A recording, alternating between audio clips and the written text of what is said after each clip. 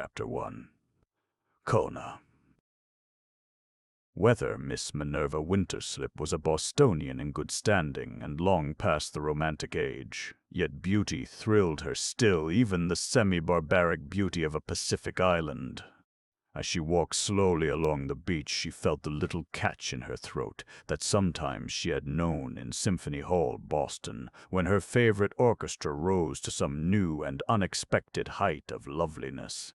It was the hour at which she liked Waikiki best, the hour just preceding dinner in the quick tropic darkness. The shadows cast by the tall coconut palms lengthened and deepened. The light of the falling sun flamed on Diamond Head and tinted with gold the rollers sweeping in from the coral reef.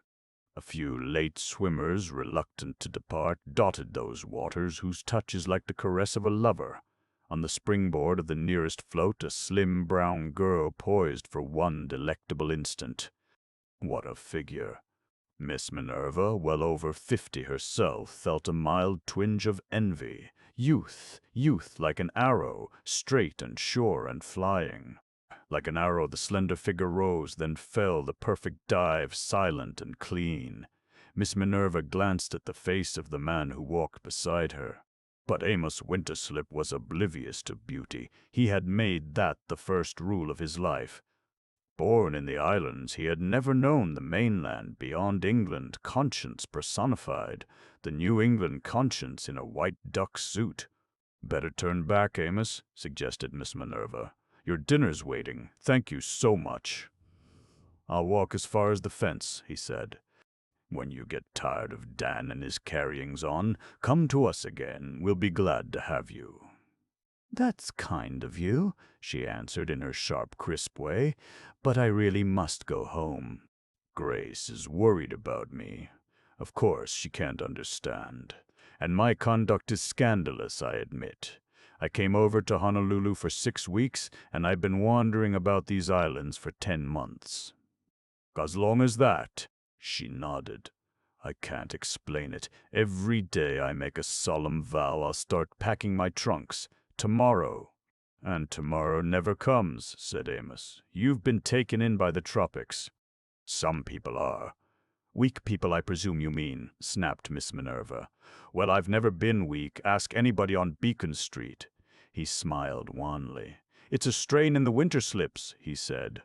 "Supposed to be Puritans, but always sort of yearning toward the lazy latitudes." "I know," answered Miss Minerva, her eyes on that exotic shoreline. "It's what sent so many of them adventuring out of Salem Harbor. Those who stayed behind felt that the travelers were seeing things no Winterslip should look at, but they envied them just the same. Or maybe for that very reason." She nodded. "A sort of gypsy strain. It's what sent your father over here to set up as a whaler and got you born so far from home. You know you don't belong here, Amos. You should be living in Milton or Roxbury, carrying a little green bag and popping into a Boston office every morning." "I've often thought it," he admitted, "and who knows, I might have made something of my life." They had come to a barbed wire fence, an unaccustomed barrier on that friendly shore. It extended well down onto the beach. A wave rushed up and lapped the final post, then receded. Miss Minerva smiled. "Well, this is where Amos leaves off and Dan begins," she said. "I'll watch my chance and run around the end. Lucky you couldn't build it so it moved with the tide." "You'll find your luggage in your room at Dan's, I guess," Amos told her. "Remember what I said about—" He broke off suddenly. A stocky, white-clad man had appeared in the garden beyond the barrier and was moving rapidly toward them. Amos Winterslip stood rigid for a moment, an angry light flaming in his usually dull eyes. "Goodbye," he said, and turned. "Amos!" cried Miss Minerva sharply. He moved on, and she followed. "Amos, what nonsense! How long has it been since you spoke to Dan?" He paused under an algaroba tree. 31 years, he said. 31 years the 10th of last August." "That's long enough," she told him. Now come around that foolish fence of yours and hold out your hand to him." "Not me," said Amos. "I guess you don't know Dan Minerva and the sort of life he's led. Time and again he's dishonored us all." "Why, Dan's regarded as a big man," she protested. "He's respected." "And rich," added Amos bitterly. "And I'm poor. Yes, that's the way it often goes in this world. But there's a world to come, and over there I reckon Dan's going to get his." Hardy soul though she was, Miss Minerva was somewhat frightened by the look of hate on his thin face. She saw the uselessness of further argument. "Goodbye, Amos," she said. "I wish I might persuade you to come east some day." He gave no sign of hearing, but hurried along the white stretch of sand. When Miss Minerva turned, Dan Winterslip was smiling at her from beyond the fence. "Hello there," he cried. "Come this side of the wire and enjoy life again. You're mighty welcome." "How are you, Dan?" She watched her chance with the waves and joined him. He took both her hands in his. "Glad to see you," he said, and his eyes backed him up. Yes, he did have a way with women.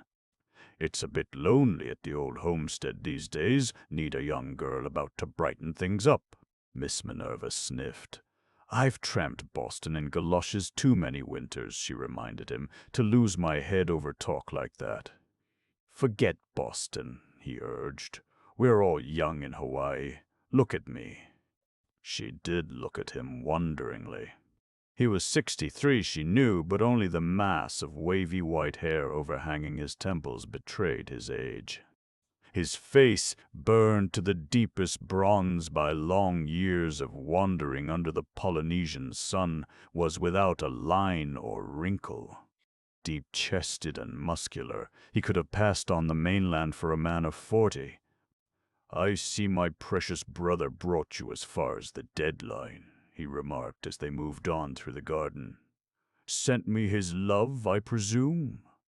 "I tried to get him to come round and shake hands," Miss Minerva said. Dan Winterslip laughed.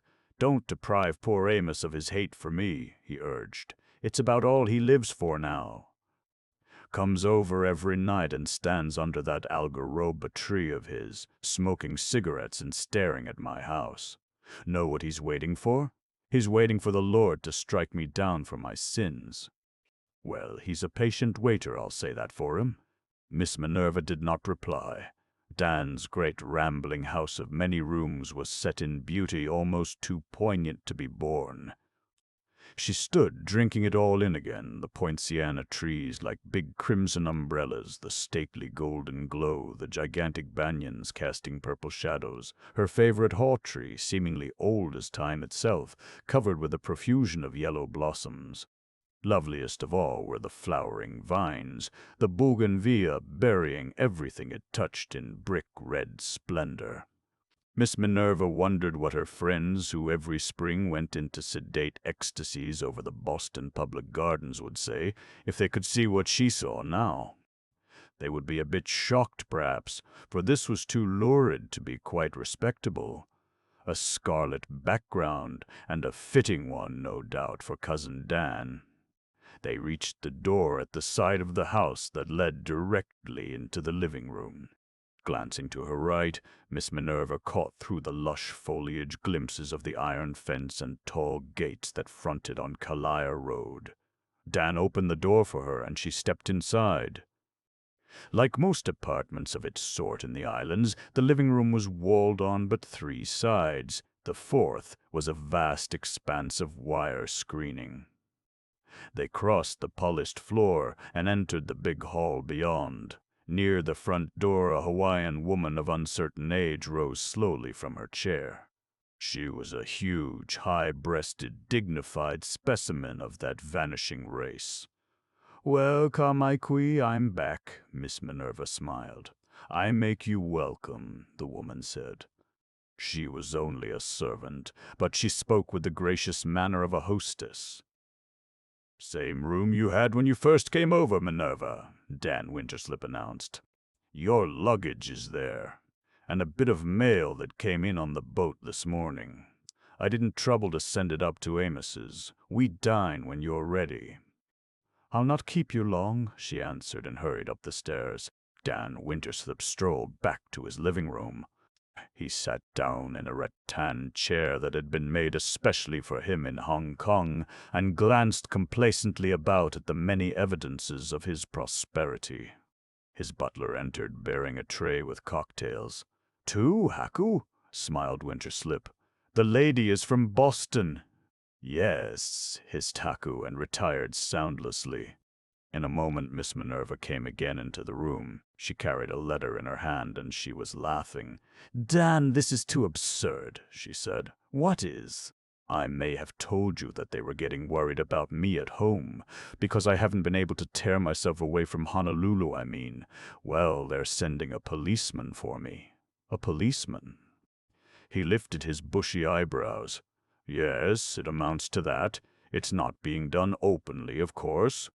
Grace writes that John Quincy has 6 weeks vacation from the banking house and has decided to make the trip out here. 'It will give you someone to come home with, my dear,' says Grace.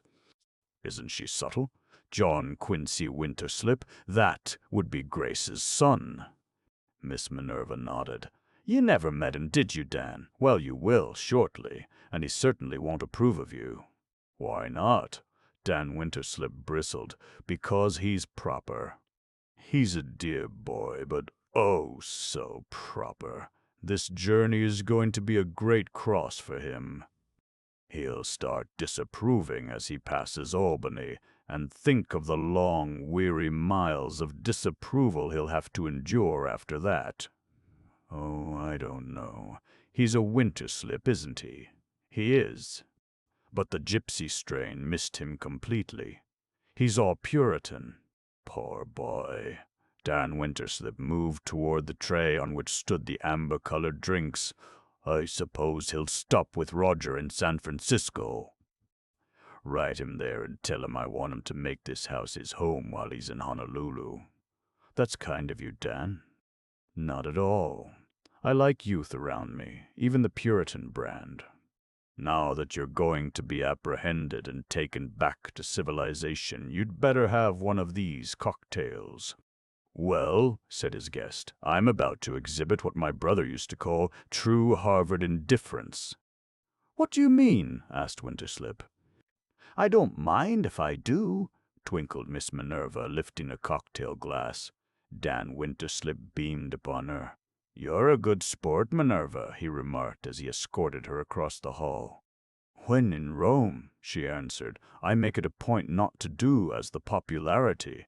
"Precisely. Besides, I shall be back in Boston soon, tramping about to art exhibits and Lowell lectures, and gradually congealing into senility." But she was not in Boston now, she reflected, as she sat down at the gleaming table in the dining room. Before her, properly iced, was a generous slice of papaya, golden yellow and inviting. Somewhere beyond the foliage outside the screens, the ocean murmured restlessly. The dinner would be perfect, she knew, the island beef dry and stringy, perhaps, but the fruits and the salad more than atoning. "Do you expect Barbara soon?" she inquired presently. Dan Winterslip's face lighted like the beach at sunrise. "Yes, Barbara has graduated. She'll be along any day now. Nice if she and your perfect nephew should hit on the same boat." "Nice for John Quincy, at any rate," Miss Minerva replied. "We thought Barbara a lively, charming girl when she visited us in the East." "She's all of that," he agreed proudly. His daughter was his dearest possession. "I tell you, I've missed her. I've been mighty lonesome." Miss Minerva gave him a shrewd look. "Yes, I've heard rumors," she remarked, "about how lonesome you've been." He flushed under his tan. "Amos, I suppose?" "Oh, not only Amos. A great deal of talk, Dan, really, at your age." "What do you mean, my age? I told you we're all young out here." He ate in silence for a moment. "You're a good sport. I said it and I meant it. You must understand that here in the islands a man may behave a bit differently than he would in the Back Bay."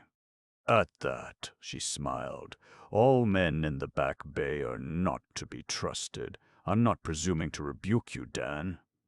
But for Barbara's sake, why not select as the object of your devotion a woman you could marry? I could marry this one, if we're talking about the same woman. The one I refer to, Miss Minerva replied, is known rather widely as the widow of Waikiki. This place is a hotbed of gossip. Arlene Compton is perfectly respectable, a former chorus girl, I believe. Not precisely. An actress, small parts, before she married Lieutenant Compton.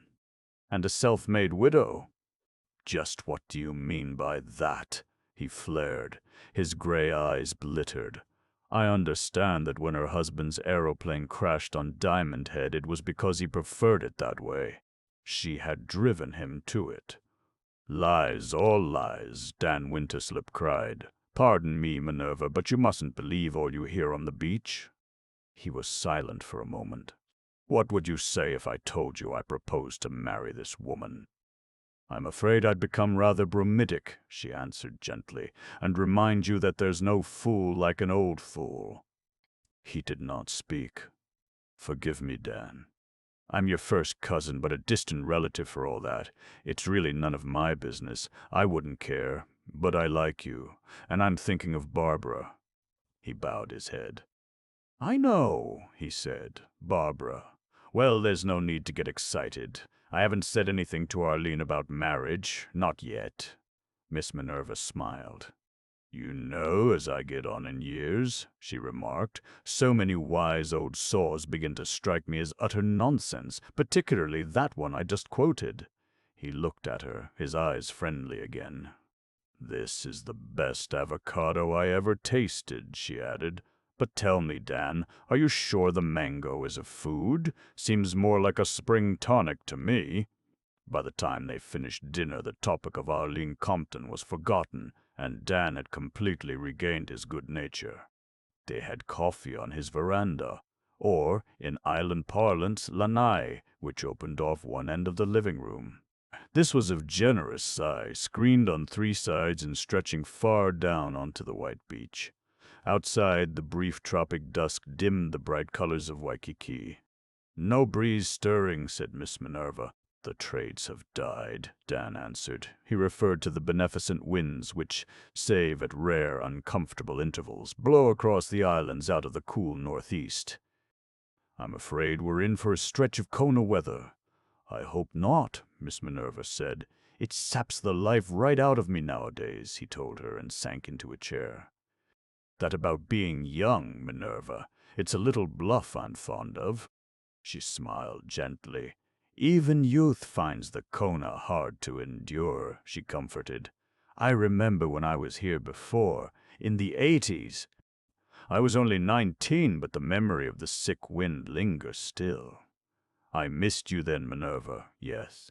You were off somewhere in the South Seas, but I heard about you when I came back. That you were tall and blonde and lovely and nowhere near so prim as they feared you were going to be. A wonderful figure, they said, but you've got that yet. She flushed but smiled still. Hush, Dan. We don't talk that way where I come from. The 80s, he sighed. Hawaii was Hawaii then. Unspoiled, a land of opera bouffe, with old Kalakaua sitting on his golden throne. I remember him, Miss Minerva said. Grand parties at the palace, and the afternoons when he sat with his disreputable friends on the royal lanai, and the Royal Hawaiian Band played at his feet, and he haughtily tossed them royal pennies. It was such a colorful, naive spot then, Dan. It's been ruined, he complained sadly. Too much aping of the mainland, too much of your damned mechanical civilization, automobiles, phonographs, radios, bah. And yet, Minerva, away down underneath there are deep, dark waters flowing still. She nodded, and they sat for a moment busy with their memories. Presently Dan Winterslip snapped on a small reading light at his side. I'll just glance at the evening paper, if you don't mind. Oh, do, urged Miss Minerva. She was glad of a moment without talk, for this, after all, was the time she loved Waikiki best. So brief this tropic dusk, so quick the coming of the soft alluring night. The carpet of the waters, apple green by day, crimson and gold at sunset, was a deep purple now. On top of that extinct volcano called Diamond Head, a yellow eye was winking, as though to hint there might still be fire beneath. 3 miles down, the harbor lights began to twinkle, and out toward the reef the lanterns of Japanese sampans glowed intermittently. Beyond, in the roadstead, loomed the battered hulk of an old brig slowly moving toward the channel entrance. Always out there a ship or two in from the east with a cargo of spice or tea or ivory, or eastward bound with a load of tractor salesmen. Ships of all sorts, the spike and span liner and the rakish tramp, ships from Melbourne and Seattle, New York and Yokohama, Tahiti and Rio, any port on the 7 seas. For this was Honolulu, the crossroads of the Pacific, the glamorous crossroads where, they said, in time all paths crossed again. Miss Minerva sighed. She was conscious of a quick movement on Dan's part. She turned and looked at him. He had laid the paper on his knee and was staring straight ahead. That bluff about being young, no good now. No good now. For his face was old, old. "Why, Dan," she said. I'm wondering, Minerva," he began slowly. "Tell me again about that nephew of yours." She was surprised, but hid it. "John Quincy," she said. "He's just the usual thing for Boston." "Conventional. His whole life has been planned for him, from the cradle to the grave. So far he's walked the line. The inevitable preparatory school, Harvard, the proper clubs, the family banking house, even gone and got himself engaged to the very girl his mother would have picked for him. There have been times when I hoped he might kick over. The war. But no, he came back and got meekly into the old rut. Then he's reliable, steady." Miss Minerva smiled.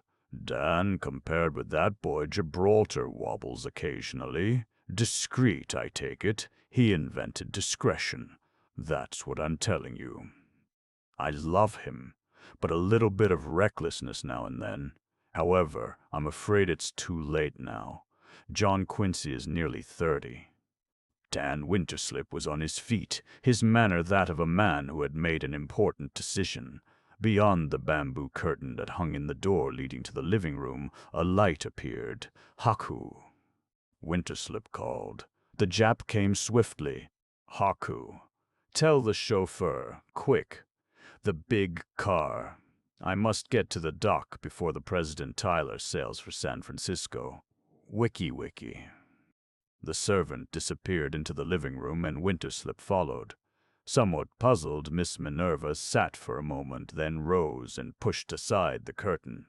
"Are you sailing, Dan?" she asked. He was seated at his desk, writing hurriedly. No, just a note. I must get it off on that boat." There was an air of suppressed excitement about him. Miss Minerva stepped over the threshold into the living room. In another moment Haku appeared with an announcement that was unnecessary, for the engine of an automobile was humming in the drive. Dan Winterslip took his hat from the Jap. "Make yourself at home, Minerva. I'll be back shortly," he cried, and rushed out. Some business matter, no doubt. Miss Minerva strolled aimlessly about the big, airy room, pausing finally before the portrait of Jedediah Winterslip, the father of Dan and Amos and her uncle. Dan had had it painted from a photograph after the old man's death. It was the work of an artist whose forte was reputed to be landscapes. Oh, it must assuredly have been landscapes, Miss Minerva thought. But even so, there was no mistaking the power and personality of this New Englander who had set up in Honolulu as a whaler.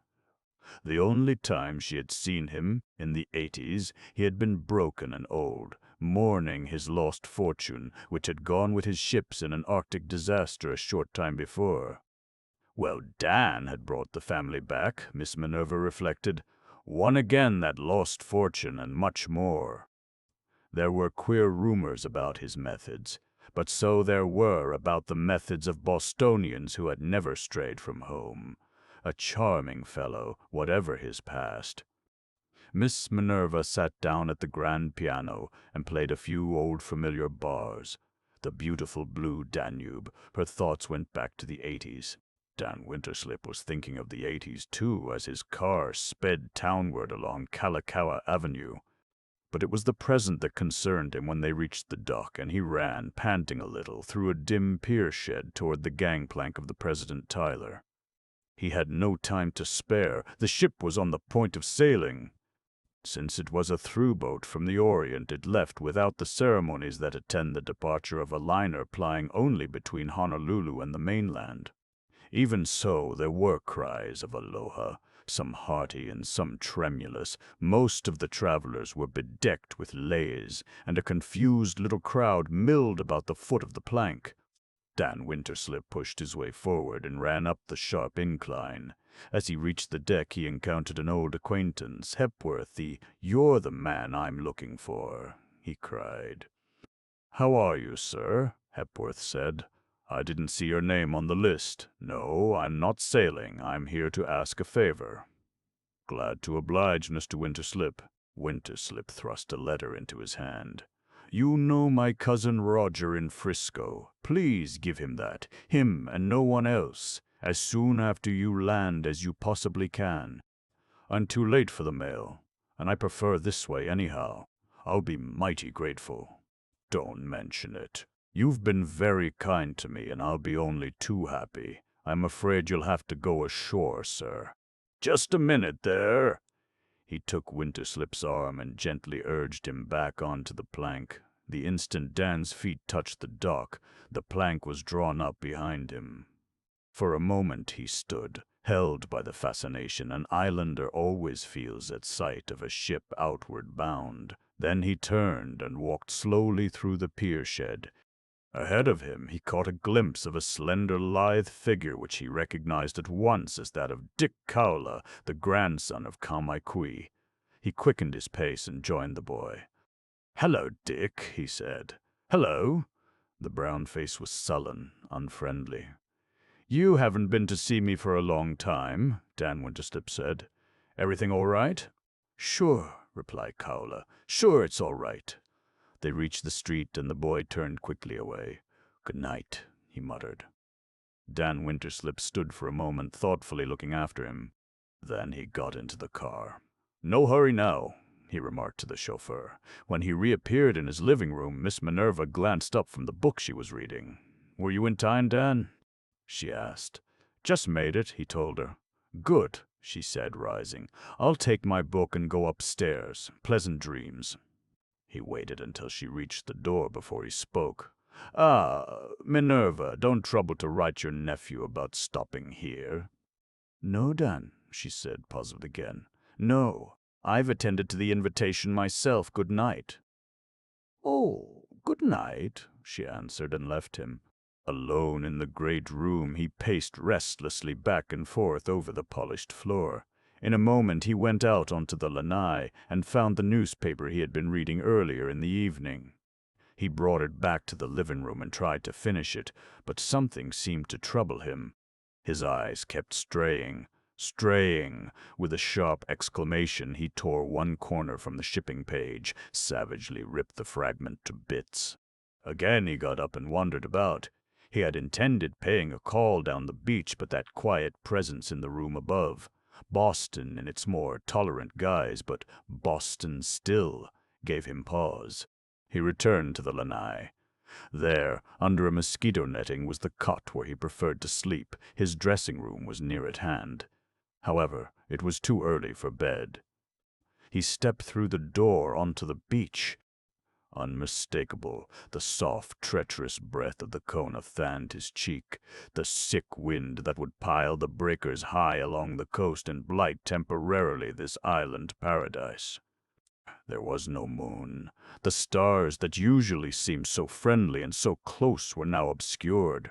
The black water rolled in like a threat. He stood staring out into the dark, out there to the crossroads where paths always crossed again.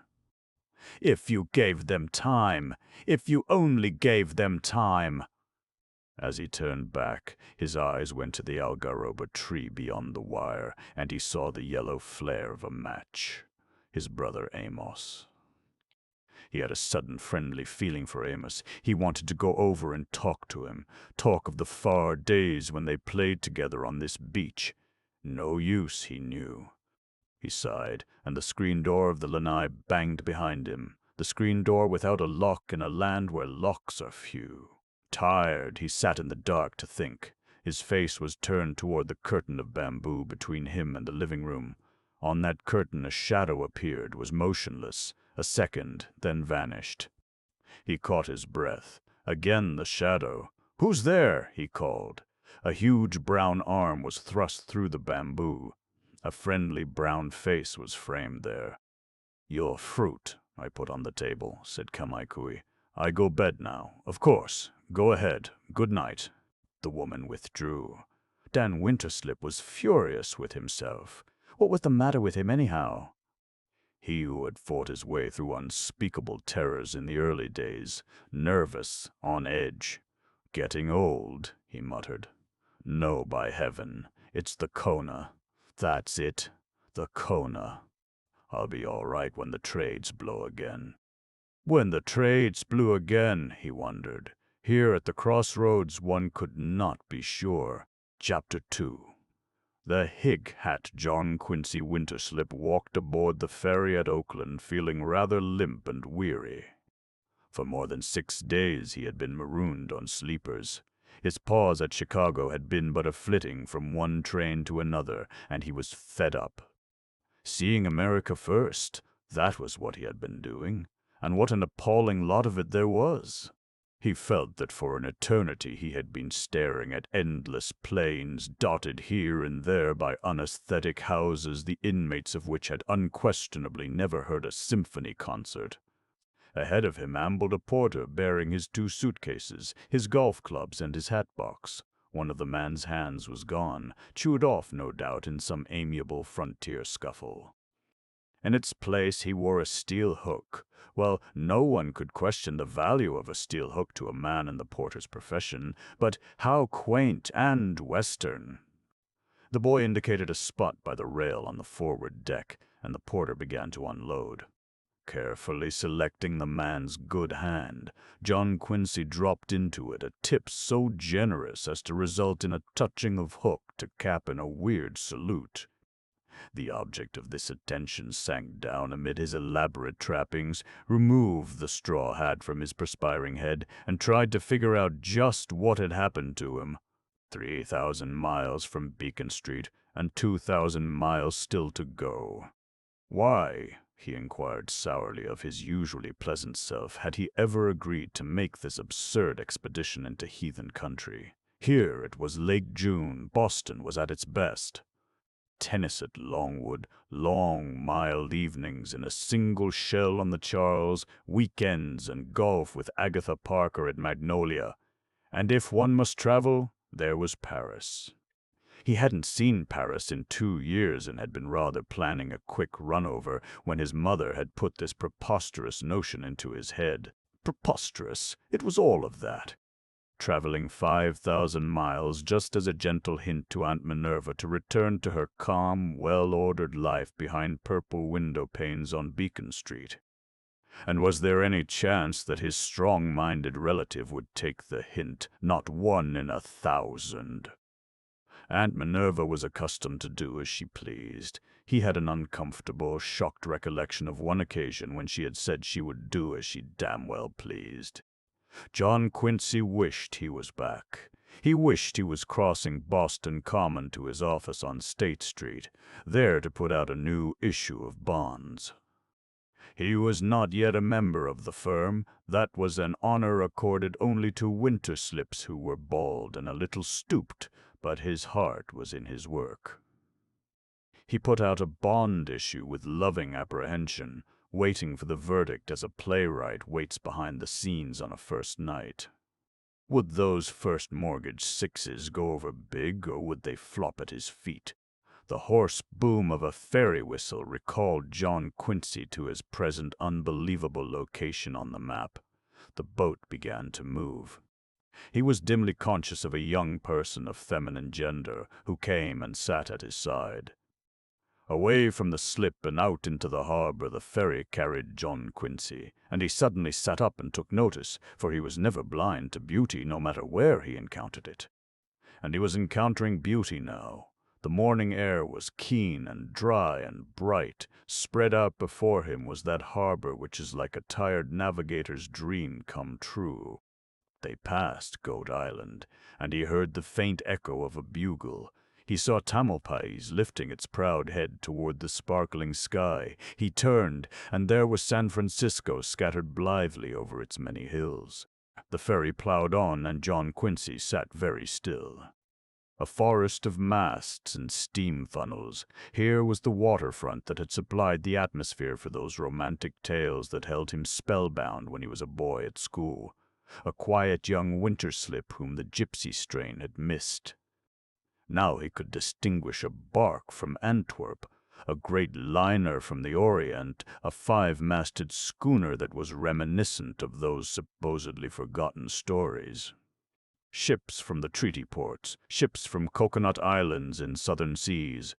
A picture as intriguing and colorful as a backdrop in a theater, but far more real. Suddenly John Quincy stood up. A puzzled look had come into his calm gray eyes. I don't understand, he murmured. He was startled by the sound of his own voice. He hadn't intended to speak aloud. In order not to appear too utterly silly, he looked around for someone to whom he might pretend he had addressed that remark. There was no one about, except the young person who was obviously feminine and therefore not to be informally accosted. John Quincy looked down at her.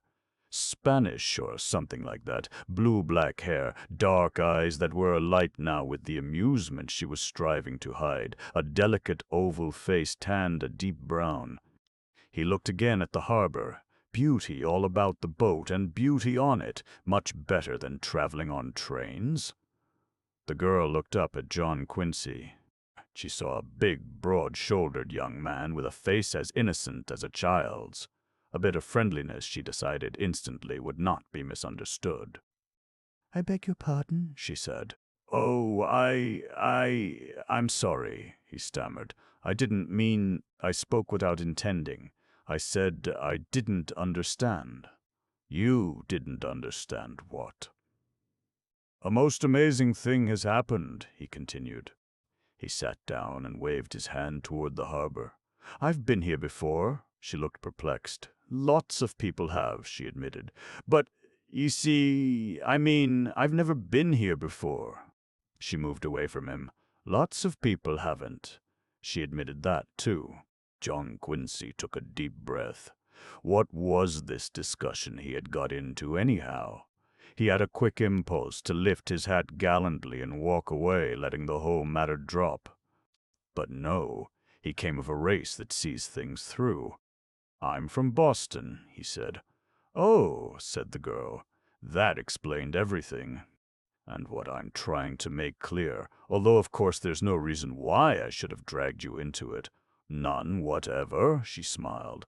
"But go on.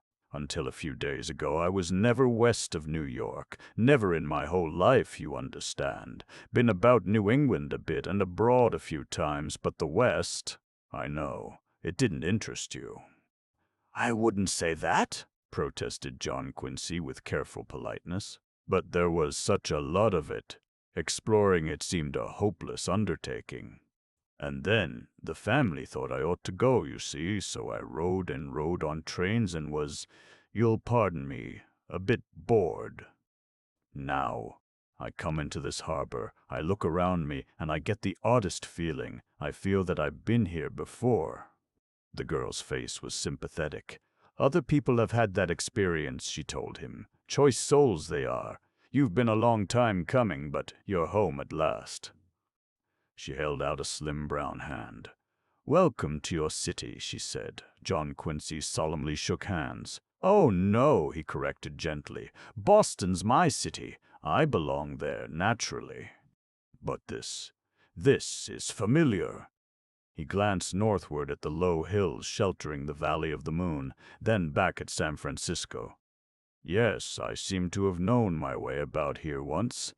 Astonishing, isn't it? Perhaps some of your ancestors. That's true. My grandfather came out here when he was a young man. He went home again, but his brothers stayed. It's the son of one of them I'm going to visit in Honolulu. Oh, you're going on to Honolulu? Tomorrow morning. Have you ever been there? Ease. Her dark eyes were serious. See, there are the docks. That's where the east begins. The real east. And Telegraph Hill, she pointed. No one in Boston ever points, but she was so lovely John Quincy overlooked it. And Russian Hill, and the Fairmont on Nob Hill. Life must be full of ups and downs, he ventured lightly. Tell me about Honolulu. Sort of a wild place, I imagine. She laughed. I'll let you discover for yourself how wild it is, she told him. Practically all the leading families came originally from your beloved New England. Puritans, with a touch of sun, my father calls them. He's clever, my father, she added, in an odd, childish tone that was wistful and at the same time challenging. I'm sure of it, said John Quincy heartily. They were approaching the ferry building and other passengers crowded about them. I'd help you with that suitcase of yours, but I've got all this truck. If we could find a porter. Don't bother, she answered. I can manage very well. She was staring down at John Quincy's hatbox. I suppose there's a silk hat in there, she inquired. Naturally, replied John Quincy. She laughed, a rich, deep-throated laugh. John Quincy stiffened slightly. Oh, forgive me, she cried, but a silk hat in Hawaii. John Quincy stood erect. The girl had laughed at a winter slip. He filled his lungs with the air sweeping in from the open spaces, the broad open spaces where men are men.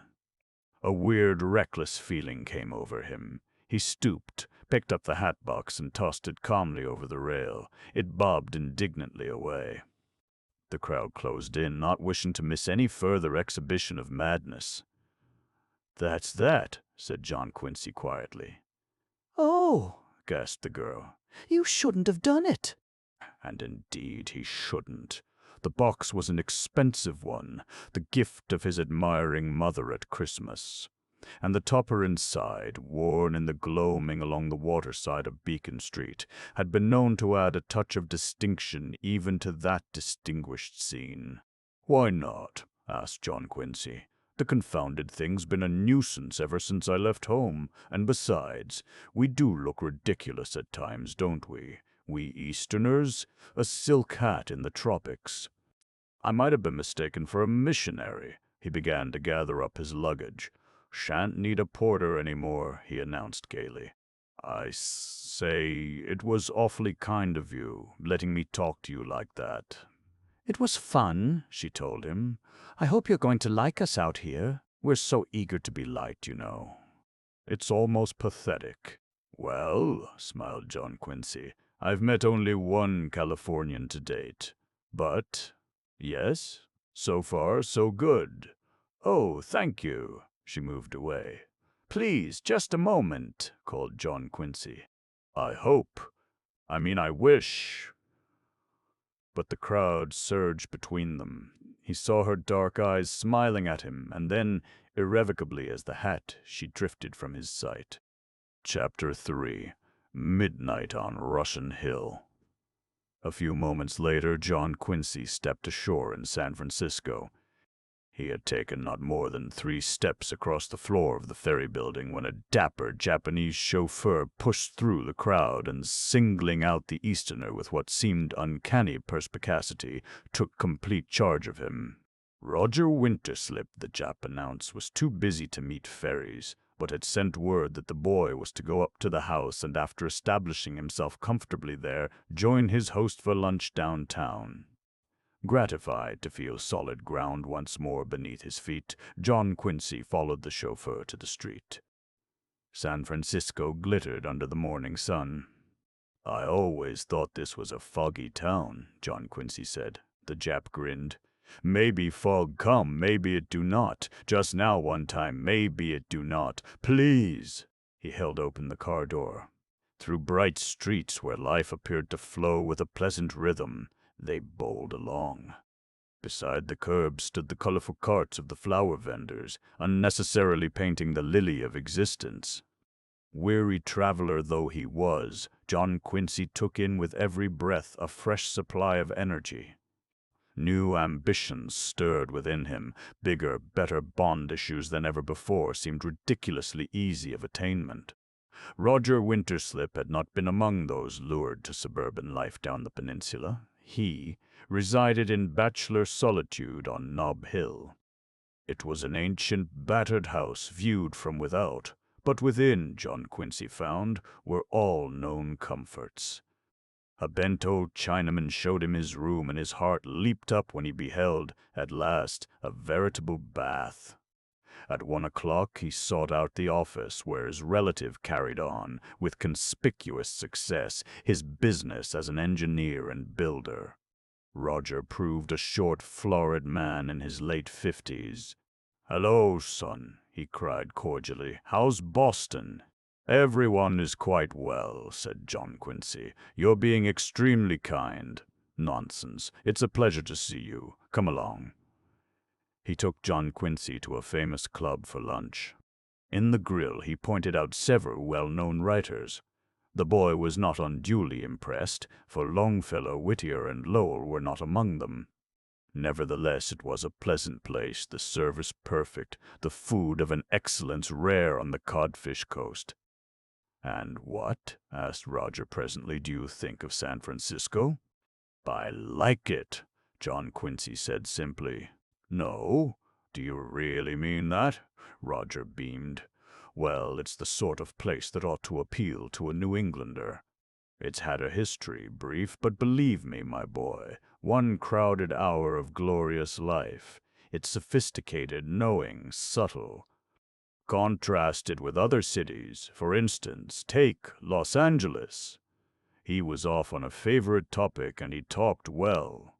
"Writers," he said at last, "are forever comparing cities to women. San Francisco is the woman you don't tell the folks at home an awful lot about. Not that she wasn't perfectly proper. I don't mean that, but her stockings were just a little thinner and her laugh a little gayer. People might misunderstand. Besides, the memory is too precious to talk about. Hello." A tall, lean, handsome Englishman was crossing the grill on his way out. "Cope, Cope, my dear fellow." Roger sped after him and dragged him back. "I knew you at once," he was saying, "though it must be more than 40 years since I last saw you." The Britisher dropped into a chair. He smiled a wry smile. "My dear old chap," he said. "Not so literal, if you don't mind." "Rot!" protested Roger. "What do years matter? This is a young cousin of mine, John Quincy Winterslip of Boston." Just what is your title now, Captain?" "I'm in the Admiralty." "Really? Captain Arthur Temple Cope, John Quincy." Roger turned to the Englishman. "You were a midshipman, I believe, when we met in Honolulu. I was talking to Dan about you not a year ago." An expression of intense dislike crossed the captain's face. "Ah, yes, Dan. Alive and prospering, I presume?" "Oh, yes," answered Roger. "Isn't it damnable," remarked Cope, "how the wicked thrive?" An uncomfortable silence fell. John Quincy was familiar with the frankness of Englishmen, but he was none the less annoyed by this open display of hostility toward his prospective host. After all, Dan's last name was Winterslip. "Have a cigarette," suggested Roger. "Thank you. Have one of mine," said Cope, taking out a silver case. "Virginia tobacco, though they are put up in Piccadilly. No? And you, sir?" He held the case before John Quincy, who refused a bit stiffly. The captain nonchalantly lighted up. "I beg your pardon what I said about your cousin," he began. "But really, you know." No matter, said Roger cordially. Tell me what you're doing here. On my way to Hawaii, explained the captain. Sailing at 3 today on the Australian boat. A bit of a job for the Admiralty. From Honolulu I dropped down to the Fanning Group, a little flock of islands that belongs to us, he added with a fine paternal air. A possible coaling station, smiled Roger. My dear fellow, the precise nature of my mission is, of course, a secret. Captain Cope looked suddenly at John Quincy. By the way, I once knew a very charming girl from Boston. A relative of yours, no doubt. A girl, repeated John Quincy, puzzled. Minerva Winterslip. Why, said John Quincy, amazed, you mean my Aunt Minerva? The captain smiled. She was no one's aunt in those days, he said. Nothing auntish about her. But that was in Honolulu in the 80s. We put in there on the old wooden Reliance. The poor unlucky ship was limping home crippled from Samoa. Your aunt was visiting at that port. There were dances at the palace, swimming parties. Ah, me, to be young again. Minerva's in Honolulu now, Roger told him. No? Really? Yes. She's stopping with Dan. With Dan. The captain was silent for a moment. Her husband. Minerva never married, Roger explained. Amazing, said the captain. He blew a ring of smoke toward the paneled ceiling. The more shame to the men of Boston. My time is hardly my own, but I shall hope to look in on her. He rose. This was a bit of luck, meeting you again, old chap. I'm due aboard the boat very shortly. You understand, of course. He bowed to them both and departed. Fine fellow, Roger said, staring after him. Frank and British, but a splendid chap. I wasn't especially pleased, John Quincy admitted, by the way he spoke of Cousin Dan. Roger laughed. Better get used to it, he advised. Dan is not passionately beloved. He's climbed high, you know, and he's trampled down a few on his way up. By the way, he wants you to do an errand for him here in San Francisco. Me, cried John Quincy. An errand? Yes. You ought to feel flattered. Dan doesn't trust everybody. However, it's something that must wait until dark. Until dark, repeated the puzzled young man from Boston. Precisely. In the meantime, I propose to show you about town, but you're busy. I couldn't think of taking you away. Roger laid his hand on John Quincy's shoulder. My boy, no Westerner is ever too busy to show a man from the East about his city. I've been looking forward to this chance for weeks. And since you insist on sailing tomorrow at 10, we must make the most of our time. Roger proved an adept at making the most of one's time in San Francisco. After an exhilarating afternoon of motoring over the town and the surrounding country, he brought John Quincy back to the house at 6, urging him to dress quickly for a dinner of which he apparently had great hopes. The boy's trunk was in his room, and as he put on a dinner coat, he looked forward with lively anticipation to a bit of San Francisco nightlife in Roger's company. When he came downstairs, his host was waiting, a distinguished figure in his dinner clothes, and they set out blithely through the gathering dusk. "Little place I want you to try," Roger explained as they sat down at a table in a restaurant that was outwardly of no special note. "Afterward, we'll look in on that musical show at the Columbia." The restaurant more than justified Roger's hopes of it. John Quincy began to glow with a warm, friendly feeling for all the world, particularly this city by the Western Gate. He did not think of himself as a stranger here. He wasn't a stranger anyhow. The sensation he had before, he was treading old familiar ground.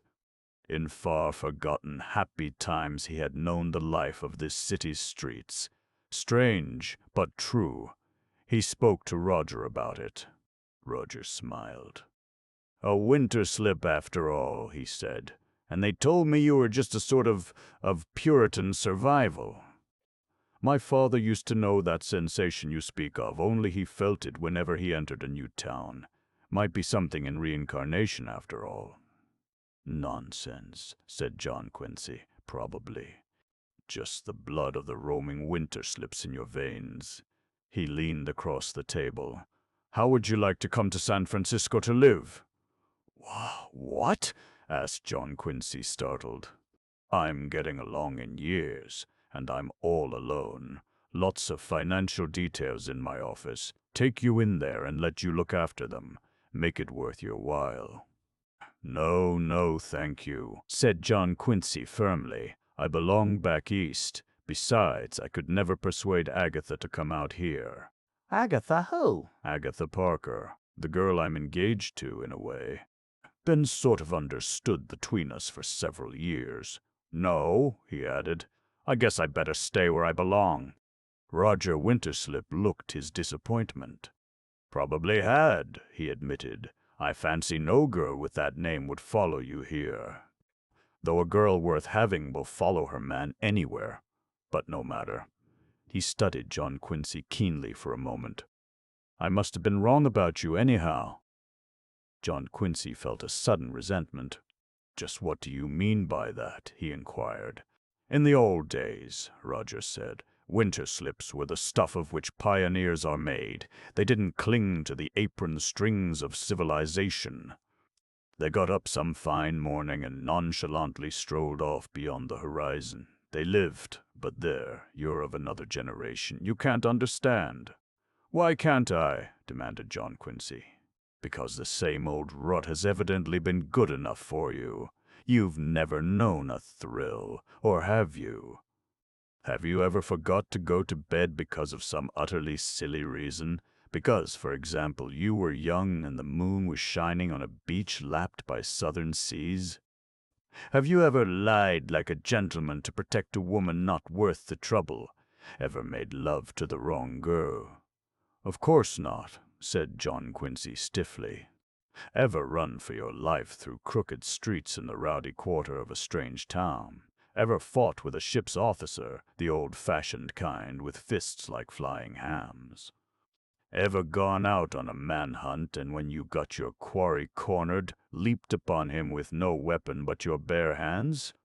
Have you ever—" "The type of person you describe," John Quincy cut in, "is hardly admirable." "Probably not," Roger agreed. "And yet, those are incidents from my own past, my boy." He regarded John Quincy sadly. "Yes, I must have been wrong about you. A Puritan survival after all." John Quincy deigned no reply. There was an odd light in the older man's eyes. Was Roger secretly laughing at him? He appeared to be, and the boy resented it. But he forgot to be resentful at the review, which proved to be witty and gay, and Roger and he emerged from the theater at 11, the best of friends again.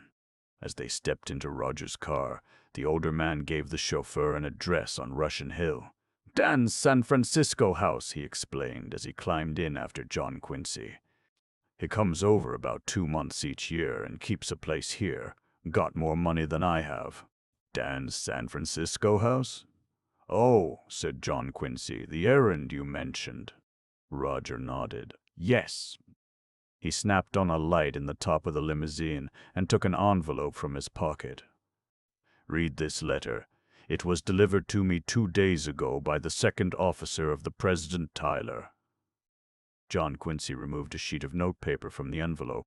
The message appeared to be rather hastily scrawled. "Dear Roger," he read, "you can do me a great service, you and that discreet lad from Boston who is to stop over with you on his way out here. First of all, give John Quincy my regards and tell him that he must make my house his home while he is in the islands. I'll be delighted to have him. About the errand. You have a key to my house on Russian Hill. Go up there. Better go at night when the caretaker's not likely to be around. The lights are off, but you'll find candles in the pantry. In the storeroom on the top floor is an old brown trunk. Locked, probably. Smash the lock if it is. In the lower section you'll find a battered strongbox made of Ohio wood and bound with copper. Initials on it, TMB. Wrap it up and take it away. It's rather an armful, but you can manage it. Have John Quincy conceal it in his luggage, and some dark night when the ship's about halfway over, I want him to take it on deck and quietly drop it overboard. Tell him to be sure nobody sees him. That's all. But send me a guarded cable when you get the box, and tell him to send me a radio when the Pacific has it at last. I'll sleep better then. Not a word, Roger. Not a word to anyone. You'll understand. Sometimes the dead past needs a bit of help in burying its dead. Your Caution, Dan. Solemnly, John Quincy handed the letter back into Roger's keeping. The older man thoughtfully tore it to bits and tossed them through the car window open beside him. "Well," said John Quincy. "Well, a fitting comment eluded him." "Simple enough," smiled Roger. "If we can help poor old Dan to sleep better as easily as that, we must do it, eh?" I suppose so," John Quincy agreed. They had climbed Russian Hill and were speeding along a deserted avenue lined by imposing mansions. Roger leaned forward. "Go on to the corner," he said to the chauffeur. "We can walk back," he explained to John Quincy. "Best not to leave the car before the house. Might excite suspicion." Still, John Quincy had no comment to make. They alighted at the corner and walked slowly back along the avenue. In front of a big stone house, Roger paused. He looked carefully in all directions, then ran with surprising speed up the steps. "Come on," he called softly. John Quincy came. Roger unlocked the door and they stepped into a dark vestibule. Beyond that, darker still, was a huge hall, the dim suggestion of a grand staircase. Here and there an article of furniture, shrouded in white, stood like a ghost, marooned but patient. Roger took out a box of matches. "Meant to bring a flashlight," he said, "but I clean forgot. Wait here, I'll hunt those candles in the pantry." He went off into the dark. John Quincy took a few cautious steps. He was about to sit down on a chair, but it was like sitting on the lap of a ghost. He changed his mind, stood in the middle of the floor, waited, quiet, deathly quiet. The black had swallowed Roger with not so much as a gurgle. After what seemed an age, Roger returned, bearing 2 lighted candles. "One each," he explained. John Quincy took his, held it high. The flickering yellow flame accentuated the shadows, was really of small help. Roger led the way up the grand staircase, then up narrower flight. At the foot of still another flight, in a stuffy passage on the 3rd floor, he halted. "Here we are," he said. "This leads to the storage room under the roof. By gad, I'm getting too old for this sort of thing. I meant to bring a chisel to use on that lock. I know where the tools are. I'll be gone only a minute. You go on up and locate the trunk." "Oh, all right," answered John Quincy. Again Roger left him. John Quincy hesitated. Something about a deserted house at midnight to dismay the stoutest heart. But nonsense. He was a grown man. He smiled and started up the narrow stair. High above his head, the yellow light of the candle flickered on the brown rafters of the unfinished storeroom. He reached the top of the stairs and paused. Gloom, gloom everywhere. Odd how floorboards will creak even when no one is moving over them. One was creaking back of him now. He was about to turn when a hand reached from behind him and knocked the candle out of his grasp. It rolled on the floor, extinguished. This was downright rude. "See here," cried John Quincy. Who are you?" A bit of moonlight struggled in through a far window, and suddenly between John Quincy and that distant light there loomed the determined figure of a man. Something told the boy he had better get ready, but where he came from one had a moment or two for preparation. He had none here. A fist shot out and found his face, and John Quincy Winterslip of, for a second, the crash of planets in collision, and then the clatter of large feet on the stairs. After that he was alone with the debris. He got up, thoroughly angry, and began brushing off the dinner coat that had been his tailor's pride. Roger arrived. "Who was that?" he demanded breathlessly. Somebody went down the back stairs to the kitchen. "Who was it? How should I know?" inquired John Quincy with pardonable peevishness. "He didn't introduce himself to me." His cheek was stinging. He put his handkerchief to it and noted in the light of Roger's candle that it was red when it came away. "He wore a ring," added John Quincy. "Damn bad taste." "Hit you, eh?" inquired Roger. "I'll say he did." "Look!" Roger cried. He pointed. The trunk lock smashed. He went over to investigate. "And the box is gone!" "Poor old Dan," John Quincy continued to brush himself off. "Poor old Dan's plight gave him a vast pain, a pain which had nothing to do with his throbbing jaw. A fine nerve poor old Dan had to ask a complete stranger to offer his face for punishment in a dusty attic at midnight. What was it all about, anyhow?" Roger continued his search. "No use," he announced. "The box is gone, that's plain. Come on, we'll go downstairs and look about. There's your candle on the floor." John Quincy picked up the candle and relighted it from Roger's flame. Silently they went below. The outer door of the kitchen stood open. "Left that way," said Roger. "And see," he pointed to a window with a broken pane. "That's where he came in." "How about the police?" suggested John Quincy. Roger stared at him. "The police? I should say not." "Where's your discretion, my boy? This is not a police matter. I'll have a new glass put in that window tomorrow. Come on, we might as well go home. We've failed." The note of reproof in his voice angered John Quincy anew. They left the extinguished candles on a table in the hall and returned to the street. "Well, I'll have to cable Dan," Roger said as they walked toward the corner. "I'm afraid he'll be terribly upset by this. It won't tend to endear you to him either." "I can struggle along," said John Quincy, "without his affection. If you could only have held that fellow till I came." "Look here," said John Quincy. "I was taken unawares. How could I know that I was going up against the heavyweight champion in that attic? He came at me out of the dark, and I'm not in condition." "No offense, my boy," Roger put in. "I see my mistake," went on John Quincy. "I should have trained for this trip out here. A stiff course in a gymnasium. But don't worry. The next lad that makes a pass at me will find a different target. I'll do a daily 3 dozen, and I'll take boxing lessons. From now on until I get home, I'll be expecting the worst." Roger laughed.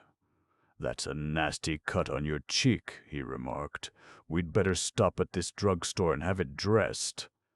A solicitous drug clerk ministered to John Quincy with iodine, cotton, and court plaster, and he re-entered the limousine bearing honorably the scar of battle. The drive to Nob Hill was devoid of light chatter. Just inside the door of Roger's house, a whirlwind in a gay gown descended upon them. "Barbara," Roger said, "where did you come from?" "Hello, dear," she cried, kissing him. "I motored up from Burlingame, spending the night with you. I'm sailing on the President Tyler in the morning. Is this John Quincy?" "Cousin John," smiled Roger. "He deserves a kiss, too. He's had a bad evening." The girl moved swiftly toward the defenseless John Quincy. Again he was unprepared, and this time it was his other cheek that suffered, though not unpleasantly. "Just by way of welcome," Barbara laughed. She was blonde and slender. John Quincy thought he had never seen so much energy imprisoned in so slight a form. "I hear you're bound for the islands?" she said. "Tomorrow," John Quincy answered. "On your boat." "Splendid," she cried. "When did you get in?" "John Quincy came this morning," Roger told her. "And he's had a bad evening," the girl said. "How lucky I came along." "Where are you taking us, Roger?" John Quincy stared. "Taking them? At this hour?" "I'll be getting along upstairs," he ventured. "Why, it's just after 12, said Barbara. "Lots of places open. You dance, don't you? Let me show you San Francisco. Roger's a dear old thing. We'll let him pay the checks." "Well, I stammered John Quincy. His cheek was throbbing, and he thought longingly of that bed in the room upstairs. What a place, this West. Come along." The girl was humming a gay little tune, all vivacity, all life. Rather pleasant sort at that. John Quincy took up his hat. Roger's chauffeur had lingered a moment before the house to inspect his engine. When he saw them coming down the steps, he looked as though he rather wished he hadn't. But escape was impossible. He climbed to his place behind the wheel. "Where to, Barbara?" Roger asked. "Tate's, not Tate's," she answered. "I've just come from there." "What?" "I thought you motored in from Burlingame." "So I did, at 5. I've traveled a bit since then. How about some chop suey for this Boston boy?" Good Lord, John Quincy thought. Was there anything in the world he wanted less? No matter. Barbara took him among the Chinese. He didn't give a hang about the Chinese, nor the Mexicans, whose restaurants interested the girl next. At the moment, he was unsympathetic toward Italy, and even toward France. But he struggled on the international round, affronting his digestion with queer dishes and dancing thousands of miles with the slim Barbara in his arms. After scrambled eggs at a place called Pete's Fashion, she consented to call it an evening. As John Quincy staggered into Roger's house, the great clock in the hall was striking 3. The girl was still alert and sparkling. John Quincy hastily concealed a yawn. "All wrong to come home so early," she cried, "but we'll have a dance or two on the boat. By the way, I've been wanting to ask, what does it mean, the injured cheek?" "Why, John Quincy remarked. Over the girl's shoulder he saw Roger violently shaking his head. "Oh, that," said John Quincy, lightly touching the wound. "That's where the West begins." "Good night. I've had a bully time." And at last he got upstairs. He stood for a moment at his bedroom window, gazing down at the torchlight procession of the streets through this amazing city. He was a little dazed. That soft, warm presence close by his side in the car. Pleasant, very pleasant. Remarkable girls out here. Different, beyond shone the harbor lights. That other girl, wonderful eyes she had. Just because she had laughed at him, his treasured hat-box floated now forlorn on those dark waters. He yawned again. Better be careful. Mustn't be so easily influenced. No telling where it would end. Chapter 4. A Friend of Tim's. It was another of those mornings on which the fog maybe did not come. Roger and his guests were in the limousine again. It seemed to John Quincy that they had left it only a few minutes before. So it must have seemed to the chauffeur, too, as sleepy-eyed he hurried them toward the waterfront. "By the way, John Quincy," Roger said, "you'll want to change your money before you go aboard." John Quincy gathered his wandering thoughts. "Oh, yes, of course," he answered. Roger smiled. "Just what sort of money would you like to change it for?" he inquired. "Why," began John Quincy. He stopped. "Why, I always thought—" "Don't pay any attention to Roger," Barbara laughed. "He's spoofing you." She was fresh and blooming, a little matter like 3A. M made no difference to her. Only about 1 person out of 1,000 in this country knows that Hawaii is a part of the United States, and the fact annoys us deeply over in the islands. Dear old Roger was trying to get you in wrong with me by enrolling you among the 999. "Almost did it, too," chuckled Roger. "Nonsense," said Barbara. "John Quincy is too intelligent. He's not like that congressman who wrote a letter to the American consul at Honolulu." "Did one of them do that?" smiled John Quincy. "He certainly did. We almost gave up the struggle after that. Then there was the senator who came out on a junket and began a speech with, 'When I get home to my country.' Someone in the audience shouted, 'You're there now, you big stiff!' It wasn't elegant, of course, but it expressed our feeling perfectly." "Oh, we're touchy, John Quincy." "Don't blame you a bit," he told her. "I'll be very careful what I say." They had reached the Embarcadero, and the car halted before one of the piers. The chauffeur descended and began to gather up the baggage. Roger and John Quincy took a share of it, and they traversed the pier shed to the gangplank. "Get along to your office, Roger," Barbara said. "No hurry," he answered. "I'll go aboard with you, of course." Amid the confusion of the deck, a party of girls swept down on Barbara, pretty lively girls of the California brand. John Quincy learned with some regret that they were there only to see Barbara off. A big, broad-shouldered man in white pushed his way through the crowd. "Hello there," he called to Barbara. "Hello, Harry," she answered. "You know Roger, don't you?" "John Quincy, this is an old friend of mine, Harry Jennison." Mr. Jennison was extremely good-looking. His face was deeply tanned by the island sun, his hair blonde and wavy, his gray eyes amused and cynical. Altogether, he was the type of man women look at twice and never forget. John Quincy felt himself at once supplanted in the eyes of Barbara's friends. Jennison seized the boy's hand in a firm grip. "Sailing too, Mr. Winterslip?" he inquired. "That's good. Between us, we ought to be able to keep this young woman entertained." The shore call sounded, and the confusion increased. Along the deck came a little old lady, followed by a Chinese woman-servant. They walked briskly, and the crowd gave way before them. "Hello, this is luck," cried Roger. "Madam Maynard, just a moment. I want you to meet a cousin of mine from Boston." He introduced John Quincy. "I give him into your charge. Couldn't find a better guide, philosopher, and friend for him if I combed the islands." The old lady glanced at John Quincy. Her black eyes snapped. "Another winter slip, eh?" she said. "Hawaii's all cluttered up with 'em now. Well, the more the merrier. I know your aunt." "Stick close to her, John Quincy," Roger admonished. She shook her head. "I'm a million years old," she protested. "The boys don't stick so close anymore. They like 'em younger." "However, I'll keep my eye on him. My good eye. Well, Roger, run over sometime." And she moved away.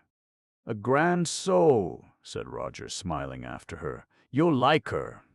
Old missionary family, and her word's law over there." "Who's this Jennison?" asked John Quincy. "Him?" Roger glanced over to where Mr. Jennison stood, the center of an admiring feminine group. "Oh, he's Dan's lawyer. One of the leading citizens of Honolulu, I believe. John J. Adonis himself, isn't he?" An officer appeared, herding the reluctant throng toward the gangplank. "I'll have to leave you, John Quincy." "A pleasant journey. When you come through on your way home, give me a few more days to try to convince you on my San Francisco offer." John Quincy laughed. "You've been mighty kind." "Not at all." Roger shook his hand warmly. "Take care of yourself over there. Hawaii's a little too much like heaven to be altogether safe. So long, my boy, so long." He moved away. John Quincy saw him kiss Barbara affectionately and with her friends join the slow procession ashore. The young man from Boston stepped to the rail. Several hundred voices were calling admonitions, promises, farewells. With that holiday spirit so alien to John Quincy's experience, those ashore were throwing confetti. The streamers grew in number, making a tangle of color, a last frail bond with the land. The gangplank was taken up. Clumsily, the President Tyler began to draw away from the pier. On the topmost deck, a band was playing. "Aloha O," the sweetest, most melancholy song of good by ever written. John Quincy was amazed to feel a lump rising in his throat. The frail, gay-colored bond was breaking now. A thin-veined hand at John Quincy's side waved a handkerchief. He turned to find Mrs. Maynard. There were tears on her cheeks. "Silly old woman," she said. "Sailed away from this town 128 times. Actual count. I keep a diary. Cried every time. What about? I don't know." The ship was well out in the harbor now. Barbara came along, Jennison trailing her. The girl's eyes were wet. "An emotional lot, we islanders," said the old lady. She put her arm about the girl's slim waist. "Here's another one of 'em. Living way off the way we do any good, by it all. It saddens us." She and Barbara moved on down the deck. Jennison stopped. His eyes were quite dry. "First trip out?" he inquired. "Oh, yes," replied John Quincy. "Hope you'll like us," Jennison said. "Not Massachusetts, of course, but we'll do our best to make you feel at home. It's a way we have with strangers." "I'm sure I shall have a bully time," John Quincy remarked, but he felt somewhat depressed. 3,000 miles from Beacon Street, and moving on! He waved to someone he fancied might be Roger on the dock, and went to find his stateroom. He learned that he was to share his cabin with 2 missionaries. One was a tall, gloomy old man with a lemon-colored face, an honored veteran of the foreign field named Upton. The other was a ruddy-cheeked boy whose martyrdom was still before him. John Quincy suggested drawing lots for a choice of berths, but even this mild form of gambling appeared distasteful to these emissaries of the church. "You boys take the berths," said Upton. "Leave me the couch. I don't sleep well anyhow." His tone was that of one who prefers to suffer. John Quincy politely objected. After further discussion, it was settled that he was to have the upper berth, the old man the lower, and the boy the couch. The Reverend Mr. Upton seemed disappointed. He had played the role of martyr so long he resented seeing anyone else in the part. The Pacific was behaving in a most unfriendly manner, tossing the great ship about as though it were a piece of driftwood. John Quincy decided to dispense with lunch and spent the afternoon reading in his berth. By evening he felt better, and under the watchful and somewhat disapproving eyes of the missionaries, arrayed himself carefully for dinner. His name being Winterslip, he had been invited to sit at the captain's table. He found Madame Maynard serene and twinkling at the captain's right, Barbara at his left, and Jennison at Barbara's side. It appeared that, oddly enough, there was an aristocracy of the islands, and John Quincy, while he thought it quaint there should be such distinctions in an outpost like Hawaii, took his proper place as a matter of course. Mrs. Maynard chatted brightly of her many trips over this route. Suddenly she turned to Barbara. "How does it happen, my dear," she asked, "that you're not on the college boat?" "All booked up," Barbara explained. "Nonsense," said the frank old lady. "You could have got on." "But then—" She looked meaningly toward Jennison. "I presume this ship was not without its attraction." The girl flushed slightly and made no reply. "What," John Quincy inquired, "is the college boat?" "So many children from Hawaii at school on the mainland," the old lady explained, "that every June around this time they practically fill a ship. We call it the college boat. This year it's the Matsonia. She left San Francisco today at noon." "I've got a lot of friends aboard her," Barbara said. "I do wish we could beat her in. Captain, what are the chances?" "Well, that depends," replied the captain cautiously. "She isn't due until Tuesday morning," Barbara persisted. "Wouldn't it be a lark if you could land us the night before?" "As a favor to me, Captain." "When you look at me like that," smiled the officer, "I can only say that I'll make a supreme effort. I'm just as eager as you to make port on Monday. It would mean I could get off to the Orient that much sooner." "Then it's settled," Barbara beamed. "It's settled that we'll try," he said. "Of course, if I speed up, there's always the chance I may arrive off Honolulu after sundown and be compelled to lay by until morning. That would be torture for you."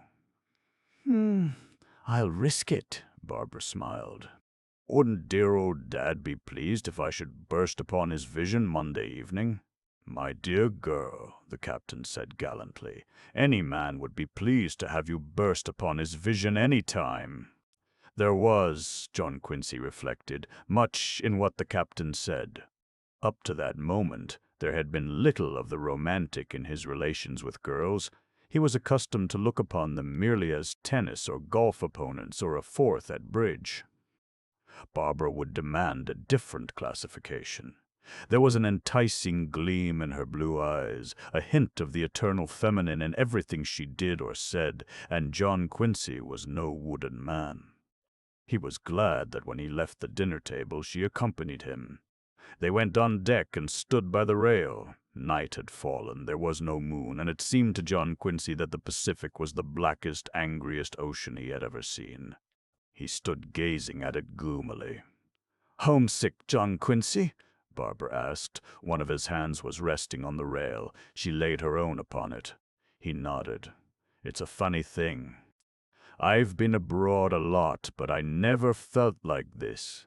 When the ship left port this morning, I nearly wept." "It's not so very funny," she said gently. "This is an alien world you're entering now.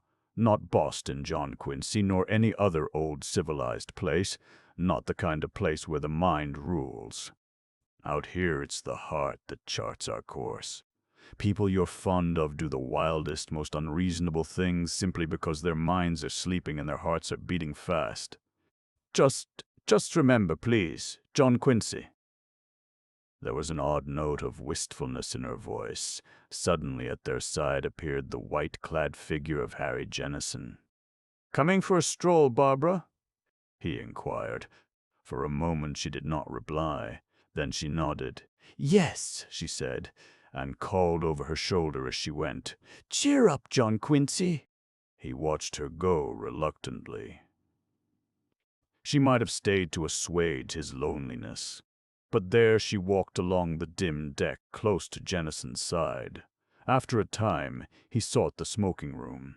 It was deserted, but on one of the tables lay a copy of the Boston Transcript. Delighted, John Quincy pounced upon it, as Robinson Crusoe might have pounced on news from home. The issue was 10 days old, but no matter. He turned at once to the financial pages. There it was, like the face of a well-beloved friend, the record of one day's trading on the stock exchange. And up in one corner the advertisement of his own banking house, offering an issue of preferred stock in a Berkshire cotton mill. He read eagerly, but with an odd detached feeling. He was gone from that world, away out here on a black ocean bound for picture book islands. Islands where, not so long ago, brown tribes had battled, brown kings ruled. There seemed no link with that world back home. Those gay-colored streamers of confetti breaking so readily had been a symbol. He was adrift. What sort of port would claim him in the end? He threw the paper down. The Reverend Mr. Upton entered the smoking room. "I left my newspaper here," he explained. "Ah, did you care to look at it?" "Thank you, I have," John Quincy told him. The old man picked it up in a great bony hand. "I always buy a transcript when I get the chance," he said. "It carries me back. You know, I was born in Salem over 70 years ago." John Quincy stared at him. "You've been a long time out here?" he asked. "More than 50 years in the foreign field," answered the old man. "I was one of the first to go to the South Seas." "One of the first to carry the torch down there, and a dim torch it was, I'm afraid. Afterward I was transferred to China." John Quincy regarded him with a new interest. "By the way, sir," the missionary continued, "I once met another gentleman named Winterslip, Mr. Daniel Winterslip." "Really?" said John Quincy. "He's a cousin of mine. I'm to visit him in Honolulu." "Yes. I heard he had returned to Hawaii and prospered. I met him just once. In the 80s it was, on a lonely island in the Gilbert group. It was rather a turning point in his life, and I have never forgotten." John Quincy waited to hear more, but the old missionary moved away. "I'll go and enjoy my transcript," he smiled. "The church news is very competently handled." John Quincy rose and went aimlessly outside. A dreary scene, the swish of turbulent waters, dim figures aimless as himself, an occasional ship's officer hurrying by. His stateroom opened directly on the deck, and he sank into a steamer chair just outside the door. In the distance he saw his room steward weaving his way in and out of the cabins under his care. The man was busy with his last duties for the night, refilling water carafes, laying out towels, putting things generally to rights. "Evening, sir," he said as he entered John Quincy's room. Presently he came and stood in the door, the cabin light at his back. He was a small man with gold-rimmed eyeglasses and a fierce gray pompadour. "Everything okay, Mr. Winterslip?" he inquired. "Yes, Bowker," smiled John Quincy. "Everything's fine." "That's good," said Bowker. He switched off the cabin light and stepped out onto the deck. "I aim to take particular care of you, sir. Saw your hometown on the sailing list." "I'm an old Boston man myself." "Is that so?" said John Quincy cordially. Evidently the Pacific was "Not born there, I don't mean," the man went on, "but a newspaper man there for 10 years. It was just after I left the university." John Quincy stared through the dark. "Harvard?" he asked. "Dublin," said the steward. "Yes, sir." He laughed an embarrassed little laugh. "You might not think it now, but the University of Dublin, class of 1901. And after that, for 10 years, working in Boston on the Gazette, reporting, copy desk, managing editor for a time. Maybe I bumped into you there, at the Adams House bar, say, on a night before a football game." "Quite possible," admitted John Quincy. "One bumped into so many people on such occasions. Don't I know it?" Mr. Bowker leaned on the rail in reminiscent mood. "Great times, sir. Those were the good old days when a newspaper man who wasn't tanked up was a reproach to a grand profession. The Gazette was edited mostly from a place called the Arch Inn. We'd bring our copy to the city editor there. He had a regular table, a bit sloppy on top, but his desk. If we had a good story, maybe he'd stand us a cocktail." John Quincy laughed. "Happy days," continued the Dublin graduate with a sigh. "I knew every bartender in Boston well enough to borrow money. Were you ever in that place in the alley back of the Tremont Theater?" "Jim's place," suggested John Quincy, recalling an incident of college days. "Yeah, Bo, now you're talking. I wonder what became of Tim. Say, and there was that place on Boylston, but they're all gone now, of course. An old pal I met in Frisco was telling me it would break your heart to see the cobwebs on the mirrors back in Beantown. Gone to the devil, just like my profession. The newspapers go on consolidating, doubling up, combining the best features of both, and an army of good men go on the town. Good men and true, moaning about the vanished days and maybe landing in jobs like this one of mine." He was silent for a moment. "Well, sir, anything I can do for you." "As a mutual friend of Tim's." "As a friend of Tim's," smiled John Quincy, "I'll not hesitate to mention it." Sadly, Bowker went on down the deck. John Quincy sat lonely again. A couple passed, walking close, talking in low tones. He recognized Jennison and his cousin. "Between us, we ought to be able to keep this young woman entertained," Jennison had said. Well, John Quincy reflected, his portion of the entertainment promised to be small. Chapter 5. The Blood of the Winterslips. The days that followed proved that he was right. He seldom had a moment alone with Barbara. When he did, Jennison seemed always to be hovering nearby, and he did not long delay making the group a threesome. That didn't matter. Nothing appeared to matter any more. A great calm had settled over the waters and over John Quincy's soul. The Pacific was one vast sheet of glass, growing a deeper blue with every passing hour. They seemed to be floating in space in a world where nothing ever happened, nothing could happen. Quiet, restful days gave way to long, brilliant nights. A little walk, a little talk, and that was life. Sometimes John Quincy chatted with Madame Maynard on the deck. She, who had known the island so many years, had fascinating tales to tell, tales of the monarchy and the missionaries. The boy liked her immensely. She was a New Englander at heart, despite her glamorous lifetime in Hawaii. Bowker, too, he found excellent company. The steward was that rarity even among college graduates, an educated man. There was no topic upon which he could not discourse at length and brilliantly. In John Quincy's steamer trunk were a number of huge, imposing volumes, books he had been meaning to tackle long ago, but it was Bowker who read them, not John Quincy. As the days slipped by, the blue of the water deepened to ultramarine, the air grew heavier and warmer. Underfoot throbbed the engines that were doing their best for Barbara and an early landing. The captain was optimistic. He predicted they would make port late Monday afternoon. But Sunday night a fierce, sudden storm swept down upon them and lashed the ship with a wet fury until dawn. When the captain appeared at luncheon Monday noon, worn by a night on the bridge, he shook his head. "We've lost our bet, Miss Barbara," he said. "I can't possibly arrive off Honolulu before midnight." Barbara frowned. "But ships sail at any hour," she reminded him. "I don't see why, if we sent radios ahead." "No use," he told her. "The quarantine people keep early hours." "No, I'll have to lay by near the channel entrance until official sunrise, about 6. We'll get in ahead of the Matsonia in the morning. That's the best I can offer you." "You're a dear anyhow," Barbara smiled.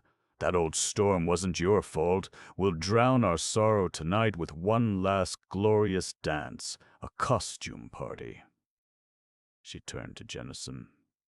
"I've got the loveliest fancy dress, Marie Antoinette. I wore it at college. What do you say, Harry?" "Fine," Jennison answered. "We can all dig up some sort of costume. Let's go." Barbara hurried off to spread the news. After dinner that evening she appeared, a blonde vision straight from the French court, avid for dancing. Jennison had rigged up an impromptu pirate dress and was a striking figure. Most of the other passengers had donned weird outfits. On the Pacific boats, a fancy dress party is warmly welcomed and amusingly carried out. John Quincy took small part in the gaiety, for he still suffered from New England inhibitions. At a little past 11 he drifted into the main saloon and found Madame Maynard seated there alone. "Hello," she said. "Come to keep me company? I've sworn not to go to bed until I see the light on Diamond Head." "I'm with you," John Quincy smiled. "But you ought to be dancing, boy. And you're not in costume." "No," admitted John Quincy. He paused, seeking an explanation. A fellow can't make a fool of himself in front of a lot of strangers." "I understand," nodded the old lady. "It's a fine delicacy, too, but rather rare, particularly out this way." Barbara entered, flushed and vibrant. "Harry's gone to get me a drink," she panted. She sat down beside Mrs. Maynard. "I've been looking for you, my dear." "You know, you haven't read my palm since I was a child. She's simply wonderful. This, to John Quincy, can tell you the most amazing things." Mrs. Maynard vehemently shook her head. "I don't read 'em anymore," she said. "Gave it up. As I've grown older, I've come to understand how foolish it is to peer into the future. Today, that's enough for me. That's all I care to think about." "Oh, please," the girl pouted. The old woman took Barbara's slim hand in hers and studied the palm for a moment. John Quincy thought he saw a shadow cross her face. Again she shook her head.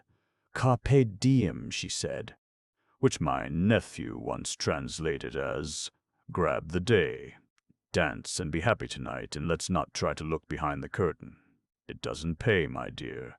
Take an old woman's word for that." Harry Jennison appeared in the door. "Oh, here you are," he said. "I've got your drink waiting in the smoking room." "I'm coming," the girl said, and went. The old woman stared after her. "Poor Barbara," she murmured. "Her mother's life was none too happy either." "You saw something in her hand," John Quincy suggested. "No matter," the old lady snapped. "There's trouble waiting for us all if we look far enough ahead. Now, let's go on deck. It's getting on toward midnight." She led him out to the starboard rail. A solitary light like a star gleamed in the distance. Land, land at last. "Diamond Head?" John Quincy asked. "No," she said. "That's the beacon on Makapu'u Point. We shall have to round Coco Head before we sight Honolulu." She stood for a moment by the rail, one frail hand resting upon it. "But that's Oahu," she said gently. "That's home. A sweet land, boy." "Too sweet, I often think. I hope you'll like it." "And sure I shall," replied John Quincy gallantly. "Let's sit down here." They found deck chairs. "Yes, a dear land," she went on, "but we're all sorts in Hawaii, just as it is the whole world over, honest folks and rascals. From the four corners of the globe men come to us, often because they were no longer welcome at home. We offer them a paradise, and some repay us by becoming good citizens, while others rot away. I often think it will take a lot of stamina to make good in heaven, and Hawaii is the same." The tall, emaciated figure of the Reverend Mr. Upton appeared before them. He bowed. "Good evening, madam. You're nearly home." "Yes," she said. "Glad of it, too." He turned to John Quincy. "You'll be seeing Dan Winterslip in the morning, young man." "I expect I shall," John Quincy replied. "Just ask him if he recalls that day on Apiang Island in the 80s, the Reverend Frank Upton." "Of course," replied John Quincy, "but you haven't told me much about it, you know." "No, I haven't." The missionary dropped into a chair. "I don't like to reveal any secrets about a man's past," he said.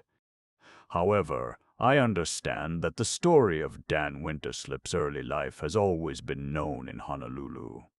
He glanced toward Madame Maynard. "Dan was no saint," she remarked. "We all know that." He crossed his thin legs. "As a matter of fact, I'm very proud of my meeting with Dan Winterslip," he went on. "I feel that in my humble way I persuaded him to change his course for the better." "Humph!" said the old lady. She was dubious, evidently. John Quincy was not altogether pleased at the turn the conversation had taken. He did not care to have the name of a Winterslip thus bandied about. But to his annoyance, the Reverend Mr. Upton was continuing. "It was in the 80s, as I told you," said the missionary. "I had a lonely station on Apiang in the Gilbert group. One morning a brig anchored just beyond the reef, and a boat came ashore. Of course, I joined the procession of natives down to the beach to meet it. I saw few enough men of my own race. There was a ruffianly crew aboard, in charge of a dapper, rather handsome young white man.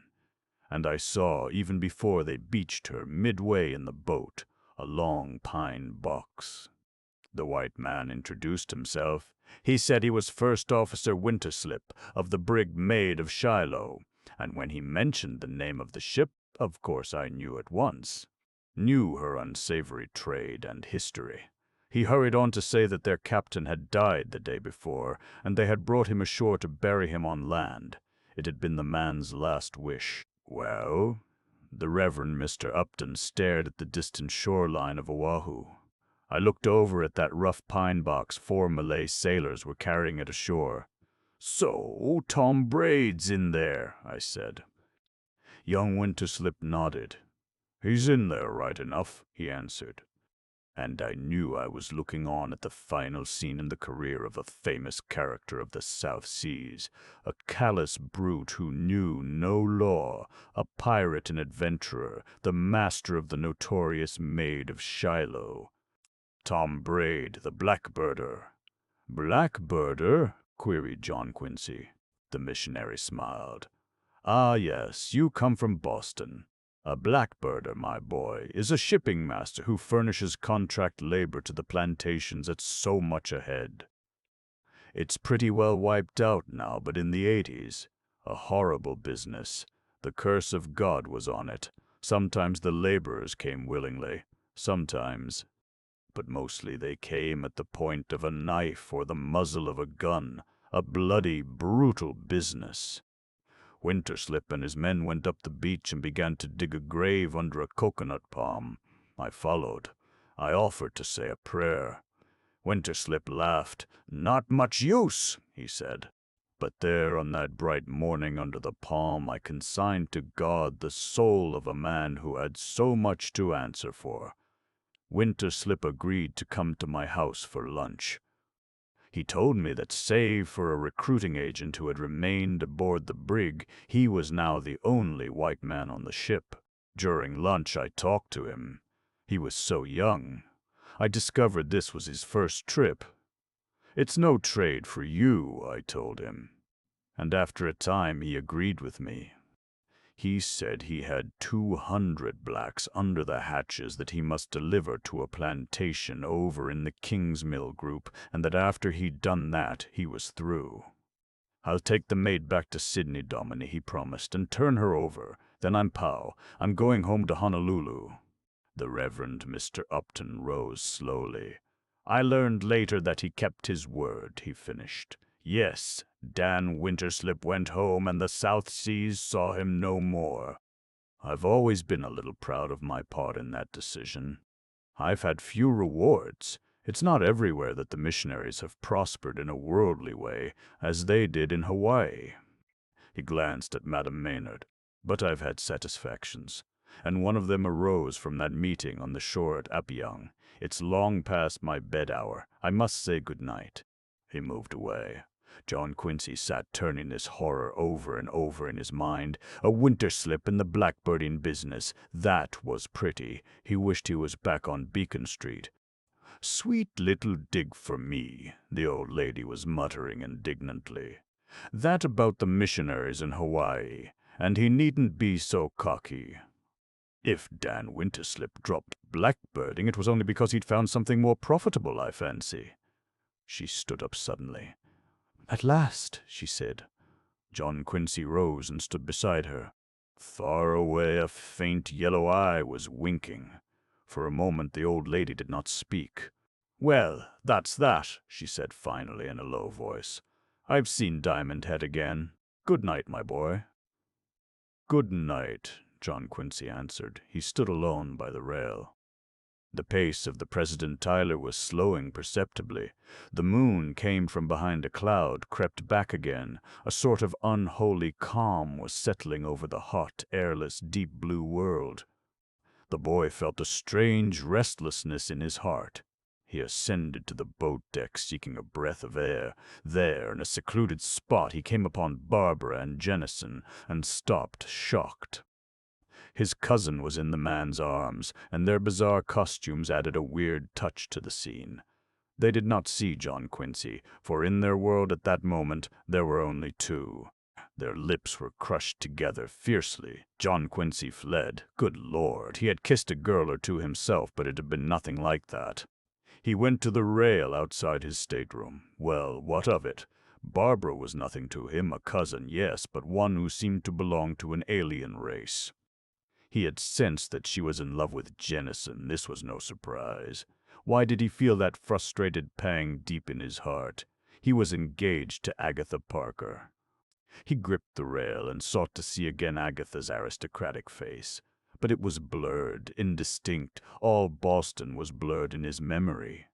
The blood of the roaming winter slips, the blood that led on to blackbirding and hot, breathless kisses in the tropic night. Was it flowing in his veins, too? Oh, Lord! He should have stayed at home where he belonged. Bowker, the steward, came along. "Well, here we are," he said. "We'll anchor in 12 fathoms and wait for the pilot and the doctor in the morning. I heard they'd been having Kona weather out this way, but I imagine this is the tail end of it. There'll be a moon shortly, and by dawn the old trades will be on the job again. God bless them." John Quincy did not speak. "I've returned all your books, sir," the steward went on, "except that one by Adams on revolutionary New England. It's a mighty interesting work. I intend to finish it tonight, so I can give it to you before you go ashore." "Oh, that's all right," John Quincy said. He pointed to dim harbor lights in the distance. "Honolulu's over there, I take it?" "Yeah, several miles away. A dead town, sir." "They roll up the sidewalks at 9, and let me give you a tip. Keep away from the okolahau." "The what?" asked John Quincy. "The okolahau. A drink they sell out here. What's it made of?" "There," said Bowker, "you have the plot for a big mystery story. What is it made of? Judging by the smell, of nothing very lovely." A few gulps, and you hit the ceiling of eternity. But oh boy, when you drop, keep off it, sir. I'm speaking as one who knows. I'll keep off it, John Quincy promised. Bowker disappeared. John Quincy remained by the rail, that restless feeling growing momentarily. The moon was hidden still. The ship crept along through the muggy darkness. He peered across the black waters toward the strange land that awaited him. Somewhere over there, Dan Winterslip waited for him, too. Dan Winterslip, blood relative of the Boston Winterslips and ex-blackbirder. For the Francisco wished he had got that strong box and cast it overboard in the night. Who could say what new scandal, what fresh blot on the honored name of Winterslip might have been averted had he been quicker with his fists? As John Quincy turned and entered his cabin, he made a firm resolution. He would linger but briefly at this, his journey's end. A few days to get his breath, perhaps, and then he would set out again for Boston. And Aunt Minerva would go with him whether she wanted to or not. Chapter 6. Beyond the bamboo curtain. Had John Quincy been able to see his Aunt Minerva at that moment, he would not have been so sure that he could persuade her to fall in with his plans. He would, indeed, have been profoundly shocked at the picture presented by his supposedly staid and dignified relative. For Miss Minerva was sitting on a grass mat in a fragrant garden in the Hawaiian quarter of Honolulu. Pale golden Chinese lanterns inscribed with scarlet letters hung above her head. Her neck was garlanded with ropes of buff ginger blossoms twined with mail. The sleepy, sensuous music of ukulele and steel guitar rose on the midnight air, and before her, in a cleared space under the date palms, Hawaiian boys and girls were performing a dance she would not be able to describe in great detail when she got back to Beacon Street. Miss Minerva was, in her quiet way, very happy. One of the ambitions of her life had been realized, and she was present at a luau, or native Hawaiian feast. Few white people are privileged to attend this intimate ceremony, but Honolulu friends had been invited on this occasion and had asked her to go with them.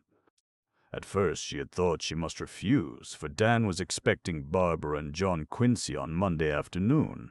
When on Monday evening he had informed her that the President Tyler would not land its passengers until the next day, she had hastened to the telephone and asked to reconsider her refusal. And she was glad she had. Before her on another mat lay the remnants of a dinner unique in her experience. Dan had called her a good sport, and she had this evening proved him to be correct. Without a qualm she had faced the queer food wrapped in brown bundles. She had tasted everything, poi served in individual calabashes, chicken stewed in coconut milk, squid and shrimps, limu or seaweed, even raw fish. She would dream tonight. Now the feasting had given way to the dance. The moonlight was tracing lacy patterns on the lawn. The plaintive wail of the music rose ever louder. The Hawaiian young people, bashful at first in the presence of strangers, were bashful no longer. Miss Minerva closed her eyes and leaned back against the trunk of a tall palm. Even in Hawaiian love songs there is a note of hopeless melancholy. It touched her emotions as no symphony ever could. A curtain was lifted, and she was looking into the past, the primitive, barbaric past of these islands in the days before the white men came. A long, heart-breaking crescendo, and the music stopped. The swaying bodies of the dancers were momentarily still. It seemed to Miss Minerva's friends an opportune moment to depart. They entered the house, and in the stuffy little parlor took leave of their brown, smiling host and hostess. The baby whose arrival in the world was the inspiration for the luau awoke for a second and smiled at them too. Outside, in the narrow street, their car was waiting. Through silent, deserted Honolulu they motored toward Waikiki. As they passed the Judiciary Building on King Street, the clock in the tower struck the hour of 1. She had not been out so late, Miss Minerva reflected, since that night when a visiting company sang Parsifal at the Boston Opera House. The iron gates that guarded the drive at Dan's house were closed. Leaving the car at the curb, Miss Minerva bade her friends good night and started up the walk toward the front door. The evening had thrilled her, and she moved with the long, confident stride of youth. Dan's scarlet garden was shrouded in darkness, for the moon, which had been playing an in-and-out game with the fast-moving clouds all evening, was again obscured. Exotic odors assailed her nostrils. She heard all about her, the soft, intriguing noises of the tropic night. She really should get to bed, she knew. But with a happy, truant feeling, she turned from the front walk and went to the side of the house for a last look at the breakers. She stood there under a poinciana tree near the door leading into Dan's living room. For nearly 2 weeks the Kona wind had prevailed, but now on her cheek she thought she felt the first kindly breath of the trades. Very wide awake, she stared out at the dim, foaming lines of surf between the shore and the coral reef. Her mind strayed back to the Honolulu she had known in Kalakawa's day, to that era when the islands were so naive, so colorful, unspoiled. Ruined now, Dan had said, ruined by a damned mechanical civilization. But away down underneath Minerva there are deep, dark waters flowing still. The moon came out, touching with silver the waters at the crossroads, then was lost again under fleecy clouds. With a little sigh that was perhaps for her lost youth in the 80s, Miss Minerva pushed open the unlocked door leading into the great living room, and closed it gently so as not to waken Dan. An intense darkness engulfed her. But she knew her way across the polished floor and set out confidently, walking on tiptoe. She had gone halfway to the hall door when she stopped, her heart in her mouth. For not 5 feet away she saw the luminous dial of a watch, and as she stared at it with frightened eyes, it moved. Not for nothing had Miss Minerva studied restraint through more than 50 years. Many women would have screamed and fainted. Miss Minerva's heart pounded madly, but that was all. Standing very still, she studied that phosphorescent dial. Its movement had been slight. It was now at rest again, a watch worn on someone's wrist. Someone who had been on the point of action, but had now assumed an attitude of cautious waiting.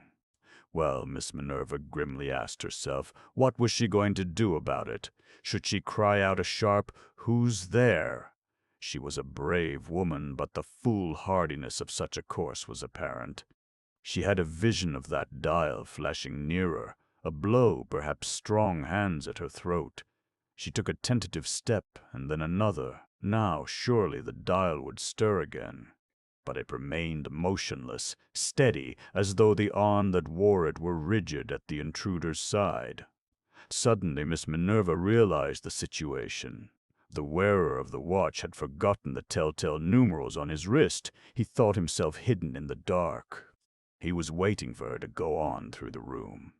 If she made no sound, gave no sign of alarm, she might be safe.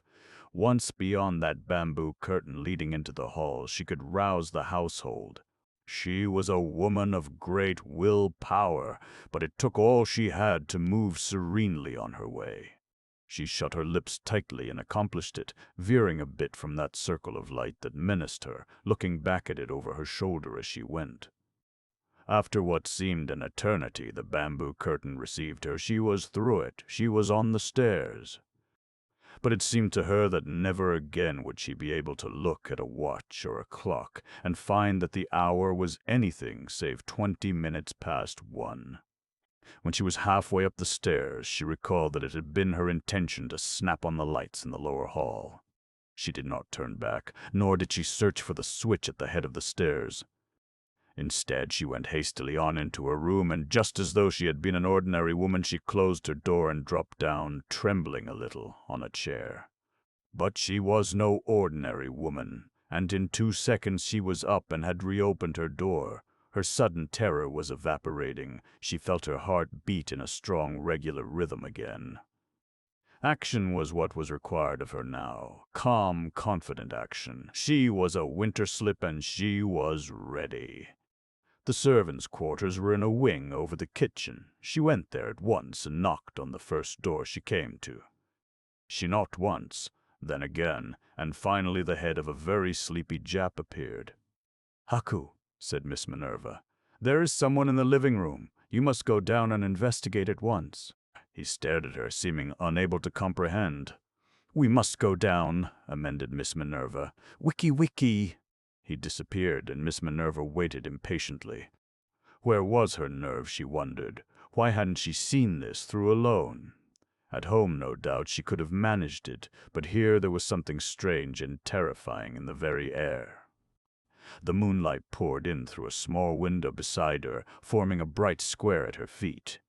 Haku reappeared, wearing a gaudy kimono that he often sported on the beach.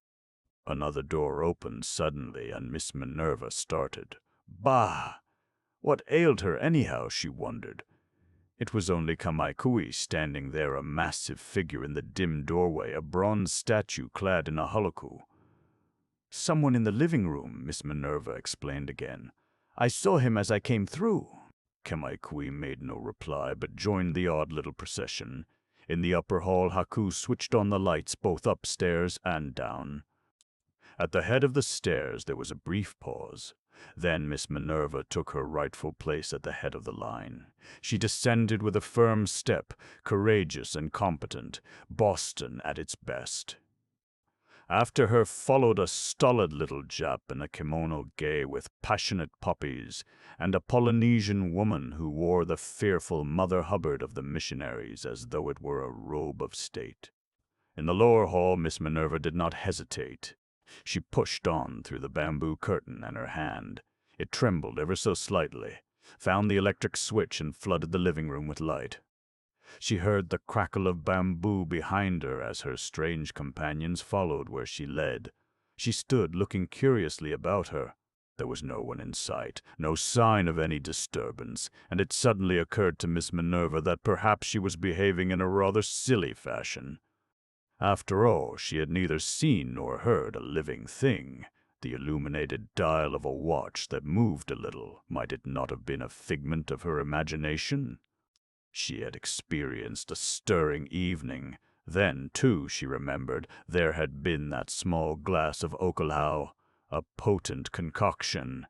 Kamaikui and Haku were looking at her with the inquiring eyes of little children. Had she roused them for a fool's errand? Her cheeks flushed slightly. Certainly in this big, brilliant room, furnished with magnificent native woods and green with many potted ferns, everything seemed proper and in order. I may have been mistaken," she said in a low voice. "I was quite sure. But there's no sign of anything wrong. Mr. Winterslip has not been resting well of late. If he should be asleep, we won't waken him." She went to the door leading on to the lanai and pushed aside the curtain. Bright moonlight outside revealed most of the veranda's furnishings, and here, too, all seemed well. "Dan," Miss Minerva called softly. "Dan, are you awake?" No answer. Miss Minerva was certain now that she was making a mountain out of a molehill. She was about to turn back into the living room when her eyes, grown more accustomed to the semi-darkness, noted a rather startling fact. Day and night over Dan's cot in one corner of the lanai hung a white mosquito netting. It was not there now. "Come, Haku," Miss Minerva said. "Turn on the light out here." Haku came, and the green-shaded lamp glowed under his touch. The little lamp by which Dan had been reading his evening paper that night when he had seemed suddenly so disturbed and rushed off to send a letter to Roger in San Francisco. Miss Minerva stood recalling that incident. She recalled others because she was very reluctant to turn toward that cot in the corner. She was conscious of Kamaikui brushing by her, and then she heard a low, half-savage moan of fear and sorrow. Miss Minerva stepped to the cot. The mosquito netting had been torn down as though in some terrific struggle, and there, entangled in the meshes of it, she saw Dan Winterslip. He was lying on his left side, and as she stared down at him, one of the harmless little island lizards ran up his chest and over his shoulder, and left a crimson trail on his white pajamas. Chapter 7. Enter Charlie. Miss Minerva leaned far over, her keen eyes seeking Dan's face. It was turned toward the wall, half buried in the pillow. Dan, she said brokenly. She put her hand on his cheek. The night air was warm and muggy, but she shivered a little as she drew the hand quickly away. Steady! She must be steady now. She hurried through the living room to the hall. The telephone was in a closet under the front stairs. Her fingers were trembling again as she fumbled with the numerals on the dial. She got her number, heard finally an answering voice.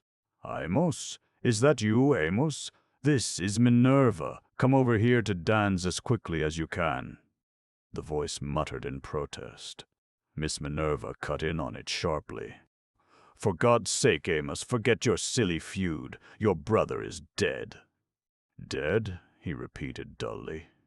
Murdered, Amos. Will you come now? A long silence. What thoughts, Miss Minerva wondered, were passing through the mind of that stern, unbending Puritan? I'll come, a strange voice said at last. And then, a voice more like that of the Amos she knew, the police. I'll notify them, and then I'll come right over. Returning to the hall, Miss Minerva saw that the big front door was closed. Amos would enter that way, she knew, so she went over and opened it. There was, she noted, an imposing lock, but the key had long since been lost and forgotten. Indeed, in all Dan's great house, she could not recall ever having seen a key. In these friendly, trusting islands, locked doors were obsolete. She re-entered the living room. Should she summon a doctor? But no, it was too late. She knew that only too well. And the police? Didn't they bring some sort of doctor with them? Suddenly she began to wonder about the police. During all her time in Honolulu, she had never given them a thought before. Away off here at the end of the world, did they have policemen? She couldn't remember ever having seen one. Oh, yes. There was that handsome, brown-skinned Hawaiian who stood on a box at the corner of Fort and King Streets, directing traffic with an air that would have become Kamehameha himself. She heard the scrape of a chair being moved on the lanai and went to the door. Nothing is to be touched out here, she said. Leave it just as it was. You'd better go upstairs and dress, both of you. The two frightened servants came into the living room and stood there regarding her. They seemed to feel that this terrible affair called for discussion. But what was there to be said? Even in the event of murder, a winterslip must maintain a certain well-bred aloofness in dealing with servants. Miss Minerva's feeling for them was kindly. She sympathized with their evident grief, but there was, she felt, nothing to discuss. After you've dressed, she ordered, stay within reach. You'll both be wanted. They went out, Haku in his absurd costume, Kamaikui moaning and muttering in a way that sent shivers up and down Miss Minerva's spine. They left her there alone, with Dan, and she, who had always thought herself equal to anything, still hesitated about going out on the lanai. She sat down in a huge chair in the living room and gazed about her at the trappings of wealth and position that Dan had left forever now. Poor Dan. Despite all the whispering against him, she had liked him immensely. It is said of many, or usually with small reason, that their lives would make an interesting book. It had been said of Dan, and in his case it was true. What a book his life would have made, and how promptly it would have been barred for all time from the shelves of the laws, fought his battles without mercy, prospered and had his way. Dallied often along forbidden paths, they said, but his smile had been so friendly and his voice so full of cheer, always until these last 2 weeks. Ever since that night he sent the letter to Roger, he had seemed a different man. There were lines for the first time in his face, a weary, apprehensive look in his gray eyes. And how furious he had been when, last Wednesday, he received a cable from Roger. What was in that message, Miss Minerva wondered? What were those few typewritten words that had caused him to fly into such a rage and set him to pacing the floor with tigerish step? She thought of him as she had seen him last. He had seemed rather pathetic to her then. When the news came that the President Tyler could not dock until morning, and that Barbara, Miss Minerva stopped.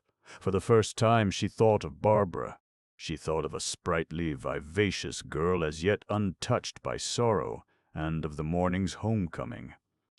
Tears came into her eyes, and it was through a mist she saw the bamboo curtain that led into the hall pushed aside, and the thin white face of Amos framed there.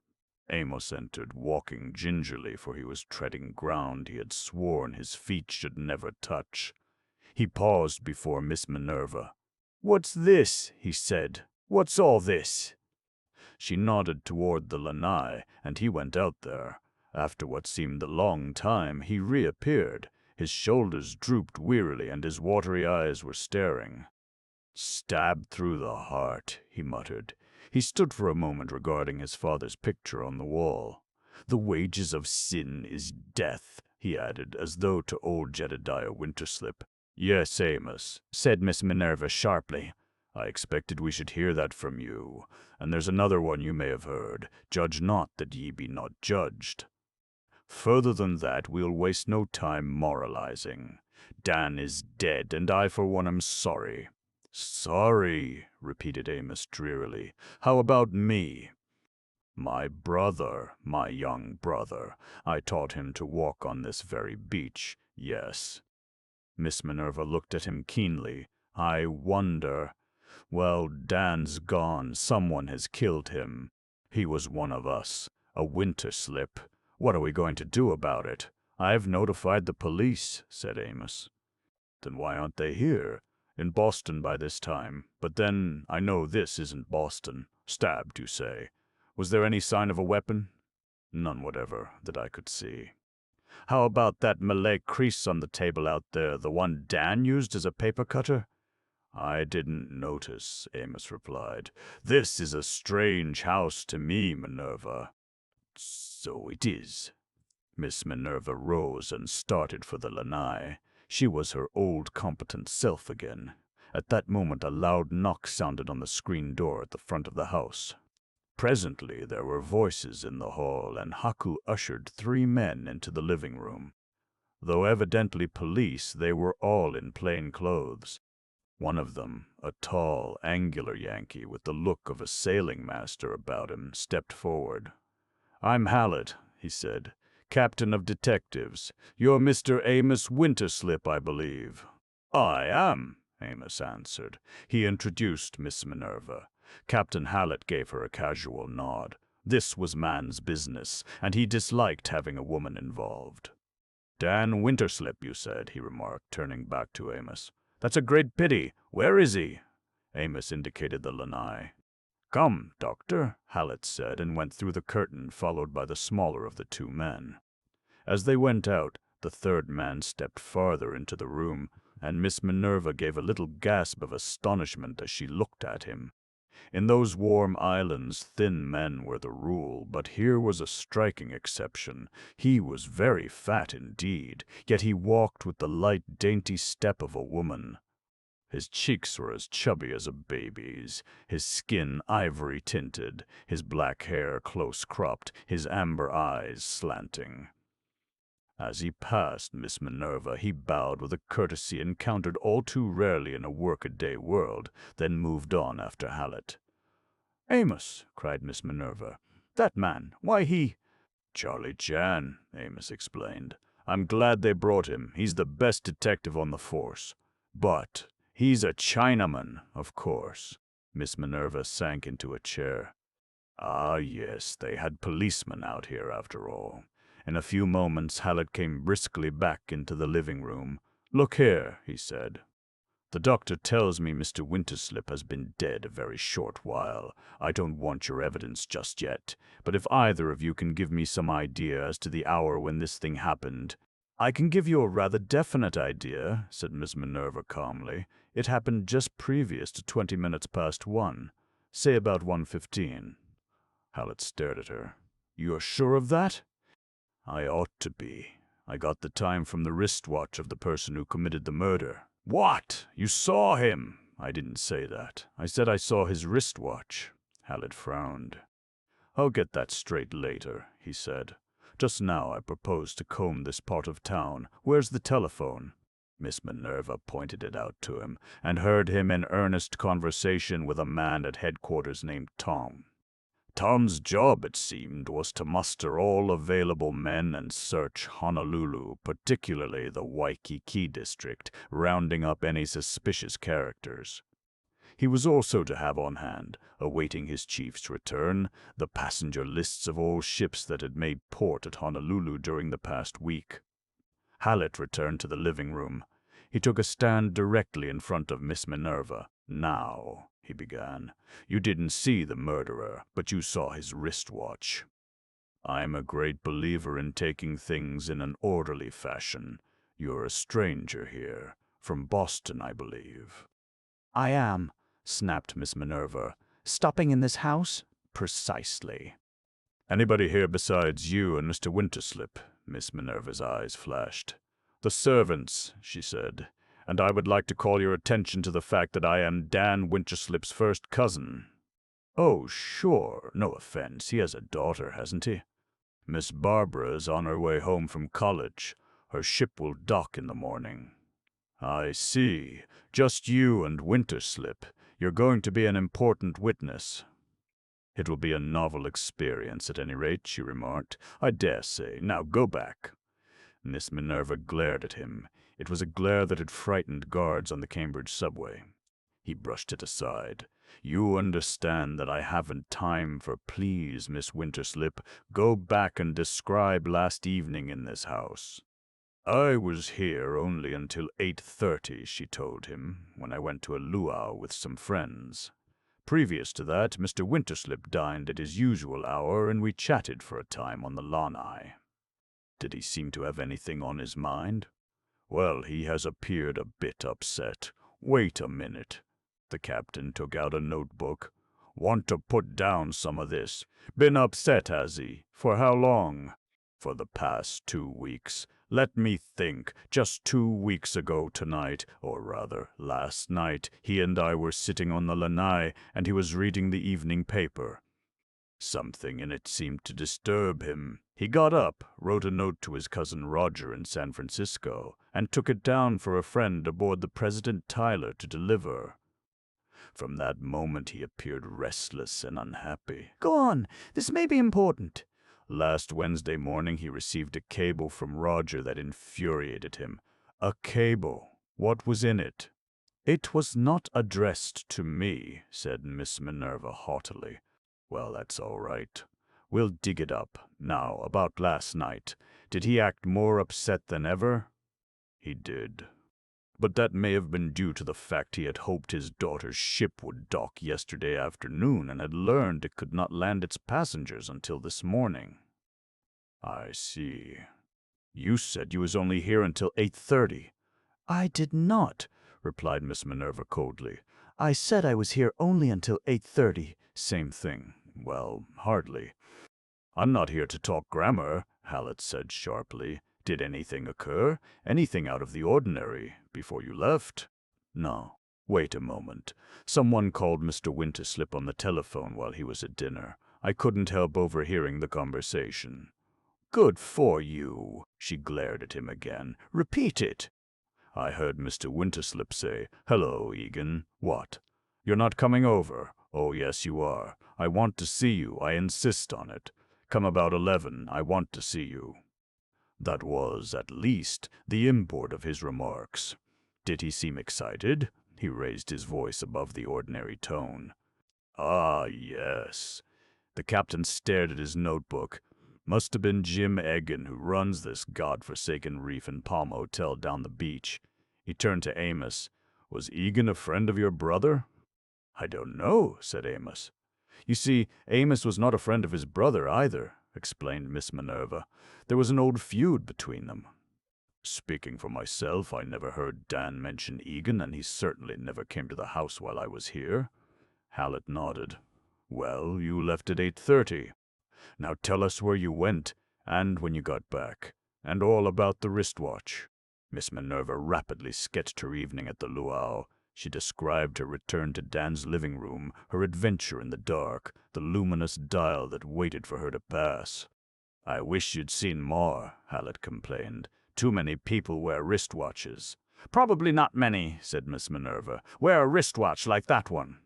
Oh, it had some distinguishing mark? It certainly did. The numerals were illuminated and stood out clearly, with an exception.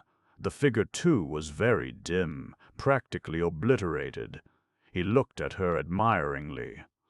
Well, you certainly had your wits about you. That's a habit I formed early in life, replied Miss Minerva, and old habits are hard to break.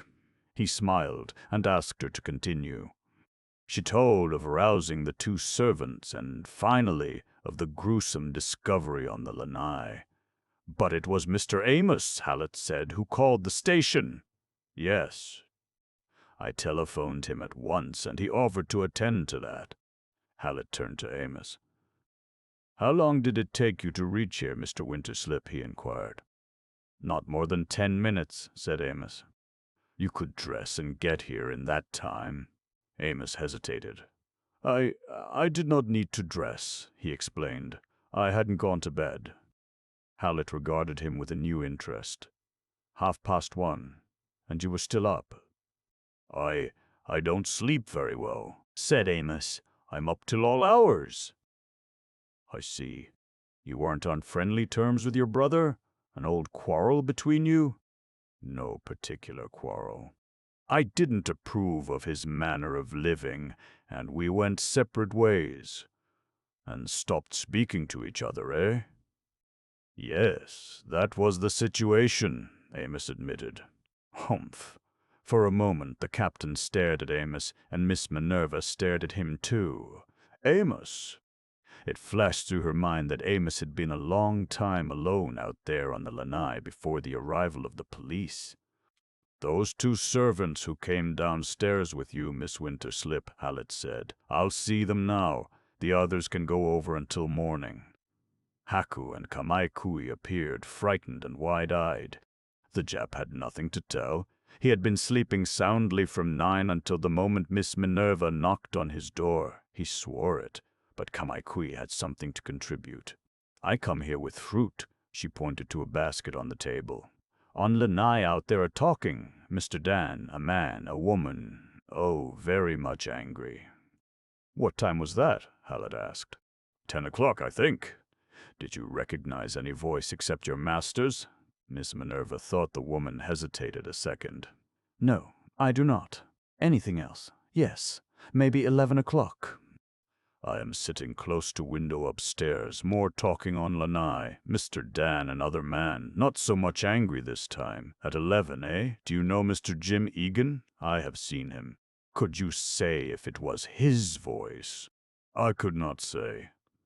All right, you 2 can go now. He turned to Miss Minerva and Amos. We'll see what Charlie has dug up out here, he said, and led the way to the lanai. The huge Chinaman knelt, a grotesque figure by a table. He rose laboriously as they entered. Find the knife, Charlie, the captain asked. Chan shook his head. No knife are present in neighborhood of crime, he announced. On that table, Miss Minerva began, there was a Malay crease used as a paper cutter.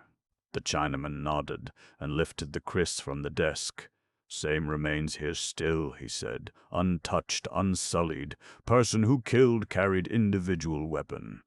How about fingerprints? Asked Hallett. Considering from recent discovery, Chan replied, search for fingerprints are hopeless one. He held out a pudgy hand, in the palm of which lay a small pearl button. Torn from kid's glove, he elucidated.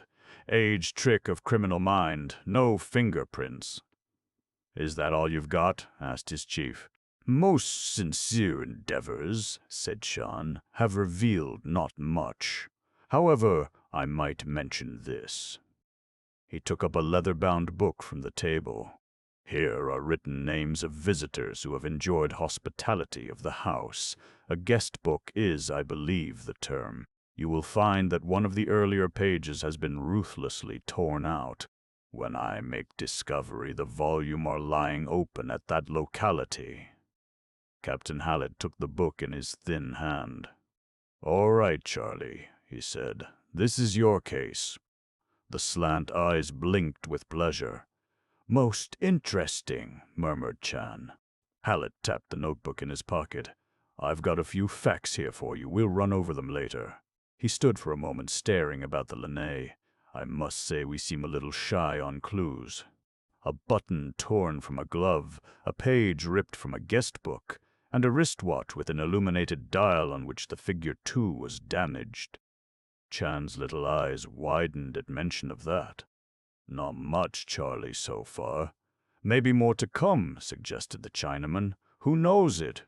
"We'll go along now," Halleck continued. He turned to Miss Minerva and Amos. "I guess you folks would like a little rest. We'll have to trouble you again tomorrow."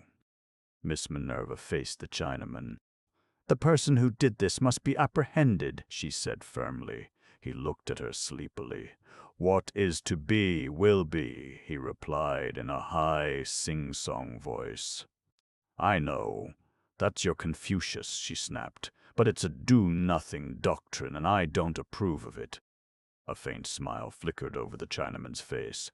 "Do not fear," he said. "The fates are busy, and man may do much to assist. I promise you there will be no do-nothing here."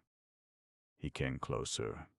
"Humbly asking pardon to mention it, I detect in your eyes slight flame of hostility. Quench it, if you will be so kind. Friendly cooperation are essential between us." Despite his girth, he managed a deep bow. "Wishing you good morning," he added, and followed Hallett. Miss Minerva turned weakly to Amos. "Well, of all things." "Don't you worry about Charlie," Amos said. "He has a reputation for getting his man. Now you go to bed. I'll stay here and notify the proper people." "Well, I will lie down for a little while," Miss Minerva said. "I shall have to go early to the dock. Poor Barbara. And there's John Quincy coming too." A grim smile crossed her face. "I'm afraid John Quincy won't approve of this." She saw from her bedroom window that the night was breaking. The rakish coconut palms in the how tree were wrapped in a gray mist. Changing her dress for a kimono, she lay down under the mosquito netting on the bed. She slept but briefly, however, and presently was at her window again. Day had come, the mist had lifted, and it was a rose and emerald world that sparkled before her tired eyes. The freshness of that scene revivified her. The trades were blowing now. Poor Dan, he had so longed for their return. The night, she saw, had worked its magic on the blossoms of the how tree, transformed them from yellow to a rich mahogany. Through the morning they would drop one by one upon the sand. In a distant algaroba, a flock of myna birds screamed at the new day. A party of swimmers appeared from a neighboring cottage and plunged gaily into the surf. A gentle knock sounded on the door, and Kamaikui entered. She placed a small object in Miss Minerva's hand. Miss Minerva looked down. She saw a quaint old piece of jewelry, a brooch. Against a background of onyx stood the outline of a tree, with emeralds forming the leaves, rubies the fruit, and a frost of diamonds over all. "What is this, Kamaikui?" she asked. "Many, many years Mr. Dan have that. 1 month ago he gives it to a woman down the beach." Miss Minerva's eyes narrowed. "To the woman they call the widow of Waikiki." "To her, yes." "How do you happen to have it, Kamaikui?" "I pick it up from floor of lanai, before policemen come." "Very good." Miss Minerva nodded. "Say nothing of this, Kamaikui. I will attend to the matter. Yes, of course." The woman went out. Miss Minerva sat very still, staring down at that odd bit of jewelry in her hand. It must date back to the 80s at least. Close above the house sounded the loud whir of an aeroplane. Miss Minerva turned again to the window. A young lieutenant in the air service, in love with a sweet girl on the beach, was accustomed to serenade her thus every morning at dawn. His thoughtfulness was not appreciated by many innocent bystanders, but Miss Minerva's eyes were sympathetic as she watched him sweep exultantly out, far out, over the harbor. Youth and love, the beginning of life, and on that cot down on the lanai, Dan, and the end. And the end. Chapter 8. Steamer Day. Out in the harbor by the channel entrance, the President Tyler stood motionless as Diamond Head, and from his post near the rail outside his stateroom, John Quincy Winterslip took his first look at Honolulu. He had no feeling of having been here before. This was an alien land. Several miles away he saw the line of piers and unlovely warehouses that marked the waterfront. Beyond that lay a vast expanse of brilliant green, pierced here and there by the top of a modest skyscraper. Back of the city a range of mountains stood on guard, peaks of crystal blue against the azure sky. A trim little launch from quarantine chugged importantly up to the big liner's side, and a doctor in a khaki uniform ran briskly up the accommodation ladder to the deck not far from where the boy stood. John Quincy wondered at the man's vitality. He felt like a spent force himself. The air was moist and heavy, the breeze the ship had stirred and moving gone forever. The flood of energy that had swept over him in San Francisco was but a happy memory now. He leaned wearily on the rail, staring at the bright tropical landscape before him, and not seeing it at all. He saw instead a quiet, well-furnished Boston office where at this very moment the typewriters were clicking amiably and the stock ticker was busily writing the story of another day. In a few hours, there was a considerable difference of time. The market would close, and the men he knew would be piling into automobiles and heading for the nearest country club. A round of golf, then a calm, perfectly served dinner, and after that a quiet evening with a book. Life running along as it was meant to go, without rude interruption or disturbing incident. Life devoid of Ohio woodboxes, attic encounters, unwillingly witnessed love scenes, cousins with blackbirding pasts. Suddenly John Quincy remembered this was the morning when he must look Dan Winterslip in the eye and tell him he had been a bit dilatory with his fists. Oh, well, he straightened resolutely. The sooner that was done, the better. Harry Jennison came along the deck smiling and vigorous, clad in spotless white from head to foot.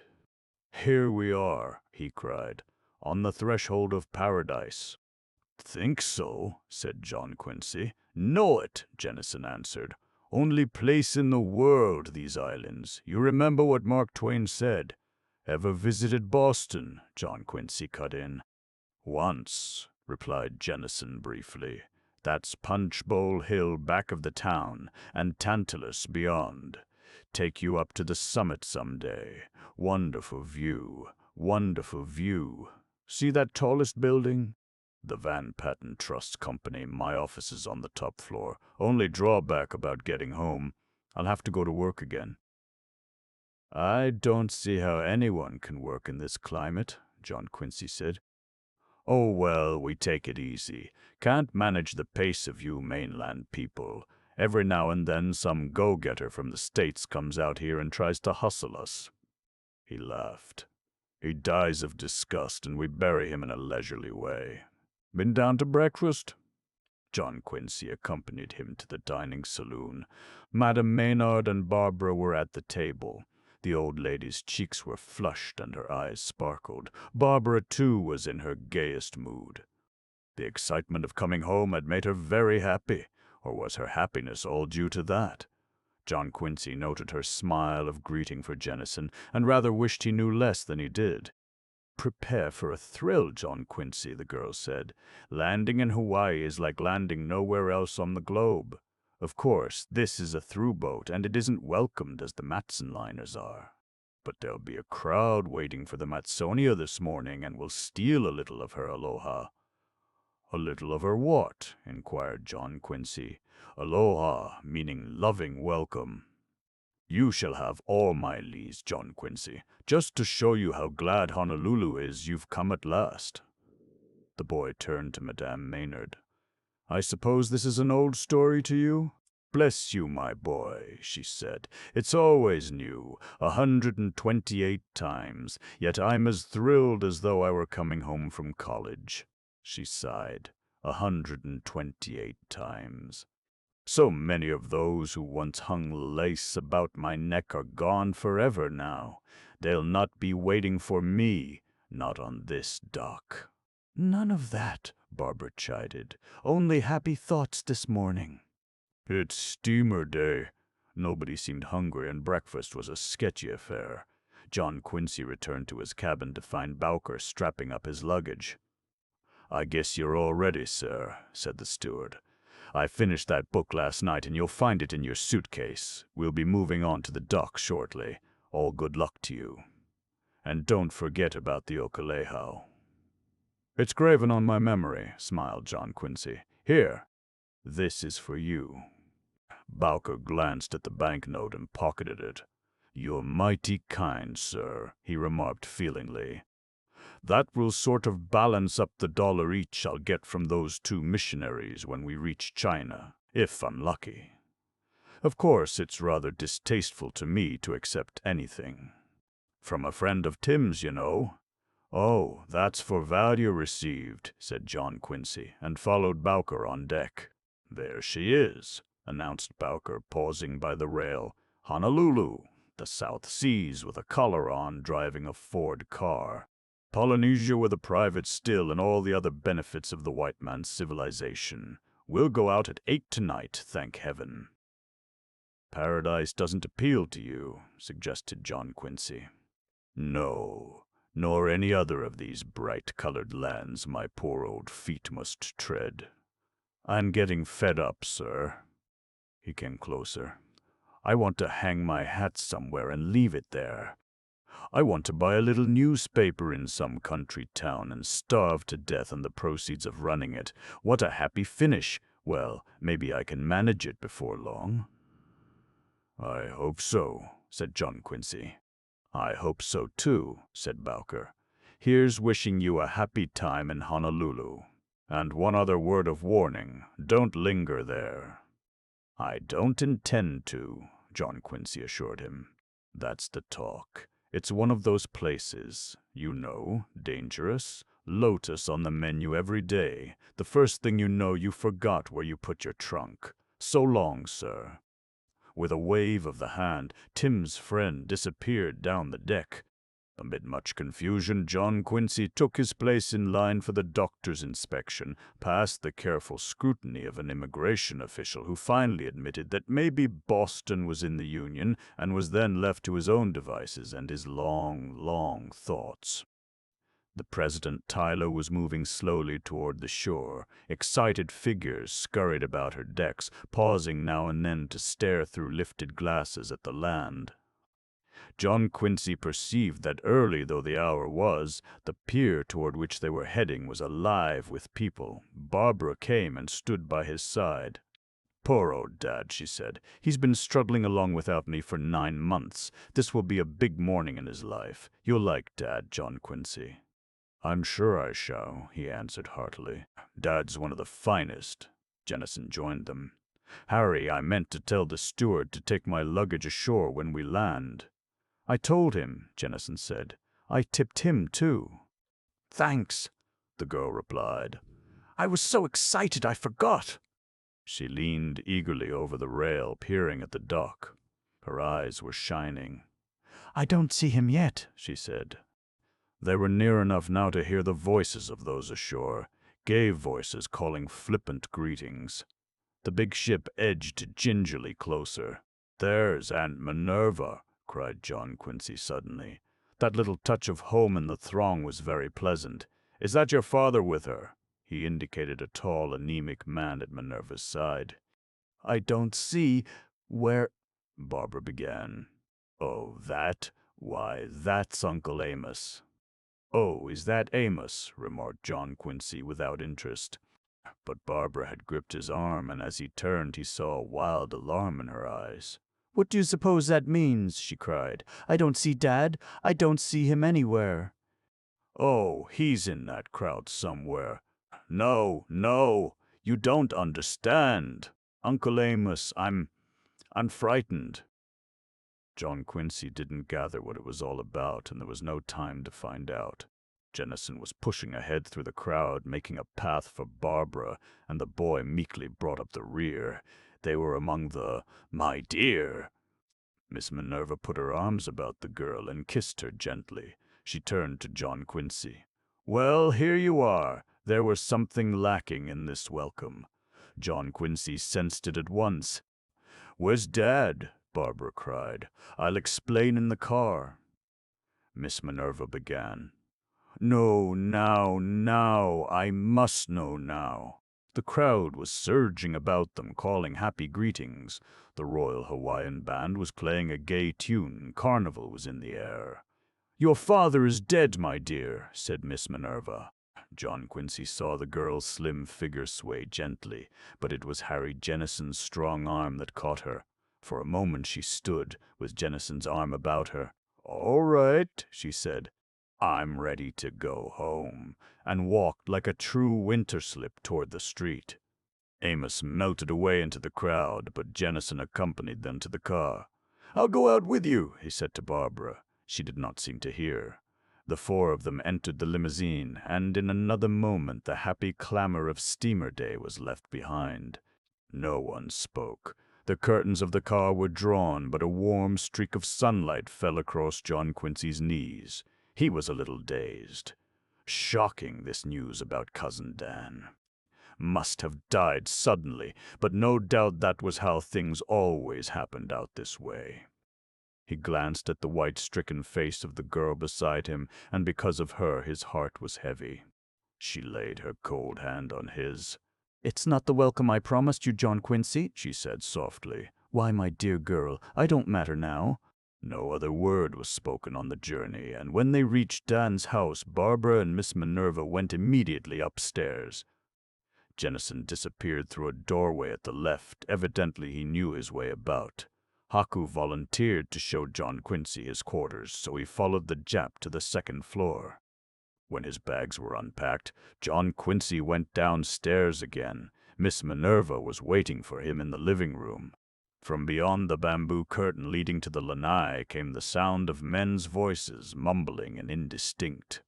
"Well," said John Quincy, "how have you been?" "Never better," his aunt assured him. "Mother's been rather worried about you. She'd begun to think you were never coming home." "I've begun to think it myself," Miss Minerva replied. He stared at her. "Some of those bonds you left with me have matured. I haven't known just what you wanted me to do about them." "What," inquired Miss Minerva, "is a bond?" That sort of wild, reckless talk never did make a hit with John Quincy. "It's about time somebody came out here and brought you to your senses," he remarked. "Think so?" said his aunt. A sound upstairs recalled John Quincy to the situation. "This was rather sudden? Cousin Dan's death?" he inquired. "Amazingly so."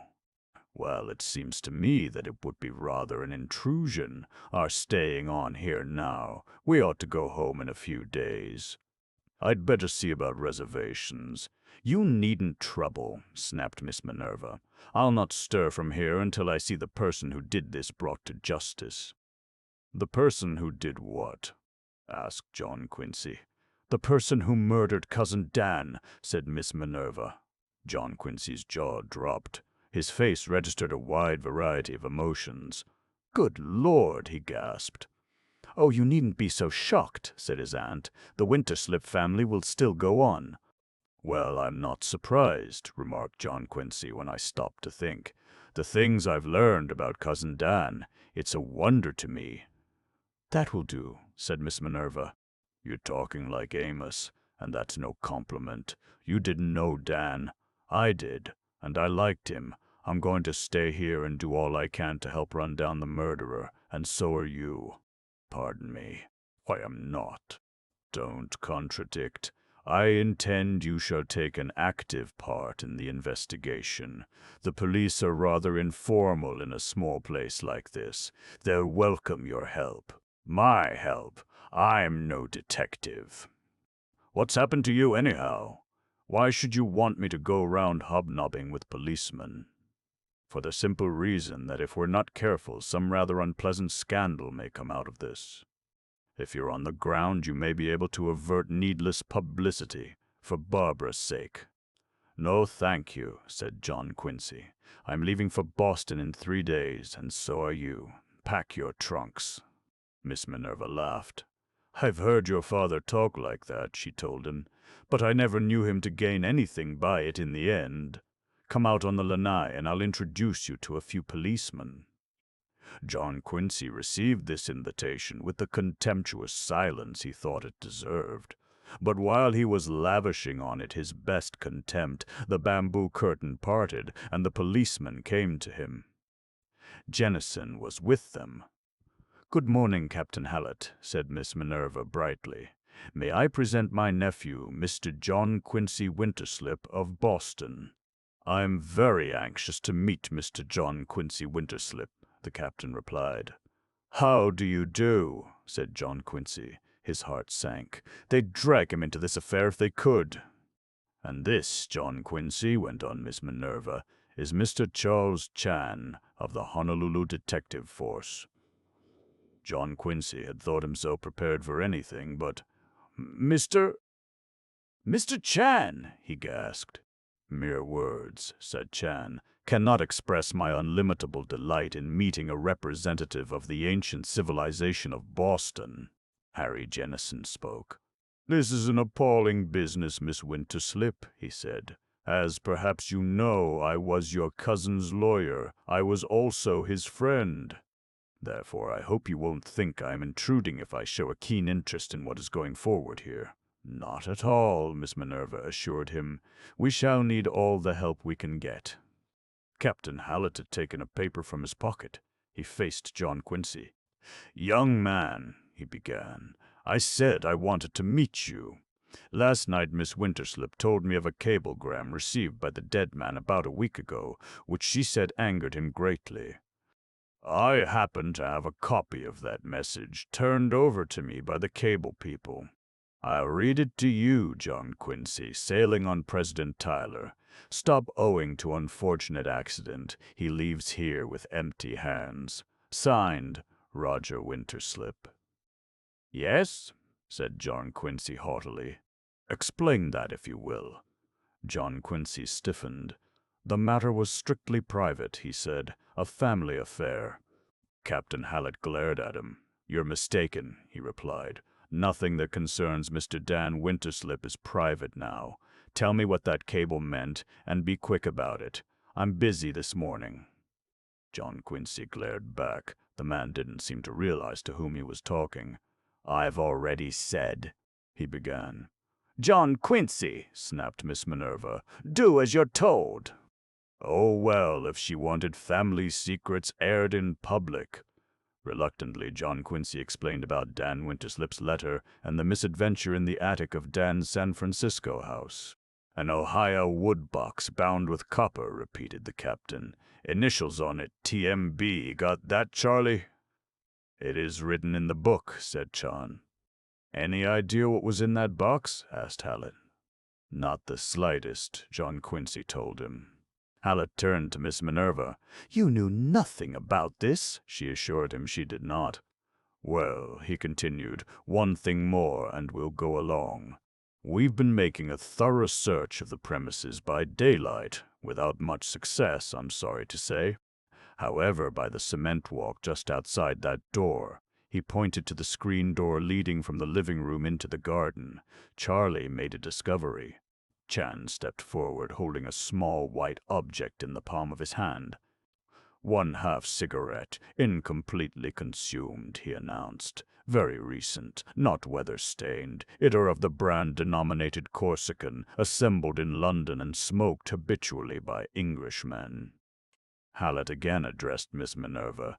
"Did Dan Winterslip smoke cigarettes?" "He did not," she replied. "Cigars and a pipe, but never cigarettes. You were the only other person living here." "I haven't acquired the cigarette habit," snapped Miss Minerva, "though undoubtedly it's not too late yet." "The servants, perhaps," went on Hallett.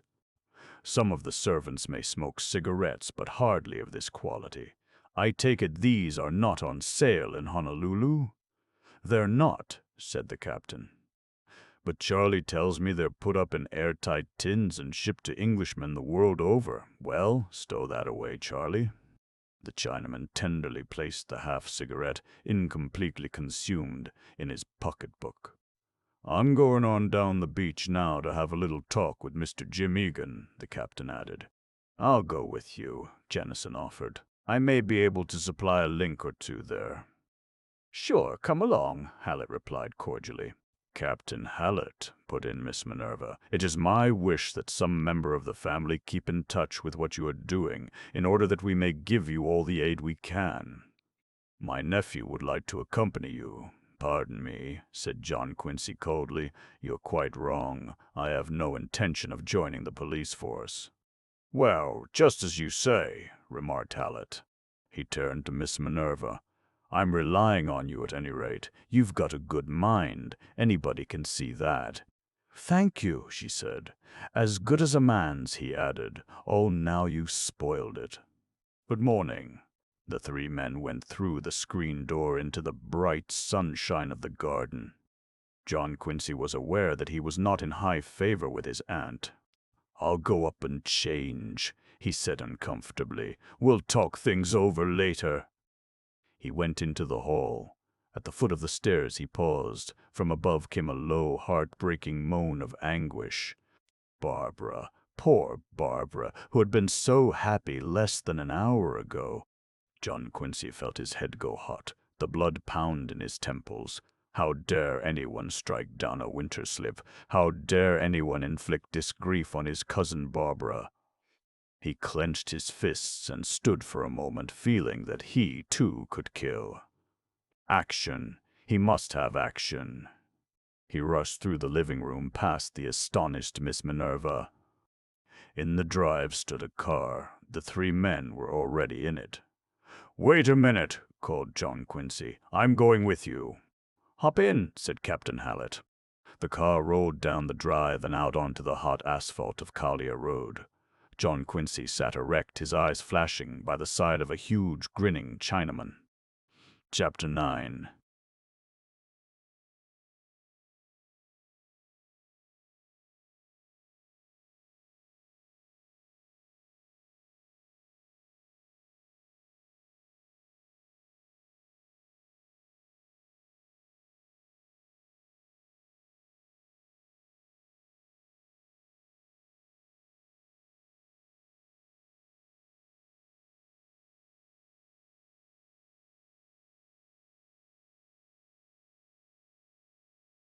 Since the car was without a top, John Quincy was getting an unrestricted view of this land that lay at his journey's end.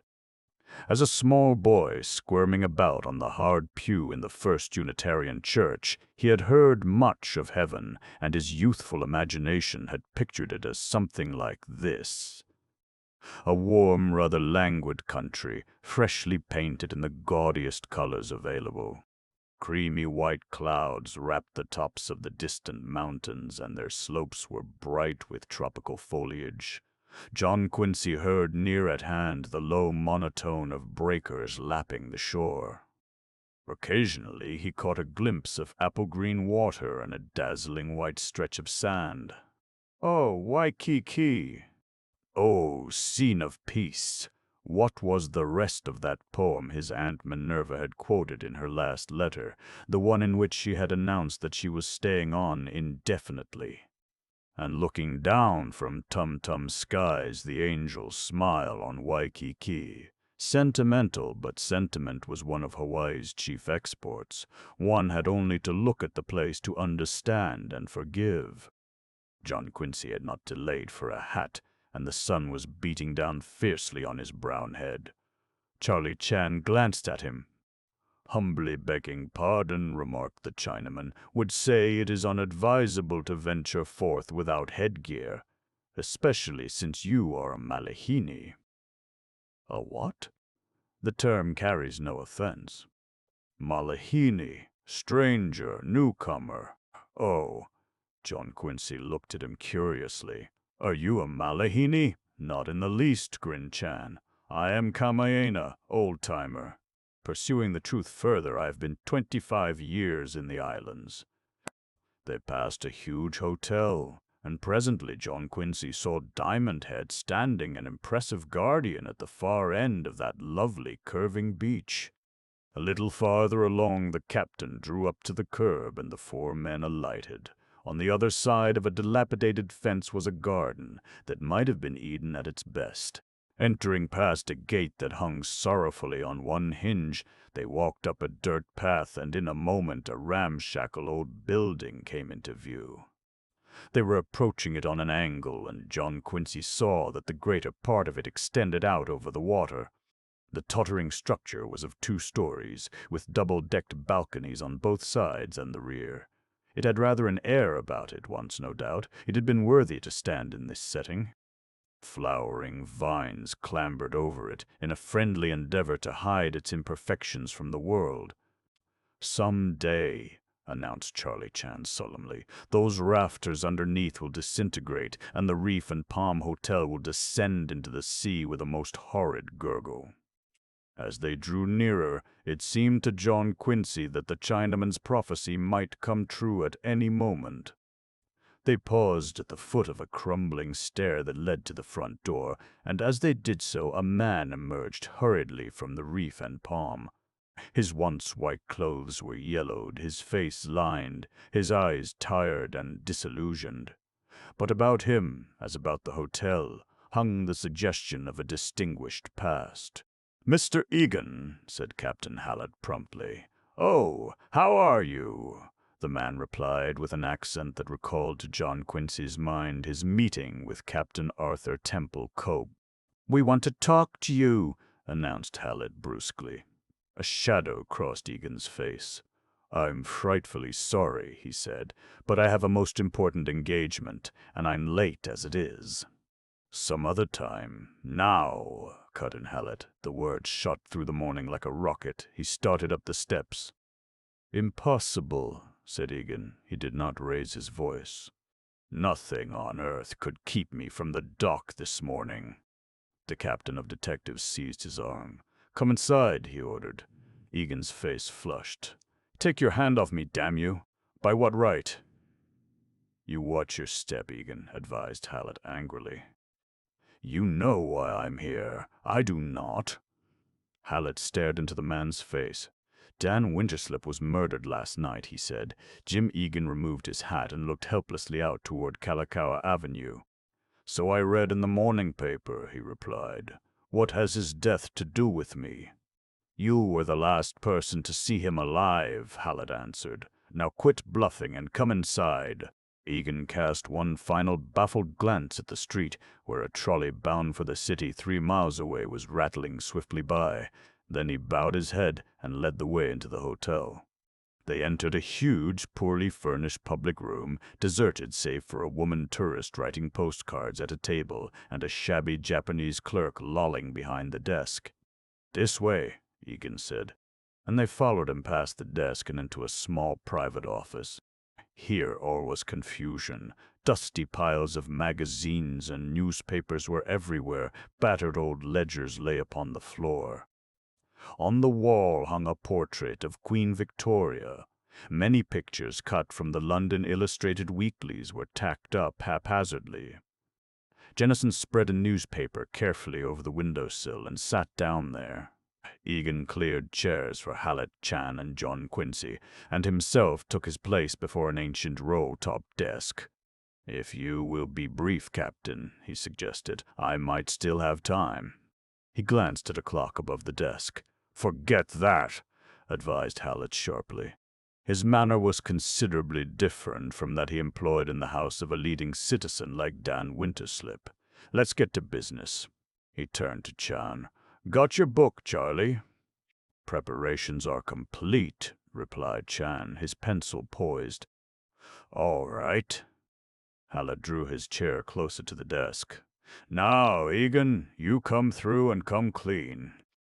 I know that last night about 7:30 you called up Dan Winterslip and tried to slide out of an appointment you had made with him. I know that he refused to let you off and insisted on seeing you at 11. About that time you went to his house. You and he had a rather excited talk. At 1:25, Winterslip was found dead. Murdered, Egan? Now give me your end of it." Jim Egan ran his fingers through his curly, close-cropped hair, straw-colored once, but now mostly gray. "That's all quite true," he said. Do you mind if I smoke?" He took out a silver case and removed a cigarette. His hand trembled slightly as he applied the match. "I did make an appointment with Winterslip for last night," he continued. "During the course of the day, I changed my mind. When I called up to tell him so, he insisted on seeing me. He urged me to come at 11, and I went." "Who let you in?" Hallett asked. "Winterslip was waiting in the garden when I came. We went inside." Hallett glanced at the cigarette in Egan's hand. "By the door leading directly into the living room?" he asked. "No," said Egan. "By the big door at the front of the house. Winterslip took me out on his lanai, and we had a bit of a chat regarding the business that had brought me. About half an hour later I came away. When I left, Winterslip was alive and well, in good spirits too, smiling as a matter of fact.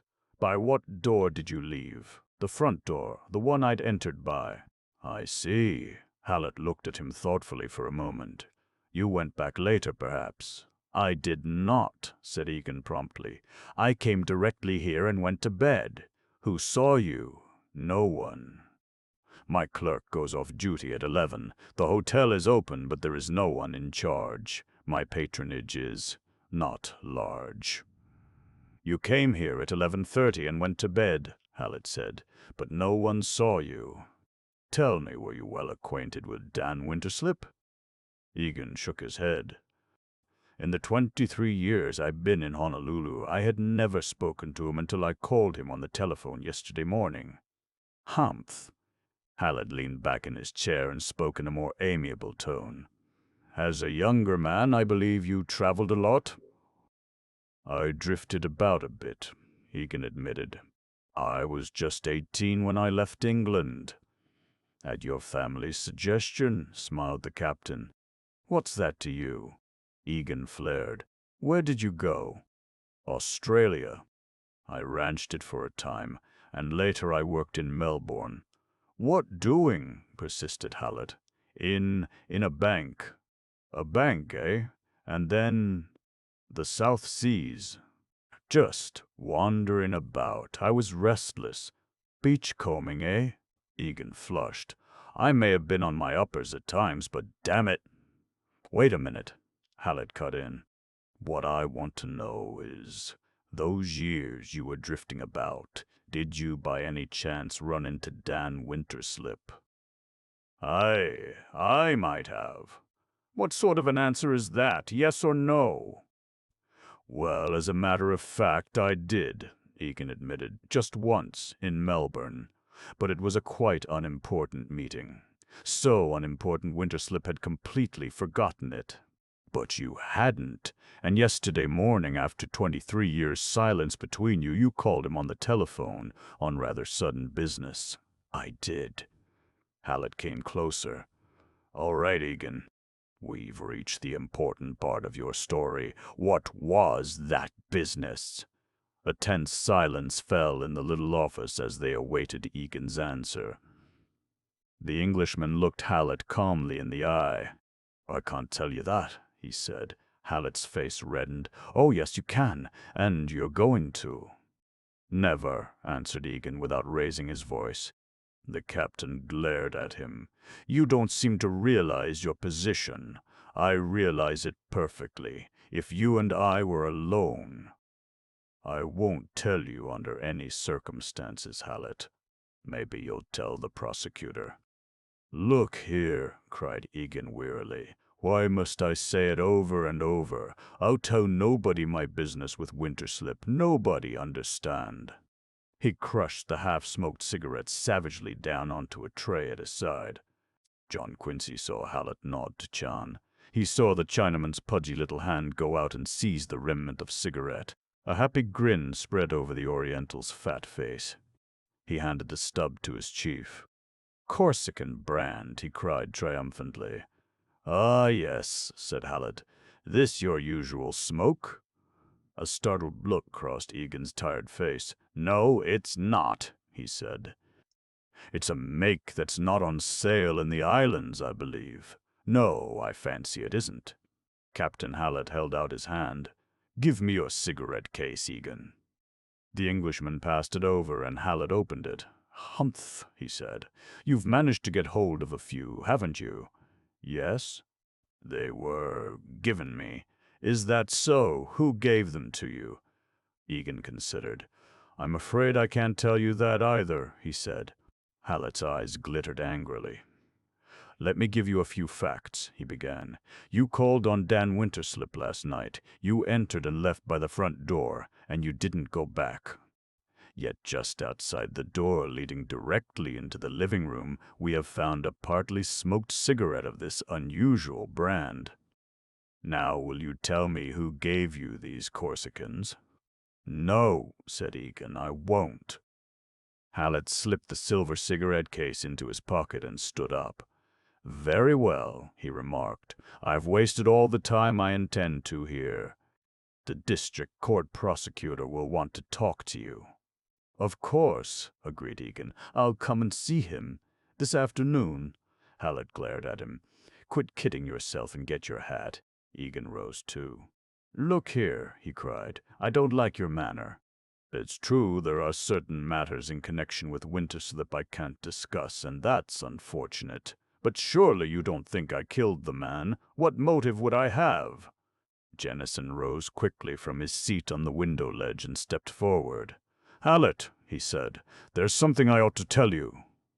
2 or 3 years ago, Dan Winterslip and I were walking along King Street, and we passed Mr. Egan here." Winterslip nodded toward him. "I'm afraid of that man, Harry," he said. I waited to hear more, but he didn't go on, and he wasn't the sort of client one would prompt. "I'm afraid of that man, Harry. Just that, and nothing further." "It's enough," remarked Hallett grimly. "Egan, you're going with me." Egan's eyes flashed. "Of course," he cried bitterly. "Of course I'm going with you. You're all against me. The whole town is against me. I've been sneered at and belittled for 20 years. Because I was poor. An outcast, my daughter humiliated, not good enough to associate with these New England bluebloods, these thin-lipped Puritans with a touch of sun." At sound of that familiar phrase, John Quincy sat up. Where? Oh, yes, on the Oakland ferry. Never mind that," Hallett was saying. "I'll give you one last chance. Will you tell me what I want to know?" "I will not," cried Egan. "All right. Then come along." "Am I under arrest?" asked Egan. "I didn't say that," replied Hallett, suddenly cautious. "The investigation is young yet. You are withholding much-needed information, and I believe that after you've spent a few hours at the station, you'll change your mind and talk. In fact, I'm sure of it. I haven't any warrant, but your position will be a lot more dignified if you come willingly without one." Egan considered a moment. "I fancy you're right," he said. "I have certain orders to give the servants, if you don't mind." Hallett nodded. "Make it snappy. Charlie will go with you." Egan and the Chinaman disappeared. The captain, John Quincy, and Jennison went out and sat down in the public room. 5 minutes passed. 10, 15. Jennison glanced at his watch. "See here, Hallett," he said. "The man's making a monkey of you." Hallett reddened and stood up. At that instant, Egan and Chan came down the big open stairway at one side of the room. Hallett went up to the Englishman. "Say, Egan, what are you doing? Playing for time?" Egan smiled. "That's precisely what I'm doing," he replied. "My daughter's coming in this morning on the Matsonia. The boat ought to be at the dock now. She's been at school on the mainland, and I haven't seen her for 9 months. You've done me out of the pleasure of meeting her, but in a few minutes—" "Nothing doing," cried Hallett. "Now you get your hat. I'm Pa." Egan hesitated a moment, then slowly took his battered old straw hat from the desk. The 5 men walked through the blooming garden toward Hallett's car. As they emerged into the street, a taxi drew up to the curb. Egan ran forward, and the girl John Quincy had last seen at the gateway to San Francisco leaped out into the Englishman's arms. "Dad, where were you?" she cried. "Carrie, darling," he said. "I was so frightfully sorry. I meant to be at the dock, but I was detained. How are you, my dear?" "I'm fine, Dad. But where are you going?" She looked at Hallett. John Quincy remained discreetly in the background. I've a little business in the city, my dear," Egan said. "I'll be home presently, I fancy. If I shouldn't be, I leave you in charge." "Why, Dad? Don't worry," he added pleadingly. "That's all I can say now, Carrie. Don't worry, my dear." He turned to Hallett. "Shall we go, Captain?" The two policemen, Jennison and Egan, entered the car. John Quincy stepped forward. The girl's big, perplexed eyes met his. "You!" she cried. "Coming, Mr. Winterslip?" inquired Hallett. John Quincy smiled at the girl. "You were quite right," he said. "I haven't needed that hat." She looked up at him. "But you're not wearing any at all. That's hardly wise. Mr. Winterslip!" barked Hallett. John Quincy turned. "Oh, pardon me, Captain," he said. "I forgot to mention it, but I'm leaving you here. Goodbye." Hallett grunted and started his car. While the girl paid for her taxi out of a tiny purse, John Quincy picked up her suitcase. "This time," he said, "I insist on carrying it." They stepped through the gateway into the garden that might have been Eden on one of its better days. "You didn't tell me we might meet in Honolulu," the boy remarked. "I wasn't sure we would." She glanced at the shabby old hotel. "You see, I'm not exactly a social favorite out here." John Quincy could think of no reply, and they mounted the crumbling steps. The public room was quite deserted. "And why have we met?" the girl continued. "I'm fearfully puzzled. What was Dad's business with those men?" One of them was Captain Hallett, a policeman. John Quincy frowned. "I'm not so sure your father wants you to know. But I've got to know, that's obvious. Please tell me." John Quincy relinquished the suitcase and brought forward a chair. The girl sat down. "It's this way," he began. "My cousin Dan was murdered in the night." Her eyes were tragic. "Oh, poor Barbara," she cried. "That's right, he mustn't forget Barbara." "But Dad—" "Oh, go on, please."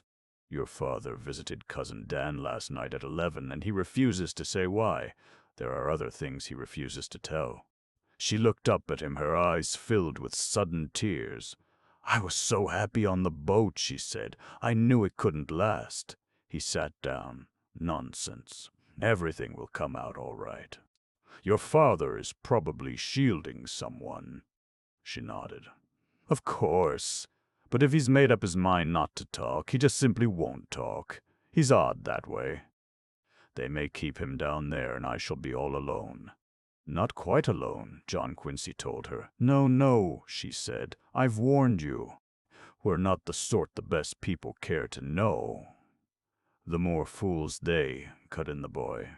"I'm John Quincy Winterslip of—" "Carlota Maria Egan," she answered. "You see, my mother was half Portuguese. The other half was Scotch-Irish. My father's English.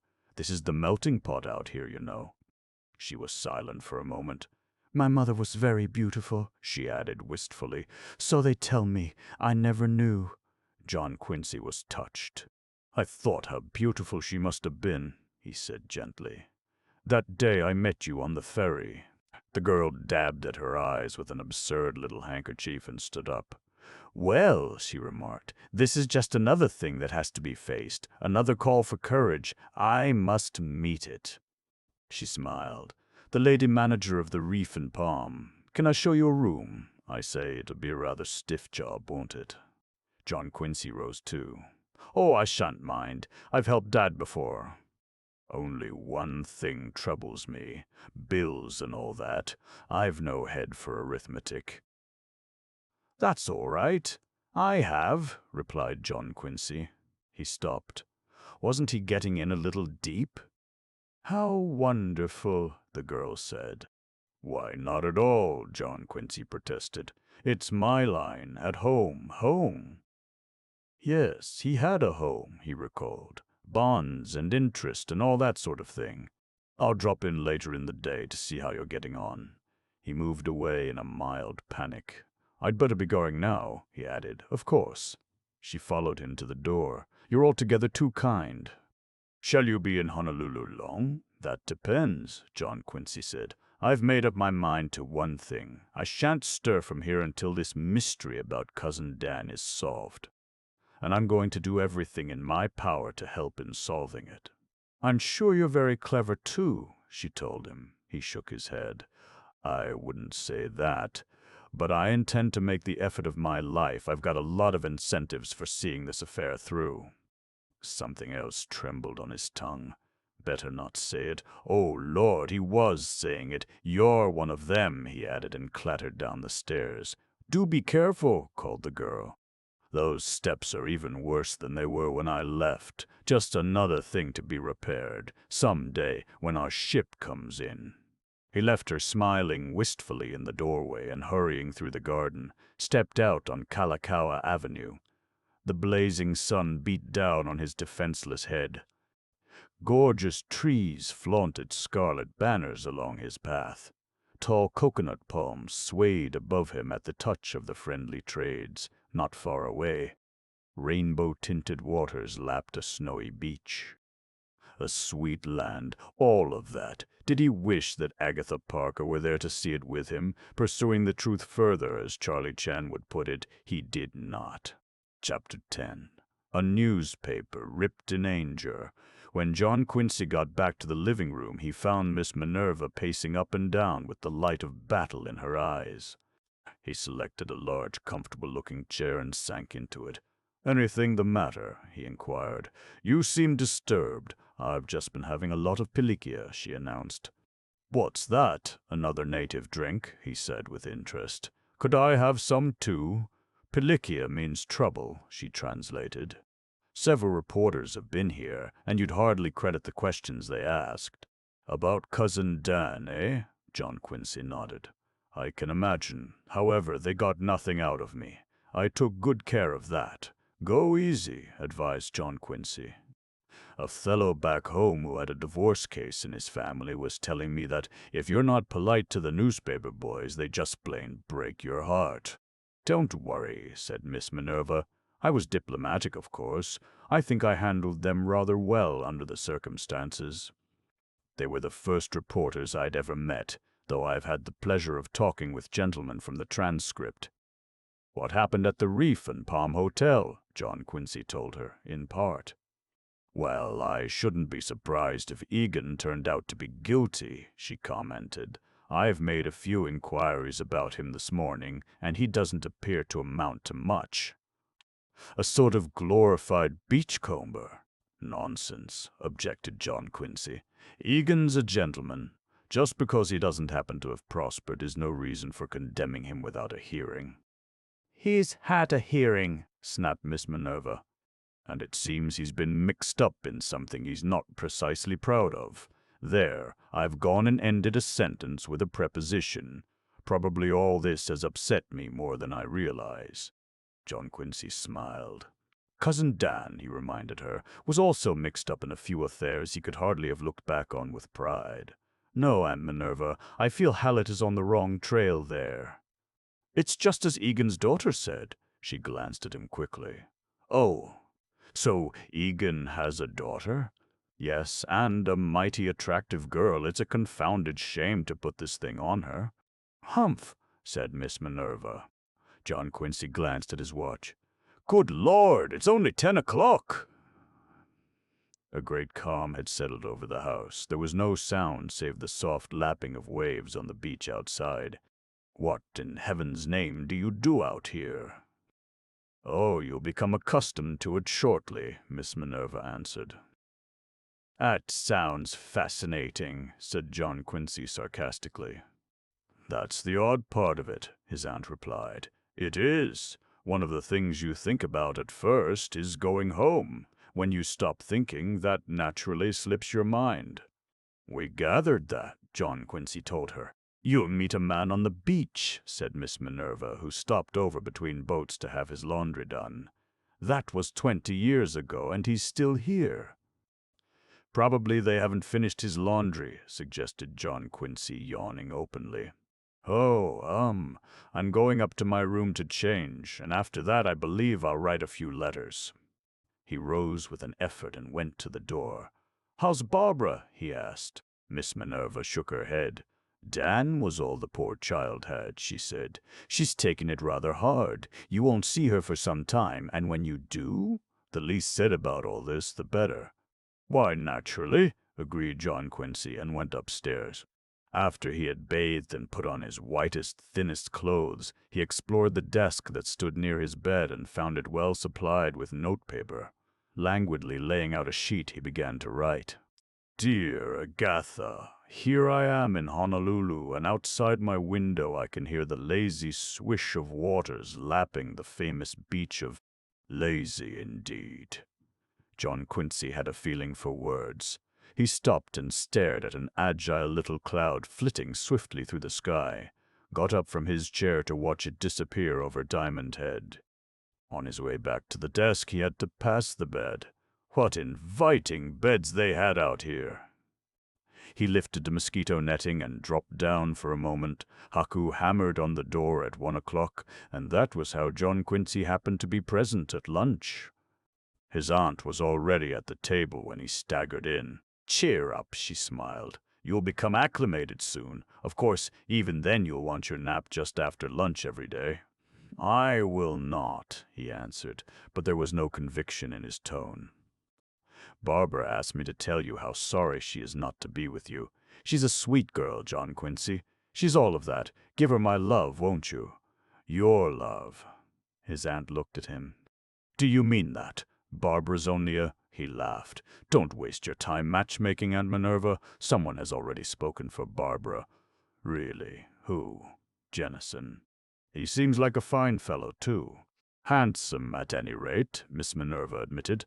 They ate in silence for a time. The coroner and his friends were here this morning, said Miss Minerva presently. That's so, replied John Quincy. Any verdict? Not yet. I believe they're to settle on that later. By the way, I'm going downtown immediately after lunch to do some shopping for Barbara. Care to come along? No, thanks, John Quincy said. I must go upstairs and finish my letters. But when he left the luncheon table, he decided the letters could wait. He took a heavy volume with a South Sea title from Dan's library and went out onto the lanai. Presently Miss Minerva appeared, smartly dressed in white linen. I'll return as soon as I'm paw, she announced. What is this paw? John Quincy inquired. Paw means finished, through. Good Lord, John Quincy said. Aren't there enough words in the English language for you? Oh, I don't know, she answered. A little Hawaiian sprinkled in makes a pleasant change, and when one reaches my age, John Quincy, one is eager for a change. Goodbye. She left him to his book and the somnolent atmosphere of Dan's lanai. Sometimes he read colorful tales of other islands farther south. Sometimes he sat and thought. Sometimes he just sat. The blazing afternoon wore on. Presently the beach beyond Dan's garden was gay with bathers, sunburned men and girls, pretty girls in brief and alluring costumes. Their cries as they dared the surf were exultant, happy.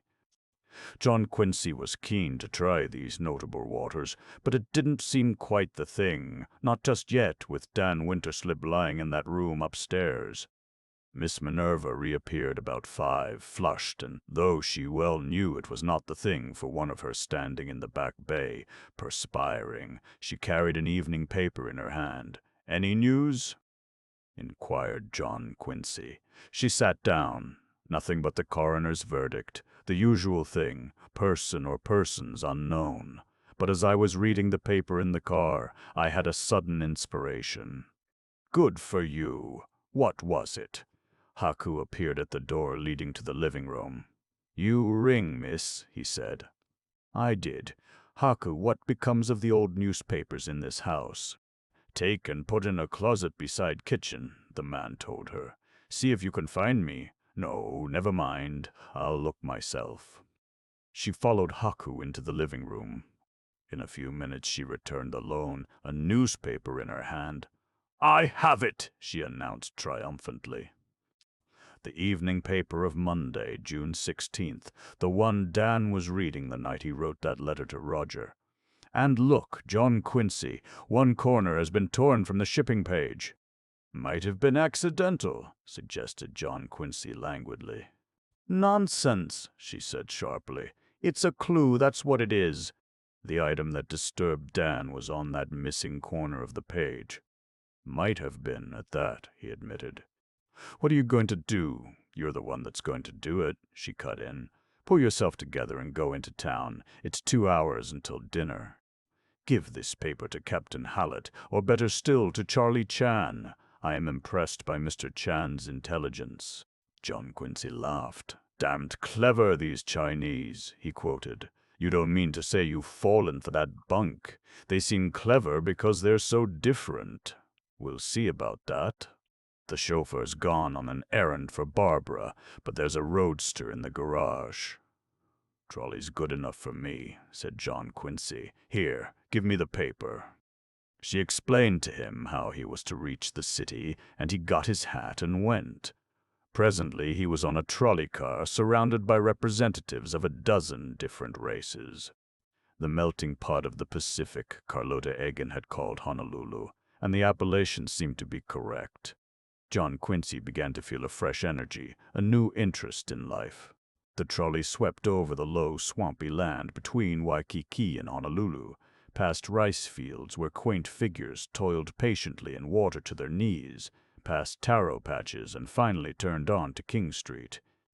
Every few moments it paused to take aboard new immigration problems. Japs, Chinamen, Hawaiians, Portuguese, Filipinos, Koreans, all colors and all creeds. On it went. John Quincy saw great houses set in blooming groves, a Japanese theater flaunting weird posters not far from a Ford service station, then a huge building he recognized as the Palace of the Monarchy. Finally, it entered a district of modern office buildings. Mr. Kipling was wrong, the boy reflected.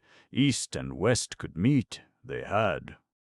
This impression was confirmed when he left the car at Fort Street and for a moment walked about, a stranger in a strange land. A dusky policeman was directing traffic on the corner. Officers of the United States Army and Navy in spotless duck strolled by, and on the shady side of the street, Chinese girls, slim and immaculate in freshly laundered trousers and jackets, were window shopping in the cool of the evening. I'm looking for the police station, John Quincy informed a big American with a friendly face. Get back onto King Street, the man said. Go to your right until you come to Bethel. Then turn Mackay. Turn what? The man smiled. A Malahini, I take it. Mackay means toward the sea. The other direction is Mauka, toward the mountains. The police station is at the foot of Bethel, in Kalakaua Hale. John Quincy thanked him and went on his way. He passed the post office and was amazed to see that all the lock boxes opened on the street. After a time, he reached the station.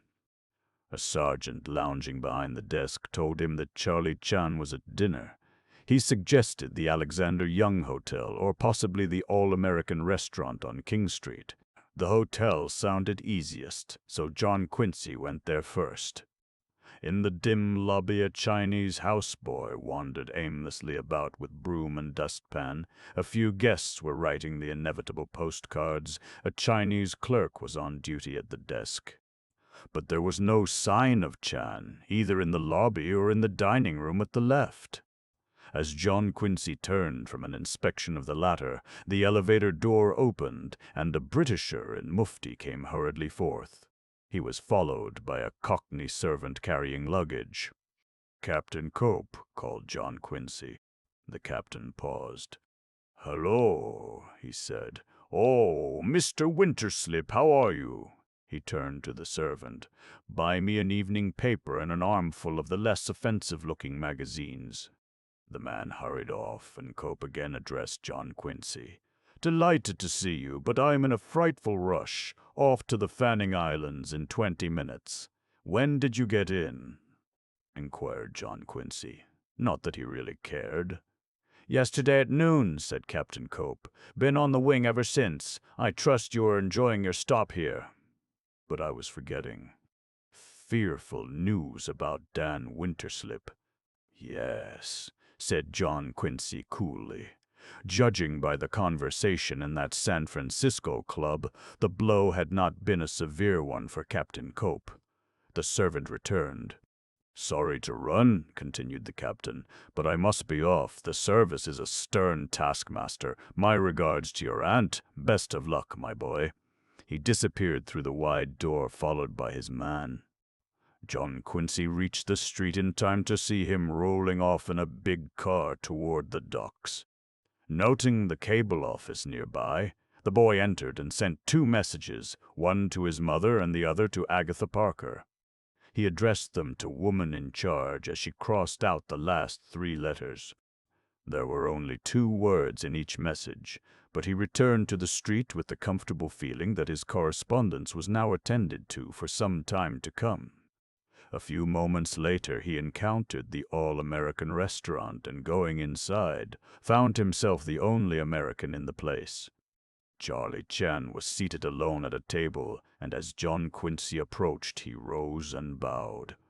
"A very great honor," said the Chinaman. "Is it possible that I can prevail upon you to accept some of this terrible provision?" "No, thanks," answered John Quincy. "I'm to dine later at the house." "I'll sit down for a moment, if I may." "Quite overwhelmed?" bobbed Charlie. He resumed his seat and scowled at something on the plate before him. "Waiter," he said, "be kind enough to summon the proprietor of this establishment." The proprietor, a suave little Jap, came gliding. He bowed from the waist. "Is it that you serve here insanitary food?" inquired Chan. "Please deign to state your complaint," said the Jap. "This piece of pie are covered with finger marks," rebuked Chan. "The sight are most disgusting. Kindly remove it and bring me a more hygienic sector." The Jap picked up the offending pastry and carried it away. "Japanese," remarked Chan, spreading his hands in an eloquent gesture. "Is it proper for me to infer that you come on business connected with the homicide?" John Quincy smiled. "I do," he said. He took the newspaper from his pocket, pointed out the date in the missing corner. "My aunt felt it might be important," he explained. "The woman has a brain," said Chan. "I will procure an unmutilated specimen of this issue and compare. The import may be vast." "You know," remarked John Quincy, "I'd like to work with you on this case if you'll let me." "I have only delight," Chan answered. "You arrive from Boston, a city most cultivated, where much more English words are put to employment than are accustomed here. I thrill when you speak. Greatest privilege for me, I would say." "Have you formed any theory about the crime?" John Quincy asked. Chan shook his head. "Too early now. You have no fingerprints to go on, you said." Chan shrugged his shoulders. "Does not matter. Fingerprints and other mechanics good in books. In real life, not so much so. My experience tell me to think deep about human people. Human passions. Back of murder what, always? Hate, revenge, need to make silent the slain one. Greed for money, maybe. Study human people at all times." "Sounds reasonable," admitted John Quincy. "Mostly so," Chan averred. "Enumerate with me the clues we must consider. A guest book devoid of 1 page. A glove button, a message on the cable. Story of Egan partly told. Fragment of Corsican cigarette. This newspaper ripped maybe in anger. Watch on living wrist, numero 2 undistinct." "Quite a little collection," commented John Quincy. "Most interesting," admitted the Chinaman. "One by one we explore. Some cause us to arrive at nowhere. 1, maybe 2, will not be so unkind." I am believer in Scotland Yard method. Follow only essential clue, but it are not the method here. I must follow all entire. The essential clue, repeated John Quincy. Sure. Chan scowled at the waiter, for his more hygienic sector had not appeared. Too early to say here, but I have fondness for the guest book with page omitted. Watch also claims my attention. Odd enough, when we enumerate clues this morning, we pass over watch. Foolish, very good-looking clue. One large fault, we do not possess it. However, my eyes are sharp to apprehend it. I understand, John Quincy said, that you've been rather successful as a detective. Chan grinned broadly. You are educated, maybe you know, he said. Chinese most psychic people in the world. Sensitives like film and camera. A look, a laugh, a gesture perhaps. Something go click. John Quincy was aware of a sudden disturbance at the door of the all-American restaurant. Bowker, the steward, gloriously drunk, was making a noisy entrance. He plunged into the room, followed by a dark, anxious-looking youth. Embarrassed, John Quincy turned away his face, but to no avail. Bowker was bearing down upon him, waving his arms. Well, well, well, well, well, he bellowed. My old college chum. See you through the window. He leaned heavily on the table. How you been, old fellow? I'm all right, thanks, John Quincy said. The dark young man came up. He was, from his dress, a sure acquaintance of Bowker's. Look here, Ted, he said. You've got to be getting along. Just a minute, cried Bowker. I want you to meet Mr. Quincy from heard me speak of Tim. Yes, come along, urged the dark young man. Not yet. Gotta buy this boy a lil drink. What you havin', Quincy, oh man? Not a thing, smiled John Quincy. You warned me against these island drinks yourself. Who? Me? Bowker was hurt. You're wrong that time, old man. Don't like to contradict, but it must have been somebody else, not me. Never said a word. The young man took his arm. Come on, you're due on the ship. Bowker wrenched away. Don't paw me, he cried. Keep your hands off. I'm my own master, ain't I? I can speak to a friend, can't I? Now, Quincy, old man, what's yours? I'm sorry, said John Quincy. Some other time. Bowker's companion took his arm in a firmer grasp. You can't buy anything here, he said. This is a restaurant. You come with me. I know a place. All right, agreed Bowker. Now you're talking. Quincy, old man, you come along. Some other time, John Quincy repeated. Bowker assumed a look of offended dignity. Just as you say, he replied. Some other time, in Boston, hey? At Jim's place.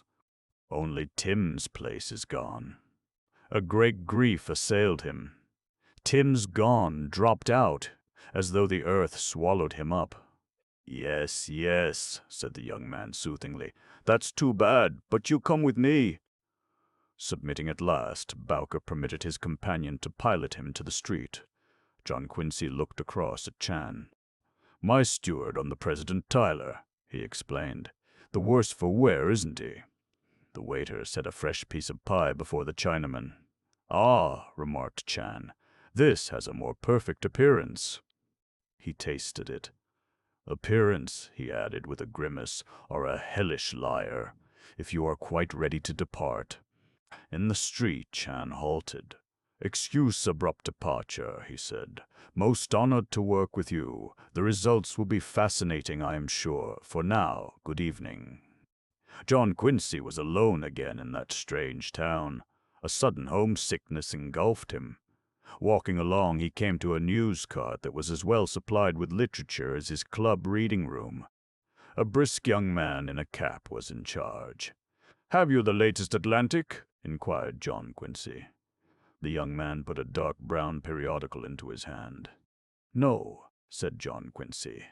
This is the June issue. I've seen it. July ain't in. I'll save you one if you say so.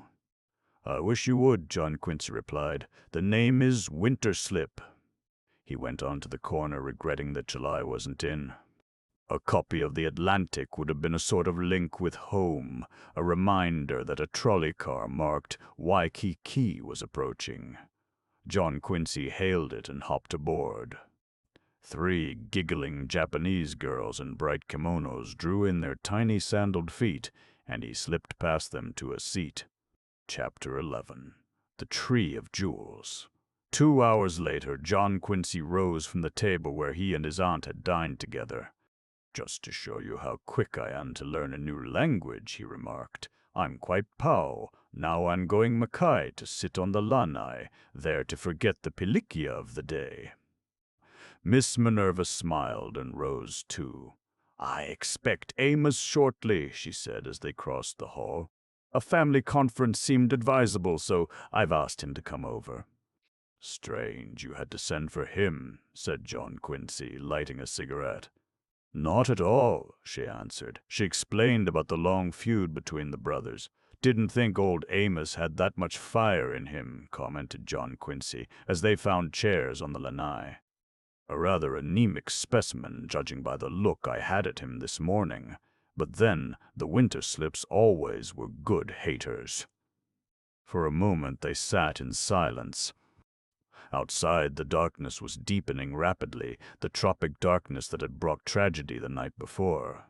John Quincy pointed to a small lizard on the screen. "Pleasant little beast," he said. "Oh, they're quite harmless," Miss Minerva told him. "And they eat the mosquitoes." "They do, eh?" The boy slapped his ankle savagely. "Well, there's no accounting for tastes." Amos arrived presently, looking unusually pale in the half-light. "You asked me to come over, Minerva," he said as he sat down gingerly on one of Dan Winterslip's Hong Kong chairs. "I did. Smoke, if you like." Amos lighted a cigarette, which seemed oddly out of place between his thin lips.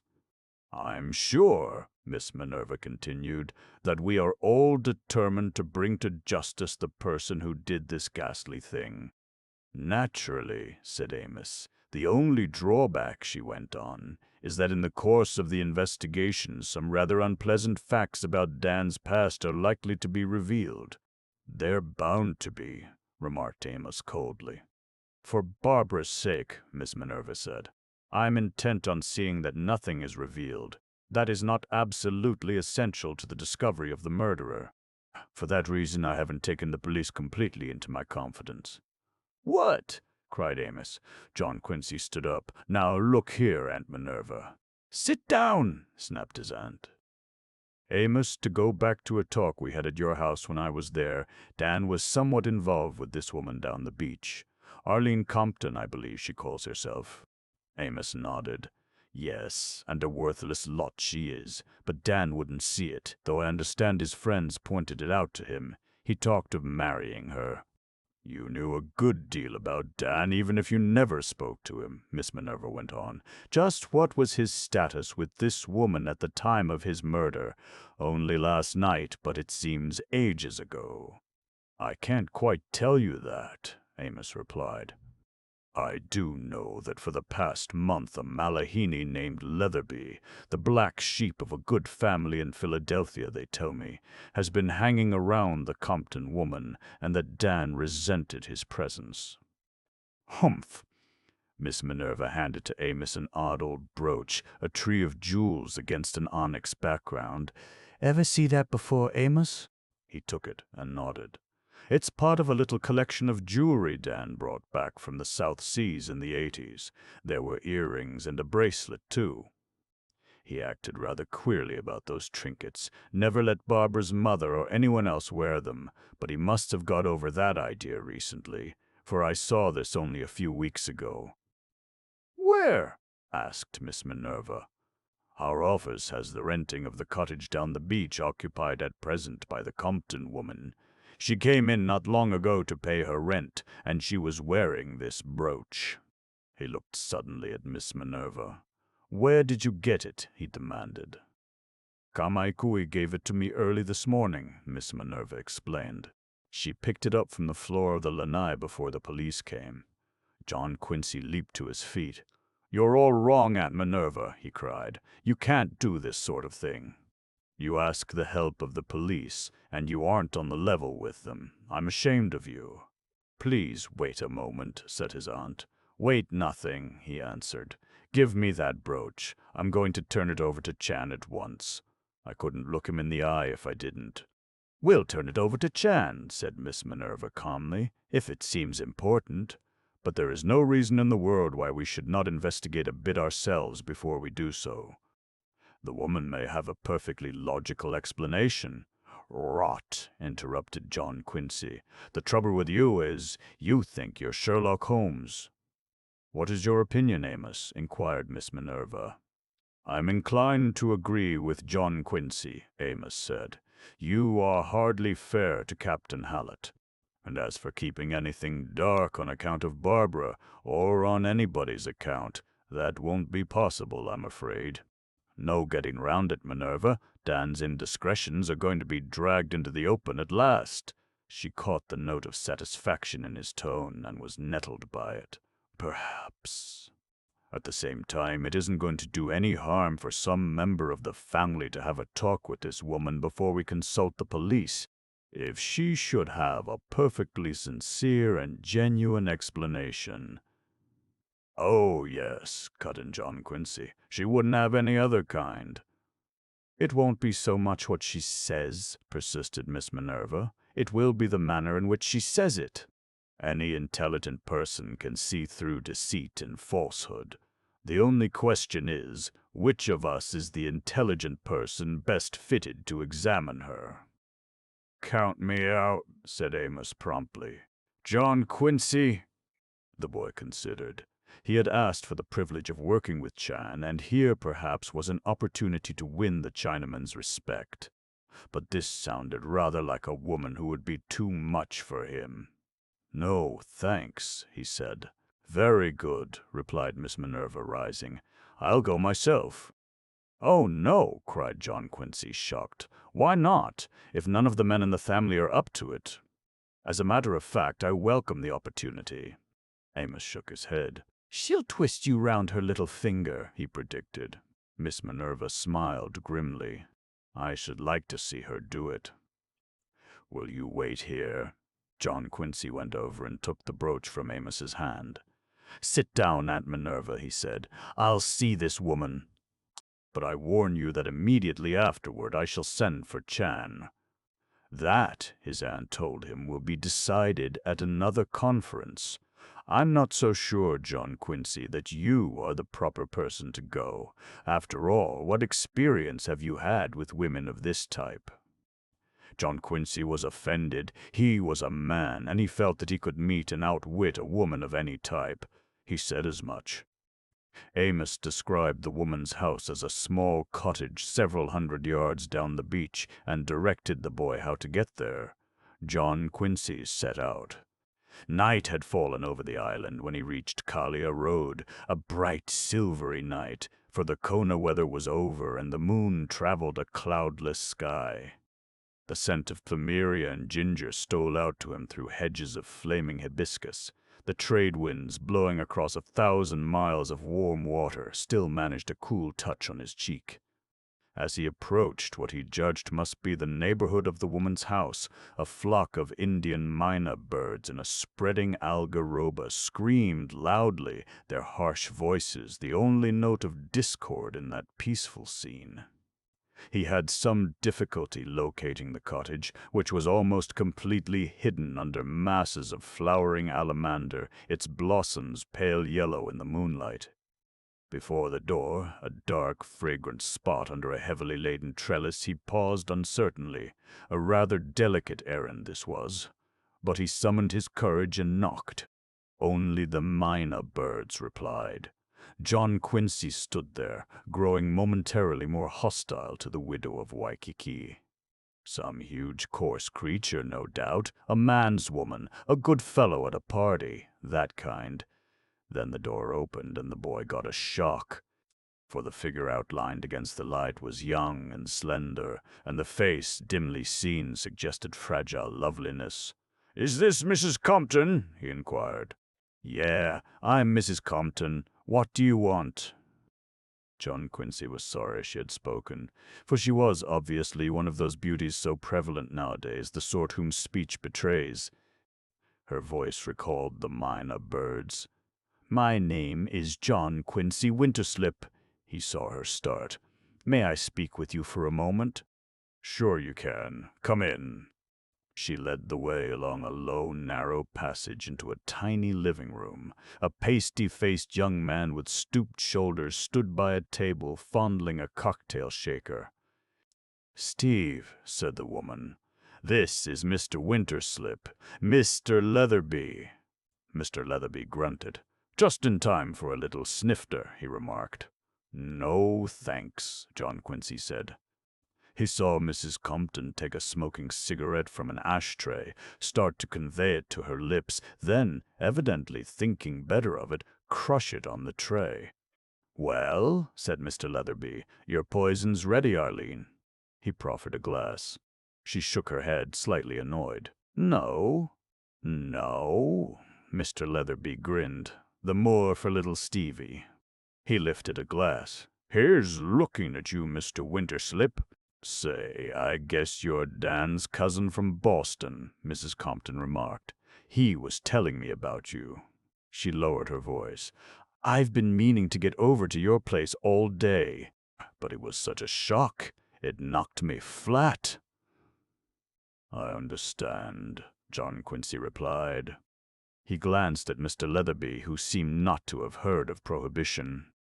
My business with you, Mrs. Compton, is private. Leatherby stiffened belligerently, but the woman said, That's all right. Steve was just going. Steve hesitated a moment, then went. His hostess accompanied him. John Quincy heard the low monotone of their voices in the distance. There was a combined odor of gin and cheap perfume in the air. The boy wondered what his mother would say if she could see him now. A door slammed and the woman returned. Well, she said. John Quincy perceived that her eyes were hard and knowing, like her voice. He waited for her to sit down, then took a chair facing her. You knew my cousin Dan rather intimately, he suggested. I was engaged to him, she answered. John Quincy glanced at her left hand. He hadn't come across. He hadn't given me a ring, but it was, understood between us. Then his death is a good deal of a blow to you. She managed a baby stare full of pathos. I'll say it is. Mr. Winterslip was kind to me. He believed in me and trusted me. A lone woman way out here don't get any too much kindness. When did you see Mr. Winterslip last? 3 or 4 days ago, last Friday evening, I guess it was. John Quincy frowned. Wasn't that rather a long stretch? She nodded. I'll tell you the truth. We had a little misunderstanding. Just a lover's quarrel, Dan sort of objected to Steve hanging around. Not that he'd any reason to. Steve's nothing to me. Just a weak kid I used to know when I was trooping. I was on the stage. Maybe you heard that? Yes, said John Quincy. You hadn't seen Mr. Winterslip since last Friday. You didn't go to his house last evening. I should say not. I got my reputation to think of. You've no idea how people talk in a place like this. John Quincy laid the brooch down upon the table. It sparkled in the lamplight, a reading lamp, though the atmosphere was not in the least literary. The baby stare was startled now. You recognize that, don't you? He asked. Why, yes, it's I. Just stick to the truth, said John Quincy, not unkindly. It's an old piece of jewelry that Mr. Winterslip gave you, I believe. Well, you've been seen wearing it, Yes, he did give it to me, she admitted. The only present I ever got from him. I guess from the look of it, Mrs. Noah wore it on the Ark. Kinda pretty, though. You didn't visit Mr. Winterslip last night, persisted John Quincy. Yet, strangely enough, this brooch was found on the floor not far from his dead body. She drew in her breath sharply. Say, what are you, a cop? She asked. Hardly. John Quincy smiled. I am here simply to save you, if possible, from the hands of the cops. If you have any real explanation of this matter, it may not be necessary to call it to the attention of the police. Oh, she smiled. Say, that's decent of you. Now I will tell you the truth. That about not seeing Dan Winterslip since Friday was bunk. I saw him last night. Ah, you did? Where? Right here. Mr. Winterslip gave me that thing about a month ago. 2 weeks ago he came to me in a sort of excited way and said he must have it back. It was the only thing he ever give me, and I liked it, and those emeralds are valuable. So, well, I stalled a while. I said I was having a new clasp put on it. He kept asking for it, and last night he showed up here and said he just had to have it. Said he'd buy me anything in the stores in place of it. I must say he was pretty head up. So I finally turned it over to him, and he took it and went away. What time was that? About 9:30. He was happy and pleasant, and he said I could go to a jewelry store this morning and take my pick of the stock. She looked pleadingly at John Quincy. That's the last I ever saw of him. It's the truth, so help me. I wonder, mused John Quincy. She moved nearer. Say, you're a nice kid, she said. The kind I used to meet in Boston when we played there. The kind that's got some consideration for a woman. You ain't going to drag me into this. Think what it would mean to me. John Quincy did not speak. He saw there were tears in her eyes. You've probably heard things about me, she went on, but they ain't true. You don't know what I've been up against out here. An unprotected woman don't have much chance anywhere. But on this beach, where men come drifting in from all over the world, I've been friendly. That's my only trouble. I was homesick. Oh, God, wasn't I homesick? I was having a good time back there. And then I fell for Bill Compton and came out here with him. And sometimes in the night I'd wake up and remember Broadway was 5,000 miles away, and I'd cry so hard I'd wake him. And that made him sore. She paused. John Quincy was impressed by the note of true nostalgia in her voice. He was, suddenly, rather sorry for her. Then Bill's plane crashed on Diamond Head, she continued, and I was all alone, and these black sheep along the beach, they knew I was alone, and broke. And I was homesick for 42nd Street, for the old boarding house, and the old gang, and the automat, and the chewing gum sign, and tryouts at New Haven. So I gave a few parties just to forget, and people began to talk. You might have gone back, John Quincy suggested. I know. Why didn't I? I've been intending to right along, but every day out here is just like any other day, and somehow you don't get round to picking one out. I've been drifting, but honest to God, if you keep me out of this, I'll go home on the first boat. I'll get me a job and, if you'll only keep me out of it, you got a chance now to wreck my life. It's all up to you. But I know you ain't going to. She seized John Quincy's hand in both of hers and gazed at him pleadingly through her tears. It was the most uncomfortable moment of his life. He looked wildly about the little room, so different from any in the house on Beacon Street. He pulled his hand away. I'll see, he said, rising hastily. I'll think it over. But I can't sleep tonight if I don't know, she told him. I'll have to think it over, he repeated. He turned toward the table in time to see the woman's slim hand reach out and seize the bit of jewelry. I'll take the brooch, he added. She looked up at him. She looked up at him. Suddenly John Quincy knew that she had been acting, that his emotions had been falsely played upon, and he felt again that hot rush of blood to the head, that quick surge of anger he had experienced in Dan Winterslip's hall. Aunt Minerva had predicted he couldn't handle a woman of this type. Well, he'd show her. He'd show the world. "Give me that brooch," he said coldly. "It's mine," answered the woman stubbornly. John Quincy wasted no words. He seized the woman's wrist. She screamed. A door opened behind them. "What's going on here?" inquired Mr. Leatherby. "Oh, I thought you'd left us," said John Quincy. "Steve, don't let him have it," cried the woman. Steve moved militantly nearer, but there was a trace of caution in his attitude. John Quincy laughed. "You stay where you are, Steve," he advised, "or I'll smash that sallow face of yours. Strange talk for a winter slip. Your friend here is trying to hang on to an important bit of evidence in the murder up the beach, and with the utmost reluctance I am forced to use strong-arm methods." The brooch dropped to the floor. He stooped and picked it up. "Well, I guess that's about all," he added. "I'm sorry if you've been homesick, Mrs. Compton, but speaking as a Bostonian, I don't believe Broadway is as glamorous as you picture it. Distance has lent enchantment. Good night." He let himself out and found his way to Kalakaua Avenue. He had settled one thing to his own satisfaction. Chan must know about the brooch, and at once. Mrs. Compton's story might be true or not. It certainly needed further investigation by some responsible person.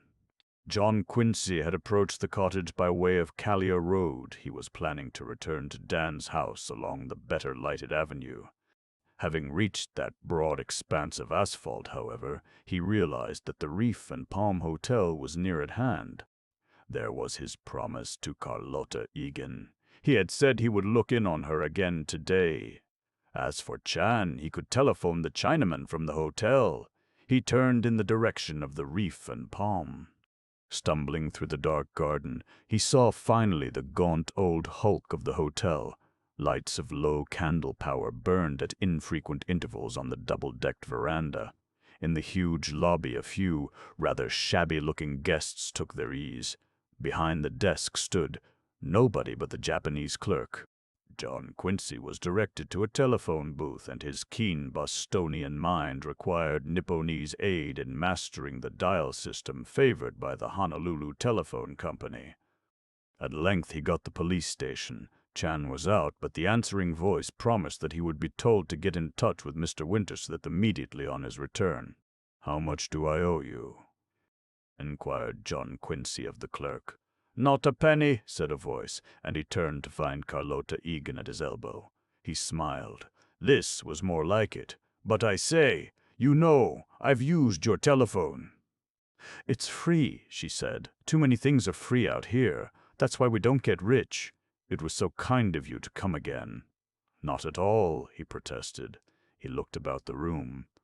"Your father!" She glanced at the clerk and led the way out to the lanai at the side. They went to the far end of it, where they could see the light on Diamond Head and the silvery waters of the Pacific sweeping in to disappear at last beneath the old Reef and Palm. "I'm afraid poor Dad's having a bad time of it," she said, and her voice broke slightly. "I haven't been able to see him. They're holding him down there." "As a witness, I believe. There was some talk of bail, but I didn't listen. We haven't any money. At least, I didn't think we had." "You didn't think," he began, puzzled. She produced a small bit of paper and put it in his hand. "I want to ask your advice. I've been cleaning up Dad's office, and just before you came I ran across that in his desk." John Quincy stared down at the little pink slip she had given him. By the light of one of the small lamps he saw that it was a check for $5,000, made out to bearer and signed by Dan Winterslip. The date was that of the day before. "I say, that looks important, doesn't it?" John Quincy said. He handed it back to her and thought a moment. "By gad, it is important. It seems to me it's pretty conclusive evidence of your father's innocence. If he had that, his business with Cousin Dan must have come to a successful end, and it isn't likely he would, do away with the man who signed it and complicate the cashing of it." The girl's eyes shone. "Just the way I reasoned, but I don't know what to do with it." "Your father has engaged a lawyer, of course?" "Yes, but a rather poor one. The only kind we can afford. Should I turn this over to him?" "No, wait a minute. Any chance of seeing your father soon?" "Yes. It's been arranged. I'm to visit him in the morning." John Quincy nodded. "Better talk with him before you do anything," he advised. He had a sudden recollection of Egan's face when he refused to explain his business with Dan Winterslip. Take this check with you and ask your father what he wants done with it. Point out to him that it's vital evidence in his favor. Yes, I guess that's the best plan, the girl agreed. Will you sit down a moment? Well, John Quincy recalled Miss Minerva waiting impatiently for news. Just a moment. I want to know how you're getting on. Any big arithmetical problems come up yet? She shook her head. Not yet. It really isn't so bad. The work. We haven't many guests, you know. I could be quite happy if it weren't for poor Dad, she sighed. Ever since I can remember, she added, my happiness has had an ith in it. He led her on to speak about herself, there in the calm night by that romantic beach. Through her talk flashed little pictures of her motherless childhood on this exotic shore, of a wearing fight against poverty and her father's bitter struggle to send her to school on the mainland, to give her what he considered her proper place in the world. Here was a girl far different from any he had met on Beacon Street, and John Quincy found pleasure in her talk. Finally, he forced himself to leave. As they walked along the balcony, they encountered one of the guests, a meek little man with stooped shoulders. Even at that late hour, he wore a bathing suit. Any luck, Mr. Saladin? The girl inquired. Lucketh against me, he lisped, and passed hastily on. Carlota Egan laughed softly. Oh, I really shouldn't, she repented at once. The poor man. What's his trouble? Asked John Quincy. He's a tourist, a businessman, she said, Des Moines or someplace like that, and he's had the most appalling accident. He's lost his teeth. His teeth, repeated John Quincy. Yes. Like so many things in this world, they were false.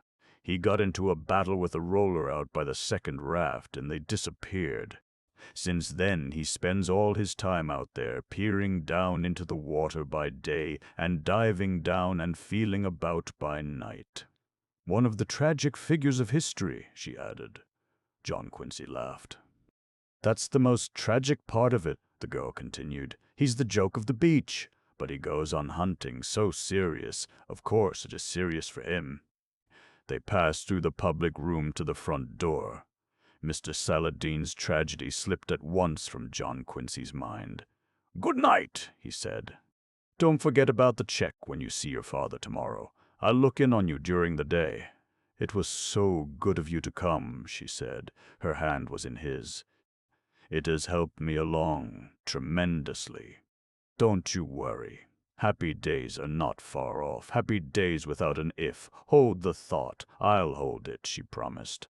We'll both hold it. It came to him that he was also holding her hand. He dropped it hastily. Good night, he repeated, and fled through the garden.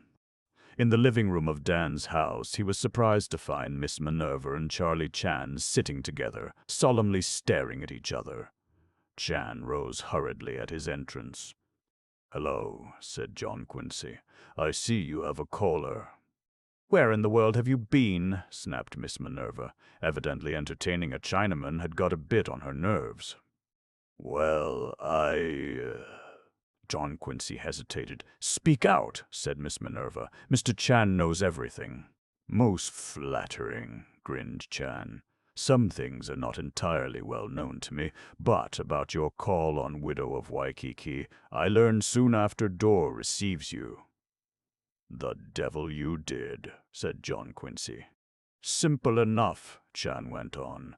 Study human people as I relate to you. Compton lady was friend to Mr. Dan Winterslip. Mr. Leatherby rival friend. Enter jealous feelings. Since morning, both of these people are under watchful regard of Honolulu police. Into the scene you walk. I am notified and fly to beach. Ah, does he also know? Began John Quincy. About the brooch, finished Miss Minerva. Yes, I've confessed everything, and he's been kind enough to forgive me. But not nice thing to do, added Chan. Humbly begging pardon to mention it. All cards should repose on table when police are called upon. Yes, said Miss Minerva. He forgave me, but I have been gently chided. I have been made to feel, as he puts it, most naughty. So sorry, bowed Chan. Well, as a matter of fact, said John Quincy, I was going to tell Mr. Chan the whole story at once. He turned to the Chinaman. I've already tried to reach you by telephone at the station. When I left the woman's cottage, police affairs forbid utmost courtesy, interrupted Chan. I cut in to remark from the beginning, if you will please do so. Oh, yes, smiled John Quincy. Well, the woman herself let me in, and showed me into her little living room. When I got there, this fellow Leatherby was mixing cocktails by the table. Haku appeared at the door. Mr. Charlie Chan wanted by telephone, he announced. Chan apologized and hastened out. I intend to tell everything, John Quincy warned his aunt. I shan't interfere, she answered.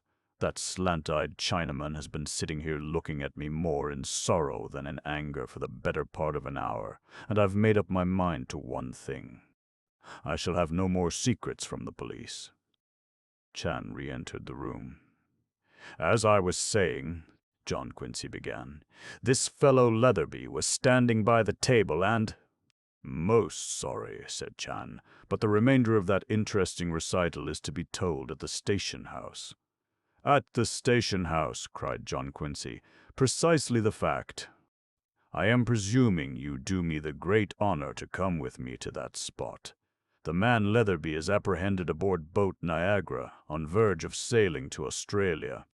Women are also apprehended in act of tearful farewell. Both now relax at police station. I thought so, said John Quincy. One more amazing fact comes into light, added Chan. In pocket of Leatherby are the page ruthlessly extracted from guest book. Kindly procure your hat. Outside I have waiting for me one Ford automobile. Chapter 12. Tom. Braid the Blackbirder. In Hallett's room at headquarters, they found the captain of detectives seated grimly behind his desk, staring at two reluctant visitors. One of the visitors, Mr. Stephen Leatherby, stared back with a look of sullen defiance. Mrs. Arlene Compton, late of Broadway and the Automat, was dabbing at her eyes with a tiny handkerchief.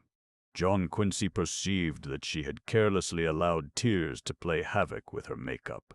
"Hello, Charlie," said Hallett. "Mr. Winterslip, I'm glad you came along. As you may have heard, we've just pulled this young man off the Niagara. He seemed inclined to leave us. We've found this in his pocket." He put into the Chinaman's hand a time-yellowed page, obviously from Dan Winterslip's guest book. John Quincy and Chan bent over it together. The inscription was written in an old-fashioned hand, and the ink was fading fast. It ran, "In Hawaii all things are perfect, none more so than the hospitality I have enjoyed in this house. Joseph E. Gleason, 24 Little Burke Street, Melbourne, Victoria." John Quincy turned away, shocked. No wonder that page had been ripped out. Evidently Mr. Gleason had not enjoyed the privilege of studying A.S. Hill's book on the principles of rhetoric. How could one thing be more perfect than another? "Before I take a statement from these people," Hallett was saying, "what's all this about a brooch?" John Quincy laid the piece of jewelry on the captain's desk. He explained that it had been given Mrs. Compton by Dan Winterslip and told of its being discovered on the floor of the lanai. "When was it found?" demanded the captain, glaring his disapproval. "Most regrettable misunderstanding," put in Chan hastily. "Now Winterslip has already tonight examined this woman." "Oh, he has he?" Hallett turned angrily on John Quincy. "Just who is conducting this case?" "Well," began John Quincy uncomfortably, "it seemed best to the family." "Huh! Damn the family!" Hallett exploded. "This affair is in my hands." "Please," broke in Chan soothingly. "Waste of time to winnow that out. Already I have boldness to offer suitable rebukes." "Well, you talked with the woman then," said Hallett. "What did you get out of her? Say, listen, put in Mrs. Compton. I want to take back anything I told this bright-eyed boy. Lied to him, eh? Said Hallett. Why not? What right did he have to question me? Her voice became wheedling. I wouldn't lie to a cop, she added. You bet your life you wouldn't, Hallett remarked. Not if you know what's good for you. However, I want to hear what you told this amateur detective. Sometimes lies are significant. Go on, Winterslip. John Quincy was deeply annoyed. What was this mix-up he had let himself in for, anyhow? He had a notion to rise, and with a cold bow, leave the room. Something told him, however, that he couldn't get away with it. Very much on his dignity, he repeated the woman's story to him. Winterslip had come to her cottage the night before to make a final appeal for the brooch. On his promise to replace it with something else, she had given it up. He had taken it and left her at 9:30. That was the last she saw of him, finished John Quincy. Hallett smiled grimly. So she told you at any rate, but she admits she was lying. If you'd had the sense to leave this sort of thing to the proper people. He wheeled on the woman. You were lying, weren't you? She nodded nonchalantly. In a way. Dan did leave my cottage at 9:30 or a little later, but I went with him to his house. Oh, it was perfectly proper. Steve went along. Oh, yes, Steve. Hallett glanced at Mr. Leatherby, who did not appear quite the ideal chaperone. Now, young woman, go back to the beginning. Nothing but the truth. So help me, said Mrs. Compton. She attempted a devastating smile. I wouldn't lie to you, Captain. You know I wouldn't. I realize you're a big man out here and— Give me your story, cut in Hallett coldly. Sure. Dan dropped into my place for a chat last night about 9, and he found Mr. Leatherby there. He was jealous as sin, Dan was. Honest to God, I don't know why. Me and Steve are just pals. Eh, Steve? Pals, that's all, said Steve. But anyhow, Dan flew off the handle, and we had one grand blow-up. I tried to explain Steve was just stopping over on his way to Australia, and Dan wants to know what's detaining him. So Steve tells about how he lost all his money at bridge on the boat coming out here. Will you move on, says Dan, if I pay your passage? And Steve answers he will, like a shot. Am I getting this straight, Steve?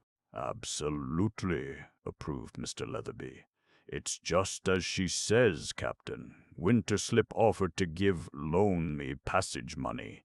It was only a loan, and I agreed to sail on the Niagara tonight. He said he had a little cash in his safe at the house, and invited Arlene and me to go back with him. Which we did, said Arlene. Dan opened the safe and took out a roll of bills. He peeled off $300. You didn't often see him in that frame of mind. But as I was saying, he give the money to Steve. Then Steve begins to beef a little. Yes, you did, Steve, and wants to know what he's going to do in Australia. Says he don't know a soul down there, and he'll just plain starve. Dan was sore at first. Then he laughs a nasty little laugh and goes over and tears that there page out of the guest book and gives it to Steve. Look him up and tell him you're a friend of mine, he says. Maybe he'll give you a job. The name is Gleason. I've disliked him for 20 years, though he don't know that. A dirty dig at me, Leatherby explained. I took the loan and this Gleason's address, and we started to go. Winterslip said he wanted to talk to Arlene, so I came away alone. That was about 10 o'clock. Where did you go? Hallett asked. I went back to my hotel downtown. I had to pack. Back to your hotel, eh? Can you prove it? Leatherby considered. I don't know. The boy at the desk may remember when I came in, though I didn't stop there for my key. I had it with me. Anyhow, I didn't see Winterslip after that. I just went ahead with my preparations to sail on the Niagara, and I must say you've got your nerve. Never mind that. Hallett turned to the woman. And after Leatherby left, what happened then? Well, Dan started in on that brooch again, she said. It made me sore, too. I never did like a tightwad. Besides, my nerves was all on edge. I'm funny that way. Rose get me all upset. I like everybody pleasant around me, he went on arguing, so finally I ripped off the brooch and threw it at him, and it rolled away under the table somewhere. Then he said he was sorry, and that was when he offered to replace it with something more up-to-date. The best money could buy. That was what he promised. Pretty soon we was friends again, just as good friends as ever when I came away, about 10:15. His last words was that we'd look round the jewelry stores this morning. I ask you, Captain, is it reasonable to think I'd have anything to do with murdering a man who was in a buying mood like that? Hallett laughed. So you left him at 10:15 and went home alone? I did. And when I saw him last, he was alive and well. I'll swear to that on a stack of Bibles as high as the Times building. Gee, don't I wish I was safe on Broadway tonight? Hallett thought for a moment. Well, we'll look into all this. You can both go. I'm not going to hold you at present. But I expect you both to remain in Honolulu until this affair is cleared up, and I advise you not to try any funny business. You've seen tonight what chance you've got to get away. Oh, that's all right. The woman stood, looking her relief. We've got no reason to beat it, have we, Steve? None in the world, agreed Steve. His facetious manner returned. Speaking for myself, he added, Innocent is my middle name. Good night, all, said Mrs. Compton, and they went out. Hallett sat staring at the brooch. A pretty straight story, he remarked, looking at Chan. Nice and neat, grinned the Chinaman, if true. Hallett shrugged his shoulders. Well, for the present, I'm willing to believe it. He turned to John Quincy. Now, Mr. Winterslip, he said severely, I want it understood that any other evidence your family digs up. Oh, that's all right, interrupted the boy. We'll turn it over at once. I've already given to Chan the newspaper my cousin was reading that night he wrote the letter to Roger Winterslip. Chan took the paper from his pocket. Such a busy evening, he explained. The journal was obscure in my mind. Thanks for the recollection. He called to his chief's attention the mutilated corner. Look into that, said Hallett. Before sleeping, promised Chan. Mr. Winterslip, we pursue similar paths. The honor of your company in my humble vehicle would pleasure me deeply. Once in the car on the deserted street, the Chinaman spoke again. The page ripped from guest book, the brooch lying silent on floor. Both are now followed into presence of immovable stone wall. We sway about, looking for other path. Then you think those two were telling the truth? John Quincy asked. As to that, I do not venture to remark, Chan replied. How about those psychic powers? Inquired John Quincy. Chan smiled. Psychic powers, somewhat drowsy just now, he admitted. Need prodding into wakefulness. Look here, said John Quincy. There's no need for you to take me out to Waikiki. Just drop me on King Street and I'll get a trolley. Making humble suggestion, Chan replied. Is it not possible you will accompany me to newspaper rooms, where we set out on different path? John Quincy looked at his watch. It was 10 minutes past 11. I'll be glad to, Charlie, he said. Chan beamed with pleasure. Greatly honored by your friendly manner, he remarked. He turned into a side street. Newspaper of this nature burst out at evening, very quiet now. Somebody may loiter in rooms if we have happy luck.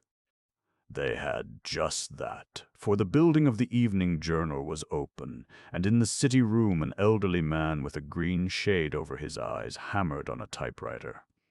Hello, Charlie, he said cordially. Hello, Pete. Mr. Winterslip of Boston, I have all the honor to present this Pete Mayberry. For many years ye explore waterfront ferreting for whatever news are hiding there. The elderly man rose and removed his eyeshade, revealing a pleasant twinkle. He was evidently interested to meet a Winterslip. We pursue, continued Chan, one copy of paper marked June 16, present year, if you have no inclination for objecting. Maybury laughed. Go to it, Charlie. You know where the files are. Chan bowed and disappeared. Your first appearance out here, Mr. Winterslip? Inquired the newspaper man. John Quincy nodded. I've only just got here, he said, but I can see it's a rather intriguing place. You've said it, smiled Maybury. 46 years ago, I came out from Portsmouth, New Hampshire to visit relatives. I've been in the newspaper game here ever since, most of the time on the waterfront. There's a life work for you. You must have seen some changes, remarked John Quincy inanely. Maybury nodded. For the worse. I knew Honolulu in the glamorous days of its isolation, and I've watched it fade into an eighth carbon copy of Babbittville, USA. The waterfront's just a waterfront now, but once, my boy, once it oozed romance at every pore. Chan returned, carrying a paper. Much to be thankful for, he said to Maybury. Your kindness are quite overwhelming. Anything doing? Asked Maybury eagerly. Chan shook his head. Presently speaking, no. Our motions just now must be blackly clouded in secrecy. Well, said the reporter, when it comes time to roll them clouds away, don't forget me. Impossibility, protested Chan. Good night. They left Maybury bending over his typewriter, and at Chan's suggestion went to the All-American restaurant, where the Chinaman ordered 2 cups of your unspeakable coffee. While they waited to be served, he spread out on the table his complete copy of the newspaper, and laying the torn page on its counterpart, carefully removed the upper right-hand corner. The missing fragment, he explained. For a time he studied it thoughtfully, and finally shook his head. I apprehend nothing to startle, he admitted. He handed it across the table. If you will condescend greatly. John Quincy took the bit of newspaper. On one side was the advertisement of a Japanese dealer in shirtings who wrote his own publicity. Anyone might carry off, he said, 6 yards for the price of 5. And in case the buyer cried loudly in amaze, how can do, it was a matter he was happy to explain. John Quincy laughed aloud. Ah, said Chan, you are by rights mirthful. Kikuchi, purveyor of shirting cloth, seize on grand English language and make it into idiotic jumble. On that side are nothing to detain us. But humbly hinting you reverse the fragment, John Quincy reversed it. The other side was a part of the shipping page. He read it carefully. News of sailings and arrivals. There would be places for 5 passengers to the Orient on the Shinyo Maru. Leaving Wednesday, the Wilhelmina was 640 miles east of Makupu Point. The brig Mary Jane from the treaty ports. John Quincy started and caught his breath. A small item in tiny print had met his eye. Among the passengers who will arrive here on the Sonoma from Australia a week from Saturday are Mr. and Mrs. Thomas McCann Braid of Calcutta. John Quincy sat staring at the unwashed window of the All-American restaurant. His mind went back to the deck of the President Tyler, to a lean old missionary telling a tale of a bright morning on Apiyang, a grave under a palm tree. Mr. and Mrs. Thomas McCann Braid of Calcutta. He heard again the missionary's high-pitched voice. A callous brute, a pirate and adventurer. Tom Braid, the blackbirder. But Braid had been buried in a long pine box on Apiyang. Even at the crossroads of the Pacific, his path and that of Dan Winterslip could hardly have crossed again. The waiter brought the coffee. Chan said nothing, watching John Quincy closely. Finally the Chinaman spoke. You have much to tell me. John Quincy looked around quickly. He had forgotten Chan's presence. His dilemma was acute. Must he here in this soiled restaurant in a far town reveal to a Chinaman that ancient blot on the Winterslip name? What would Aunt Minerva say? Well, only a short time ago she had remarked that she was resolved to have no more secrets from the police. However, there was family pride. John Quincy's eye fell on the Japanese waiter. What were those lines from the Mikado? But family pride must be denied and mortified and set aside. The boy smiled. Yes, Charlie, he admitted, I have much to tell you. And over the unspeakable coffee of the all-American restaurant, he repeated to the detective the story the Reverend Frank Upton had told on the President Tyler. Chan beamed. Now, he cried, we arrive in the neighborhood of something. Braid, the blackbirder master maid of Shiloh boat, on which Mr. Dan Winterslip, our first officer. But Braid was buried on Apiang, protested John Quincy. Yes, indeed, and who saw him, pardon me? Was it then an unsealed box? Oh, no. Sean's eyes were dancing. Please recollect something more. The strong box of Ohio wood. Initials on it are TMB mysteries yet, but we move, we advance. I guess we do, admitted John Quincy. This much we grasp, Chan continued. Dan Winterslip reposed for quiet hour on Lanai, in peaceful reading. This news assault his eye. He now leaps up, paces about, flees to dock to send letter requesting, please the Ohio wood box must be buried deep in Pacific. Why? Fumbling in his pocket, Chan took out a sheaf of papers, evidently lists of steamer arrivals. On Saturday just gone by, the Sonoma make this port. Among passengers, yes, Thomas McCann Braid and Honorable Wife Calcutta. It is here inscribed they arrived to stay, not being present when Sonoma persist on journey. On the night of Monday, Mr. Dan Winterslip are foully slain. Which makes Mr. Braid an important person to locate, said John Quincy. How very true, but the hurry are not intense. No boats sailing now. Before sleeping, I will investigate downtown hotels, Waikiki tomorrow. Where are you, Mr. Braid? Chan seized the check. No, pardon me, the honor of paying for this poison-tasting beverage must be mine. Out in the street he indicated an approaching trolley. It bears imprint of your destination, he pointed out. You will require sleep. We meet tomorrow. Congratulations on most fruitful evening. Once more, John Quincy was on a Waikiki car. Weary but thrilled, he took out his pipe and, filling it, lighted up. What a day! He seemed to have lived a lifetime since he landed that very morning. He perceived that his smoke was blowing in the face of a tired little Japanese woman beside him. Pardon me, he remarked, and knocking the pipe against the side rail, put it in his pocket. The woman stared at him in meek, startled wonder. No one had ever asked her pardon before. On the seat behind John Quincy, a group of Hawaiian boys with yellow leis about their necks twanged on steel guitars and sang a plaintive love song. The trolley rattled on through the fragrant night. Above the clatter of the wheels, the music rose with a sweet intensity. John Quincy leaned back and closed his eyes. A clock struck the hour of midnight. Another day, Wednesday. It flashed through his mind that today his firm in Boston would offer that preferred stock for the shoe people in Lynn. Would the issue be oversubscribed? No matter. Here he was, out in the middle of the Pacific on a trolley car. Behind him, brown-skinned boys were singing a melancholy love song of long ago, and the moon was shining on crimson poinciana trees. And somewhere on this tiny island a man named Thomas McCann Braid slept under a mosquito netting, or lay awake perhaps, thinking of Dan Winterslip. Chapter 13. The Luggage in Room.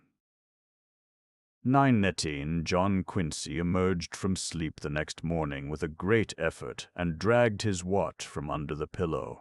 8:30! Good Lord, he was due at the office at 9. A quick bath and shave, a brief pause at the breakfast table, a run past the public gardens and the common and down to School Street. He sat up in bed. Why was he imprisoned under mosquito netting? What was the meaning of the little lizard that sported idly outside the cloth? Oh yes, Honolulu. He was in Hawaii, and he'd never reach his office by 9. It was 5,000 miles away. The low murmur of breakers on the beach confirmed him in this discovery, and stepping to his window he gazed out at the calm, sparkling morning.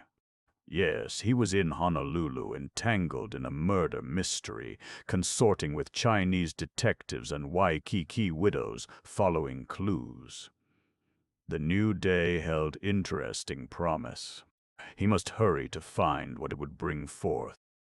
Haku informed him that his aunt and Barbara had already breakfasted and set before him a reddish sort of cantaloupe which was, he explained in answer to the boy's question, a papaya. When he had eaten, John Quincy went out on the lanai. Barbara stood there, staring at the beach. A new Barbara, with the old vivacity, the old joy of living submerged, a pale girl with sorrow in her eyes. John Quincy put his arm about her shoulder. She was a winter slip, and the family was the family. Again he felt in his heart that flare of anger against the person or persons unknown who had brought this grief upon her. The guilty must pay, Egan or whoever, Braid or Leatherby or the chorus girl. Pay, and pay dearly, he was resolved on that. "My dear girl," he began, "what can I say to you?" "You've said it all without speaking," she answered. "See, John Quincy, this is my beach. When I was only 5, I swam alone to that first float. He was so proud of me." "It's a lovely spot, Barbara," he told her. "I knew you'd think so. One of these days we'll swim together out to the reef, and I'll teach you to ride a surfboard. I want your visit to be a happy one." He shook his head. "It can't be that," he said, "because of you. But because of you, I'm mighty glad I came."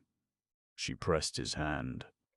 "I'm going out to sit by the water. Will you come?" The bamboo curtain parted, and Miss Minerva joined them. "Well, John Quincy," she said sharply, "this is a pretty hour for you to appear." "If you're going to rescue me from Lotus Land, you'll have to be immune yourself." He smiled. "Just getting acclimated," he explained. "I'll follow you in a moment, Barbara," he added, and held open the door for her. "I waited up," Miss Minerva began when the girl had gone, "until 11:30. But I'd had very little sleep the night before, and that was my limit. I make no secret of it. I'm very curious to know what happened at the police station." He repeated to her the story told by Mrs. Compton and Leatherby. "I wish I'd been present," she said. "A pretty woman can fool all the men in Christendom. Lies, probably." "Maybe," admitted John Quincy. "But wait a minute. Later on, Chan and I followed up your newspaper clue, and it led us to a startling discovery." "Of course it did," she beamed. "What was it?" "Well," he said, "first of all I met a missionary on the boat." He told her the Reverend Frank Upton's tale of that morning on Appiang, and added the news that a man named Thomas McCann Braid was now in Honolulu. She was silent for a time. "Sudan was a blackbirder," she remarked at last. "How charming! Such a pleasant man, too.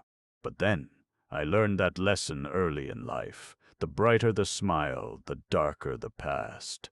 All this will make delightful reading in the Boston papers, John Quincy." "Oh, they'll never get it," her nephew said. "Don't deceive yourself. Newspapers will go to the ends of the earth for a good murder. I once wrote letters to all the editors in Boston urging them to print no more details about homicides. It hadn't the slightest effect, though I did get an acknowledgment of my favor from the Herald." John Quincy glanced at his watch. "Perhaps I should go down to the station." "Anything in the morning paper?" "A very hazy interview with Captain Hallett. The police have unearthed important clues and promise early results." "You know, the sort of thing they always give out just after a murder." The boy looked at her keenly. "Ah," he said, "then you read newspaper accounts of the kind you tried to suppress." "Certainly I do," snapped his aunt. There's little enough excitement in my life. But I gladly gave up my port wine because I felt intoxicants were bad for the lower classes, and Haku interrupted with the news that John Quincy was wanted on the telephone. When the boy returned to the lanai, there was a brisk air of business about him. "That was Charlie," he announced. "The day's work is about to get underway. They've located Mr. and Mrs. Braid at the Reef and Palm Hotel, and I'm to meet Charlie there in 15 minutes. "The Reef and Palm," repeated Miss Minerva. "You see, it keeps coming back to Egan. I'd wager a set of Browning against a modern novel that he's the man who did it." "You'd lose your Browning, and then where would you be when the lecture season started?" laughed John Quincy. "I never knew you to be so stupid before." His face became serious. "By the way, will you explain to Barbara that I can't join her after all?" Miss Minerva nodded. "Go along," she said. "I envy you all this. First time in my life I ever wished I were a man."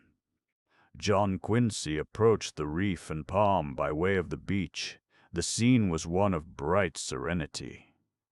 A few languid tourists lolled upon the sand. Others, more ambitious, were making picture postcard history out where the surf began. A great white steamer puffed blackly into port. Standing in water up to their necks, a group of Hawaiian women paused in their search for luncheon delicacies to enjoy a moment's gossip. John Quincy passed Arlene Compton's cottage and entered the grounds of the Reef and Palm. On the beach not far from the hotel, an elderly Englishwoman sat on a camp stool with an easel and canvas before her. She was seeking to capture something of that exotic scene, vainly seeking, for John Quincy, glancing over her shoulder, perceived that her work was terrible. She turned and looked at him, a weary look of protest against his intrusion, and he was sorry she had caught him in the act of smiling at her inept canvas. Chan had not yet arrived at the hotel, and the clerk informed John Quincy that Miss Carlota had gone to the city, for that interview with her father, no doubt. He hoped that the evidence of the check would bring about Egan's release. It seemed to him that the man was being held on a rather flimsy pretext anyhow. He sat down on the lanai at the side, where he could see both the path that led in from the street and the restless waters of the Pacific. On the beach nearby, a man in a purple bathing suit reclined dejectedly, and John Quincy smiled in recollection. Mr. Saladin, alone with his tragedy, peering out at the waters that had robbed him, waiting, no doubt, for the tide to yield up its loot.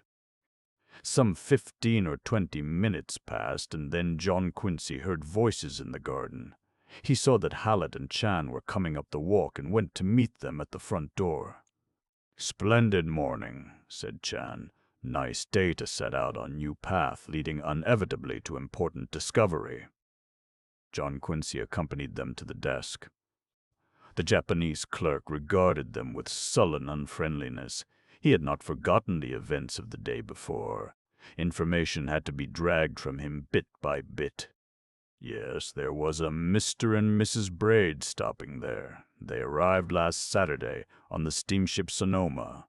Mr. Braid was not about at the moment.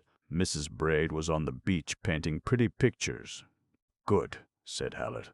"I'll have a look around their room before I question them. Take us there." The Jap hesitated. "Boy," he called. It was only a bluff. The Reef and Palm had no bellboys.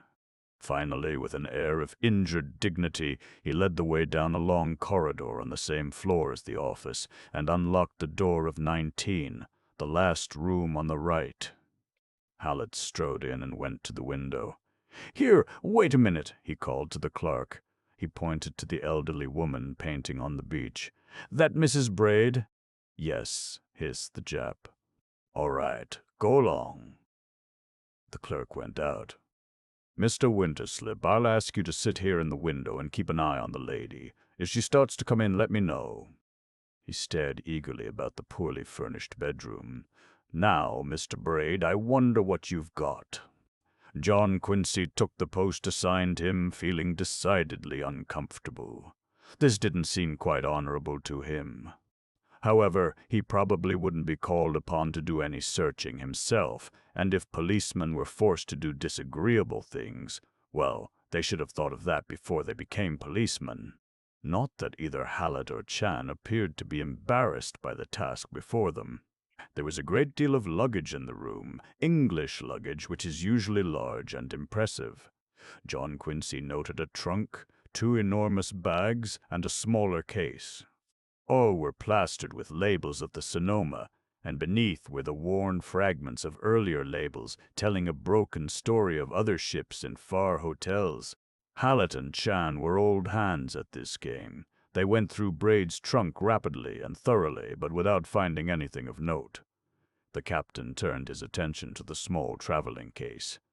With every evidence of delight, he drew forth a packet of letters and sat down with them at a table. John Quincy was shocked. Reading other people's mail was, in his eyes, something that simply wasn't done. It was done by Hallett, however. In a moment the captain spoke. "Seems to have been in the British Civil Service in Calcutta, but he's resigned," he announced to Chan. "Here's a letter from his superior in London referring to Braid's 36 years on the job and saying he's sorry to lose him." Hallett took up another letter. His face brightened as he read. "Say, this is more like it." He handed the typewritten page to Chan. The Chinaman looked at it, and his eyes sparkled. "Most interesting," he cried, and turned it over to John Quincy. The boy hesitated. The standards of a lifetime are not easily abandoned. But the others had read it first, so he put aside his scruples. The letter was several months old, and was addressed to Braid in Calcutta. "Dear Sir, in reply to your inquiry of the 6th instant, would say that Mr. Daniel Winterslip is alive and is a resident of this city. His address is 3947 Kalaya Road, Waikiki, Honolulu, TH. The signature was that of the British consul at Honolulu." John Quincy returned the epistle to Hallett, who put it in his pocket.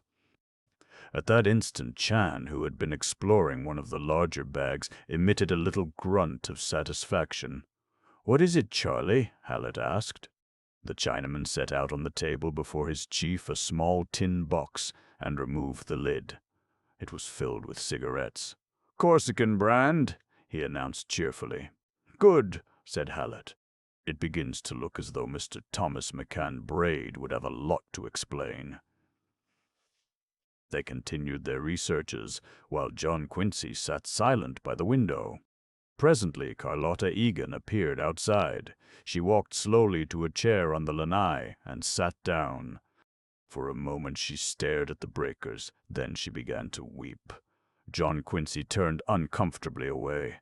It came to him that here in this so-called paradise sorrow was altogether too rampant.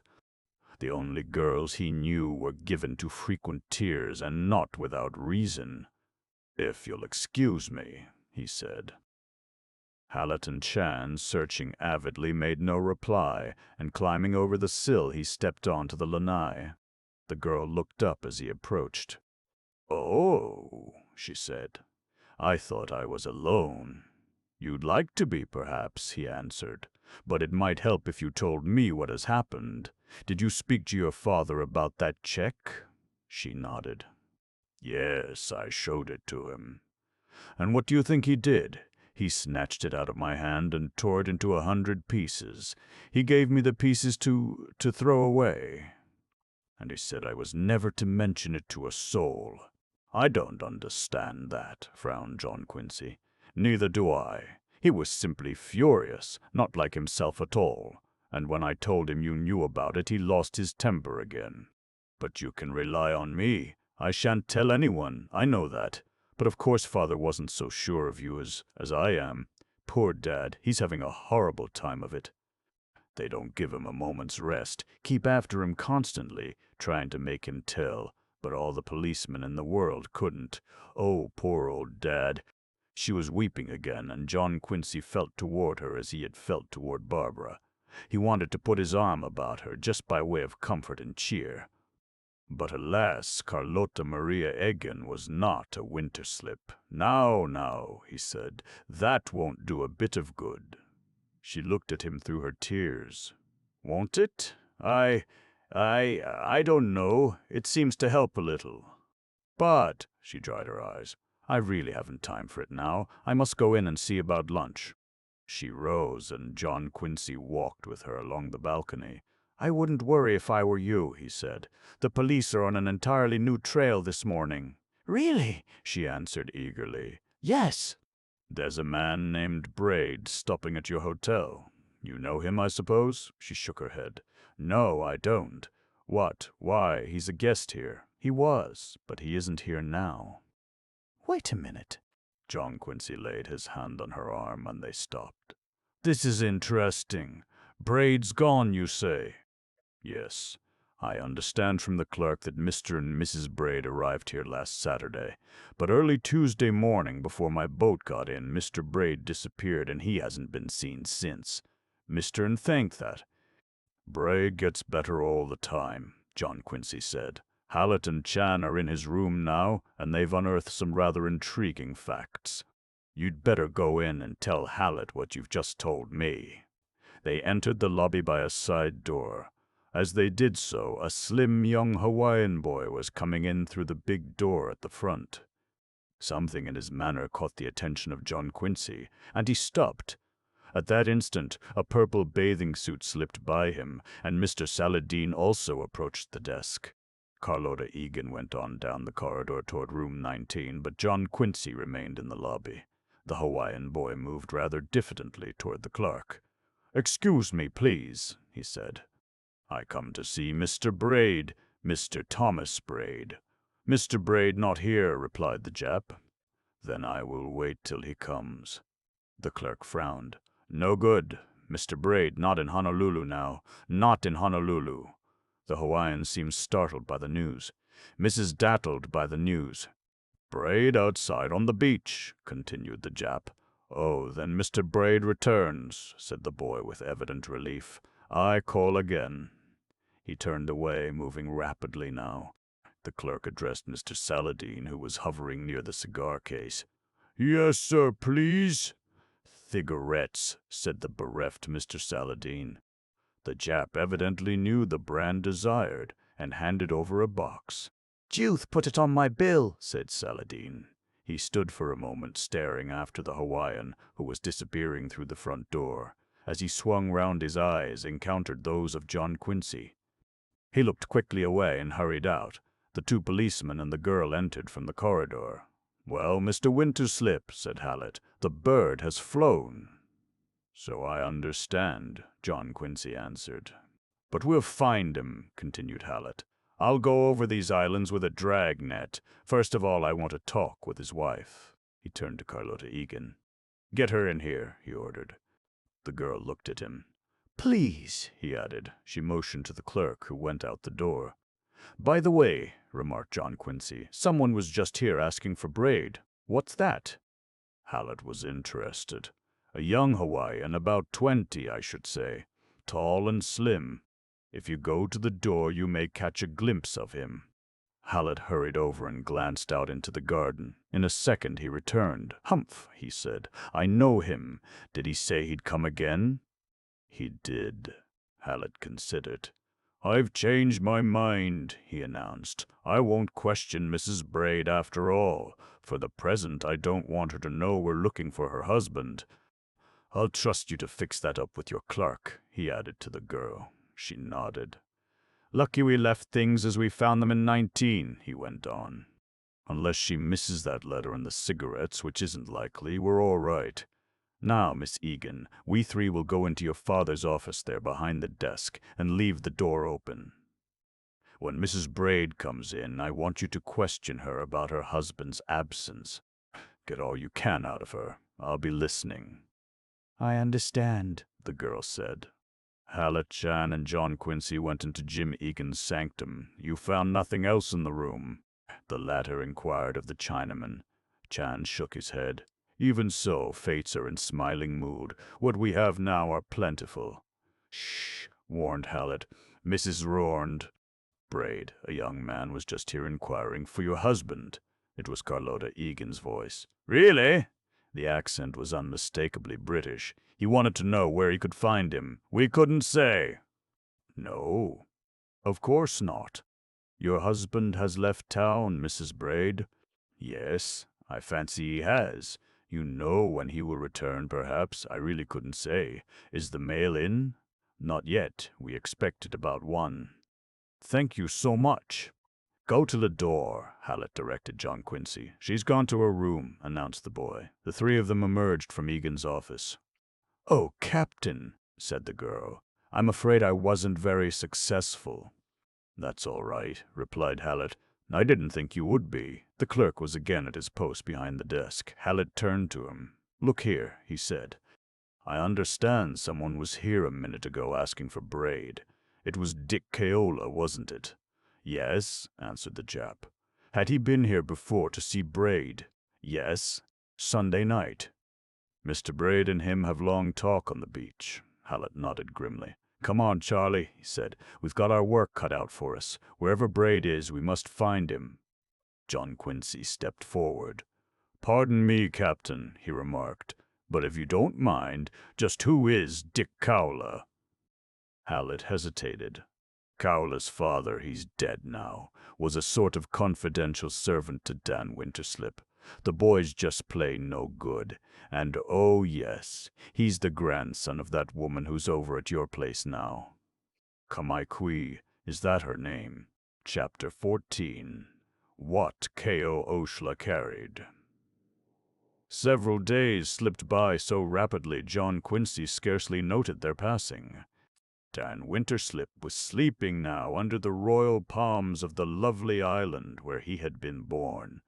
Sun and moon shone brightly in turn on his last dwelling place, but those who sought the person he had encountered that Monday night on his lanai were still groping in the dark. Hallett had kept his word. He was combing the islands for Braid. But Braid was nowhere. Ships paused at the crossroads and sailed again, the name of Thomas McCann. Braid was on no sailing list. Through far settlements that were called villages but were nothing save clusters of Japanese huts, in lonely coves where the surf moaned dismally, over pineapple and sugar plantations, the emissaries of Hallett pursued their quest. Their efforts came to nothing. John Quincy drifted idly with the days. He knew now the glamour of Waikiki waters. He had felt their warm embrace.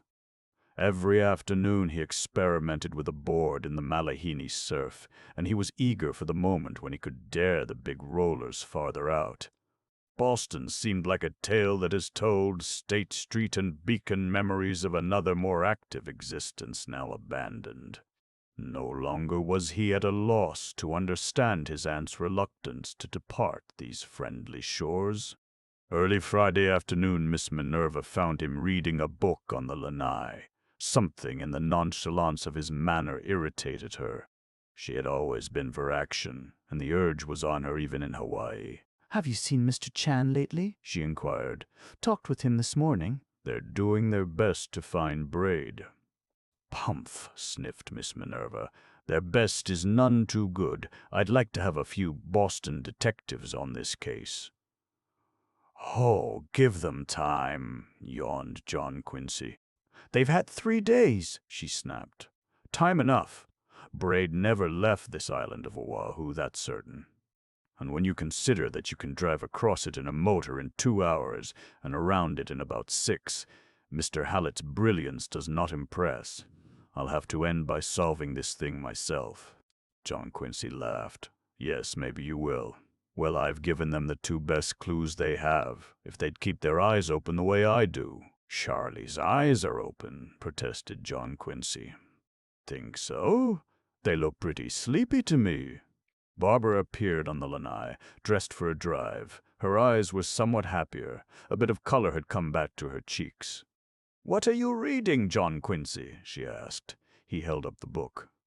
The City by the Golden Gate, he told her. Oh, really? If you're interested, I believe Dad had quite a library and wanted me to read it, but I couldn't. You missed a good one, John Quincy informed her. I finished it this morning. I've read 5 other books on San Francisco since I came. His aunt stared at him. What for? She asked. Well, he hesitated. I've taken sort of a fancy to the town. I don't know. Sometimes I think I'd rather like to live there. Miss Minerva smiled grimly. And they sent you out to take me back to Boston's, all right, said her nephew hastily. It's Winter Slip headquarters, but its hold has never been strong enough to prevent an occasional winter slip from hitting the trail. You know, when I came and the more I saw of the city, the better I liked it. There's a snap and sparkle in the air, and the people seem to know how to get the most out of life. Barbara smiled on him approvingly. Follow that impulse, John Quincy, she advised. Maybe I will. All this reminds me. I must write a letter. He rose and left the lanai. Does he really intend to desert Boston? Barbara asked. Miss Minerva shook her head. Just a moment's madness, she explained. I'm glad he's going through it. He'll be more human in the future. But as for leaving Boston, John Quincy, as well expect Bunker Hill Monument to emigrate to England.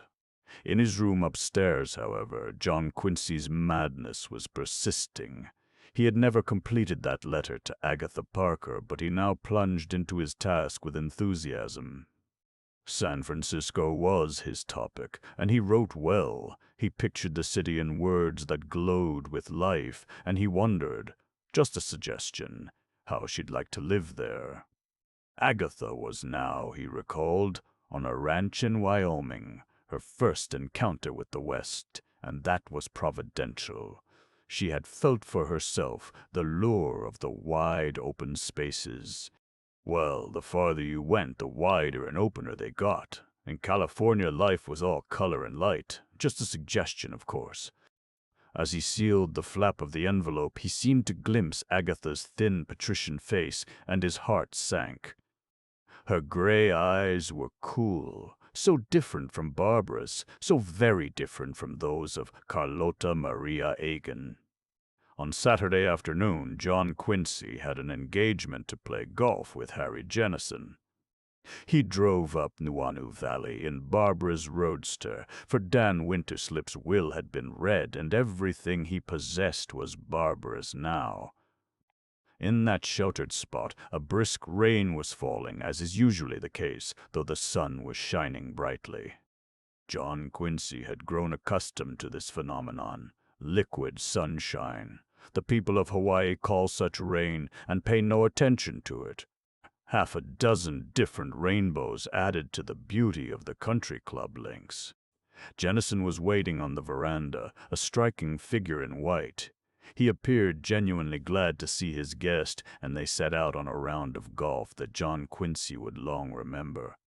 Never before had he played amid such beauty.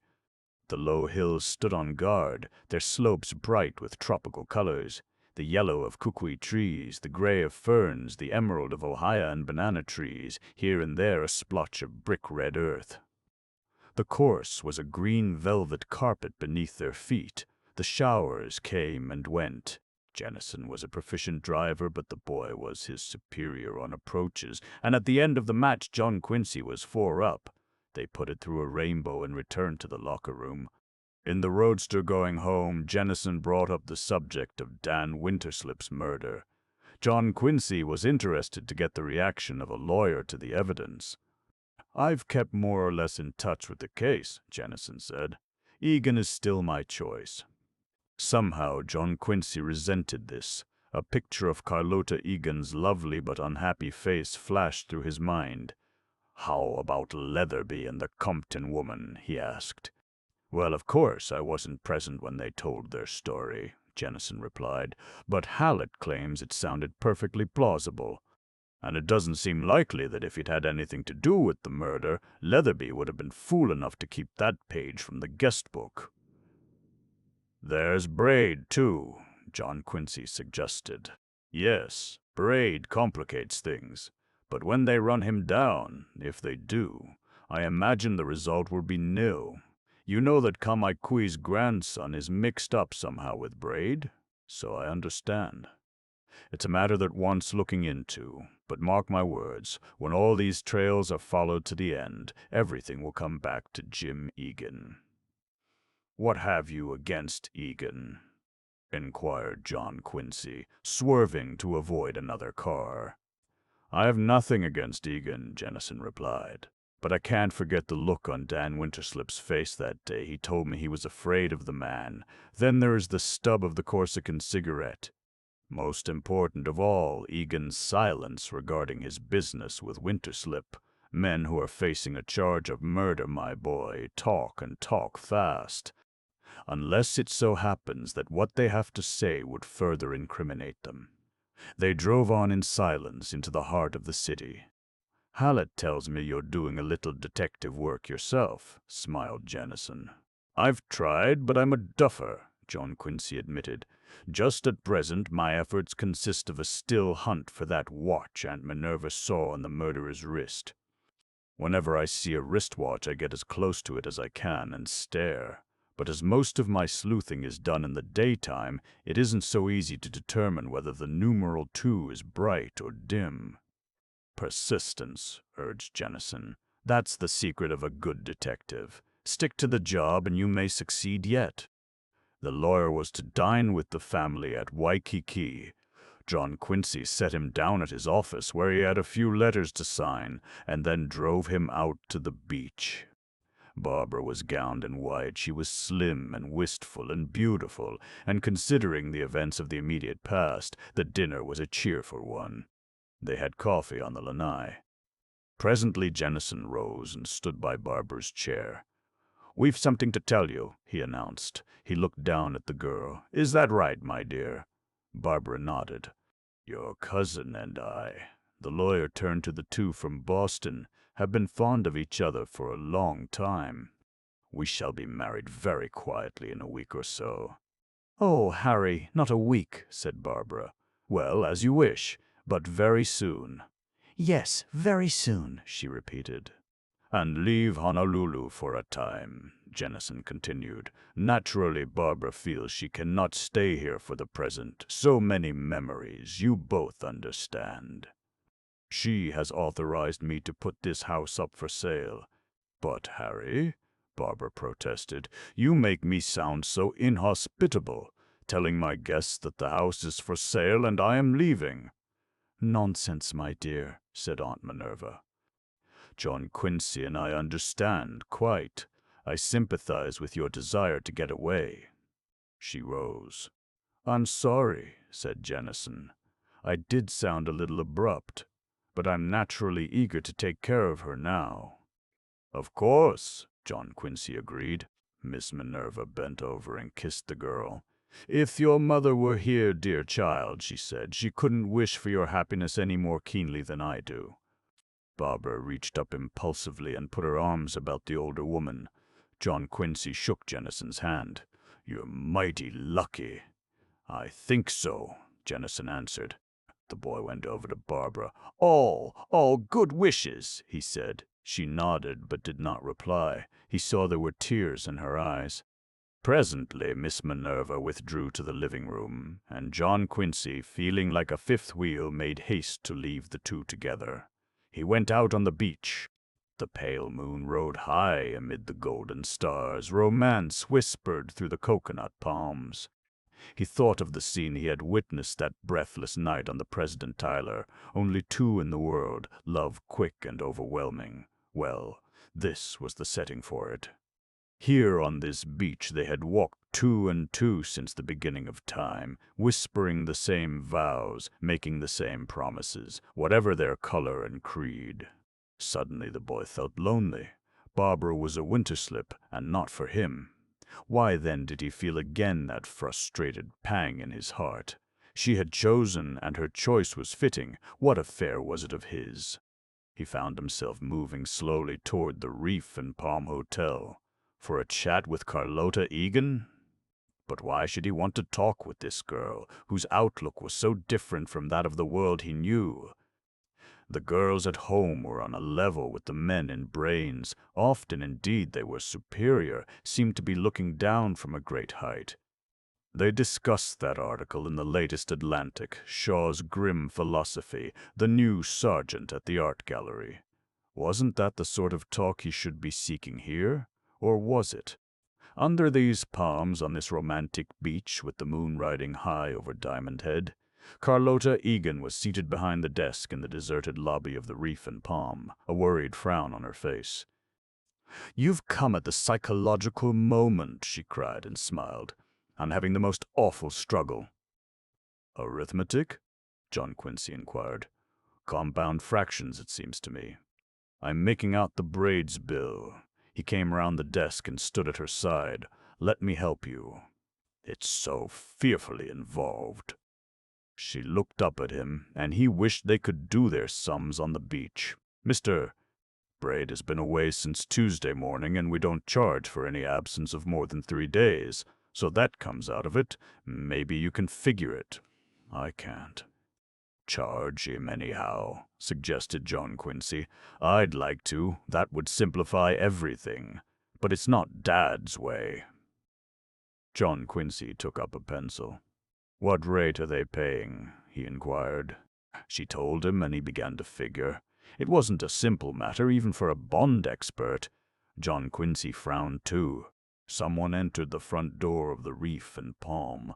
Looking up, John Quincy beheld the Hawaiian boy, Dick Cowler. He carried a bulky object, wrapped in newspapers. "Mr. Braid here now?" he asked. Carlota Egan shook her head. "No, he hasn't returned." "I will wait," said the boy. "But we don't know where he is, or when he will come back," the girl protested. "He will be here soon," the Hawaiian replied. "I wait on the lanai." He went out the side door, still carrying his clumsy burden. John Quincy and the girl stared at each other. "We move, we advance," John Quincy quoted in a low voice. "Braid will be here soon. Would you mind going out on the lanai and telling me where Kaula is now?" Quickly the girl complied. She returned in a few seconds. "He's taken a chair at the far end." "Out of earshot?" "Quite. You want the telephone?" But John Quincy was already in the booth. Charlie Chan's voice came back over the wire. "Most warm congratulations. You are #1 detective yourself. Should my self-starter not indulge in stubborn spasm, I will make immediate connection with you." John Quincy returned to the desk smiling. "Charlie's flying to us in his Ford. Begins to look as though we were getting somewhere now. But about this bill. Mrs. Braid's board and room I make $16. The charge against Mr. Braid, 1 week's board and room minus 4 days' board, totals $9.62. "How can I ever thank you?" said the girl. "By telling me again about your childhood on this beach." A shadow crossed her face. "Oh, I'm sorry I've made you unhappy." "Oh, no, you couldn't." She shook her head. "I've never been so very happy. Always an if in it, as I told you before. That morning on the ferry, I think I was nearest to real happiness. I seemed to have escaped from life for a moment. I remember how you laughed at my hat. Oh, I hope you've forgiven me." "Nonsense. I'm mighty glad I was able to make you laugh like that." Her great eyes stared into the future, and John Quincy pitied her. He had known others like her, others who loved their fathers, built high hopes for them, then saw them drift into a baffled old age. One of the girl's slender, tanned hands lay on the desk. John Quincy put his own upon it. "Don't be unhappy," he urged. "It's such a wonderful night." "The moon. You're a what you may call it, a Kamayana, I know, but I'll bet you never saw the moon looking so well before. It's like a $1,000 gold piece, pale but negotiable. Shall we go out and spend it?" Gently she drew her hand away. There were 7 bottles of charged water sent to the room. 35 cents each. What? Oh, the Braids bill. Yes, that means $2.45 more. I'd like to mention the stars, too. Isn't it odd how close the stars seem in the tropics? She smiled. We mustn't forget the trunks and bags. $3 for bringing them up from the dock. Say, that's rather steep. Well, it goes down on the record. Have I ever told you that all this natural beauty out here has left its imprint on your face? In the midst of so much loveliness, one couldn't be anything but. Mrs. Braid had 3 trays to the room. That's 75 cents more. Extravagant lady. Braid will be sorry he came back for more reasons than one. Well, I've got that. Anything else? Just the laundry. 97 cents. Fair enough. Adding it all up, I get $32.69. Let's call it an even 33. She laughed. Oh no, we can't do that. Mrs. Braid came slowly into the lobby from the lanai. She paused at the desk. Has there been a message? She inquired. No, Mrs. Braid, the girl answered. She handed over the slip of paper. Your bill. Ah, yes. Mr. Braid will attend to this the moment he returns. You expect him soon? I really can't say. The Englishwoman moved on into the corridor leading to 19. Full of information, as usual, smiled John Quincy. Why, here's Charlie now. Chan came briskly to the desk, followed by another policeman, also in plain clothes. Automobile act noble, he announced, having fondly feeling for night air. He nodded toward his companion. Introducing Mr. Spencer. Now, what are the situation? Humbly hinting you speak fast. John Quincy told him Kaiola was waiting on the lanai and mentioned the unwieldy package carried by the boy. Chan nodded. Events are turning over rapidly, he said. He addressed the girl.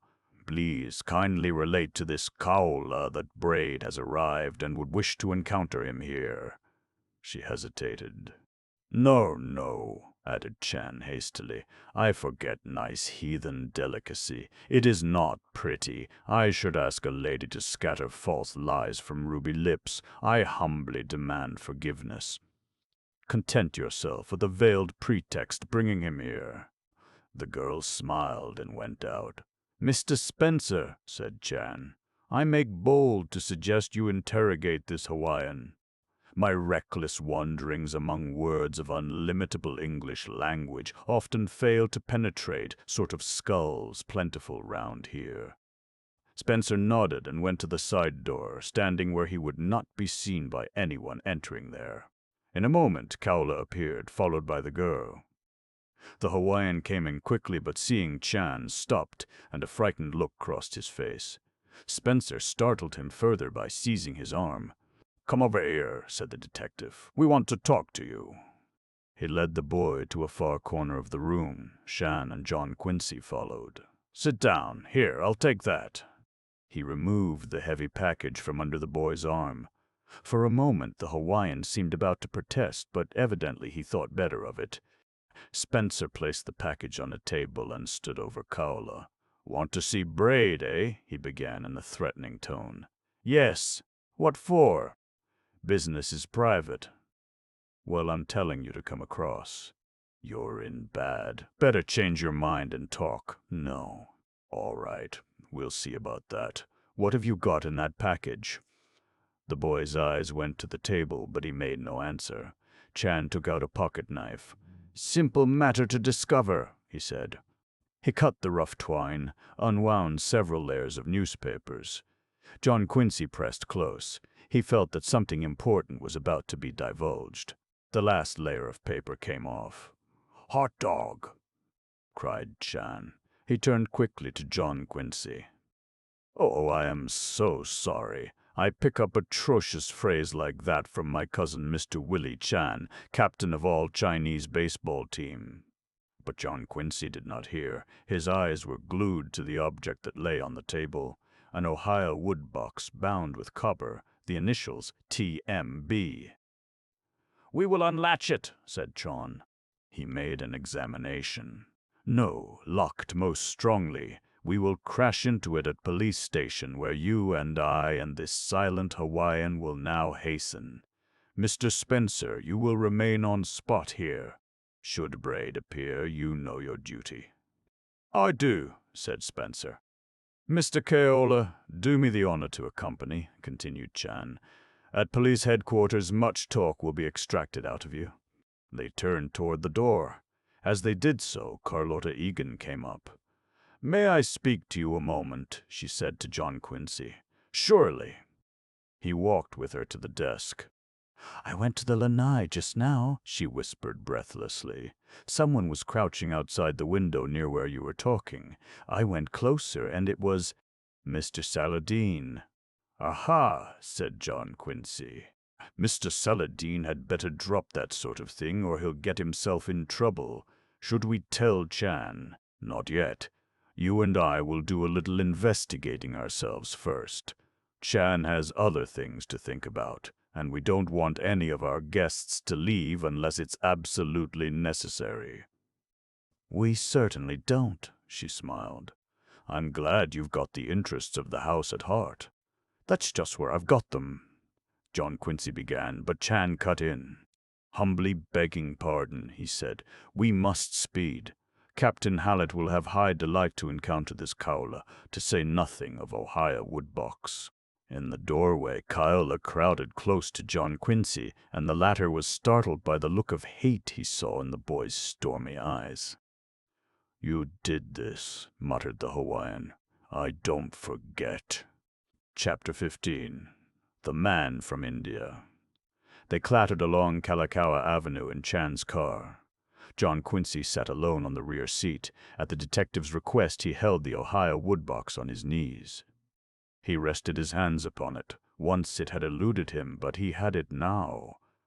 His mind went back to that night in the attic 2,000 miles away, the shadow against the moonlit window, the sting of a jewel cutting across his cheek, Roger's heartfelt cry of poor old Dan. Did they hold at last, in this Ohio Woodbox, the answer to the mystery of Dan's death? Hallett was waiting in his room. With him was a keen-eyed, efficient-looking man, evidently in his late 30s. "Hello, boys," said the captain.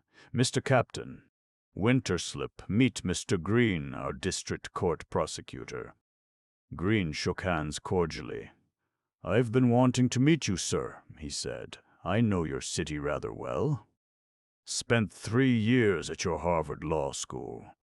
"Really?" replied John Quincy with enthusiasm. "Yes, I went there after I got through at New Haven. I'm a Yale man, you know." "Oh," remarked John Quincy, without any enthusiasm at all, but Green seemed a pleasant fellow, despite his choice of college. Chan had set the box on the table before Hallett, and was explaining how they had come upon it.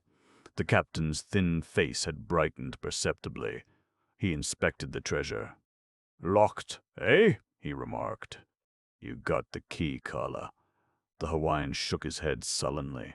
"No." "Watch your step, boy," warned Hallett. "Go over him, Charlie." Chan went over him rapidly and thoroughly. He found a key ring, but none of the keys fitted the lock on the box. He also brought to light a fat roll of bills. "Where'd you get all that money, Dick?" Hallett inquired. "I got it," glowered the boy. But Hallett was more interested in the box. He tapped it lovingly. "This is important, Mr. Green. We may find the solution of our puzzle in here." He took a small chisel from his desk and after a brief struggle pried open the lid.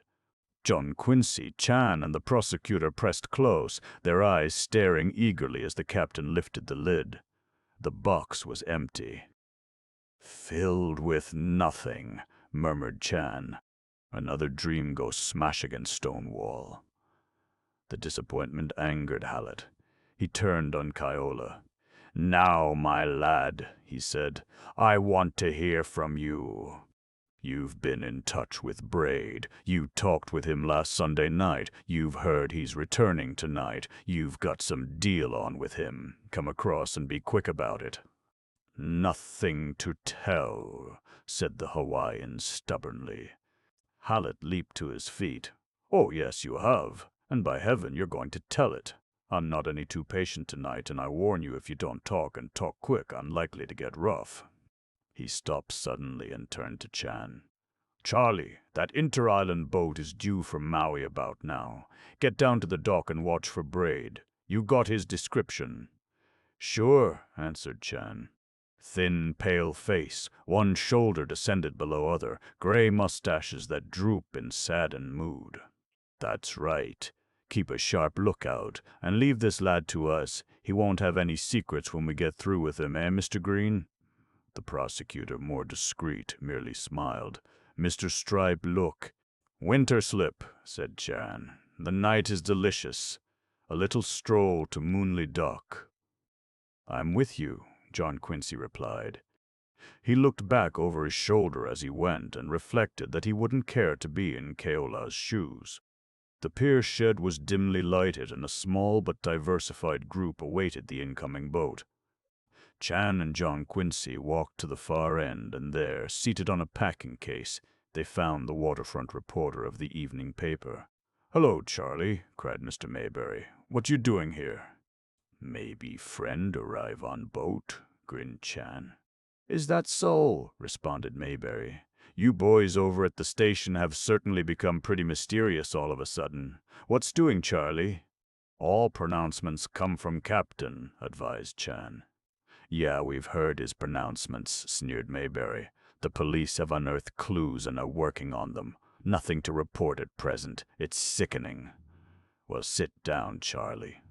"Oh, Mr. Winterslip, good evening.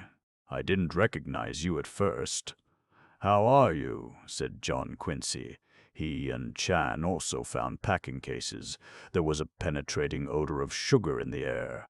Through a wide opening in the pier shed, they gazed along the waterfront and out upon the moonlit harbor.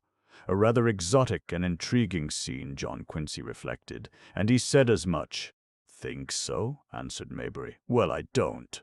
To me, it's just like Seattle or Galveston or any of those stereotyped ports.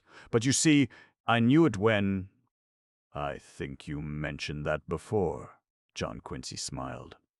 "I'm likely to mention it at any moment. As far as I'm concerned, the harbor of Honolulu has lost its romance. Once this was the most picturesque waterfront in the world, my boy. And now look at the damn thing." The reporter relighted his pipe. "Charlie can tell you, he remembers. The old ramshackle low-lying wharves, old Naval Row with its sailing ships, the wooden-hulled steamers with a mast or two, not too proud to use God's good winds occasionally. The bright little rowboats, the Aloha, the Manu, the Emma. Eh, John?" "All extinct," agreed Chan. "You wouldn't see a Rotary Club gang like this on a pier in those days," Mayberry continued. "Just Hawaiian stevedores with leis on their hats and ukuleles in their hands. Fishermen with their nets, and maybe a breezy old-time purser, a glad-hander and not a mere machine." He puffed a moment in sad silence. "Those were the days, Mr. Winterslip, the days of Hawaii's isolation and her charm. The cable and the radio hadn't linked us up with the so-called civilization of the mainland. Every boat that came in, we'd scamper over it, hunting a newspaper with the very latest news of the outside world. Remember those steamer days, Charlie, when everybody went down to the wharf in the good old hacks of yesteryear, when the women wore holocaust and lahala hats, and Berger was there with his band, and maybe a prince or two?" "And the nights," suggested Charlie. "Yeah, old-timer, I was coming to the nights. The soft nights when the serenaders drifted about the harbor in rowboats, and the lanterns speared long paths on the water." He seemed about to weep. John Quincy's mind went back to books he had read in his boyhood. "And occasionally," he said, "I presume somebody went aboard a ship against his will?" "I'll say he did," replied Mr. Mayberry, brightening at the thought.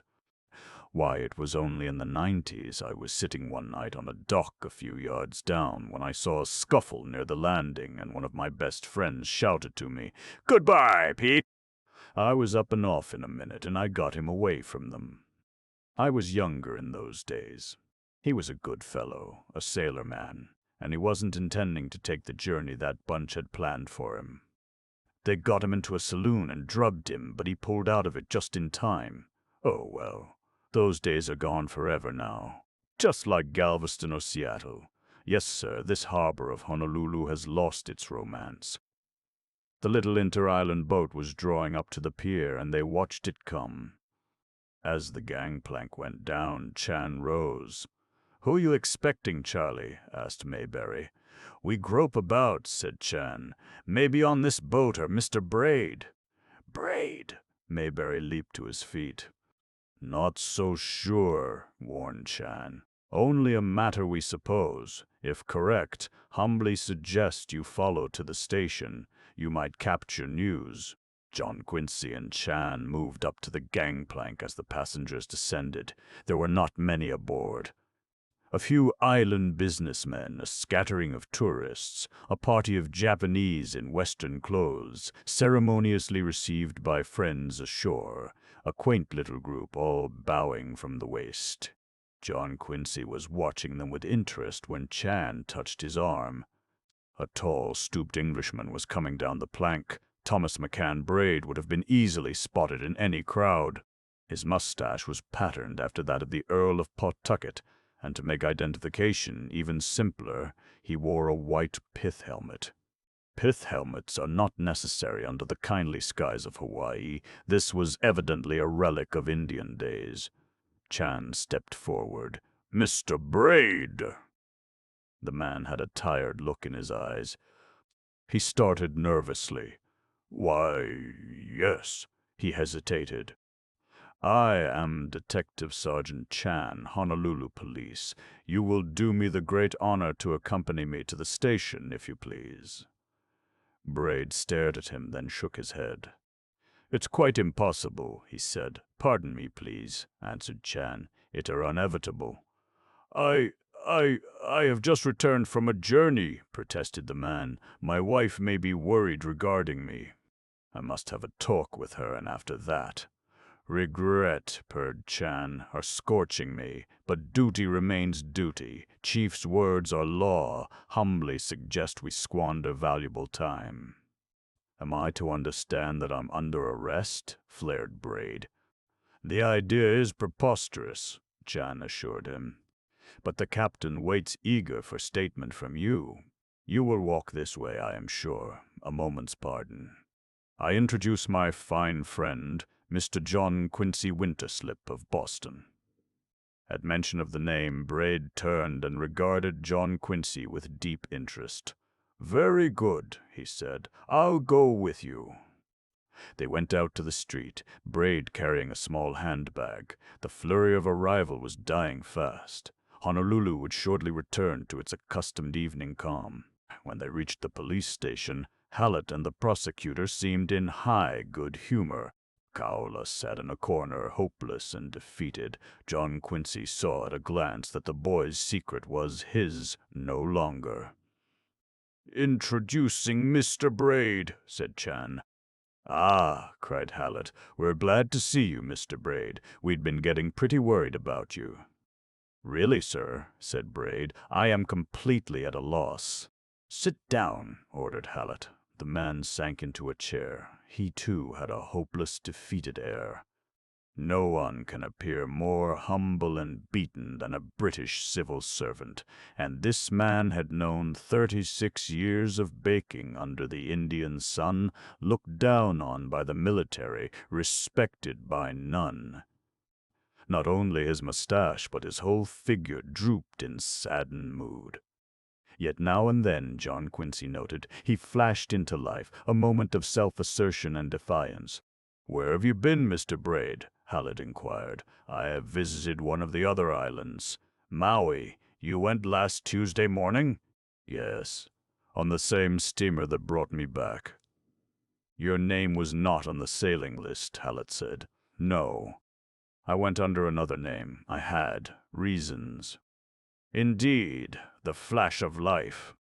Just why am I here, sir?" He turned to the prosecutor. "Perhaps you will tell me that." Green nodded toward the detective. "Captain Hallett will enlighten you," he said. "You bet I will," Hallett announced.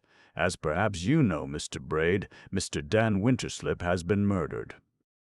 Braid's washed-out eyes turned to John Quincy. "Yes," he said. "I read about it in a Hilo newspaper." "You didn't know it when you left last Tuesday morning?" Hallett asked. I did not. I sailed without seeing a paper here. Ah, yes. When did you see Mr. Dan Winterslip last? I never saw him. What? Be careful, sir. I never saw Dan Winterslip in my life. All right. Where were you last Tuesday morning at 20 minutes past 1? I was asleep in my room at the Reef and Palm Hotel. I'd retired at 9:30 as I had to rise early in order to board my boat. My wife can verify that. A wife's testimony, Mr. Braid, is not of great value. Braid leaped to his feet. Look here, sir. Do you mean to insinuate?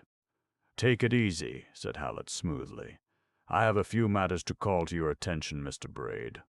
Mr. Dan Winterslip was murdered at 1:20 or thereabouts last Tuesday morning. We happen to know that in his youth he served as first officer aboard the Maid of Shiloh, a blackbirder. The master of that vessel had the same name as yourself. An investigation of your room at the Reef and Palm. How dare you? Cried Braid. By what right? I am hunting the murderer of Dan Winterslip, broke in Hallett coolly, and I follow the trail wherever it leads. In your room I found a letter from the British consul here addressed to you, and informing you that Winterslip was alive and in Honolulu. I also found this tin of Corsican cigarettes. Just outside the living room door of Winterslip's house, we picked up the stub of a Corsican cigarette. It's a brand not on sale in Honolulu. Braid had dropped back into his chair and was staring in a dazed way at the tin box in Hallett's hand. Hallett indicated the Hawaiian boy in the corner. Ever see this lad before, Mr. Braid? Braid nodded. You had a talk with him last Sunday night on the beach. Yes.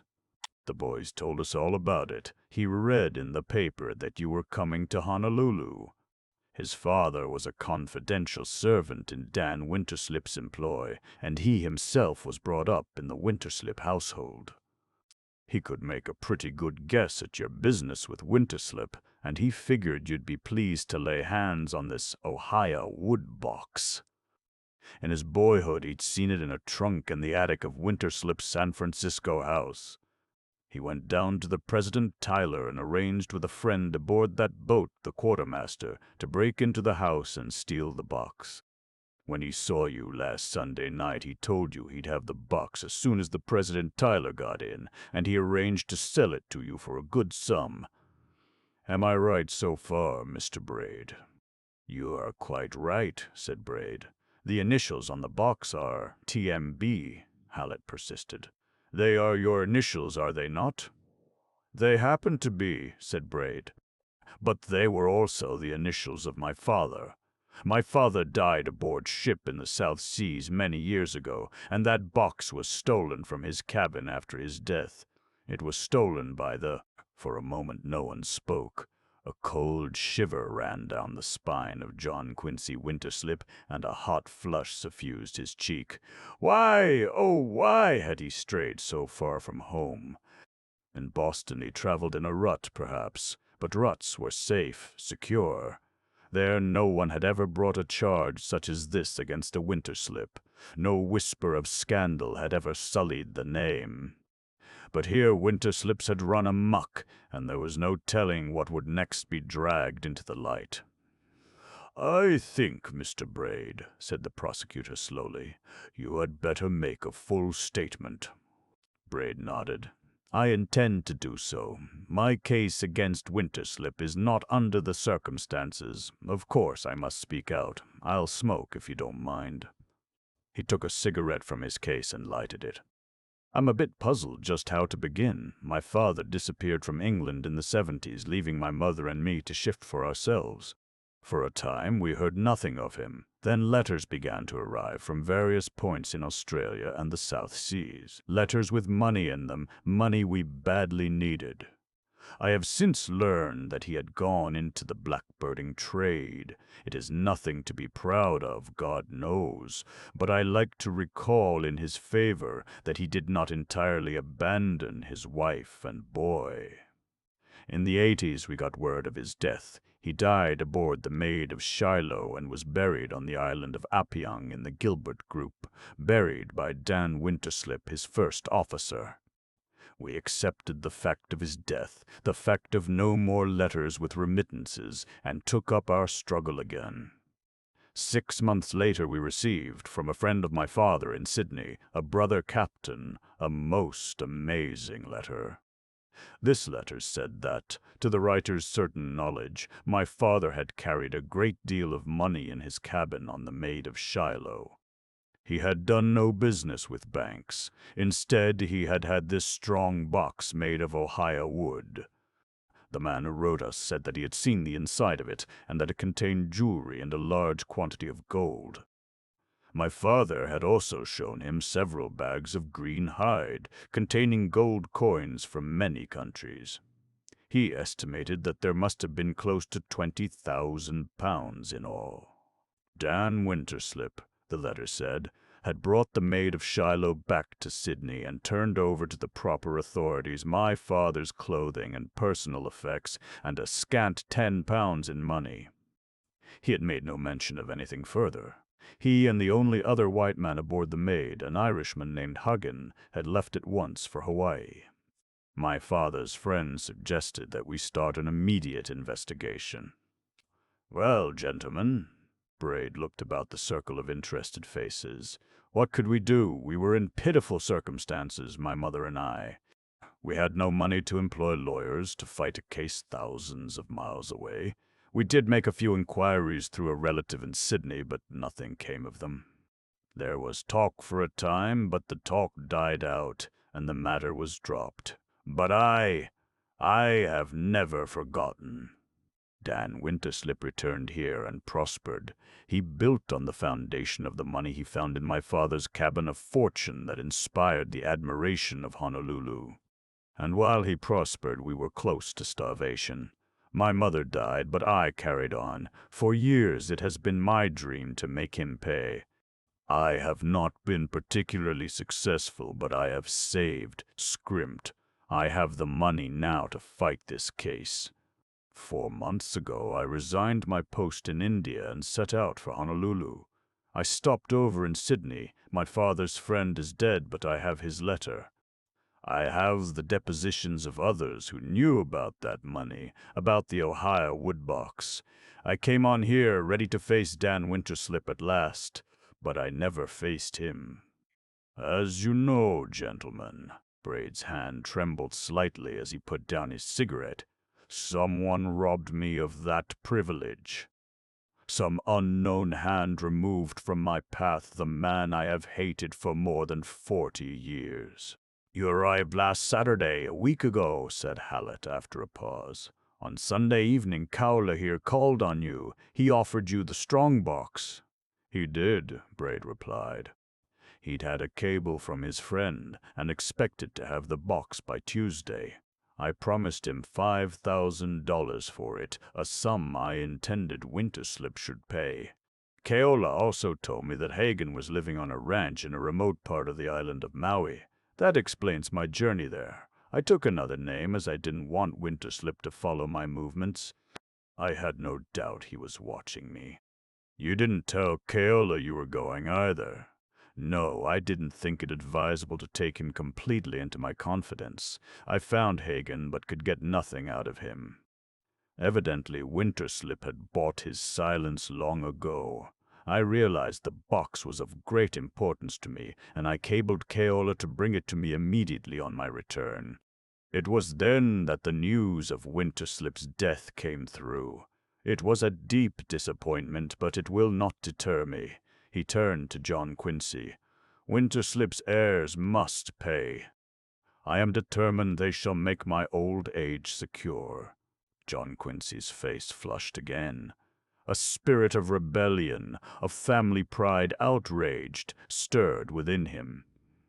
"We'll see about that, Mr. Braid," he said. "You have unearthed the box, but so far as any proof about valuables, money—" "One moment," Quatin Green, the prosecutor. "Mr. Suitor. Braid, have you a description of any article of value taken from your father?" Braid nodded. Yes. In my father's last letter to us. I was looking through it only the other day. He spoke of a brooch he had picked up in Sydney. A tree of emeralds, rubies, and diamonds against an onyx background. He said he was sending it to my mother. But it never came. The prosecutor looked at John Quincy. John Quincy looked away. I'm not one of Dan Winterslip's heirs, Mr. Braid, he explained. As a matter of fact, he was a rather distant relative of mine.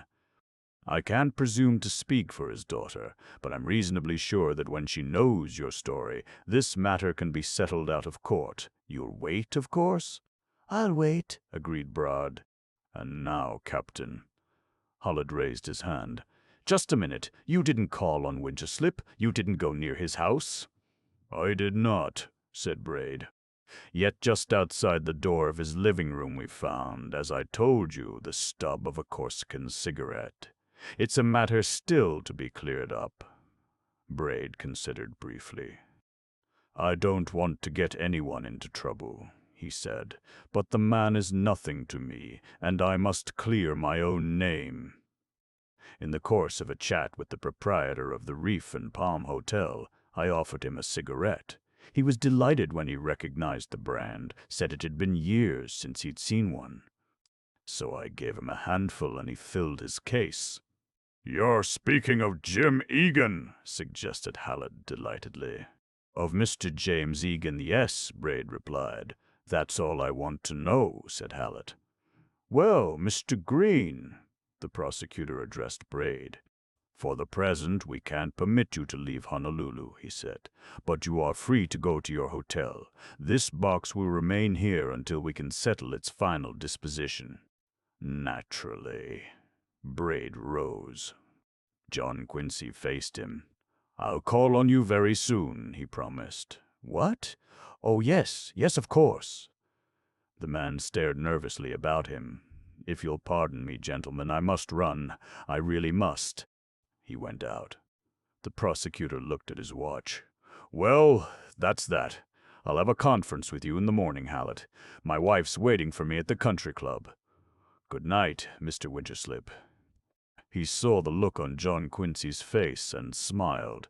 Don't take those revelations about your cousin too seriously. The 80s are ancient history, you know. As Green disappeared, Hallett turned to John Quincy. What about this Keola? He inquired. It would be a pretty complicated job to prosecute him and his housebreaking friend on the President Tyler, but it can be done. A uniformed policeman appeared at the door, summoning Chan outside. Oh, no, said John Quincy. Let the boy go. We don't want any publicity about this. I'll ask you, Captain, to keep Braid's story out of the papers. I'll try, Hallett replied. He turned to the Hawaiian. Come here, the boy rose. You heard what this gentleman said. You ought to be sent up for this, but we've got more important things to attend to now. Run along. Beat it. Chan came in just in time to hear the last. At his heels followed a sly little Jap and a young Chinese boy. The latter was attired in the extreme of college-cut clothes. He was an American, and he emphasized the fact. Only one moment, Chan cried. New and interesting fact emerge into light. Gentlemen, my cousin Willie Chan, captain all-Chinese baseball team and demon backstopper of the Pacific. Pleased to meet you, said Willie Chan. Also Okamoto, who have auto stand on Kalakaua Avenue, not far from Winterslip household. I know Okamoto, said Hallett. He sells Okalehau on the side. No, indeed, protested the Jap. Auto stand, that is what. Willie do small investigating to help out crowded hours, went on Chan. He have dug up strange event out of this Okamoto here. On early morning of Tuesday, July 1st, Okamoto is roused from slumber by fierce knocks on door of room. He go to door. Let him tell it, suggested Hallett. What time was this? 2 a.m, said the Jap. Knocks were as described. I rouse and look at watch, run to door. Mr. Dick Cowler here is waiting. Demand I drive him to home over in Iwaile district. I done so. All right, said Hallett. Anything else? No? Charlie, take them out and thank them. That's your specialty. He waited until the Orientals had left the room, then turned fiercely on Keola. Well, here you are back in the limelight, he cried. Now, come across. What were you doing out near Winterslip's house the night of the murder? Nothing, said the Hawaiian. Nothing. A little late to be up doing nothing, wasn't it? Look here, my boy, I'm beginning to get you. For years, Dan Winterslip gave you money, supported you, until he finally decided you were no good. So he stopped the funds, and you and he had a big row. Now, didn't you? Yes, admitted Dick Cowler. On Sunday night, Braid offered you $5,000 for the box. You thought it wasn't enough. The idea struck you that maybe Dan Winterslip would pay more. You were a little afraid of him, but you screwed up your courage and went to his house. No, no, the boy cried. I did not go there. I say you did. You'd made up your mind to double-cross Braid. You and Dan Winterslip had another big scrap. You drew a knife. Lies, all lies, the boy shouted, terrified. Don't tell me I lie! You killed Winterslip, and I'll get it out of you. I got the other, and I'll get this. Hallett rose threateningly from his chair. Chan suddenly re-entered the room and handed Hallett a note.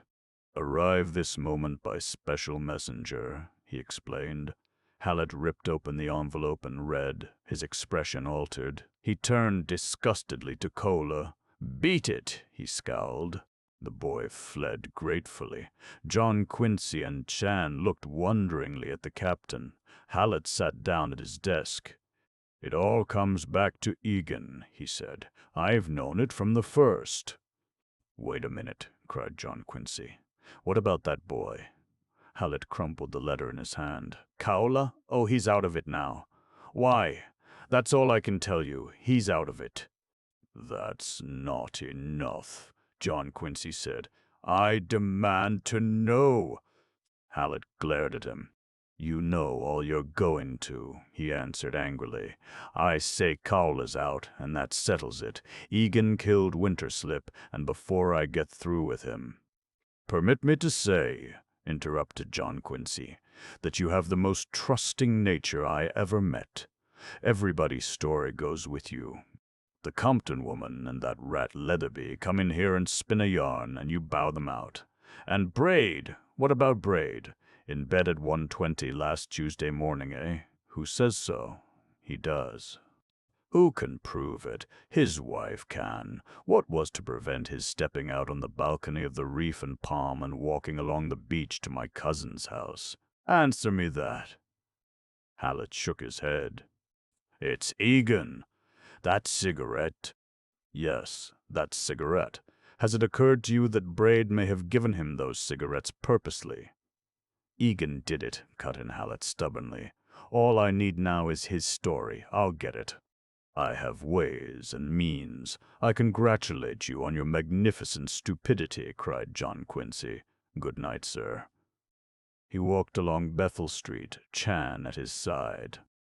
You are partly consumed by anger, said the Chinaman. Humbly suggest you cool. Calm heads needed. But what was in that note? Why wouldn't he tell us? In good time, we know, Captain Honest Man. Be patient. But we're all at sea again, protested John Quincy. Who killed Cousin Dan? We get nowhere. So very true, agreed Chan. More clues lead us into presence of immovable stone wall. We sway about, seeking still other path. I'll say we do, answered John Quincy. There comes my car. Good night. Not until the trolley was halfway to Waikiki did he remember Mr. Saladin. Saladin crouching outside that window at the Reef and Palm. What did that mean? But Saladin was a comic figure, a lisping searcher after bridge work in the limpid waters of Waikiki. Even so, perhaps his humble activity should be investigated. Chapter 16. The Return of Captain. Cope, after breakfast on Sunday morning, John Quincy followed Miss Minerva to the lanai. It was a neat world that lay outside the screen, for Dan Winterslip's yard boy had been busy until a late hour the night before, sweeping the lawn with the same loving thoroughness a housewife might display on a precious oriental rug. Barbara had not come down to breakfast, and John Quincy had seized the opportunity to tell his aunt of Braid's return and repeat the man's story of Dan Winterslip's theft on board the Maid of Shiloh. Now he lighted a cigarette and sat staring seriously out at the distant water. "Cheer up," said Miss Minerva. "You look like a judge." "I presume you are thinking of poor Dan." "I am." "Forgive and forget. None of us ever suspected Dan of being a saint." "A saint? Far from it. He was just a plain—" "Never mind," put in his aunt sharply. "Remember, John Quincy, man is a creature of environment, and the temptation must have been great. Picture Dan on that ship in these easygoing latitudes, wealth at his feet and not a soul in sight to claim it. Ill-gotten wealth, at that. Even you." "Even I," said John Quincy sternly, "would have recalled I am a Winterslip. I never dreamed I'd live to hear you offering apologies for that sort of conduct." She laughed. "You know what they say about white women who go to the tropics. They lose first their complexion, then their teeth, and finally their moral sense." She hesitated. "I've had to visit the dentist a good deal of late," she added. John Quincy was shocked. "My advice to you is to hurry home," he said. "When are you going?" "Oh, soon, soon. That's what we all say." "Returning to Boston, I suppose?" "Of course. How about San Francisco?" "Oh, that's off. I did suggest it to Agatha, but I'm certain she won't hear of it. And I'm beginning to think she'd be quite right." His aunt rose. "You'd better go to church," said John Quincy severely. "That's just where I am going," she smiled. "By the way, Amos is coming to dinner tonight, and he'd best hear the Braid story from us, rather than in some garbled form. Barbara must hear it, too. If it proves to be true, the family ought to do something for Mr. Braid." "Oh, the family will do something for him, all right," John Quincy remarked, "whether it wants to or not." "Well, I'll let you tell Barbara about him," Miss Minerva promised. "Thank you so much," replied her nephew sarcastically. "Not at all. Are you coming to church?" "No," he said. "I don't need it the way you do." She left him there to face a lazy, uneventful day. By 5 in the afternoon, Waikiki was alive with its usual Sunday crowd. Not the unsavory holiday throng seen on a mainland beach, but a scattering of good-looking people whose tanned, straight bodies would have delighted the heart of a physical culture enthusiast. John Quincy summoned sufficient energy to don a bathing suit and plunge in. There was something soothing in the warm touch of the water, and he was becoming more at home there every day. With long, powerful strokes, he drew away from the Malahini breakers to dare the great rollers beyond. Surfboard riders flashed by him. Now and then he had to alter his course to avoid an outrigger canoe.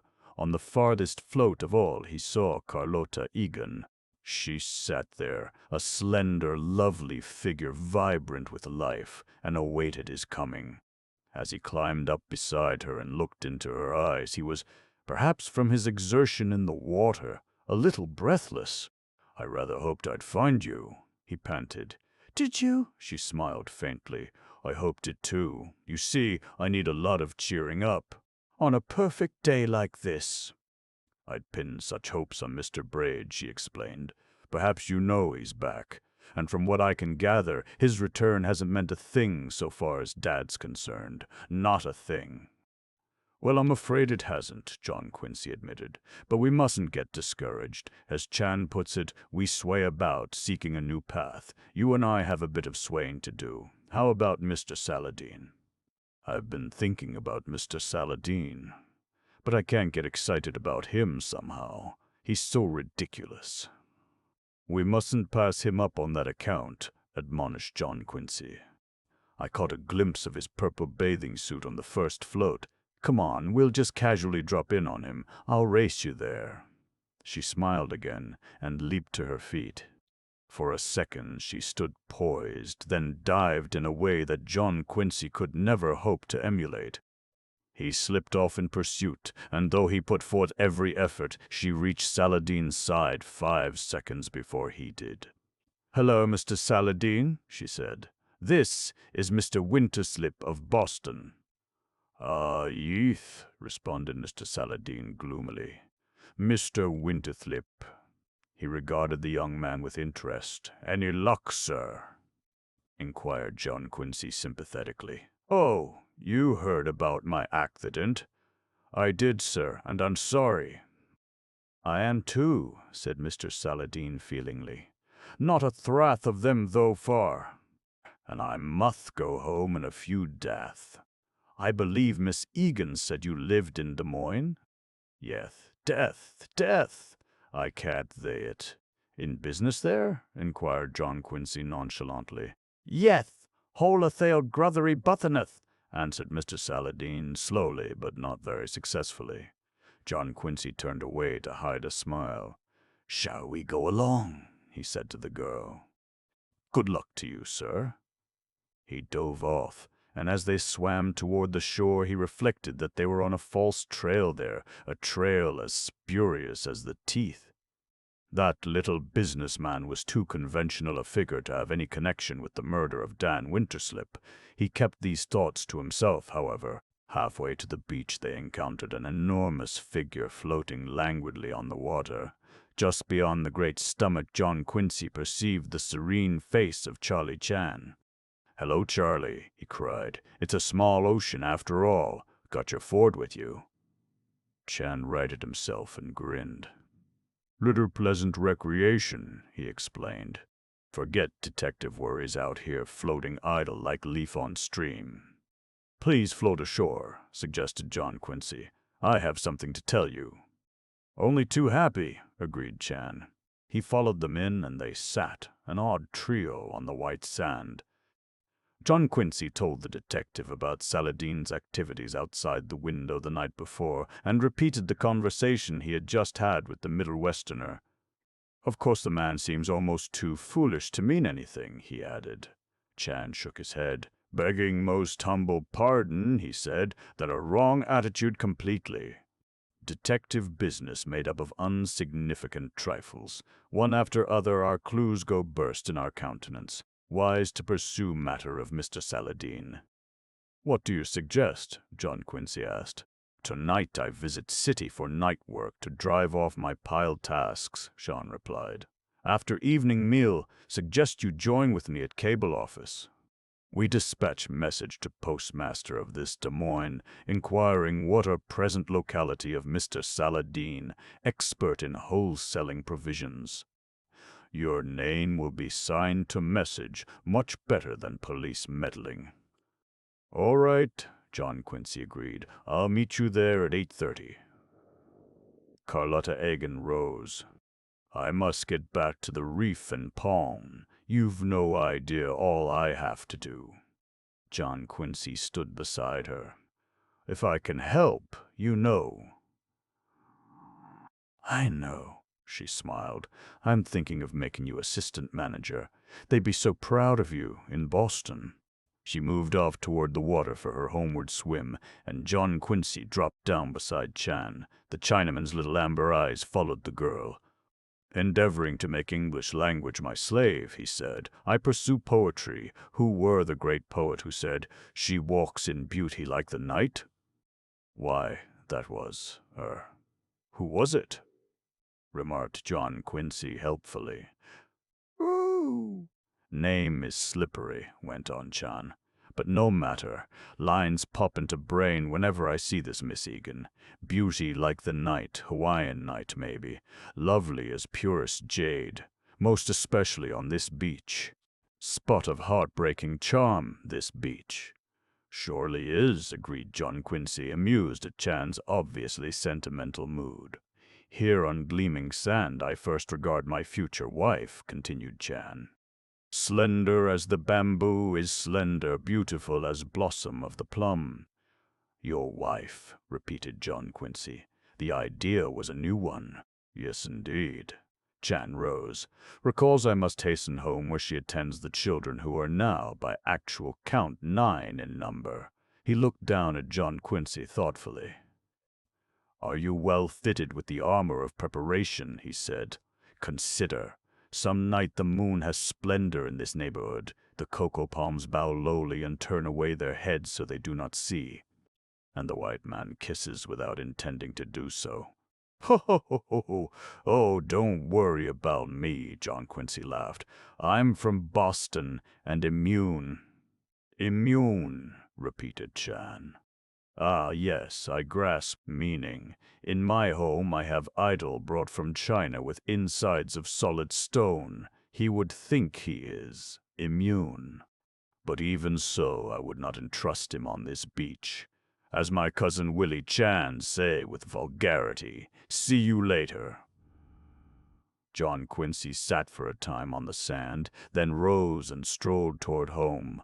His path lay close to the lanai of Arlene Compton's cottage, and he was surprised to hear his name called from behind the screen. He stepped to the door and looked in. The woman was sitting there alone. "Come in a minute, Mr. Winterslip," she said. John Quincy hesitated. He did not care to make any social calls on this lady, but he did not have it in him to be rude. He went inside and sat down gingerly, poised for flight. "Got to hurry back for dinner," he explained. "Dinner? You'll want a cocktail." "No, thanks. I'm on the wagon." "You'll find it hard to stick out here," she said a little bitterly. "I won't keep you long. I just want to know, are those boneheads down at the station getting anywhere, or ain't they?" "The police," smiled John Quincy. "They seem to be making progress. But it's slow. It's very slow. I'll tell the world it's slow. And I got to stick here till they pin it on somebody. Pleasant outlook, ain't it?" "Is Mr. Leatherby still with you?" inquired John Quincy. "What do you mean, is he still with me?" she flared. "Pardon me, is he still in town?" "Of course he's in town. They won't let him go, either. But I ain't worrying about him. I got troubles of my own. I want to go home." She nodded toward a newspaper on the table.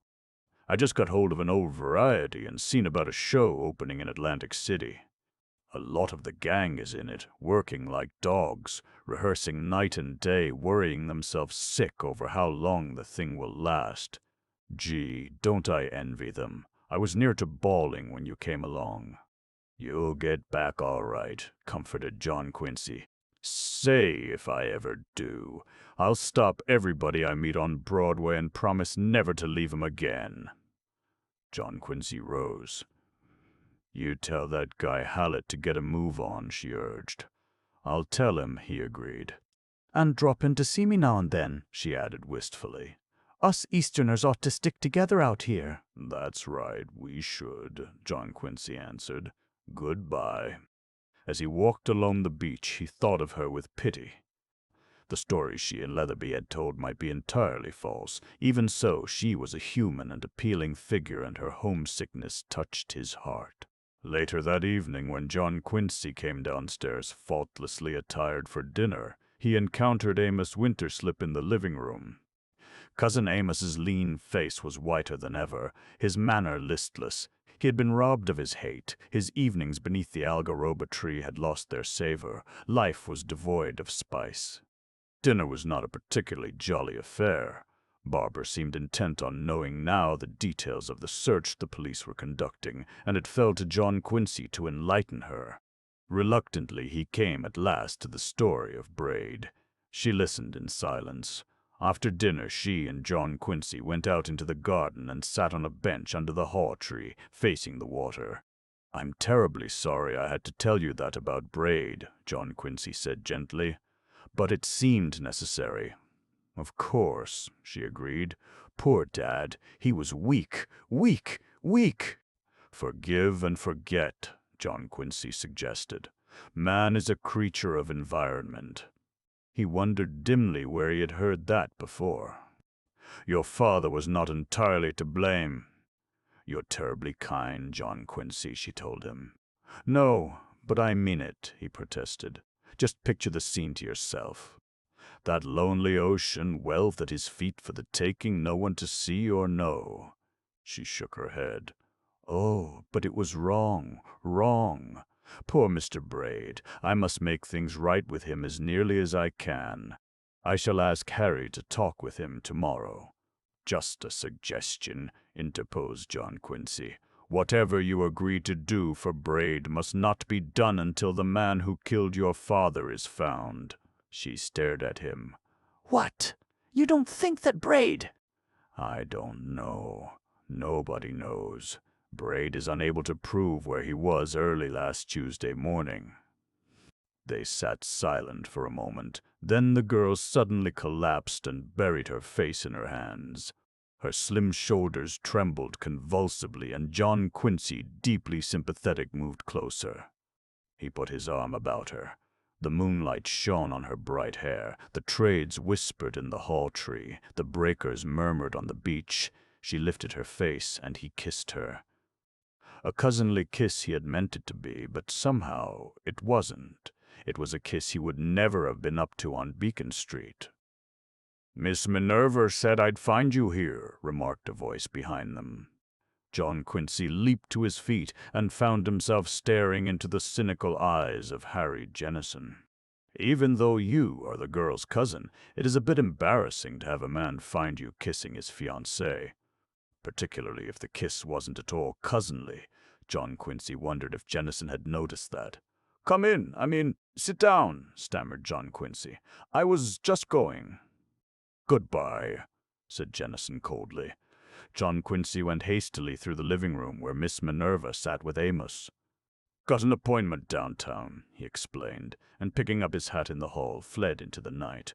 He had intended taking the roadster, but to reach the garage he would have to pass that bench under the haw tree. Oh well, the colorful atmosphere of a trolley was more interesting anyhow.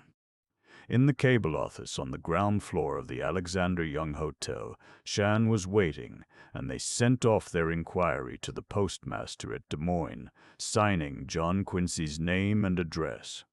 That attended to, they returned to the street. In the park across the way, an unseen group of young men strummed steel guitars and sang in soft, haunting voices. It was the only sign of life in Honolulu. "Kindly deign to enter hotel lobby with me," suggested Chan. "It is my custom to regard names in register from time to time." At the cigar stand just inside the door, the boy paused to light his pipe, while Chan went on to the desk. As John Quincy turned, he saw a man seated alone in the lobby, a handsome, distinguished man who wore immaculate evening clothes that bore the stamp of Bond Street. An old acquaintance, Captain Arthur Temple Cope. At sight of John Quincy, Cope leaped to his feet and came forward. "Hello, I'm glad to see you," he cried with a cordiality that had not been evident at former meetings. "Come over and sit down." John Quincy followed him. "Aren't you back rather soon?" he inquired. "Sooner than I expected," Cope rejoined. "Not sorry either." "Then you didn't care for your little flock of islands?" "My boy, you should visit there. 35 white men, 250 natives, and a cable station. Jolly place of an evening, what?" Chan came up and John Quincy presented him. Captain Cope was the perfect host. "Sit down, both of you," he urged. "Have a cigarette." He extended a silver case. "Thanks, I'll stick to the pipe," John Quincy said. Chan gravely accepted a cigarette and lighted it. "Tell me, my boy," Cope said when they were seated, "is there anything new on the Winterslip murder? Haven't run down the guilty man by any chance?" "No, not yet," John Quincy replied. "That's a great pity. I understand the police are holding a chap named Egan?" "Yes, Jim Egan of the Reef and Palm Hotel." "Just what evidence have they against Egan, Mr. Winterslip?" John Quincy was suddenly aware of Chan looking at him in a peculiar way. "Oh, they've dug up several things," he answered vaguely. Mr. Vaguely. "Chan, you are a member of the police force," Captain Cope went on. "Perhaps you can tell me." Chan's little eyes narrowed. "Such matters are not yet presented to public," he replied. "Ah, yes, naturally." Captain Cope's tone suggested disappointment. "You have interest in this murder, I think," Chan said. "Why, yes. Everyone out this way is puzzling about it, I fancy. The thing has so many angles."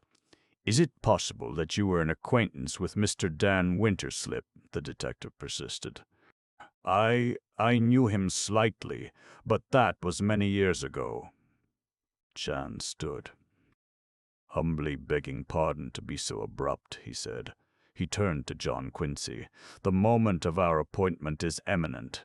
"Of course," agreed John Quincy. "See you again, Captain." Perplexed, he followed Chan to the street. "What appointment?" he began, and stopped. Chan was carefully extinguishing the light of the cigarette against the stone facade of the hotel. That done, he dropped the stub into his pocket. "You will see," he promised. "First, we visit police station. As we journey, kindly relate all known facts concerning this Captain Cope." John Quincy told of his first meeting with Cope in the San Francisco club and repeated the conversation as he recalled it. "Evidence of warm dislike for Dan Winterslip were not to be concealed?" inquired Chan. "Oh, quite plain, Charlie. He certainly had no love for Cousin Dan." "But what?" "Immediately he was leaving for Hawaii." "Pardon the interrupt. Does it happily chance you know his date of arrival here?" "I do. I saw him in the Alexander Young Hotel last Tuesday evening when I was looking for you. He was rushing off to the Fanning Islands, and he told me he had got in the previous day at noon. Monday noon, to put it lucidly. Yes, Monday noon. But Charlie, what are you trying to get at?" "Groping about," Sean smiled, "seeking to seize truth in my hot hands." They walked on in silence to the station, where Sean led the way into the deserted room of Captain Hallett. He went directly to the safe and opened it. From a drawer he removed several small objects which he carried over to the captain's table. "Property, Mr. Jim Egan," he announced, and laid a case of tarnished silver before John Quincy. "Open it. What do you find now? Corsican cigarettes." He set down another exhibit. "Tin box found in room of Mr. Braid. Open that also. You find more Corsican cigarettes."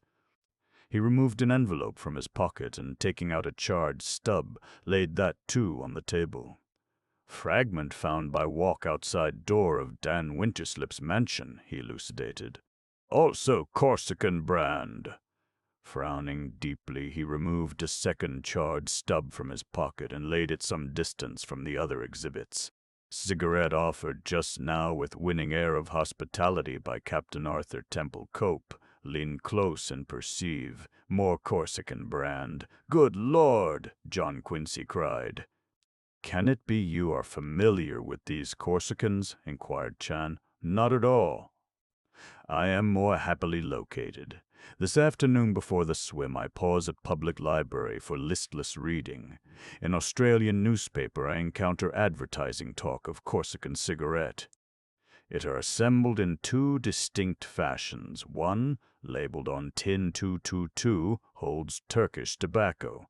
Note 222 on tin of Braid. Other labeled 444 made up from Virginia weeds. Is it that you are clever to know difference between Turkish and Virginia tobacco?" "Well, I think so," began John Quincy. "Same with me, but thinking are not enough now. The moment are serious. We will interrogate expert opinion. Honor me by a journey to smoking emporium."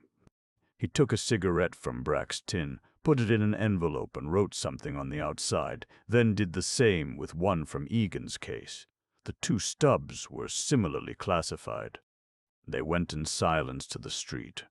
John Quincy, amazed by this new turn of events, told himself the idea was absurd. But Chan's face was grave, his eyes awake and eager.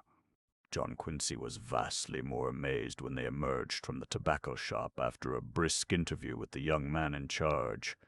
Chan was jubilant now. "Again we advance. You hear what he tells us." Cigarette from Braid's tin and little brother from Egan's case are of identical contents, both being of Turkish tobacco. Stub found near Walk are of Virginia stuff. So also a remnant received by me from the cordial hand of Captain Arthur Temple Cope. It's beyond me, replied John Quincy. By gad, that lets Egan out. Great news for Carlota. I'll hurry to the reef and Palm and tell her— Oh, no, no, protested Chan. Please to let that happy moment wait. For the present, indulge only in silence. Before asking Captain Cope for statement, we spy over his every move. Much may be revealed by the unsuspecting. I go to station to make arrangements. But the man's a gentleman, John Quincy cried. A captain in the British Admiralty. What you suggest is impossible. Chan shook his head. Impossible in Rear Bay at Boston, he said. But here at Morley Crossroads of Pacific, not so much so. 25 years of my life are consumed in Hawaii, and I have many times been witness when the impossible roused itself and occurred. Chapter 17. Nightlife in Honolulu. Monday brought no new developments, and John Quincy spent a restless day. Several times he called Chan at the police station, but the detective was always out. Honolulu, according to the evening paper, was agog. This was not, as John Quincy learned to his surprise, a reference to the Winterslip case. An American fleet had just left the harbor of San Pedro bound for Hawaii. This was the annual cruise of the graduating class at Annapolis. The warships were overflowing with future captains and admirals. They would linger at the port of Honolulu for several days, and a gay round of social events impended. Dinners, dances, moonlight swimming parties. John Quincy had not seen Barbara all day. The girl had not appeared at breakfast and had lunched with a friend down the beach. They met at dinner, however, and it seemed to him that she looked more tired and wan than ever. She spoke about the coming of the warships. "It's always such a happy time," she said wistfully. "The town simply blooms with handsome boys in uniform. I don't like to have you miss all the parties, John Quincy. You're not seeing Honolulu at its best." "Why?" "That's all right," John Quincy assured her. She shook her head. "Not with me. You know, we're not such slaves to convention out here. If I should get you a few invitations— What do you think, Cousin Minerva?" "I'm an old woman," said Miss Minerva. "According to the standards of your generation, I suppose it would be quite the thing. But it's not the sort of conduct I can view approvingly." "No, in my day—" "Don't you worry, Barbara," John Quincy broke in. "Parties mean nothing to me. Speaking of old women, I'm an old man myself, 30, my next birthday. Just my pipe and slippers by the fire, or the electric fan. That's all I ask of life now." She smiled and dropped the matter. After dinner, she followed John Quincy to the lanai. "I want you to do something for me," she began. "Anything you say." "Have a talk with Mr. Braid and tell me what he wants." "Why, I thought that Jennison," said John Quincy. "No, I didn't ask him to do it," she replied. For a long moment she was silent. "I ought to tell you. I'm not going to marry Mr. Jennison after all." A shiver of apprehension ran down John Quincy's spine. Good Lord, that kiss! Had she misunderstood? And he hadn't meant a thing by it. Just a cousinly salute. At least, that was what it had started out to be. Barbara was a sweet girl, yes, but a relative, a Winterslip, and relatives shouldn't marry, no matter how distant the connection. Then, too, there was Agatha. He was bound to Agatha by all the ties of honor. What had he got himself into, anyhow? "I'm awfully sorry to hear that," he said. "I'm afraid I'm to blame." "Oh, no," she protested. "But surely Mr. Jennison understood. He knows we're related, and that what he saw last night meant nothing. He was rather proud of himself. Pretty neat the way he'd got that over." "If you don't mind," Barbara said, "I'd rather not talk about it any more. Harry and I will not be married, not at present, at any rate." And if you'll see Mr. Braid for me." "I certainly will," John Quincy promised. "I'll see him at once." He was glad to get away, for the moon was rising on that spot of heartbreaking charm. A fellow ought to be more careful, he reflected as he walked along the beach. Fit upon himself the armor of preparation, as Chan had said. Strange impulses came to one here in this far tropic land. To yield to them was weak. Complications would follow as the night the day. Here was one now, Barbara and Jennison estranged, and the cause was clear. Well, he was certainly going to watch his step hereafter. On the far end of the reef and Palm's first-floor balcony, Braid and his wife sat together in the dusk. John Quincy went up to them. "May I speak with you, Mr. Braid?" he said. The man looked up out of a deep reverie. "Ah, yes, of course. I'm John Quincy Winterslip. We've met before." "Oh, surely, surely, sir." Braid rose and shook hands. "My dear." He turned to his wife, but with one burning glance at John Quincy, the woman had fled. The boy tingled. In Boston, a Winterslip was never snubbed. Well, Dan Winterslip had arranged it otherwise in Hawaii. "Sit down, sir," said Braid, somewhat embarrassed by his wife's action. "I've been expecting someone of your name." "Naturally. Will you have a cigarette, sir?" John Quincy proffered his case, and when the cigarettes were lighted, seated himself at the man's side. "I'm here, of course, in regard to that story you told Saturday night." "Story?" flashed Braid. John Quincy smiled. "Don't misunderstand me. I'm not questioning the truth of it. But I do want to say this, Mr. Braid. You must be aware that you will have considerable difficulty establishing your claim in a court of law. The 80s are a long time back." "What you say may be true," Braid agreed. "I'm relying more on the fact that a trial would result in some rather unpleasant publicity for the Winterslip family." "Precisely," nodded John Quincy. "I am here at the request of Miss Barbara Winterslip, who is Dan Winterslip's sole heir. She's a very fine girl, sir." "I don't question that," cut in Braid impatiently. "And if your demands are not unreasonable—" John Quincy paused and leaned closer. "Just what do you want, Mr. Braid?" Braid stroked those gray mustaches that drooped in saddened mood. "No money," he said, "can make good the wrong Dan Winterslip did. But I'm an old man, and it would be something to feel financially secure for the rest of my life. I'm not inclined to be grasping, particularly since Dan Winterslip has passed beyond my reach. There were £20,000 involved. I'll say nothing about interest for more than 40 years. A settlement of $100,000 would be acceptable." John Quincy considered. "I can't speak definitely for my cousin," he said, "but to me that sounds fair enough. I have no doubt Barbara will agree to give you that sum." He saw the man's tired old eyes brighten in the semi-darkness. "The moment the murderer of Dan Winterslip is found," he added quickly. "What's that you say?" Braid leaped to his feet. "I say she'll very likely pay you when this mystery is cleared up. Surely you don't expect her to do so before that time?" John Quincy rose too. "I certainly do," Braid cried. "Why, look here, this thing may drag on indefinitely. I want England again. The Strand, Piccadilly. It's 25 years since I saw London.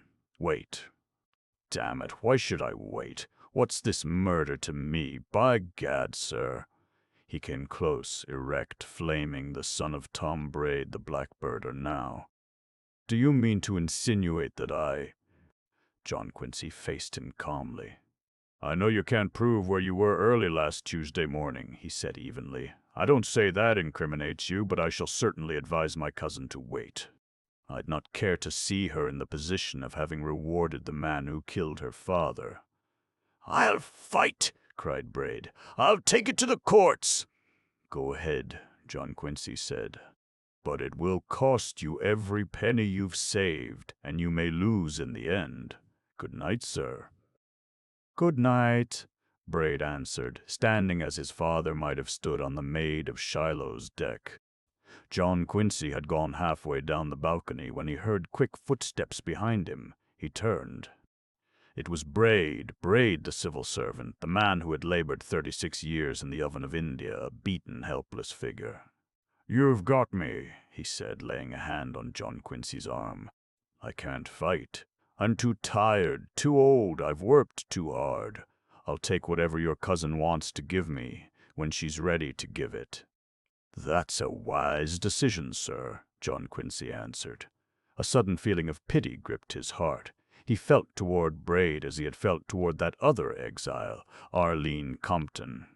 "I hope you see London very soon," he added, and held out his hand. Braid took it. "Thank you, my boy. You're a gentleman, even if your name is Winterslip." Which, John Quincy reflected as he entered the lobby of the Reef and Palm, was a compliment not without its flaw. He didn't worry over that long, however, for Carlota Egan was behind the desk. She looked up and smiled, and it occurred to John Quincy that her eyes were happier than he had seen them since that day on the Oakland ferry. "Hello," he said. "Got a job for a good bookkeeper?" She shook her head. "Not with business the way it is now. I was just figuring my payroll. You know, we've no undertow at Waikiki, but all my life I've had to worry about the overhead." He laughed.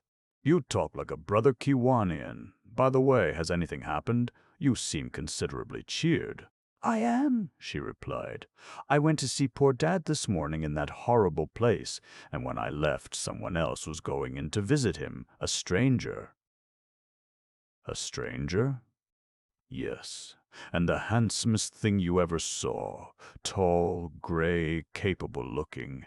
He had such a friendly air, too. I felt better the moment I saw him." "Who was he?"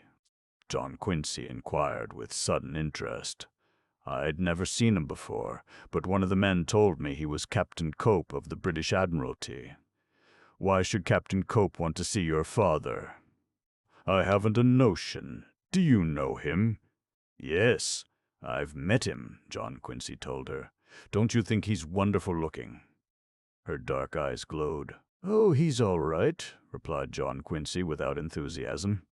"You know, I can't help feeling that things are looking up for you." "I feel that too," she said. "What do you say we celebrate?" he suggested. "Go out among 'em and get a little taste of nightlife." "I'm a bit fed up on the police station. What do people do here in the evening? The movies?" "Just at present," the girl told him. "Everybody visits Punahou to see the night blooming Sirius." "It's the season now, you know." "Sounds like a big evening," John Quincy laughed. "Go and look at the flowers. Well, I'm for it. Will you come?" "Of course." She gave a few directions to the clerk, then joined him by the door. "I can run down and get the roadster," he offered. "Oh, no," she smiled. "I'm sure I'll never own a motor car, and it might make me discontented to ride in one. The trolley's my carriage, and it's lots of fun. One meets so many interesting people." On the stone walls surrounding the campus of Oahu College, the strange flower that blooms only on a summer night was heaped in snowy splendor. John Quincy had been a bit lukewarm regarding the expedition when they set out, but he saw his error now, for here was beauty, breathtaking and rare. Before the walls paraded a throng of sightseers. They joined the procession. The girl was a charming companion. Her spirits had revived, and she chatted vivaciously. Not about Shaw and the art galleries, true enough, but bright human talk that John Quincy liked to hear. He persuaded her to go to the city for a maidenly ice cream soda, and it was 10 o'clock when they returned to the beach. They left the trolley at a stop some distance down the avenue from the Reef and Palm and strolled slowly toward the hotel.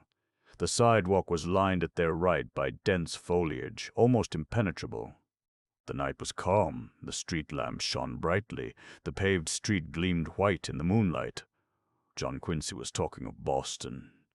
"I think you'd like it there. It's old and settled, but—" From the foliage beside them came the flash of a pistol, and John Quincy heard a bullet sing close to his head.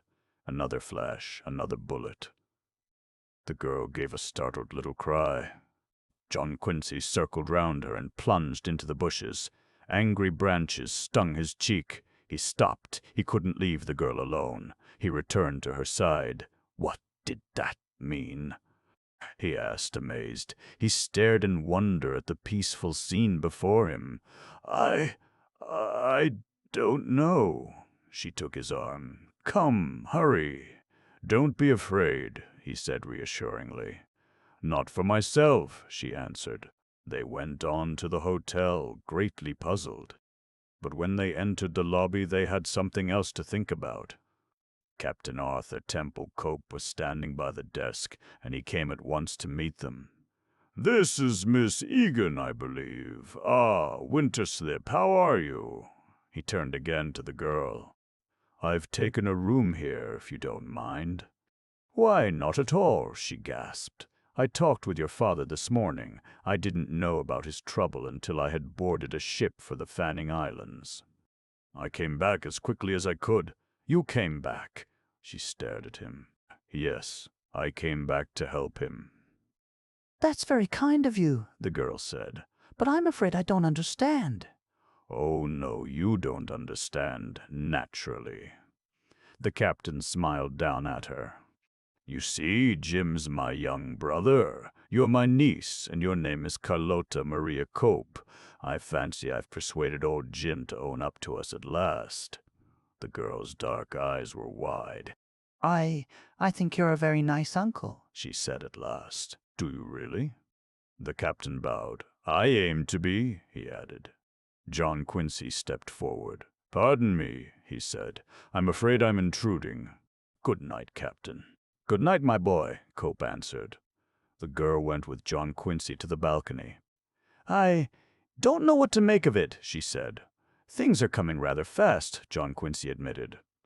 He remembered the Corsican cigarette. "I wouldn't trust him too far," he admonished, "but he's so wonderful." "Oh, he's all right, probably, but looks are often deceptive. I'll go along now and let you talk with him." She laid one slim, tanned hand on his white-clad arm. "Do be careful." "Oh, I'm all right," he told her. "But someone shot at you." "Yes, and a very poor aim he had, too. Don't worry about me." She was very close, her eyes glowing in the dark. "You said you weren't afraid for yourself," he added. "Did you mean?" "I meant I was afraid for you." The moon, of course, was shining. The cocoa palms turned their heads away at the suggestion of the trades. The warm waters of Waikiki murmured nearby. John Quincy Winterslip from Boston and immune drew the girl to him and kissed her. Not a cousinly kiss, either, but why should it have been? She wasn't his cousin. "Thank you, my dear," he said. He seemed to be floating dizzily in space. It came to him that he might reach out and pluck her a handful of stars. It came to him a second later that, despite his firm resolve, he had done it again. Kissed another girl. 3. That made 3 with whom he was sort of entangled. "Good night," he said huskily, and leaping over the rail, fled hastily through the garden. 3 girls now. But he hadn't a single regret. He was living at last. As he hurried through the dark along the beach, his heart was light. Once he fancied he was being followed, but he gave it little thought. What of it? On the bureau in his room he found an envelope with his name typewritten on the outside. The note within was typewritten too. He read, "You are too busy out here. Hawaii can manage her affairs without the interference of a Malahini. Boats sail almost daily. If you are still here 48 hours after you get this, look out!" Tonight's shots were fired into the air. The aim will quickly improve. Delighted, John Quincy tossed the note aside. Threatening him, eh? His activities as a detective were bearing fruit. He recalled the glowering face of Kaula when he said, "You did this." "I don't forget." And a remark of Dan Winterslip's his aunt had quoted, "Civilized, yes, but far underneath there are deep, dark waters flowing still. Boats were sailing almost daily, were they?" Well, let them sail. He would be on one someday, but not until he had brought Dan Winterslip's murderer to justice. Life had a new glamour now. Look out! He'd be looking, and enjoying it too. He smiled happily to himself as he took off his coat. This was better than selling bonds in Boston. Chapter 18. A cable from the mainland. John Quincy awoke at 9 the following morning and slipped from under his mosquito netting, eager to face the responsibilities of a new day. On the floor near his bureau lay the letter designed to speed the parting guest. He picked it up and read it again with manifest enjoyment. When he reached the dining room, Haku informed him that Miss Minerva and Barbara had breakfasted early and gone to the city on a shopping tour. "Look here, Haku," the boy said. "A letter came for me late last night?" "Yes," admitted Haku. "Who delivered it?"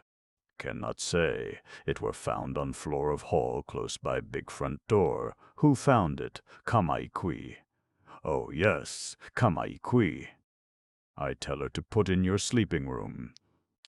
"Did Kamaikui see the person who brought it?" "Nobody see him. Nobody on place." "All right," John Quincy said. He spent a leisurely hour on the lanai with his pipe and the morning paper. At about 10:30 he got out the roadster and drove to the police station. Hallett and Shan, he was told, were in a conference with the prosecutor.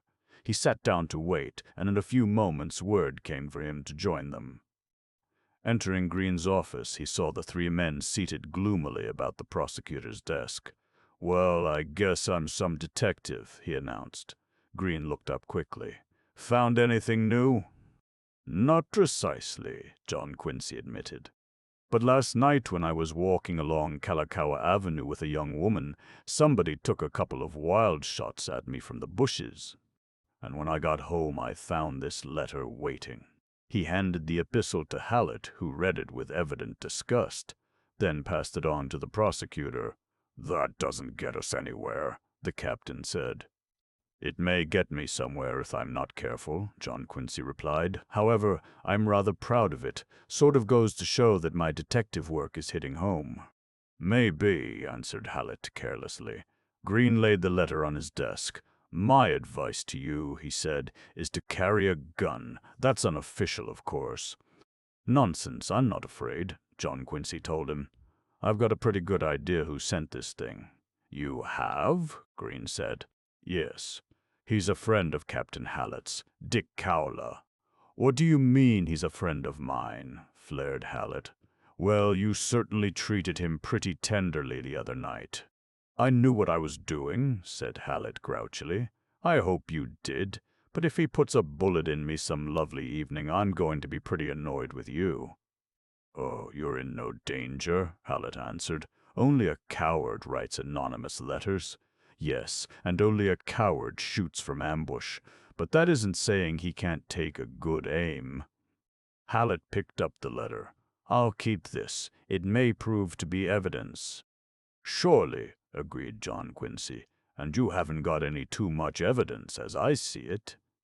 "Is that so?" growled Hallett. "We've made a rather important discovery about that Corsican cigarette." "Oh, I'm not saying Charlie isn't good," smiled John Quincy. "I was with him when he worked that out." A uniformed man appeared at the door. "Egan and his daughter and Captain Cope," he announced to Green. "Want to see them now, sir." "Send them in," ordered the prosecutor. "I'd like to stay if you don't mind," John Quincy suggested. "Oh, by all means," Green answered. "We couldn't get along without you." The policeman brought Egan to the door, and the proprietor of the Reef and Palm came into the room. His face was haggard and pale. His long siege with the authorities had begun to tell. But a stubborn light still flamed in his eyes. After him came Carlota Egan, fresh and beautiful and with a new air of confidence about her. Captain Cope followed, tall, haughty, a man of evident power and determination. "This is the prosecutor, I believe," he said. "Ah, Mr. Winterslip, I find you everywhere I go." "You don't mind my staying?" inquired John Quincy. "Not in the least, my boy. Our business here will take but a moment." He turned to Green. "Just as a preliminary," he continued, I am Captain Arthur Temple Cope of the British Admiralty, and this gentleman," he nodded toward the proprietor of the Reef and Palm, "is my brother." Really? Said Green. His name is Egan, as I understand it. "His name is James Egan Cope," the captain replied. "He dropped the Cope many years ago for reasons that do not concern us now. I am here simply to say, sir, that you are holding my brother on the flimsiest pretext I have ever encountered in the course of my rather extensive travels. If necessary, I propose to engage the best lawyer in Honolulu and have him free by night. But I'm giving you this last chance to release him and avoid a somewhat painful expose of the sort of nonsense you go in for." John Quincy glanced at Carlota Egan. Her eyes were shining, but not on him. They were on her uncle. Green flushed slightly.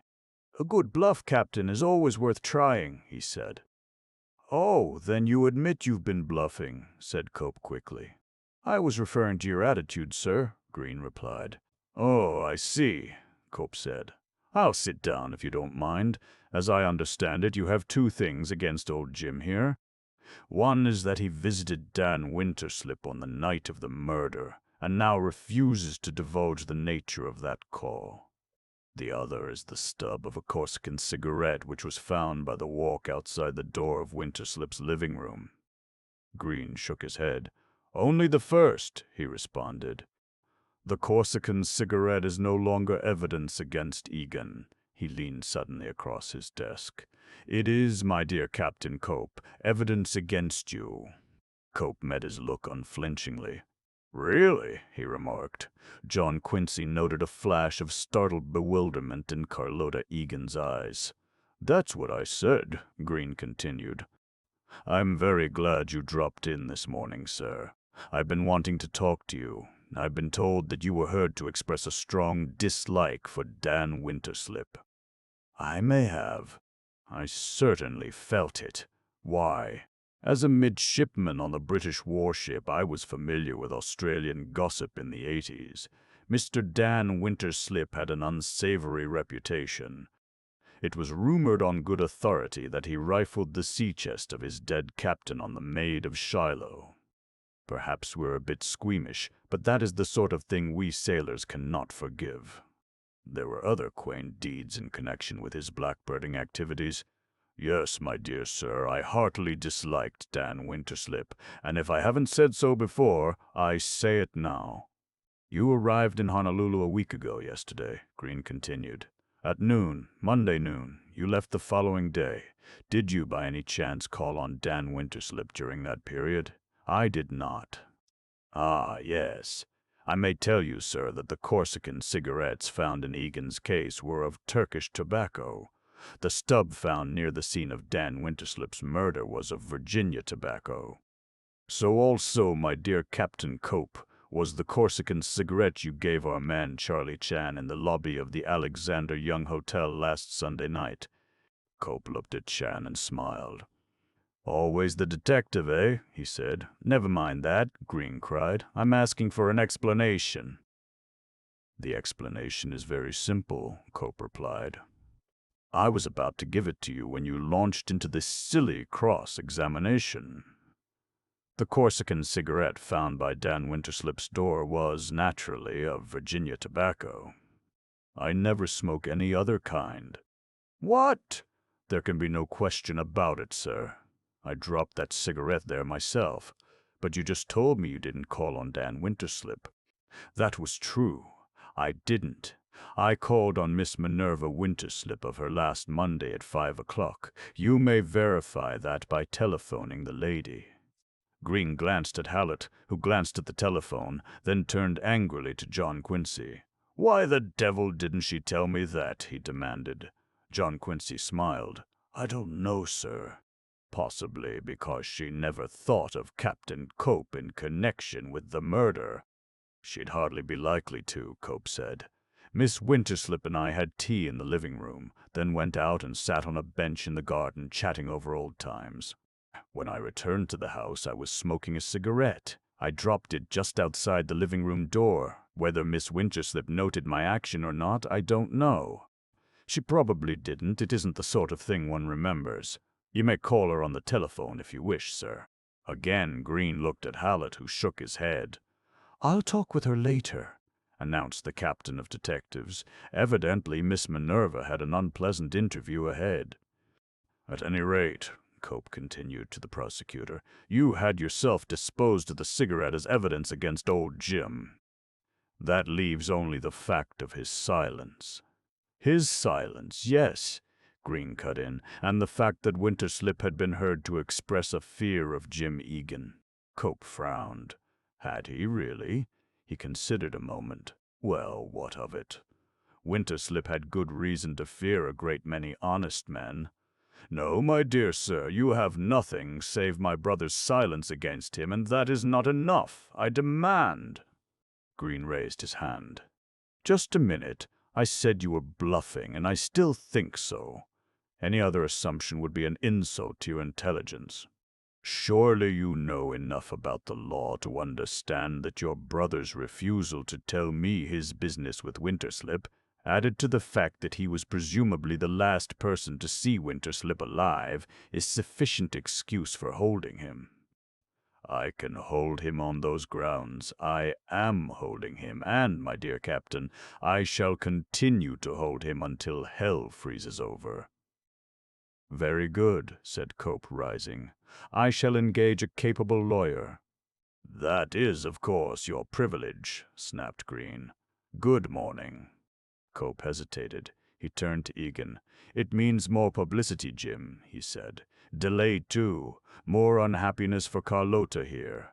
And since everything you did was done for her. How did you know that? Asked Egan quickly. I've guessed it. I can put two and two together, Jim. Carlota was to return with me for a bit of schooling in England. You said you had the money, but you hadn't. That was your pride again, Jim. It's got you into a lifetime of trouble. You cast about for the funds, and you remembered Winterslip. I'm beginning to see it all now. You had something on Dan Winterslip, and you went to his house that night to blackmail him, suggested Green. It wasn't a pretty thing to do, Jim, Cope went on. But you weren't doing it for yourself. Carlota and I know you would have died first. You did it for your girl, and we both forgive you. He turned to Carlota. Don't we, my dear? The girl's eyes were wet. She rose and kissed her father. Dear old Dad, she said. Come on, Jim, pleaded Captain Cope. Forget your pride for once. Speak up and we'll take you home with us. I'm sure the prosecutor will keep the thing from the newspapers.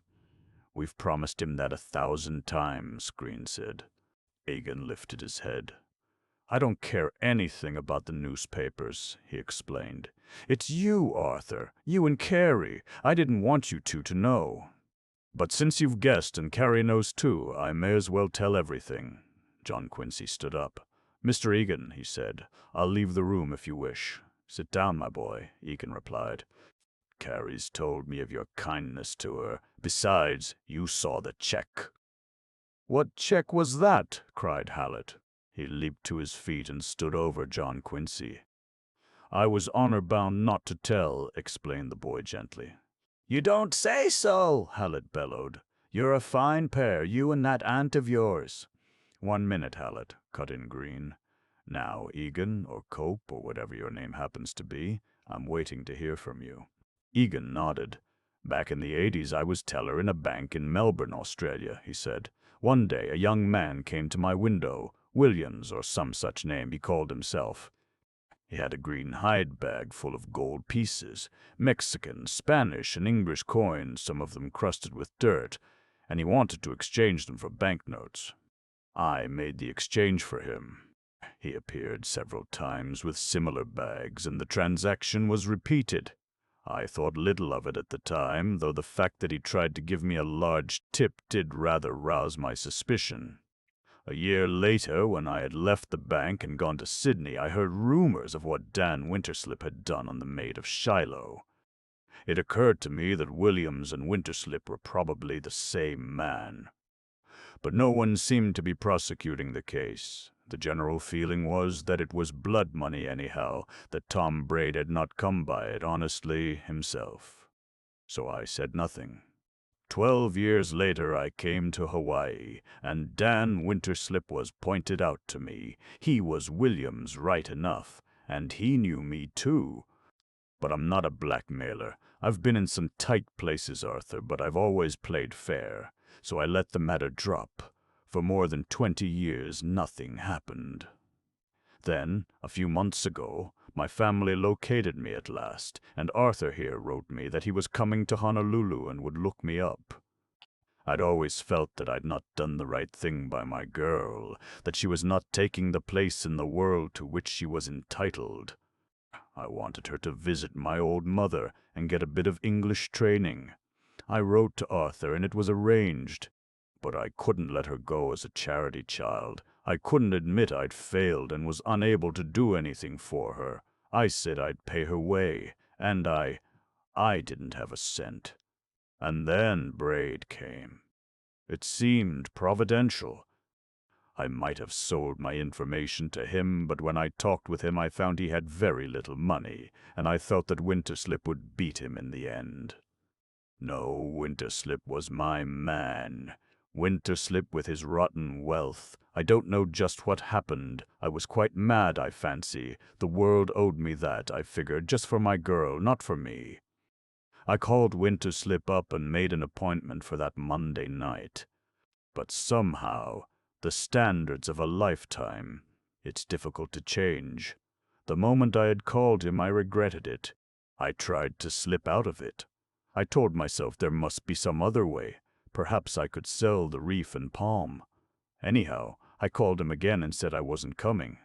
But he insisted, and I went. I didn't have to tell him what I wanted. He knew. He had a check ready for me, a check for $5,000.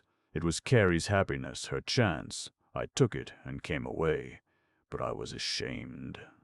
I'm not trying to excuse my action, however. I don't believe I would ever have cashed it. When Carrie found it in my desk and brought it to me, I tore it up, that's all.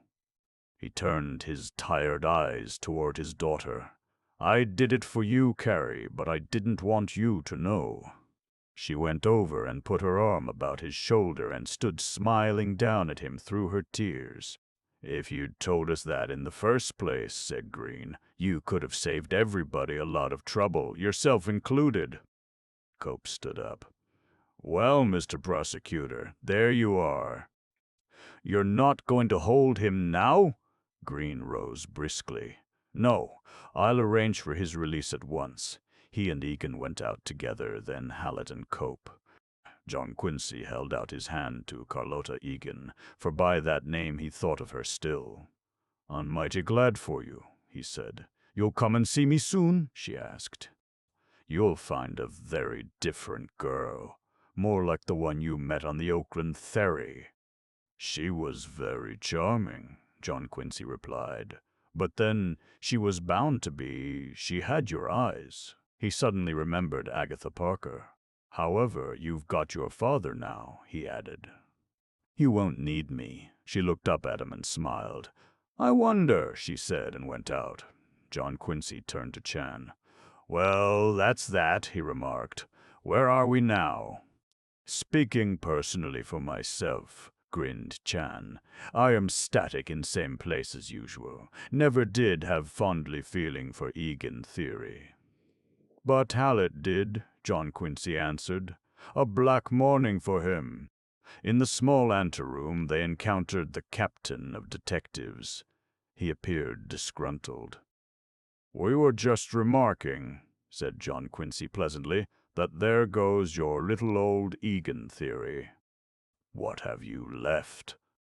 Oh, I've got plenty, growled Hallett. Yes, you have. One by one your clues have gone up in smoke. The page from the guest book, the brooch, the torn newspaper, the Ohio woodbox, and now Egan and the Corsican cigarette. Oh, Egan isn't out of it. We may not be able to hold him, but I'm not forgetting Mr. Egan. Nonsense, smiled John Quincy. I asked what you had left. A little button from a glove. Useless. The glove was destroyed long ago. A wristwatch with an illuminated dial and a damaged numeral 2. Chan's amber eyes narrowed. "Essential clue," he murmured. "Remember how I said it." Hallett banged his fist on a table. "That's it, the wristwatch. If the person who wore it knows anyone saw it, it's probably where we'll never find it now. But we've kept it pretty dark. Perhaps he doesn't know. That's our only chance." He turned to Chan. "I've combed these islands once hunting that watch," he cried. "Now I'm going to start all over again. The jewelry stores, the pawn shops, every nook and corner. You go out, Charlie, and start the ball rolling." Chan moved with alacrity despite his weight. "I will give it one powerful push," he promised, and disappeared. "Well, good luck," said John Quincy, moving on. Hallett grunted. "You tell that aunt of yours I'm pretty sore," he remarked. He was not in the mood for elegance of diction. John Quincy's opportunity to deliver the message did not come at lunch, for Miss Minerva remained with Barbara in the city. After dinner that evening, he let his aunt out to sit on the bench under the haw tree. "By the way," he said, "Captain Hallett is very much annoyed with you." "I'm very much annoyed with Captain Hallett," she replied. "So that makes us even. What's his particular grievance now?" "He believes you knew all the time the name of the man who dropped that Corsican cigarette." She was silent for a moment. "Not all the time," she said at length. "What has happened?" John Quincy sketched briefly the events of the morning at the police station.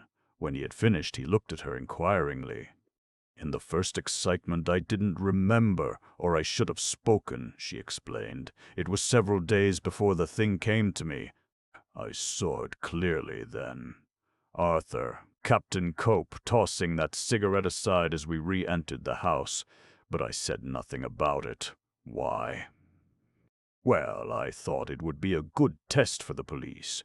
Let them discover it for themselves." "That's a pretty weak explanation," remarked John Quincy severely. "You've been responsible for a lot of wasted time." It wasn't my only reason," said Miss Minerva softly. "Oh, I'm glad to hear that. Go on." "Somehow I couldn't bring myself to link up that call of Captain Cope's with a murder mystery." Another silence. And suddenly, he was never dense, John Quincy understood. "He told me you were very beautiful in the 80s, said the boy gently. "The captain, I mean, when I met him in that San Francisco club." Miss Minerva laid her own hand on the boy's. When she spoke, her voice, which he had always thought firm and sharp, trembled a little. "On this beach in my girlhood," she said, "happiness was within my grasp. I had only to reach out and take it. But somehow, Boston held me back. I let my happiness slip away." "Not too late yet," suggested John Quincy. She shook her head. "So he tried to tell me that Monday afternoon. But there was something in his tone. I may be in Hawaii, but I'm not quite mad. Youth, John Quincy, youth doesn't return, whatever they may say out here." She pressed his hand and stood. "If your chance comes, dear boy," she added, "don't be such a fool." She moved hastily away through the garden, and John Quincy looked after her with a new affection in his eyes. Presently he saw the yellow glare of a match beyond the wire. Amos again, still loitering under his algaroba tree. John Quincy rose and strolled over to him. "Hello, Cousin Amos," he said. "When are you going to take down this fence?" "Oh, I'll get around to it sometime," Amos answered. "By the way, I wanted to ask you, any new developments?" "Several," John Quincy told him, "but nothing that gets us anywhere. So far as I can see, the case is blown up completely." "Well, I've been thinking it over," Amos said. "Maybe that would be the best outcome after all. Suppose they do discover who did for Dan. It may only reveal a new scandal, worse than any of the others." "I'll take a chance on that," replied John Quincy. "For my part, I intend to see this thing through." Haku came briskly through the garden. "Cable message for Mr. John Quincy Winterslip. Boys say collect. Requests money." John Quincy followed quickly to the front door. A bored small boy awaited him. He paid the sum due and tore open the cable. It was signed by the postmaster at Des Moines, and it read, "No one named Saladin ever heard of here." John Quincy dashed to the telephone. Someone on duty at the station informed him that Chan had gone home and gave him an address on Punchbowl Hill. He got out the roadster and in 5 minutes more was speeding toward the city. Chapter 19. Goodbye, Pete. Charlie Chan lived in a bungalow that clung precariously to the side of Punchbowl Hill. Pausing a moment at the Chinaman's gate, John Quincy looked down on Honolulu, one great gorgeous garden set in an amphitheater of mountains. A beautiful picture, but he had no time for beauty now. He hurried up the brief walk that lay in the shadow of the palm trees.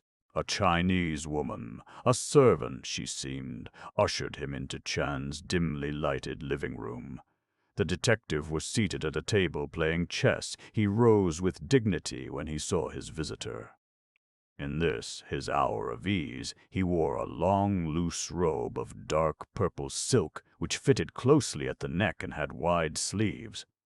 Beneath it showed wide trousers of the same material, and on his feet were shoes of silk with thick felt soles. He was all oriental now, suave and ingratiating but remote, and for the first time John Quincy was really conscious of the great gulf across which he and Chan shook hands. "You do my lowly house immense honor," Charlie said. "This proud moment are made still more proud by opportunity to introduce my eldest son." He motioned for his opponent at chess to step forward, a slim, sallow boy with amber eyes. Chan himself before he put on weight. Mr. Rationd, John Quincy Winterslip of Boston, kindly condescend to notice Henry Chan. When you appear, I am giving him lesson at chess, so he may play in such manner as not to tarnish honored name. The boy bowed low. Evidently he was one member of the younger generation who had a deep respect for his elders. John Quincy also bowed. "Your father is my very good friend," he said. "And from now on you are too." Chan beamed with pleasure. "Condescend to sit on this atrocious chair. Is it possible you bring news?" "It certainly is," smiled John Quincy. He handed over the message from the postmaster at Des Moines. "Most interesting," said Chan. "Do I hear impressive chug of rich automobile engine in street?" "Yes, I came in the car," John Quincy replied. "Good. We will hasten at once to home of Captain Hallett, not far away. I beg of you to pardon my disappearance while I don more appropriate costume." Left alone with the boy, John Quincy sought a topic of conversation. "Play baseball?" he asked. The boy's eyes glowed. "Not very good, but I hope to improve." "My cousin Willie Chan is great expert at that game. He has promised to teach me." John Quincy glanced about the room. On the back wall hung a scroll with felicitations, the gift of some friend of the family at New Year's. Opposite him, on another wall, was a single picture painted on silk, representing a bird on an apple bough. Charmed by its simplicity, he went over to examine it. "That's beautiful," he said, quoting old Chinese saying. "A picture is a voiceless poem," replied the boy.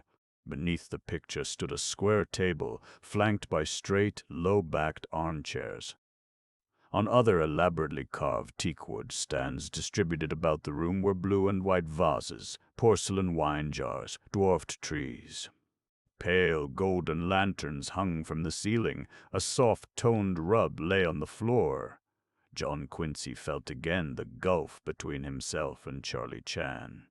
But when the detective returned, he wore the conventional garb of Los Angeles or Detroit, and the gulf did not seem so wide. They went out together and, entering the roadster, drove to Hallett's house on Iolani Avenue. The captain lolled in pajamas on his lanai. He greeted his callers with interest. "You boys are out late," he said. "Something doing?" "Certainly is," replied John Quincy, taking a proffered chair. "There's a man named Saladin." At mention of the name, Hallett looked at him keenly. John Quincy went on to tell what he knew of Saladin, his alleged place of residence, his business, the tragedy of the lost teeth. Some time ago we got on to the fact that every time Keola figured in the investigation, Saladin was interested. He managed to be at the desk of the Reef and Palm the day Keola inquired for Braid. On the night Kaola was questioned by your men, Miss Egan saw Mr. Saladin crouching outside the window. So Charlie and I thought it a good scheme to send a cable of inquiry to the postmaster at Des Moines, where Saladin claimed to be in the wholesale grocery business. He handed an envelope to Hallett. That answer arrived tonight, he added. An odd smile had appeared on Hallett's usually solemn face. He took the cable and read it, then slowly tore it into bits. "Forget it, boys," he said calmly. What? Gasped John Quincy. I said forget it. I like your enterprise, but you're on the wrong trail there. John Quincy was greatly annoyed.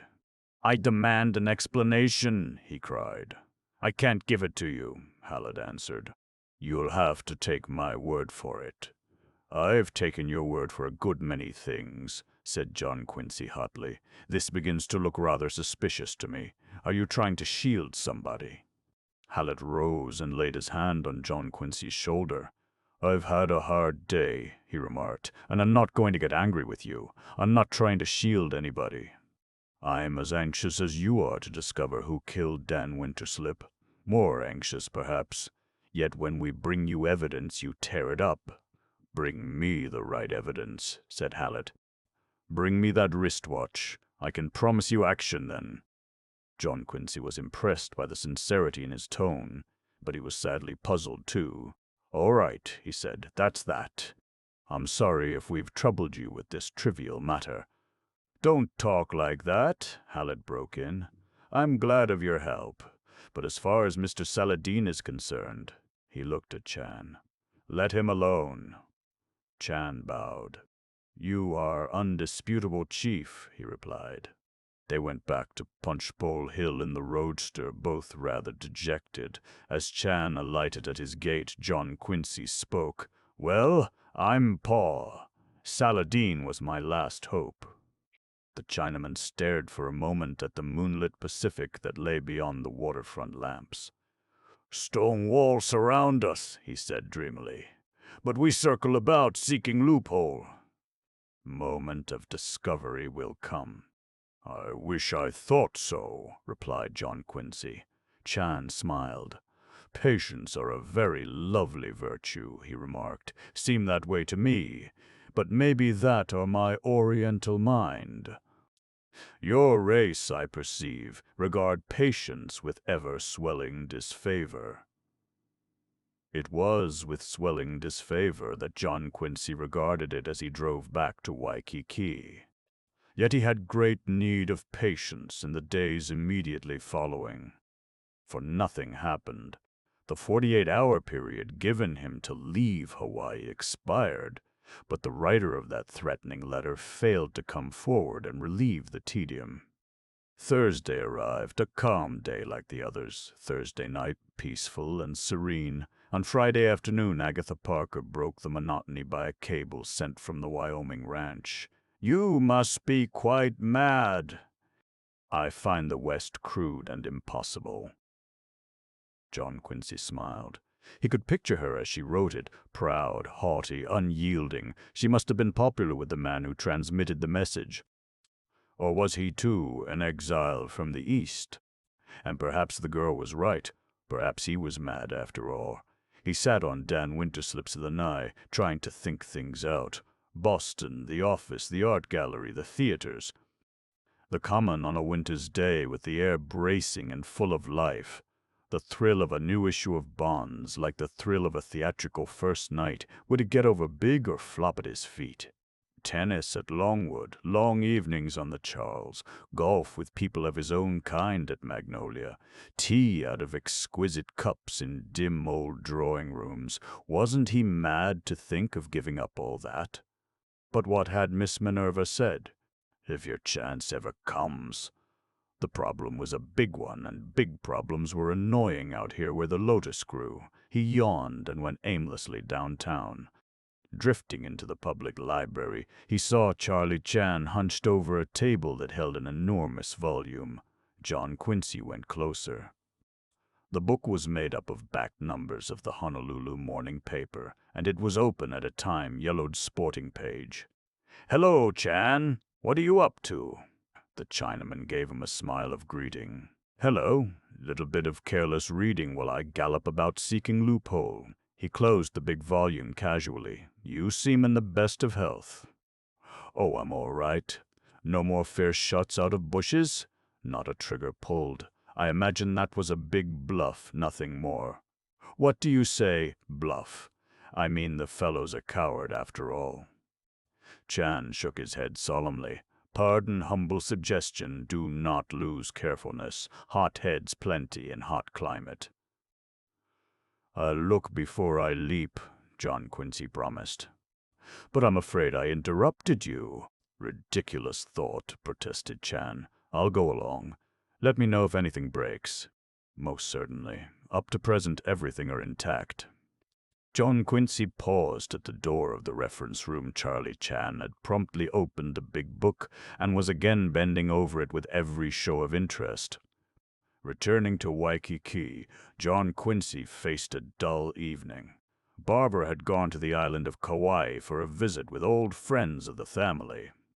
He had not been sorry when she went, for he didn't feel quite at ease in her presence.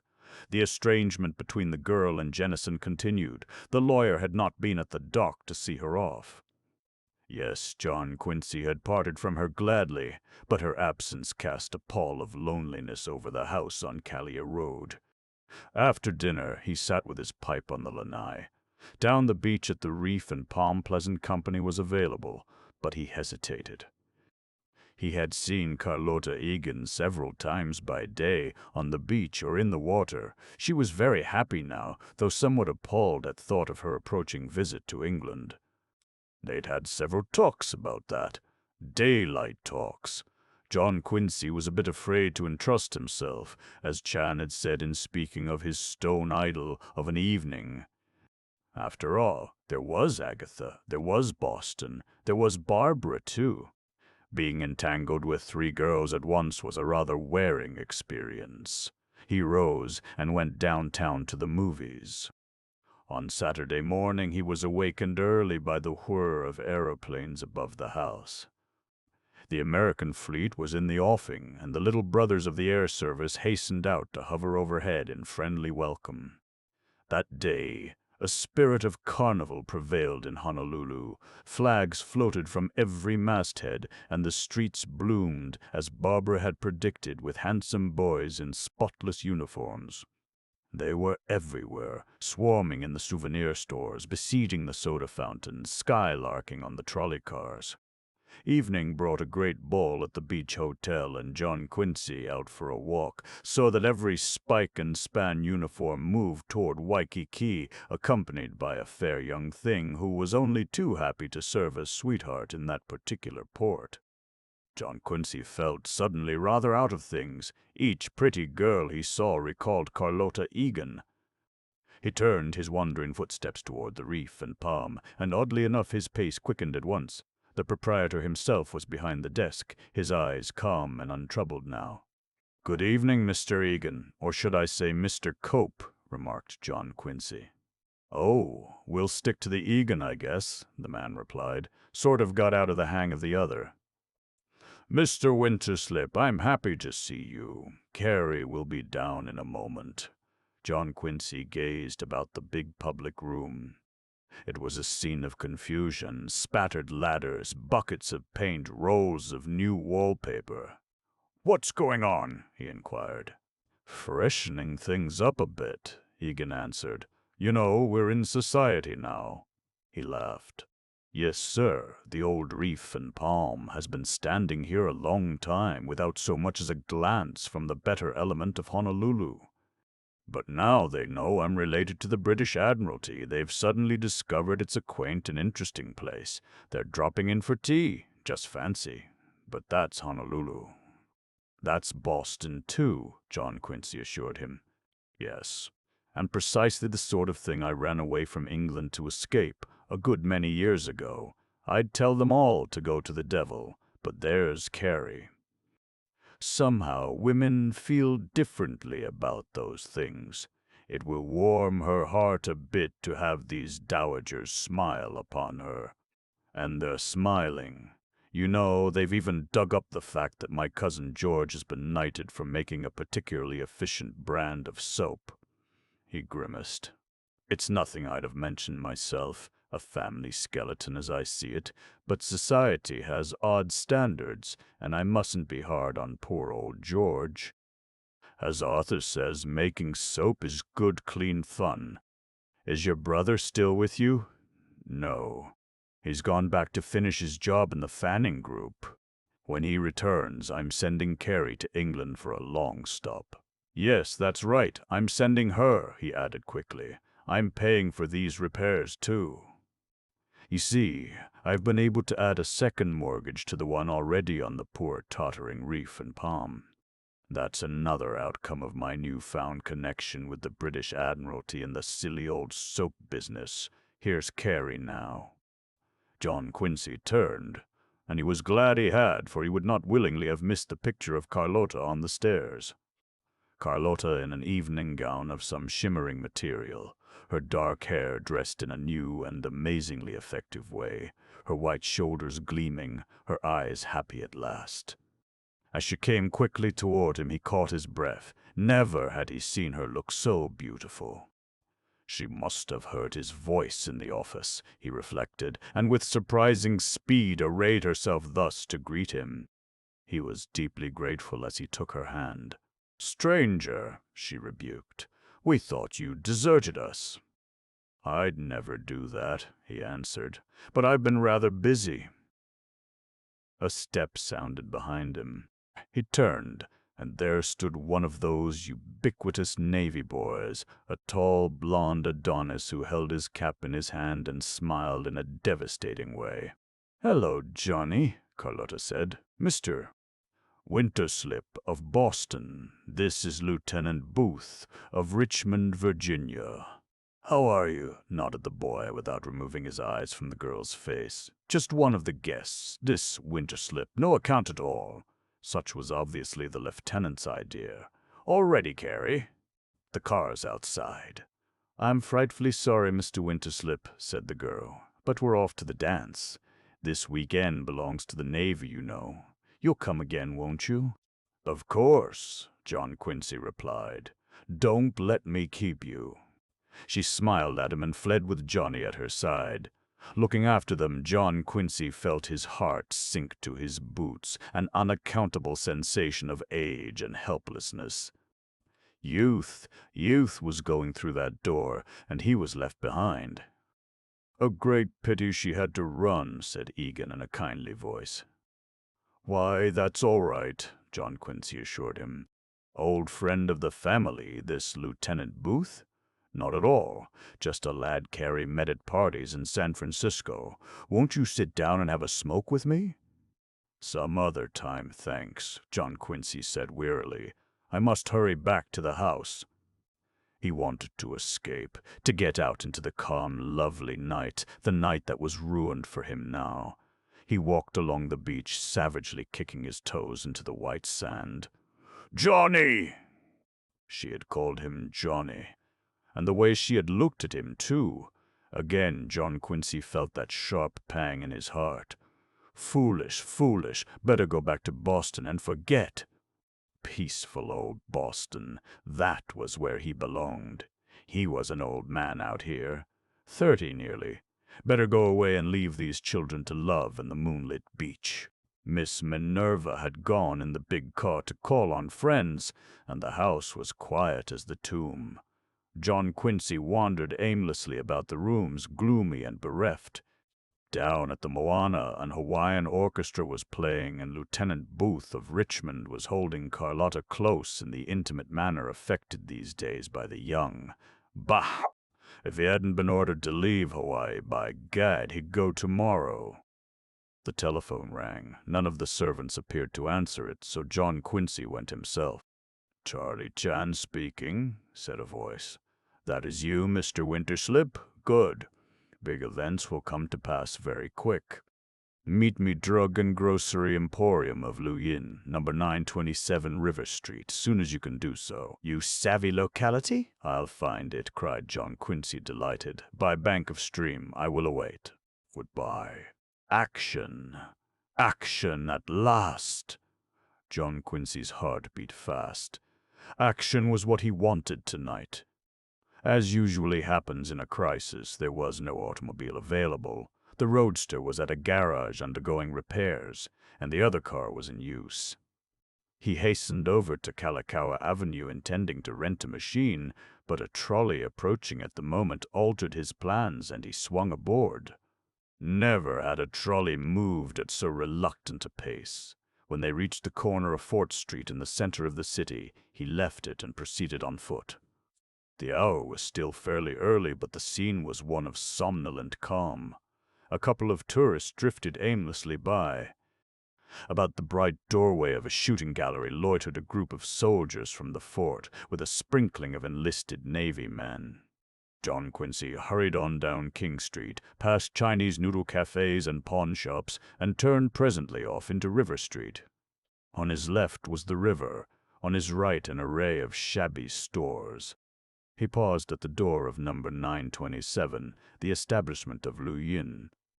Inside, seated behind a screen that revealed only their heads, a number of Chinese were engrossed in a friendly little game.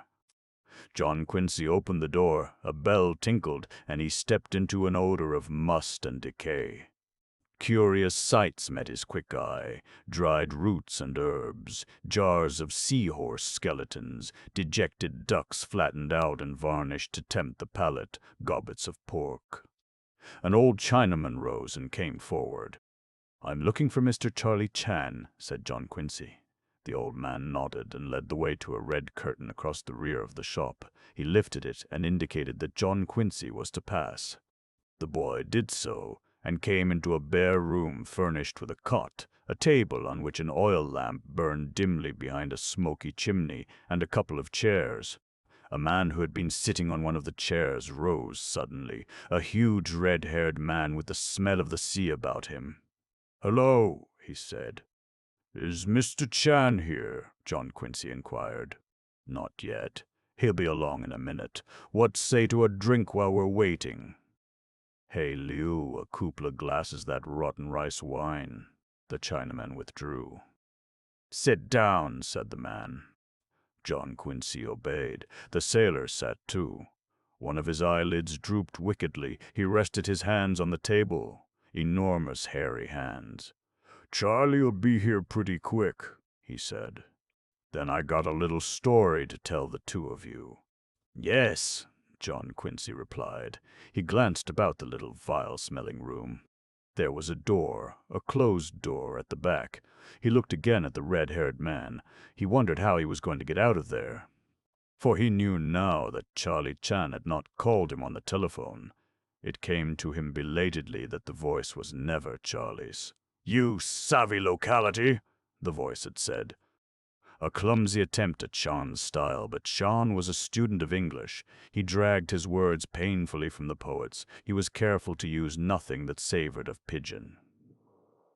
No, the detective had not telephoned. He was no doubt at home now, bending over his chessboard, and here was John Quincy shut up in a little room on the fringe of the river district with a husky sailor man who leered at him knowingly.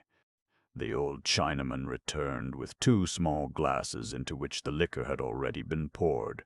He set them on the table. The red-haired man lifted one of them. "Your health, sir," he said.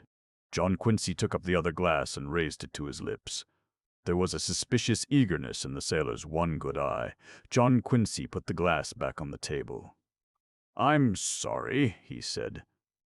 "I don't want a drink, thank you." The great face with its stubble of red beard leaned close to his. "You mean you won't drink with me?" said the red-haired man belligerently.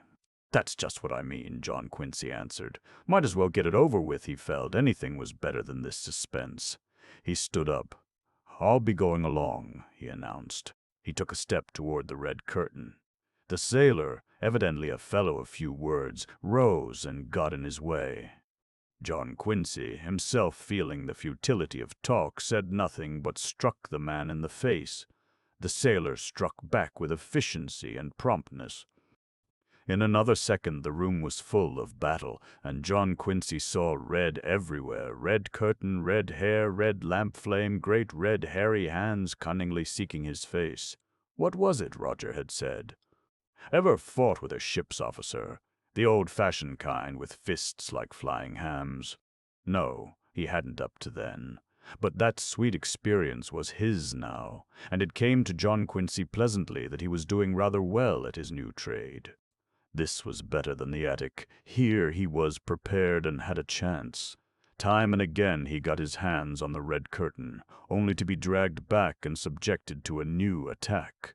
The sailor was seeking to knock him out, and though many of his blows went home, that happy result, from the standpoint of the red-haired man, was unaccountably delayed.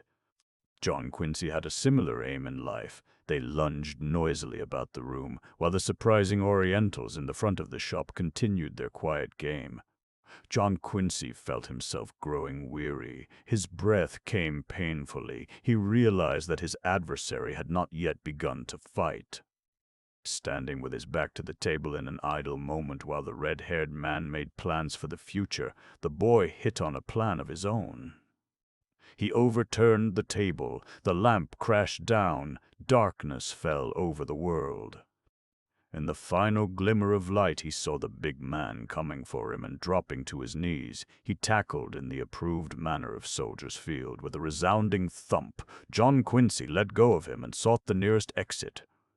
It happened to be the door at the rear, and it was unlocked. He passed hurriedly through a cluttered backyard and, climbing a fence, found himself in the neighborhood known as the River District.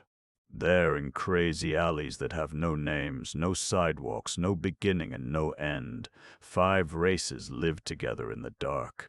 Some houses were above the walk level, some below. All were out of alignment.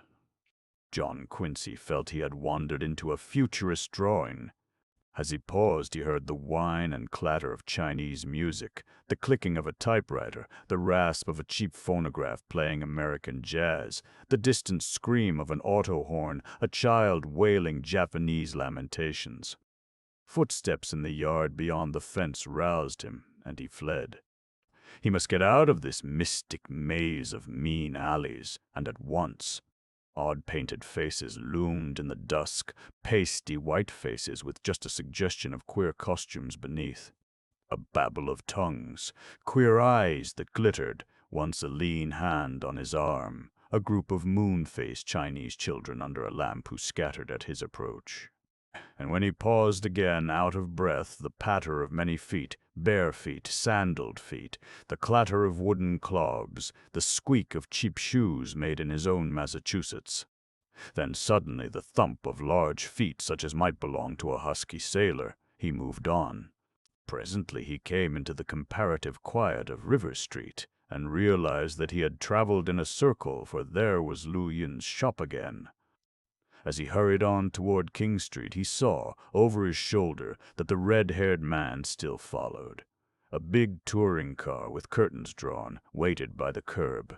John Quincy leaped in beside the driver. "Get out of here, quick!" he panted. A sleepy Japanese face looked at him through the gloom, busy now. "I don't care if you are," began John Quincy, and glanced down at one of the man's arms resting on the wheel. His heart stood still.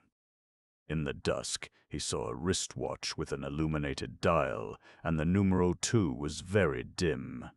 Even as he looked, strong hands seized him by the collar and dragged him into the dark tonneau. At the same instant, the red-haired man arrived. "Got him, Mike? Say, that's luck!" He leaped into the rear of the car. Quick, able work went forward. John Quincy's hands were bound behind his back. A vile-tasting gag was put in his mouth. "Damned if this bird didn't land me one in the eye," said the red-haired man.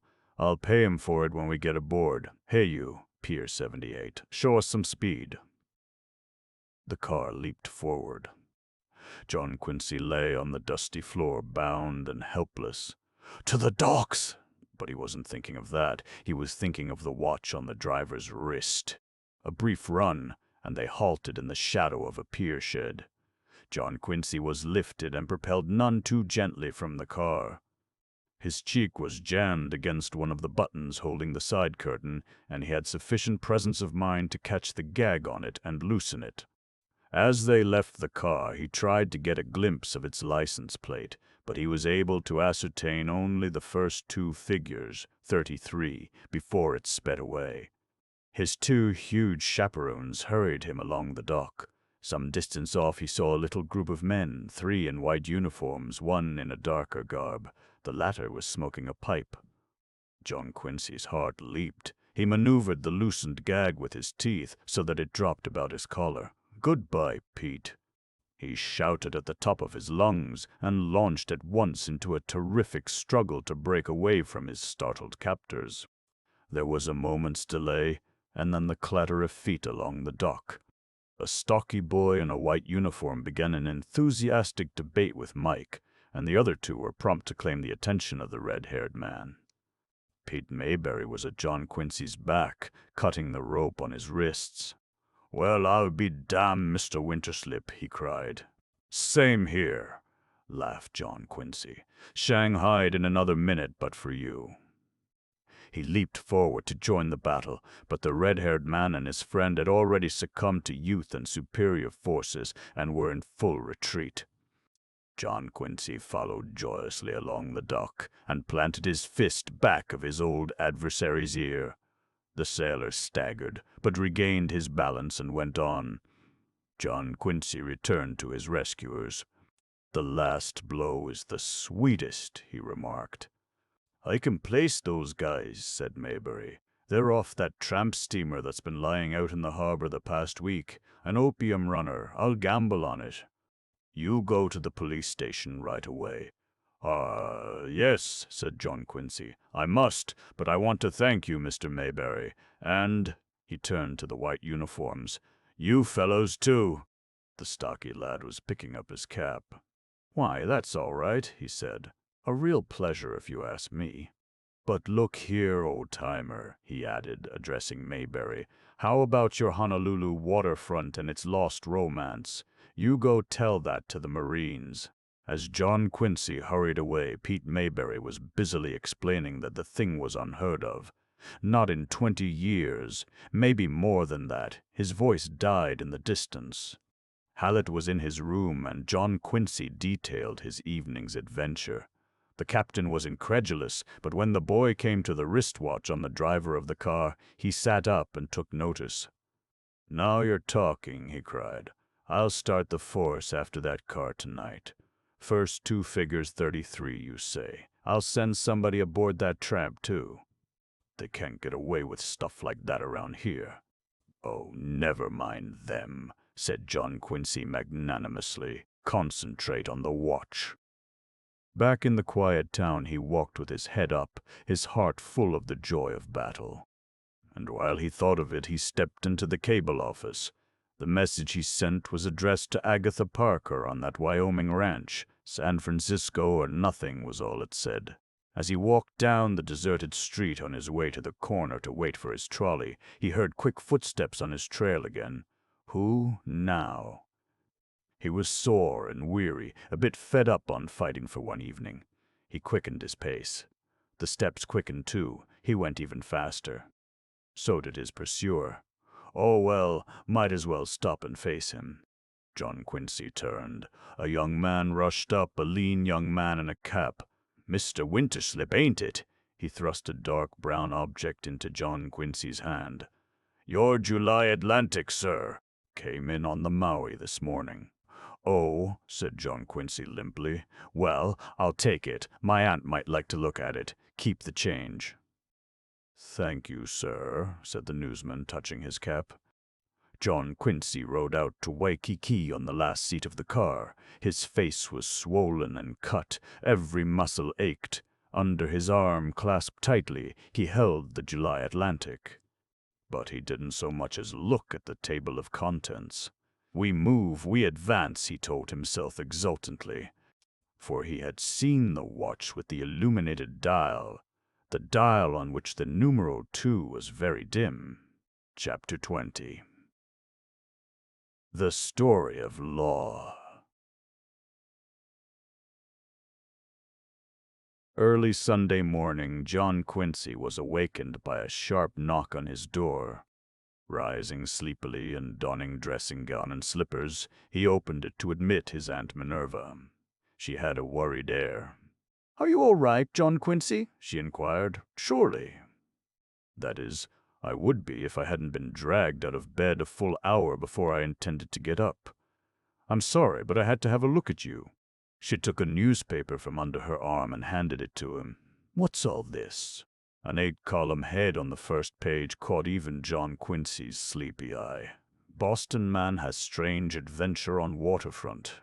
Smaller heads announced that Mr. John Quincy Winterslip had been rescued from an unwelcome trip to China in the nick of time by 3 midshipmen from the Oregon. Poor Pete Mayberry. He had been the real hero of the affair, but his own paper would not come out again until Monday evening, and rivals had beaten him to the story. John Quincy yawned. "All true, my dear," he said. "I was on the verge of leaving you when the Navy saved me. Life, you perceive, has become a musical comedy." "But why should anyone want to Shanghai you?" cried Miss Minerva. "Ah, I hoped you'd ask me that. It happens that your nephew has a brain. His keen analytical work as a detective is getting someone's goat.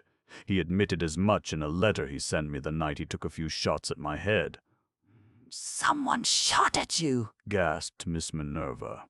"I'll say so. You rather fancy yourself as a sleuth, but is anybody taking aim at you from behind bushes? Answer me that." Miss Minerva sat down weakly on a chair. "You're going home on the next boat," she announced. He laughed. "About 2 weeks ago I made that suggestion to you. And what was your reply? Ah, my dear, the tables are turned. I'm not going home on the next boat. I may never go home. This gay, carefree, sudden country begins to appeal to me. Let me read about myself." He returned to the paper. "The clock was turned back 30 years on the Honolulu waterfront last night," began the somewhat imaginative account. It closed with the news that the tramp steamer Mary S. Allison had left port before the police could board her. Evidently she'd had steam up and papers ready, and was only awaiting the return of the red-haired man and his victim. John Quincy handed the newspaper back to his aunt. "Too bad," he remarked. They slipped through Hallett's fingers. "Of course they did," she snapped. "Everybody does. I'd like a talk with Captain Hallett. If I could only tell him what I think of him, I'd feel better." "Save that paper," John Quincy said. "I want to send it to Mother." She stared at him. "Are you mad? Poor Grace. She'd have a nervous breakdown." "I only hope she doesn't hear of this until you're back in—" "Oh, yes. Boston," laughed John Quincy. "Quaint old town, they tell me. I must visit there some day.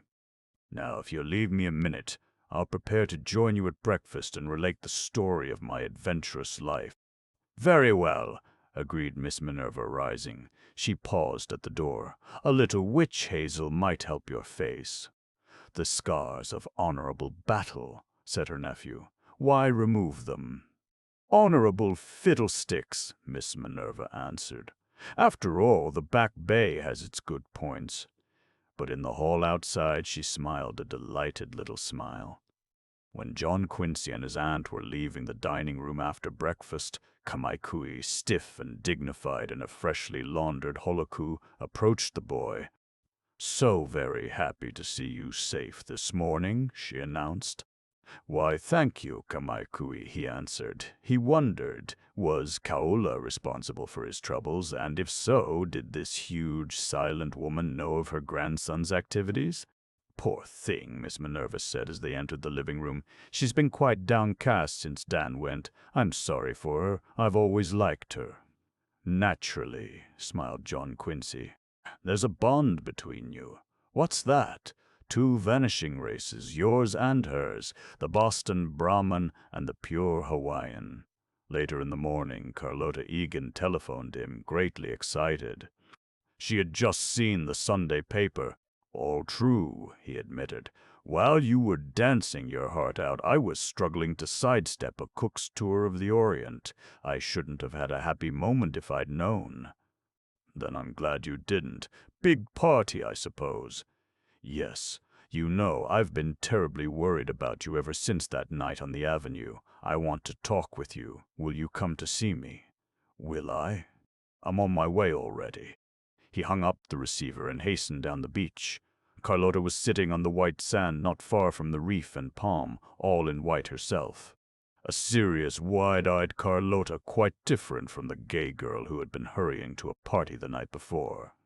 John Quincy dropped down beside her, and for a time they talked of the dance and of his adventure. Suddenly she turned to him. I have no right to ask it, I know, but I want you to do something for me. It will make me very happy. Anything you ask. Go back to Boston. What? Not that. I was wrong. That wouldn't make me happy. Yes, it would. You don't think so now, perhaps. You're dazzled by the sun out here, but this isn't your kind of place. We're not your kind of people. You think you like us, but you'd soon forget. Back among your own sort, the sort who are interested in the things that interest you. Please, go. It would be retreating under fire, he objected. But you proved your courage last night. I'm afraid for you. Someone out here has a terrible grudge against you. I'd never forgive Hawaii if anything happened to you. That's sweet of you. He moved closer. But, confound it, there was Agatha, bound to Agatha by all the ties of honor. He edged away again. I'll think about it, he agreed. I'm leaving Honolulu too, you know, she reminded him. I know. You'll have a wonderful time in England. She shook her head. Oh, I dread the whole idea. Dad's heart is set on it, and I shall go to please him. But I shan't enjoy it. I'm not up to England. Nonsense. No, I'm not. I'm unsophisticated. Crude, really. Just a girl of the islands. But you wouldn't care to stay here all your life? No, indeed. It's a beautiful spot to loll about in, but I've too much northern blood to be satisfied with that. One of these days I want Dad to sell and we'll go to the mainland. I could get some sort of work. Any particular place on the mainland? Well, I haven't been about much, of course. But all the time I was at school I kept thinking I'd rather live in San Francisco than anywhere else in the world. Good, John Quincy cried. That's my choice, too. You remember that morning on the ferry, how you held out your hand to me and said, "Welcome to your city." But you corrected me at once. You said you belonged in Boston. I see my error now. She shook her head. A moment's madness, but you'll recover. You're an Easterner, and you could never be happy anywhere else. Oh, yes, I could, he assured her. I'm a winter slip, a wandering winter slip. Any old place we hang our hats. This time he did lean rather close. I could be happy anywhere, he began. He wanted to add with you, but Agatha's slim patrician hand was on his shoulder. Anywhere, he repeated with a different inflection. A gong sounded from the reef and palm. Carlota rose. That's lunch. John Quincy stood too. It's beside the point. Where you go, she went on. I asked you to do something for me. I know. If you'd asked anything else in the world, I'd be up to my neck in it now. But what you suggest would take a bit of doing. To leave Hawaii and say goodbye to you. I meant to be very firm about it, she broke in. But I must have a little time to consider. Will you wait? She smiled up at him. You're so much wiser than I am, she said. Yes, I'll wait. He went slowly along the beach. Unsophisticated, yes, and charming. You're so much wiser than I am. Where on the mainland could one encounter a girl nowadays who'd say that? He had quite forgotten that she smiled when she said it. In the afternoon, John Quincy visited the police station. Hallett was in his room in rather a grouchy mood. Chan was out somewhere hunting the watch. No, they hadn't found it yet. John Quincy was mildly reproving. "Well, you saw it, didn't you?" growled Hallett. "Why in Sam Hill didn't you grab it?" "Because they tied my hands," John Quincy reminded him. "I've narrowed the search down for you to the taxi drivers of Honolulu. Hundreds of them, my boy. More than that, I've given you the first 2 numbers on the license plate of the car. If you're any good at all, you ought to be able to land that watch now." "Oh, we'll land it," Hallett said. "Give us time." Time was just what John Quincy had to give them. Monday came and went. Miss Minerva was bitterly sarcastic. "Patience are a very lovely virtue," John Quincy told her. "I got that from Charlie." "At any rate," she snapped, "it are a virtue very much needed with Captain Hallett in charge." In another direction, too, John Quincy was called upon to exercise patience. Agatha Parker was unaccountably silent regarding that short peremptory cable he had sent on his big night in town. Was she offended? The Parkers were notoriously not a family who accepted dictation. But in such a vital matter as this, a girl should be willing to listen to reason. Late Tuesday afternoon, Chan telephoned from the station house. Unquestionably Chan this time. Would John Quincy do him the great honor to join him for an early dinner at the Alexander Young Cafe? "Something doing, Charlie," cried the boy eagerly. "Maybe it might be," answered Chan, "and maybe also not. At 6 o'clock in hotel lobby, if you will so far condescend." "I'll be there," John Quincy promised, and he was. He greeted Chan with anxious, inquiring eyes, but the Chinaman was suave and entirely noncommittal. He led John Quincy to the dining room and carefully selected a table by a front window. "Do me the great favor to recline," he suggested. John Quincy reclined. "Charlie, don't keep me in suspense," he pleaded. Chan smiled. "Let us not shade the feast with gloomy murder talk," he replied. "This our social meeting. Is it that you are in the mood to dry up a plate of soup?" "Why, yes, of course," John Quincy answered. Politeness, he saw, dictated that he hide his curiosity. "2 of the soup," ordered Chan of a white-jacketed waiter. A car drew up to the door of the Alexander Young. Chan half rose, staring at it keenly. He dropped back to his seat. "It is my high delight to entertain you thus humbly before you are restored to Boston. Converse at some length of Boston. I feel interested." "Really?" smiled the boy. "Undubitably. Gentlemen I meet once say Boston are like China. The future of both, he say, lies in graveyards where repose useless bodies of honored guests on high. I am fogged as to meaning." He meant both places live in the past, John Quincy explained. And he was right in a way. Boston, like China, boasts a glorious history. But that's not saying the Boston of today isn't progressive. Why, do you know? He talked eloquently of his native city. Chan listened, rapt. "Always," he sighed when John Quincy finished. "I have unlimited yearning for travel." He paused to watch another car draw up before the hotel. "But it are unavailable." "I am policeman on small remuneration. In my youth, rambling on evening hillside or by moonly ocean, I dream of more lofty position. Not so now. But that other American citizen, my eldest son, he are dreaming too. Maybe for him dreams eventuate. Perhaps he becomes second baby Ruth, home-run emperor, applause of thousands making him deaf. Who knows it? Who knows it?" The dinner passed, unshaded by gloomy talk, and they went outside.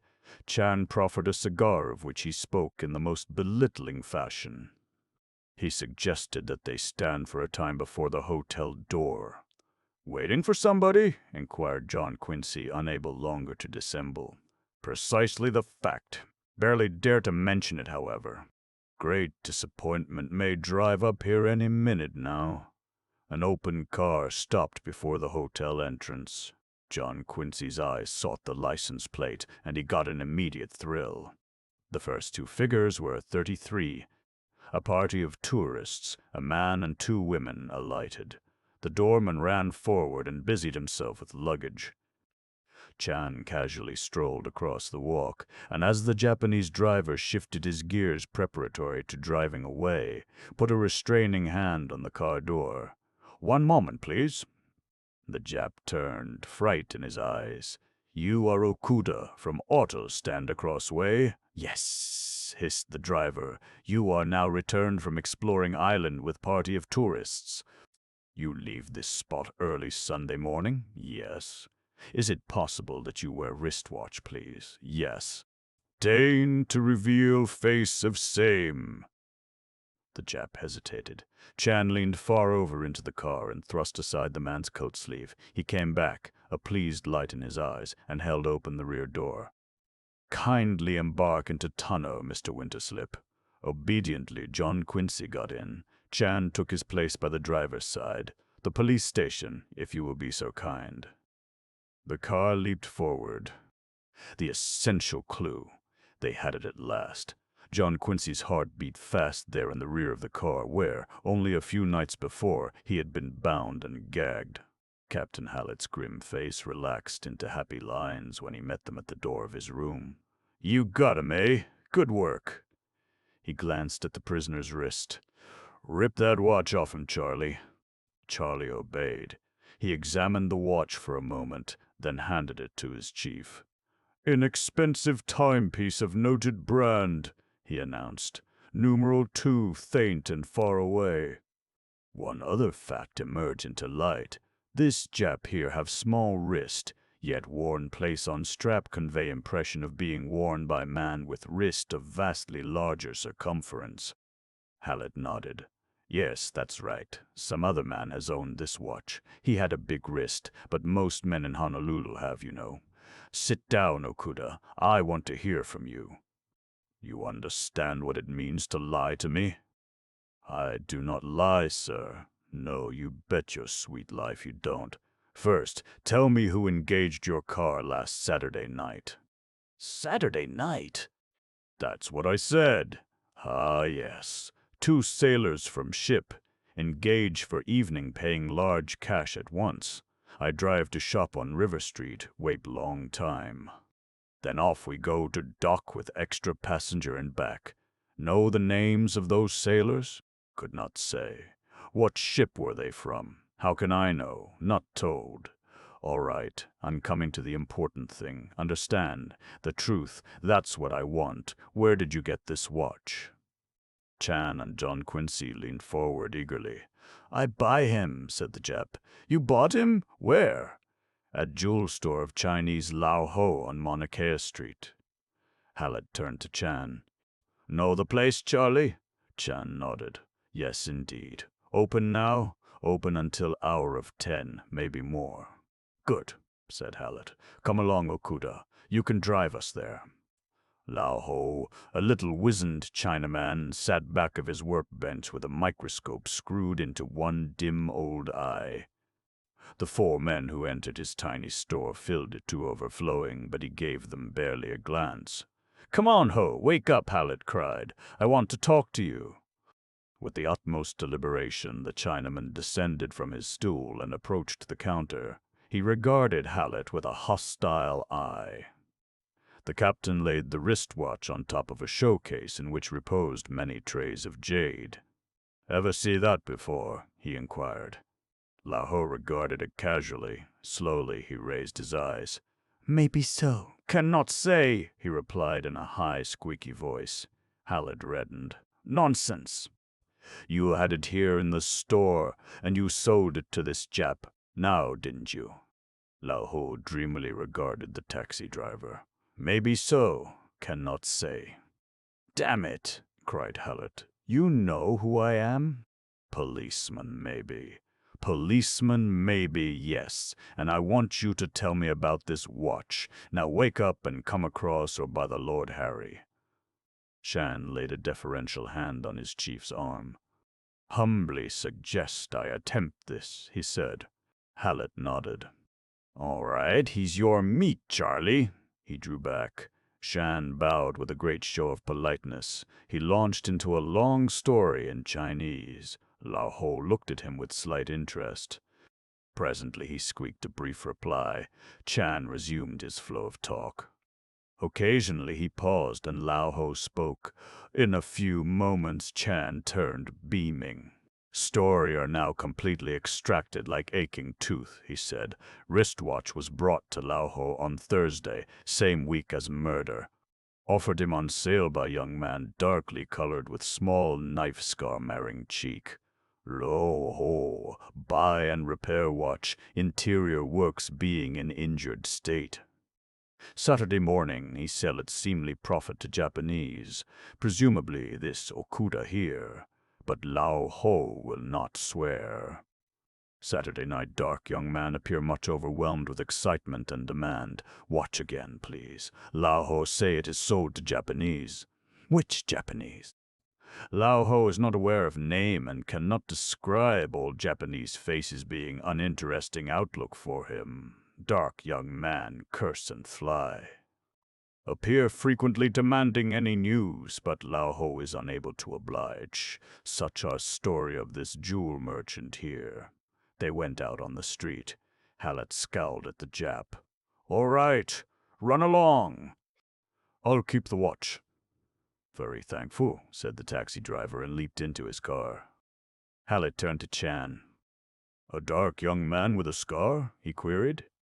Clear enough to me, Shan answered. Same other Spaniard Jose Cabrera, careless man about town with reputation not so savory. Mr. Winterslip, is it that you have forgotten him? John Quincy started. Me? Did I ever see him? Recall, said Chan. It are the night following murder. You and I linger in all-American restaurant engaged in debate regarding hygiene of pie. Door open, admitting Bowker, steward on President Tyler, joyously full of Okalhow. With him our dark young man, this Jose Cabrera himself. Oh, I remember now, John Quincy answered. Well, the Spaniard's easy to pick up, said Hallett. I'll have him inside an hour. One moment, please, interposed Chan. Tomorrow morning at 9 o'clock, the President Tyler returned from Orient. No gambler myself, but will wager incredible sum. Spaniard waits on dock for Mr. Bowker. If you present no fierce objection, I have a yearning to arrest him at that very moment. Why, of course, agreed Hallett. He looked keenly at Charlie Chan. Charlie, you old rascal, you've got the scent at last. Who? Me? Grinned Chan. With your gracious permission, I would alter the picture. Stone walls are crumbling now like dust. Through many loopholes, light stream in like rosy streaks of dawn. Chapter 21.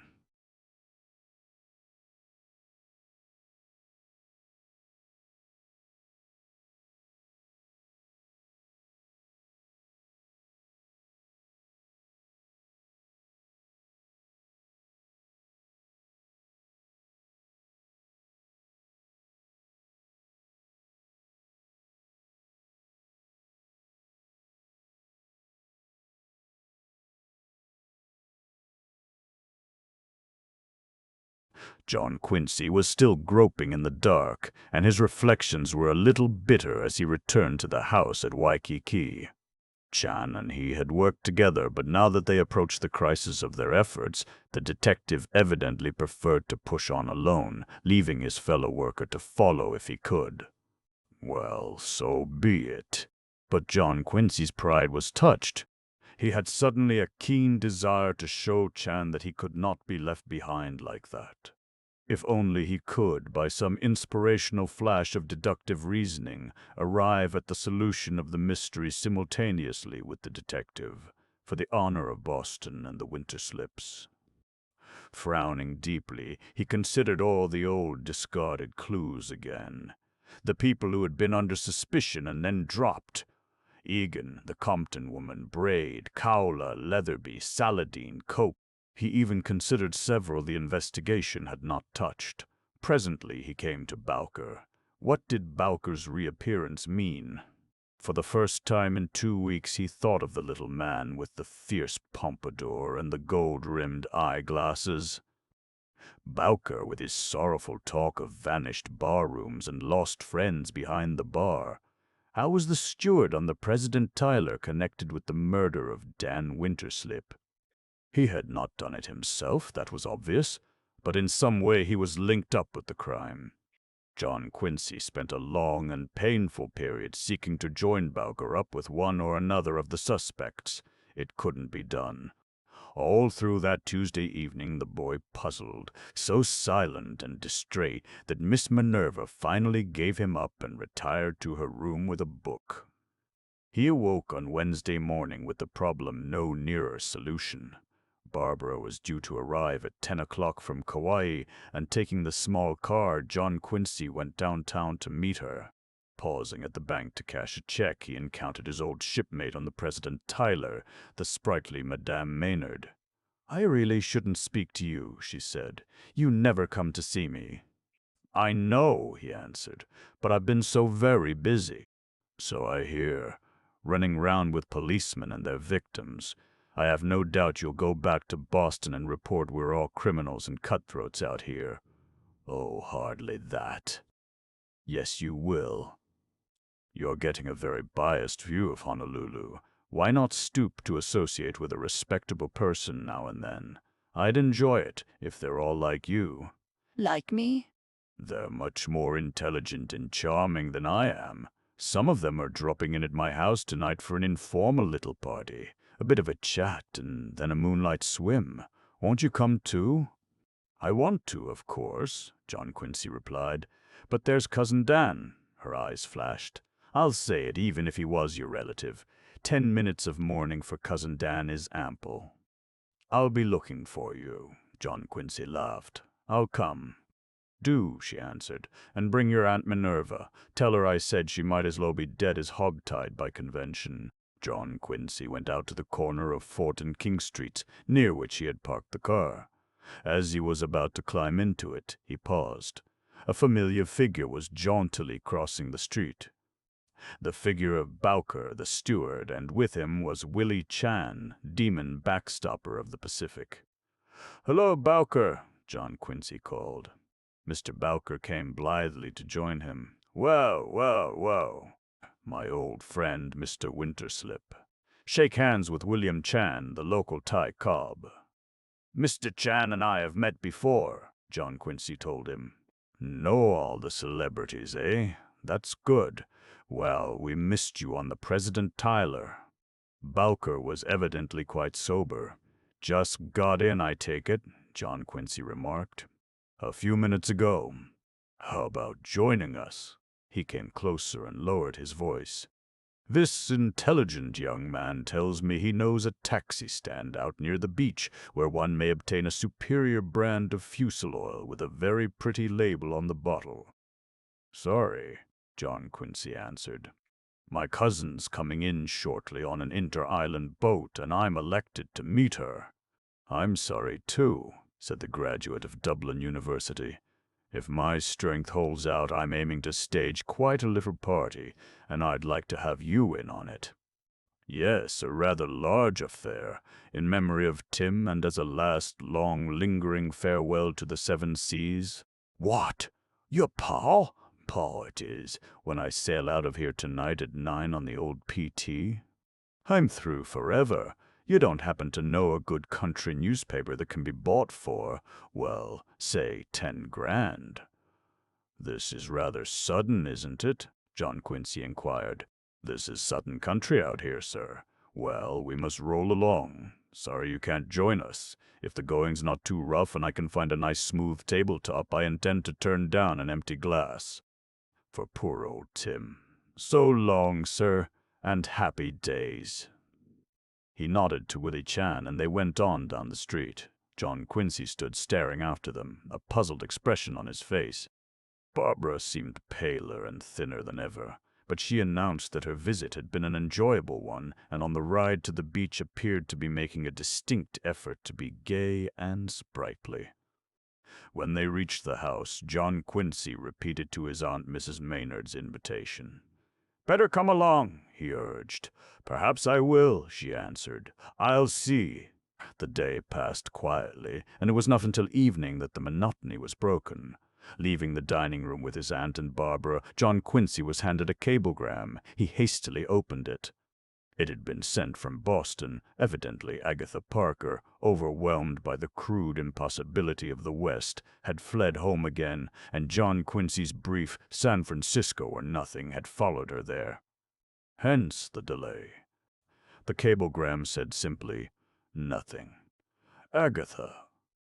John Quincy crushed it in his hand. He tried to suffer a little, but it was no use. He was a mighty happy man. The end of a romance. No, there had never been any nonsense of that kind between them. Just an affectionate regard too slight to stand the strain of parting.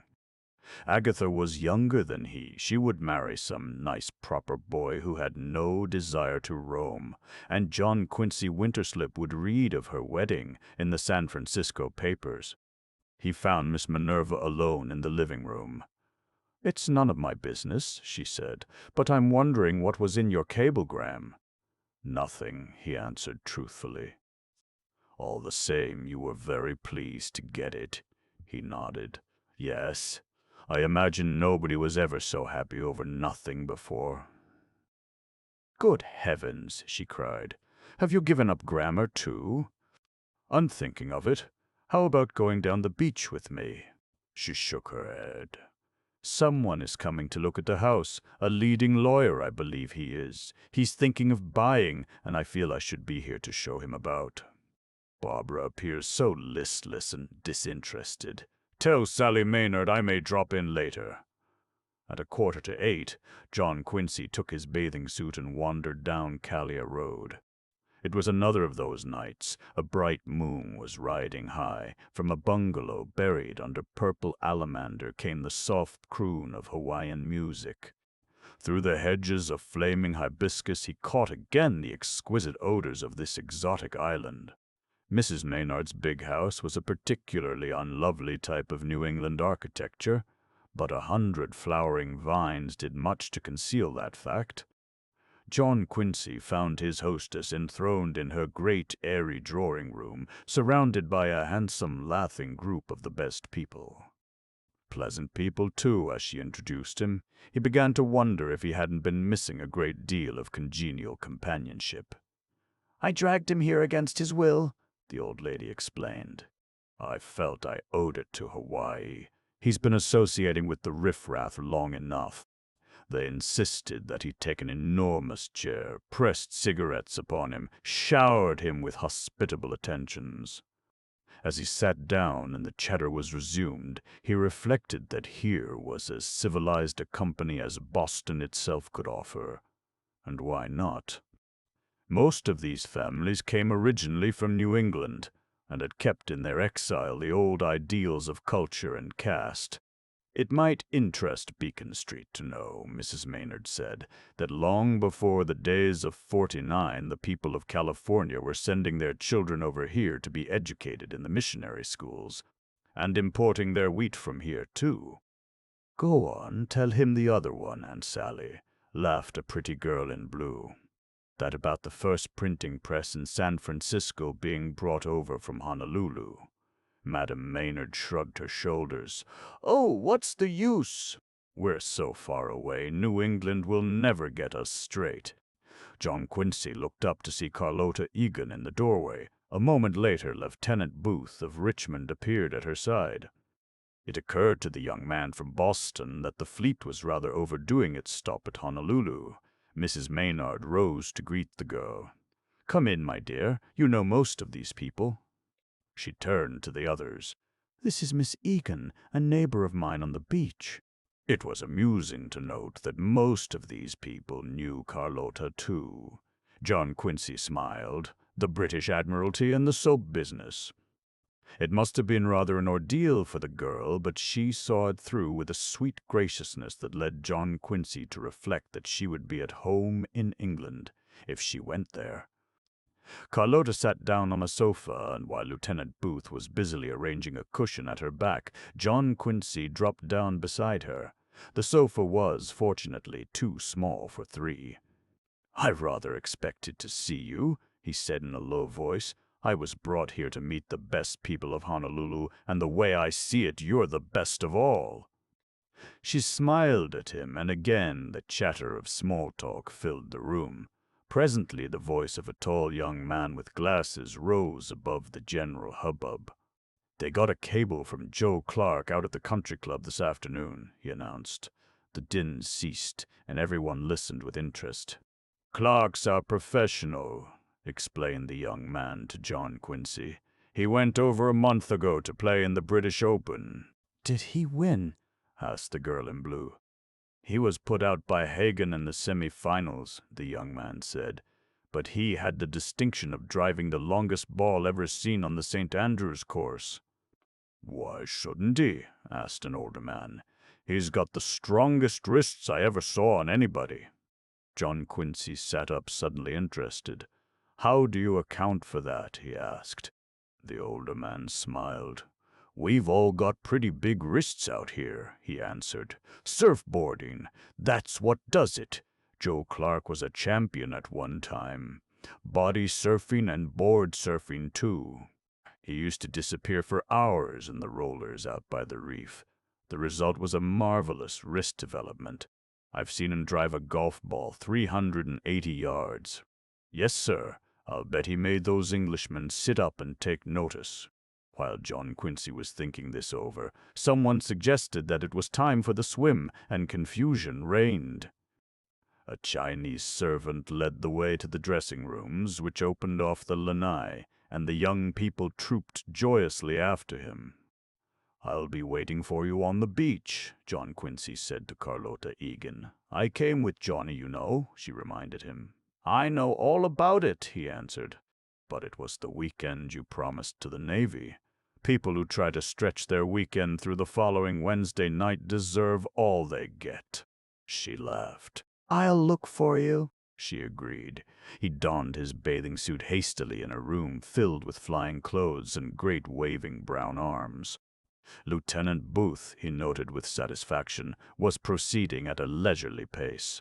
Hurrying through a door that opened directly on the beach, he waited under a nearby hau tree. Presently Carlota came, slender and fragile-looking in the moonlight.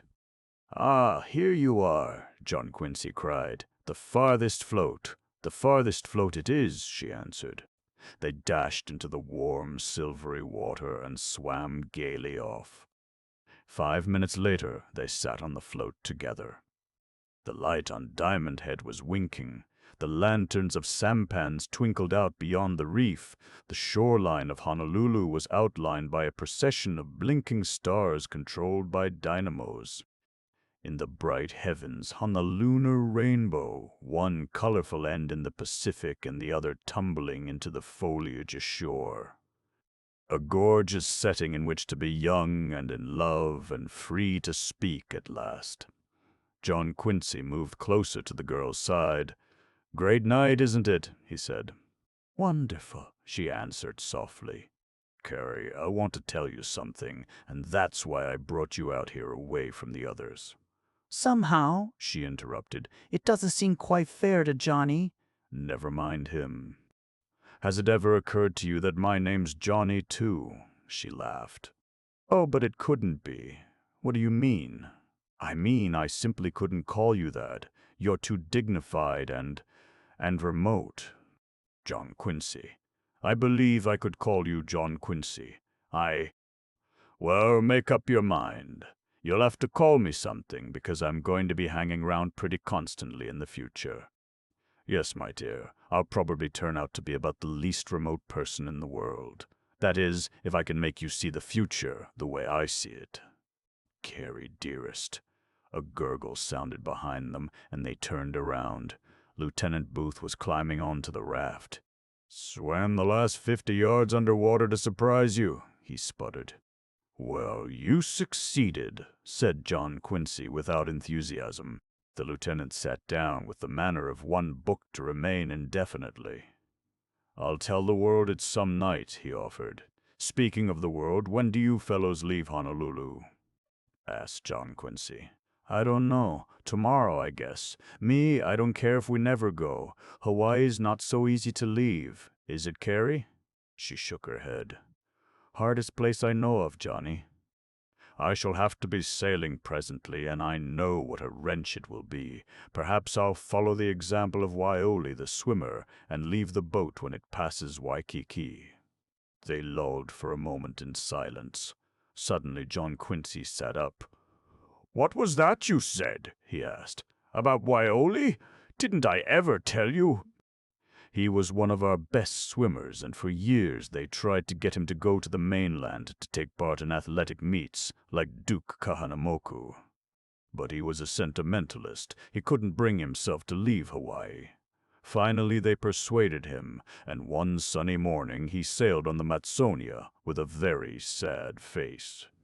When the ship was opposite Waikiki, he slipped overboard and swam ashore. And that was that. He never got on a ship again. You see? John Quincy was on his feet. What time was it when we left the beach? He asked in a low, tense voice. About 8:30, said Booth. John Quincy talked very fast. That means I've got just 30 minutes to get ashore, dress, and reach the dock before the President Tyler sails. I'm sorry to go, but it's vital. Vital. Carrie, I'd started to tell you something. I don't know when I'll get back, but I must see you when I do, either at Mrs. Maynard's or the hotel. Will you wait up for me? She was startled by the seriousness of his tone. Yes, I'll be waiting, she told him. That's great. He hesitated a moment.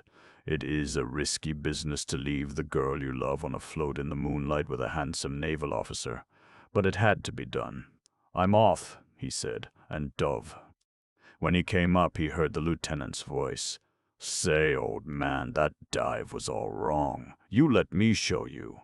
Go to the devil, muttered John Quincy wetly, and swam with long, powerful strokes toward the shore.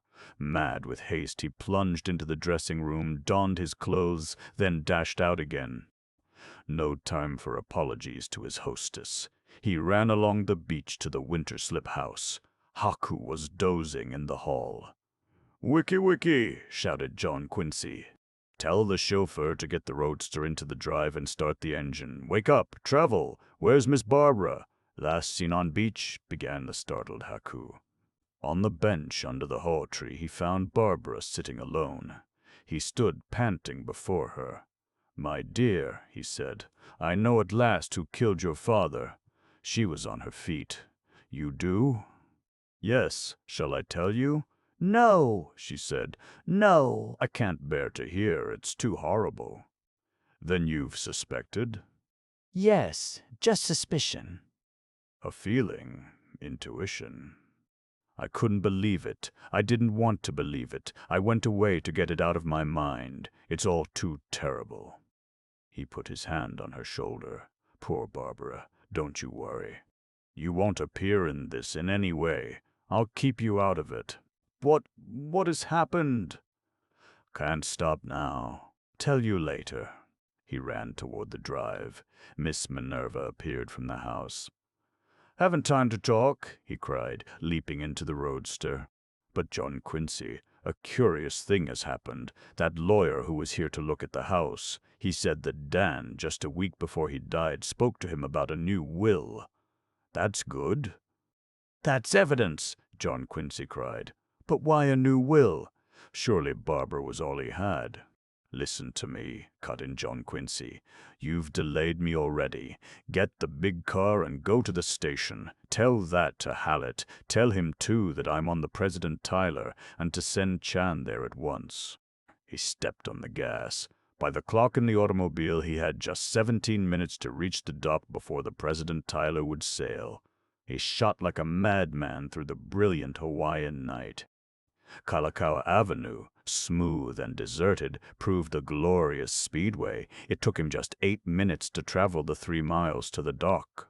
A bit of traffic and an angry policeman in the center of the city caused the delay. A scattering of people in the dim pier shed waited for the imminent sailing of the liner. John Quincy dashed through them and up the gangplank. The second officer, Hepworth, stood at the top. "Hello, Mr. Winterslip," he said. "You sailing?" "No. But let me aboard. I'm sorry. We're about to draw in the plank." "No, no, you mustn't. This is life and death. Hold off just a few minutes. There's a steward named Bowker. I must find him at once. Life and death, I tell you." Hepworth stood aside. "Oh, well, in that case. But please hurry, sir." "I will." John Quincy passed him on the run. He was on his way to the cabins presided over by Bowker when a tall figure caught his eye. A man in a long green ulster and a battered green hat. A hat John Quincy had last seen on the links of the Oahu Country Club. The tall figure moved on up a stairway to the topmost deck. John Quincy followed. He saw the ulster disappear into one of the deluxe cabins. Still he followed, and pushed open the cabin door. The man in the ulster was back too, but he swung round suddenly.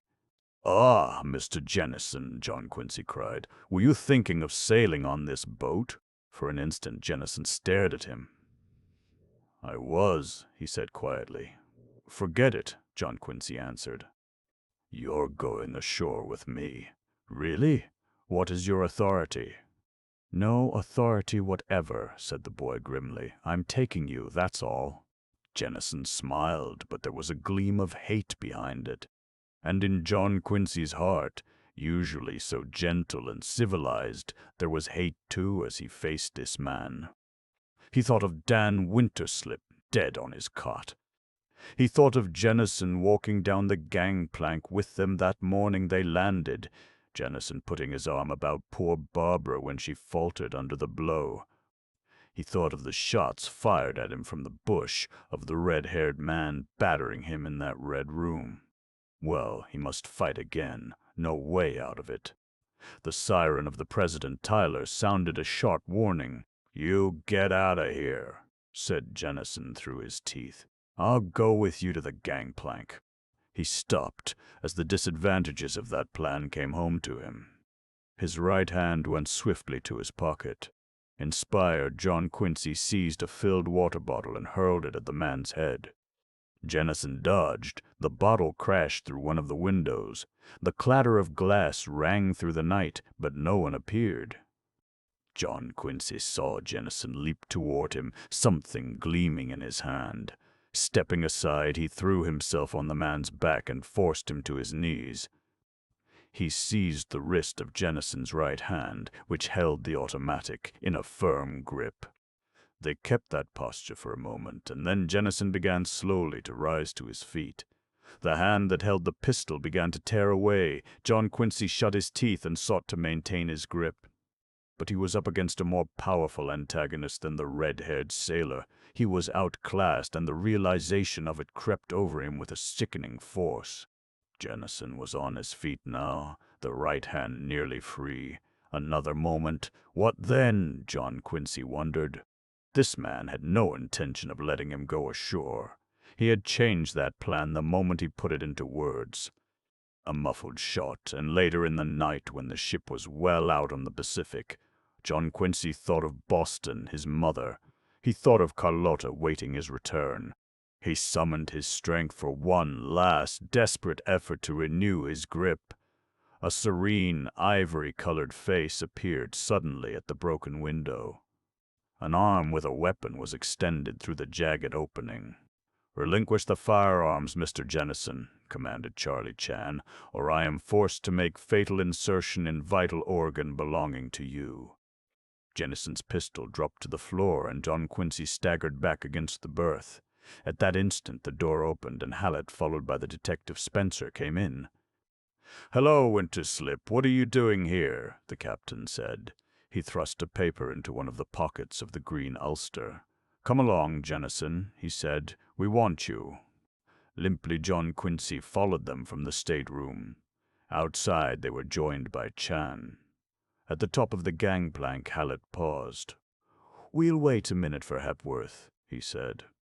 John Quincy put his hand on Chan's shoulder. "Charlie, how can I ever thank you? You saved my life." Chan bowed. "My own pleasure is not to be worded. I have saved a life here and there, but never before one that had beginning in cultured city of Boston, always a happy item on the golden scroll of memory." Hepworth came up. "It's all right," he said. "The captain has agreed to delay our sailing 1 hour. I'll go to the station with you." On the way down the gangplank, Chan turned to John Quincy. "Speaking heartily for myself, I congratulate your bravery. It is clear you leaped upon this Jennison with vigorous and triumphant mood of heart. But he would have pushed you down. He would have conquered. And why? The answer is such powerful wrists." "A great surfboarder, eh?" John Quincy said. Chan looked at him keenly.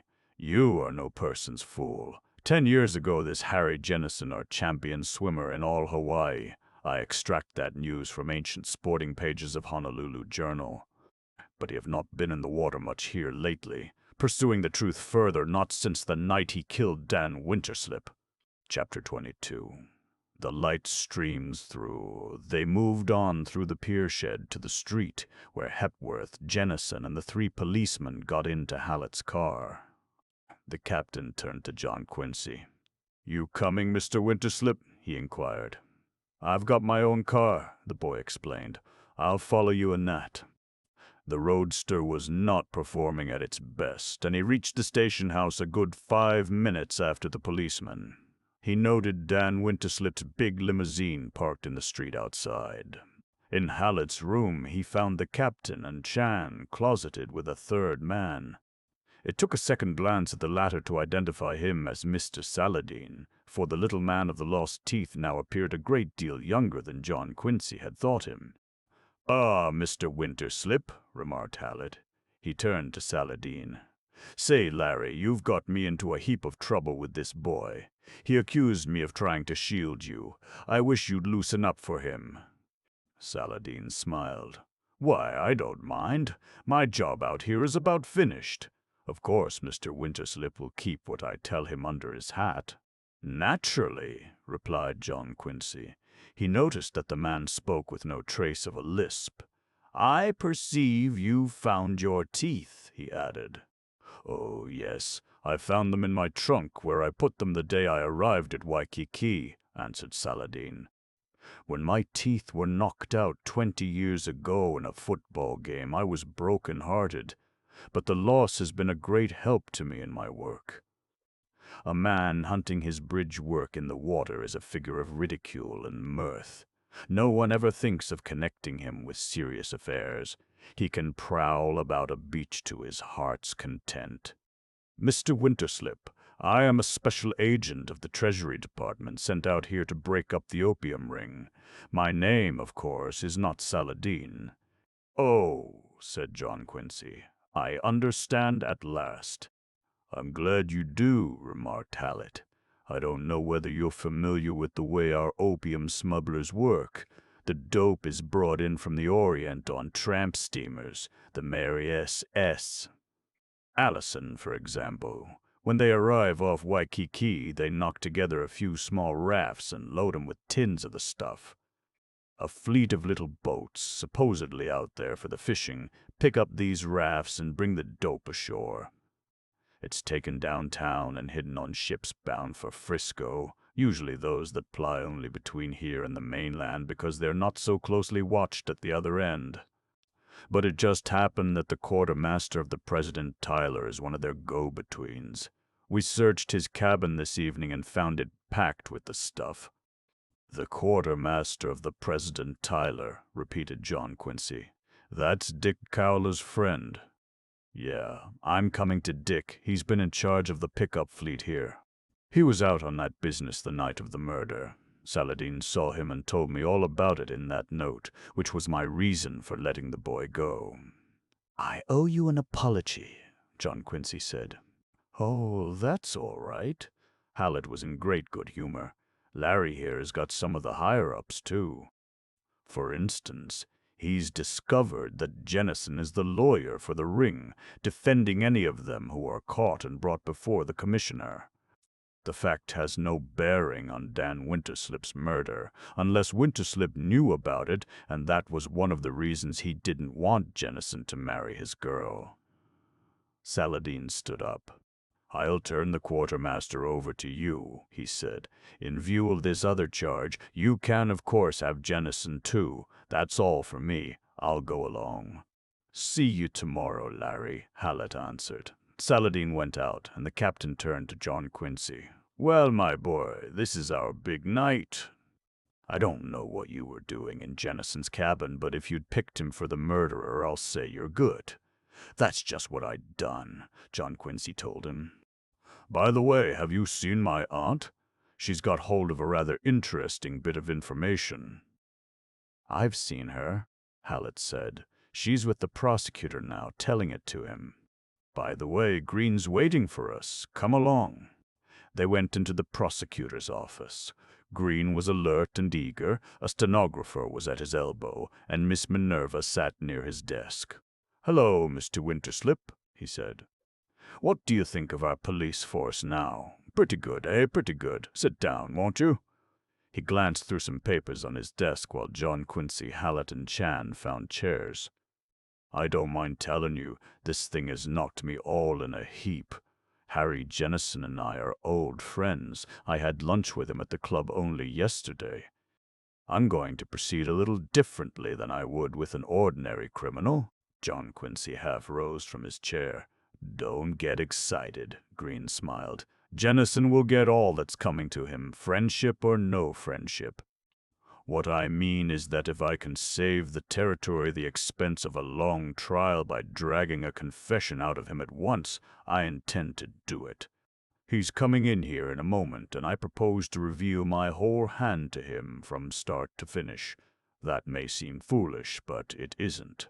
For I hold aces, all aces, and he'll know it as quickly as anyone." The door opened. Spencer ushered Jennison into the room and then withdrew. The accused man stood there, proud, haughty, defiant, a Viking of the tropics, a blond giant at bay but unafraid. "Hello, Jennison," Green said. "I'm mighty sorry about this." "You ought to be," Jennison replied. "You're making an awful fool of yourself. What is this damn nonsense, anyhow?" "Sit down," said the prosecutor sharply. He indicated a chair on the opposite side of the desk. He had already turned the shade on his desk lamp so the light would shine full in the face of anyone sitting there. "That lamp bother you, Harry?" he asked. "Why should it?" Jennison demanded. "Good," smiled Green. "I believe Captain Hallett served you with a warrant on the boat. Have you looked at it by any chance?" "I have." The prosecutor leaned across the desk. "Murder, Jennison?" Jennison's expression did not change. "Damn nonsense, as I told you. Why should I murder anyone?" "Ah, the motive," Green replied. "You're quite right. We should begin with that. Do you wish to be represented here by counsel?" Jennison shook his head. "I guess I'm lawyer enough to puncture this silly business," he replied. "Very well." Green turned to his stenographer. "Get this." The man nodded, and the prosecutor addressed Miss Minerva. "Miss Winterslip, we'll start with you." Miss Minerva leaned forward. "Mr. Dan Winterslip's house on the beach has, as I told you, been offered for sale by his daughter. After dinner this evening, a gentleman came to look at it, a prominent lawyer named Haley. As we went over the house, Mr. Haley mentioned that he had met Dan Winterslip on the street a week before his death, and that my cousin had spoken to him about coming in shortly to draw up a new will. He did not say what the provisions of the will were to be, nor did he ever carry out his intention." "Ah, yes," said Green. "But Mr. Jennison here was your cousin's lawyer?" "He was. If he wanted to draw a new will, he wouldn't ordinarily have gone to a stranger for that purpose. Not ordinarily, unless he had some good reason." "Precisely. Unless, for instance, the will had some connection with Harry Jennison." "I object," Jennison cried. "This is mere conjecture. So it is, Green answered, but we're not in court. We can conjecture if we like. Suppose, Miss Winterslip, the will was concerned with Jennison in some way. What do you imagine the connection to have been? I don't have to imagine, replied Miss Minerva. I know. Ah, that's good. You know, go on. Before I came down here tonight, I had a talk with my niece. She admitted that her father knew she and Jennison were in love, and that he had bitterly opposed the match. He had even gone so far as to say he would disinherit her if she went through with it. Then the new will Dan Winterslip intended to make would probably have been to the effect that in the event his daughter married Jennison, she was not to inherit a penny of his money. There isn't any doubt of it, said Miss Minerva firmly. You asked for a motive, Jennison, Green said. That's motive enough for me. Everybody knows you're money mad. You wanted to marry Winterslip's daughter, the richest girl in the islands. He said you couldn't have her, not with the money, too. But you're not the sort to make a penniless marriage. You were determined to get both Barbara Winterslip and her father's property. Only one person stood in your way, Dan Winterslip, and that's how you happened to be on his lanai that Monday night. Wait a minute, Jennison protested. I wasn't on his lanai. I was on board the President Tyler, and everybody knows that ship didn't land its passengers until 9 the following morning. I'm coming to that, Green told him. Just now. By the way, what time is it? Jennison took from his pocket a watch on the end of a slender chain. It's 9:15. Ah, yes. Is that the watch you usually carry? It is. Ever wear a wristwatch? Jennison hesitated. Occasionally. Only occasionally. The prosecutor rose and came round his desk. Let me see your left wrist, please. Jennison held out his arm. It was tanned, a deep brown, but on the wrist was etched in white the outline of a watch and its encircling strap. Green smiled. Yes, you have worn a wristwatch, and you've worn it pretty constantly from the look of things. He took a small object from his pocket and held it in front of Jennison. This watch, perhaps? Jennison regarded it stonily. Ever see it before? Green asked. No? Well, suppose we try it on anyhow. He put the watch in position and fastened it. I can't help noting, Harry, he continued, that it fits rather neatly over that white outline on your wrist, and the prong of the buckle falls naturally into the most worn of the holes on the strap. What of that? Asked Jennison. Oh, coincidence, probably. You have abnormally large wrists, however. Surfboarding, swimming, eh? But that's something else I'll speak of later. He turned to Miss Minerva. Will you please come over here, Miss Winterslip? She came, and as she reached his side, the prosecutor suddenly bent over and switched off the light on his desk. Save for a faint glimmer through a transom, the room was in darkness. Miss Minerva was conscious of dim, huddled figures, a circle of white faces, a tense silence. The prosecutor was lifting something slowly toward her startled eyes. A watch, worn on a human wrist, a watch with an illuminated dial on which the figure 2 was almost obliterated. Look at that and tell me, came the prosecutor's voice. You have seen it before? I have, she answered firmly. Where? In the dark in Dan Winterslip's living room just after midnight, the 30th of June. Green flashed on the light. Thank you, Miss Winterslip. He retired behind his desk and pressed a button. You identify it by some distinguishing mark, I presume. I do. The numeral 2, which is pretty well obscured. Spencer appeared at the door. Send the Spaniard in, Green ordered. That is all for the present, Miss Winterslip. Cabrera entered, and his eyes were frightened as they looked at Jennison.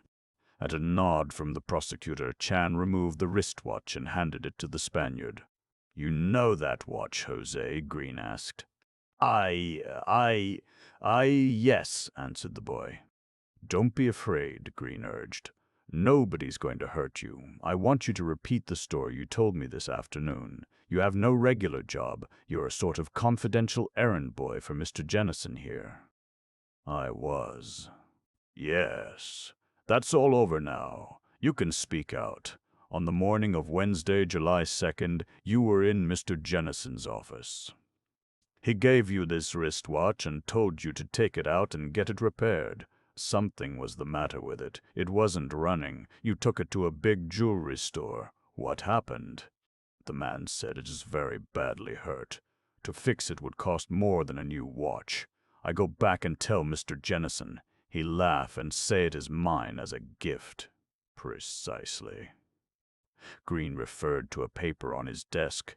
Late in the afternoon of Thursday, July 3rd, you sold the watch. To whom? To Lao Ho, Chinese jeweler in Mauna Kea Street. On Saturday evening, maybe 6 o'clock, Mr. Jennison telephoned my home, much excited. Must have watch again and will pay any price. I speed to Lao Ho's store. Watch is sold once more, now to unknown Japanese. Late at night I see Mr. Jennison and he cursed me with anger. Get the watch, he says. I have been hunting, but I could not find it. Green turned to Jennison. You were a little careless with that watch, Harry, but no doubt you figured you were pretty safe. You had your alibi. Then, too, when Hallett detailed the clues to you on Winterslip's lanai, the morning after the crime, he forgot to mention that someone had seen the watch. It was one of those happy accidents that are all we have to count on in this work. By Saturday night you realized your danger. Just how you discovered it, I don't know. I do, John Quincy interrupted. What's that? Said Green. On Saturday afternoon, John Quincy told him. I played golf with Mr. Jennison. On our way back to town, we talked over the clues in this case, and I happened to mention the wristwatch. I can see now it was the first he had heard of it. He was to dine with us at the beach, but he asked to be put down at his office to sign a few letters. I waited below. It must have been then that he called up this young man in an effort to locate the watch. Great stuff, said Green enthusiastically. That finishes the watch, Jennison. I'm surprised you wore it, but you probably knew that it would be vital to you to keep track of the time, and you figured rightly that it would not be immediately affected by the salt water. What the devil are you talking about? Demanded Jennison. Again, Green pressed a button on his desk. Spencer appeared at once. Take this Spaniard, the prosecutor directed, and bring in Hepworth and the quartermaster. He turned again to Jennison. I'll show you what I'm talking about in just a minute. On the night of June 30th, you were a passenger on the President Tyler, which was lying by until dawn out near the Channel entrance. I was. No passengers were landed from that ship until the following morning. That's a matter of record. Very well. The second officer of the President Tyler came in, followed by a big hulking sailorman John Quincy recognized as the quartermaster of that vessel. He was interested to note a ring on the man's right hand, and his mind went back to that encounter in the San Francisco attic. Mr. Sten Tick. Hepworth, the prosecutor began. On the night of June 30th, your ship reached this port too late to dock. You anchored off Waikiki. On such an occasion, who is on deck, say from midnight on? The second officer, Hepworth told him. In this case, myself. Also the quartermaster. The accommodation ladder is let down the night before. Usually, yes. It was let down that night. Who is stationed near it? The quartermaster. Ah, yes. You were in charge then on the night of June 30th. Did you notice anything unusual on that occasion? Hepworth nodded. I did. The quartermaster appeared to be under the influence of liquor. At 3 o'clock I found him dozing near the accommodation ladder. I roused him. When I came back from checking up the anchor bearings before turning in at dawn, about 4:30, he was dead to the world. I put him in his cabin, and the following morning I of course reported him. You noticed nothing else out of the ordinary? Nothing, sir, Hepworth replied. Thank you very much. Now you... Green turned to the quartermaster. You were drunk on duty the night of June 30th. Where did you get the booze? The man hesitated. Before you say anything, let me give you a bit of advice. The truth, my man, you're in pretty bad already.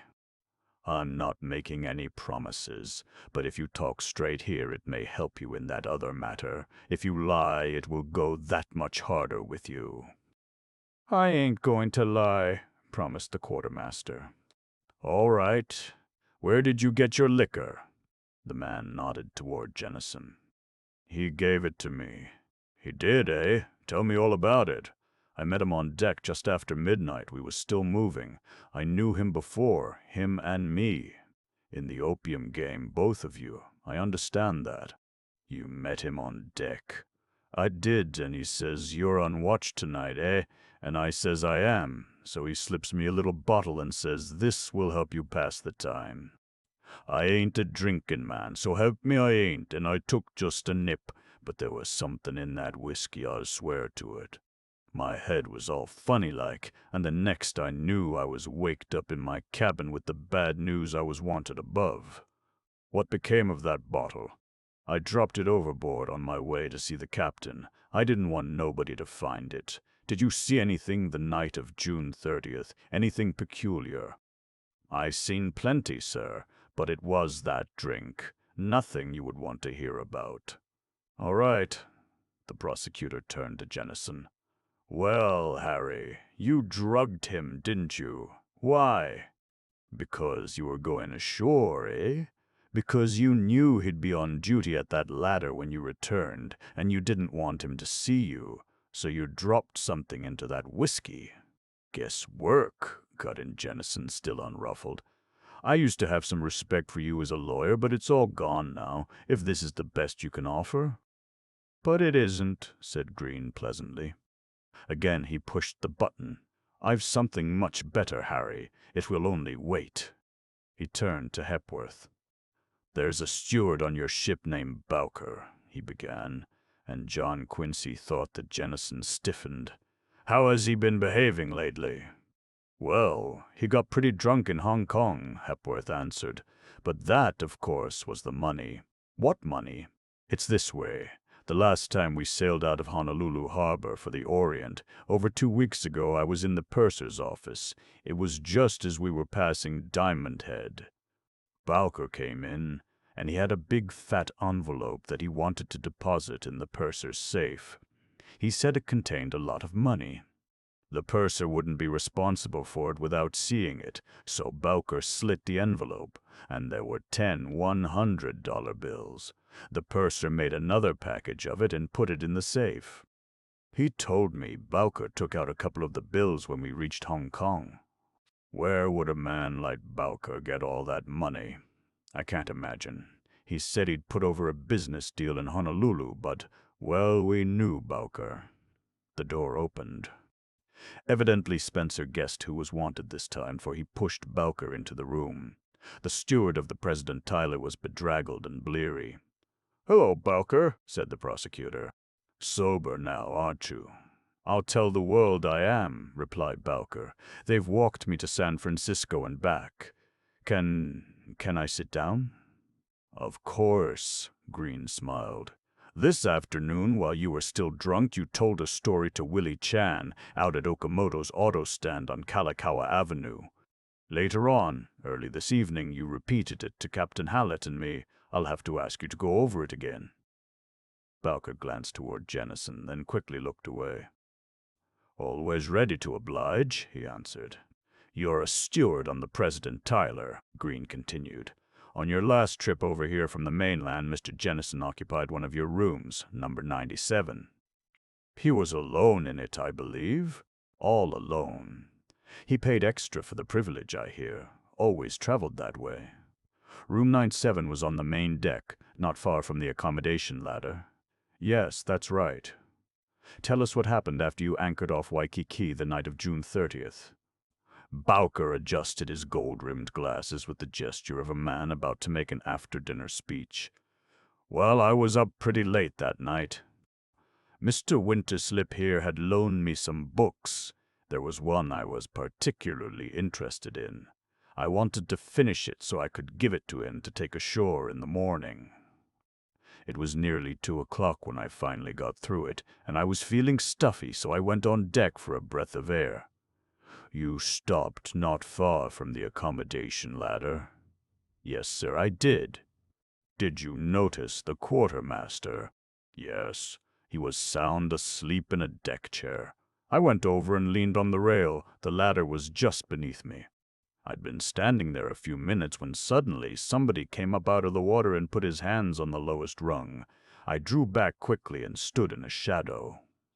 Well, pretty soon this man comes creeping up the ladder to the deck. He was barefooted and all in black pants and shirt.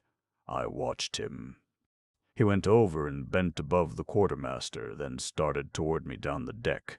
He was walking on tiptoe, but even then I didn't get wise to the fact anything was wrong. I stepped out of the shadow. "Fine night for a swim, Mr. Jennison," I said, and I saw at once that I'd made a social error. He gave one jump in my direction and his hands closed on my throat. I thought my time had come.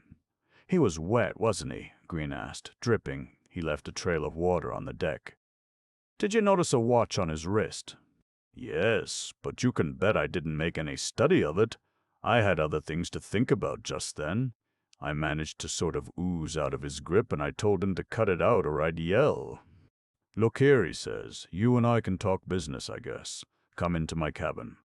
But I wasn't wanting any tete-a-tete with him in any cabin. I said I'd see him in the morning, and after I promised to say nothing to anybody, he let me go. I went to bed pretty much puzzled. The next morning, when I went into his cabin, there he was all fresh and rosy and smiling. If I'd had so much as a whiff of booze the night before, I'd have thought I never saw what I did. I went in there thinking I might get $100 out of the affair, but the minute he spoke, I began to smell important money. He said no one must know about his swim the night before. How much did I want? Well, I held my breath and said $10,000, and I nearly dropped dead when he answered, "I could have it." Bowker turned to John Quincy. "I don't know what you'll think of me. I don't know what Tim would think. I'm not a crook by nature. But I was fed up and choking over that steward job. I wanted a little newspaper of my own, and up to that minute I couldn't see myself getting it. And you must remember that I didn't know then what was in the air: murder. Later, when I did find out, I was scared to breathe. I didn't know what they could do to me." He turned to Green. "That's all fixed," he said. "I've promised you immunity," the prosecutor answered. "I'll keep my word. Go on. You agreed to accept the $10,000? "I did. I went to his office at 12. One of the conditions was that I could stay on the President Tyler until she got back to San Francisco, and after that I was never to show my face out this way again. It suited me. Mr. Jennison introduced me to this Cabrera, who was to chaperone me the rest of that day. I'll say he did. When I went aboard the ship, he handed me $1,000 in an envelope. When I came back this time, I was to spend the day with Cabrera and get the other $9,000 when I sailed.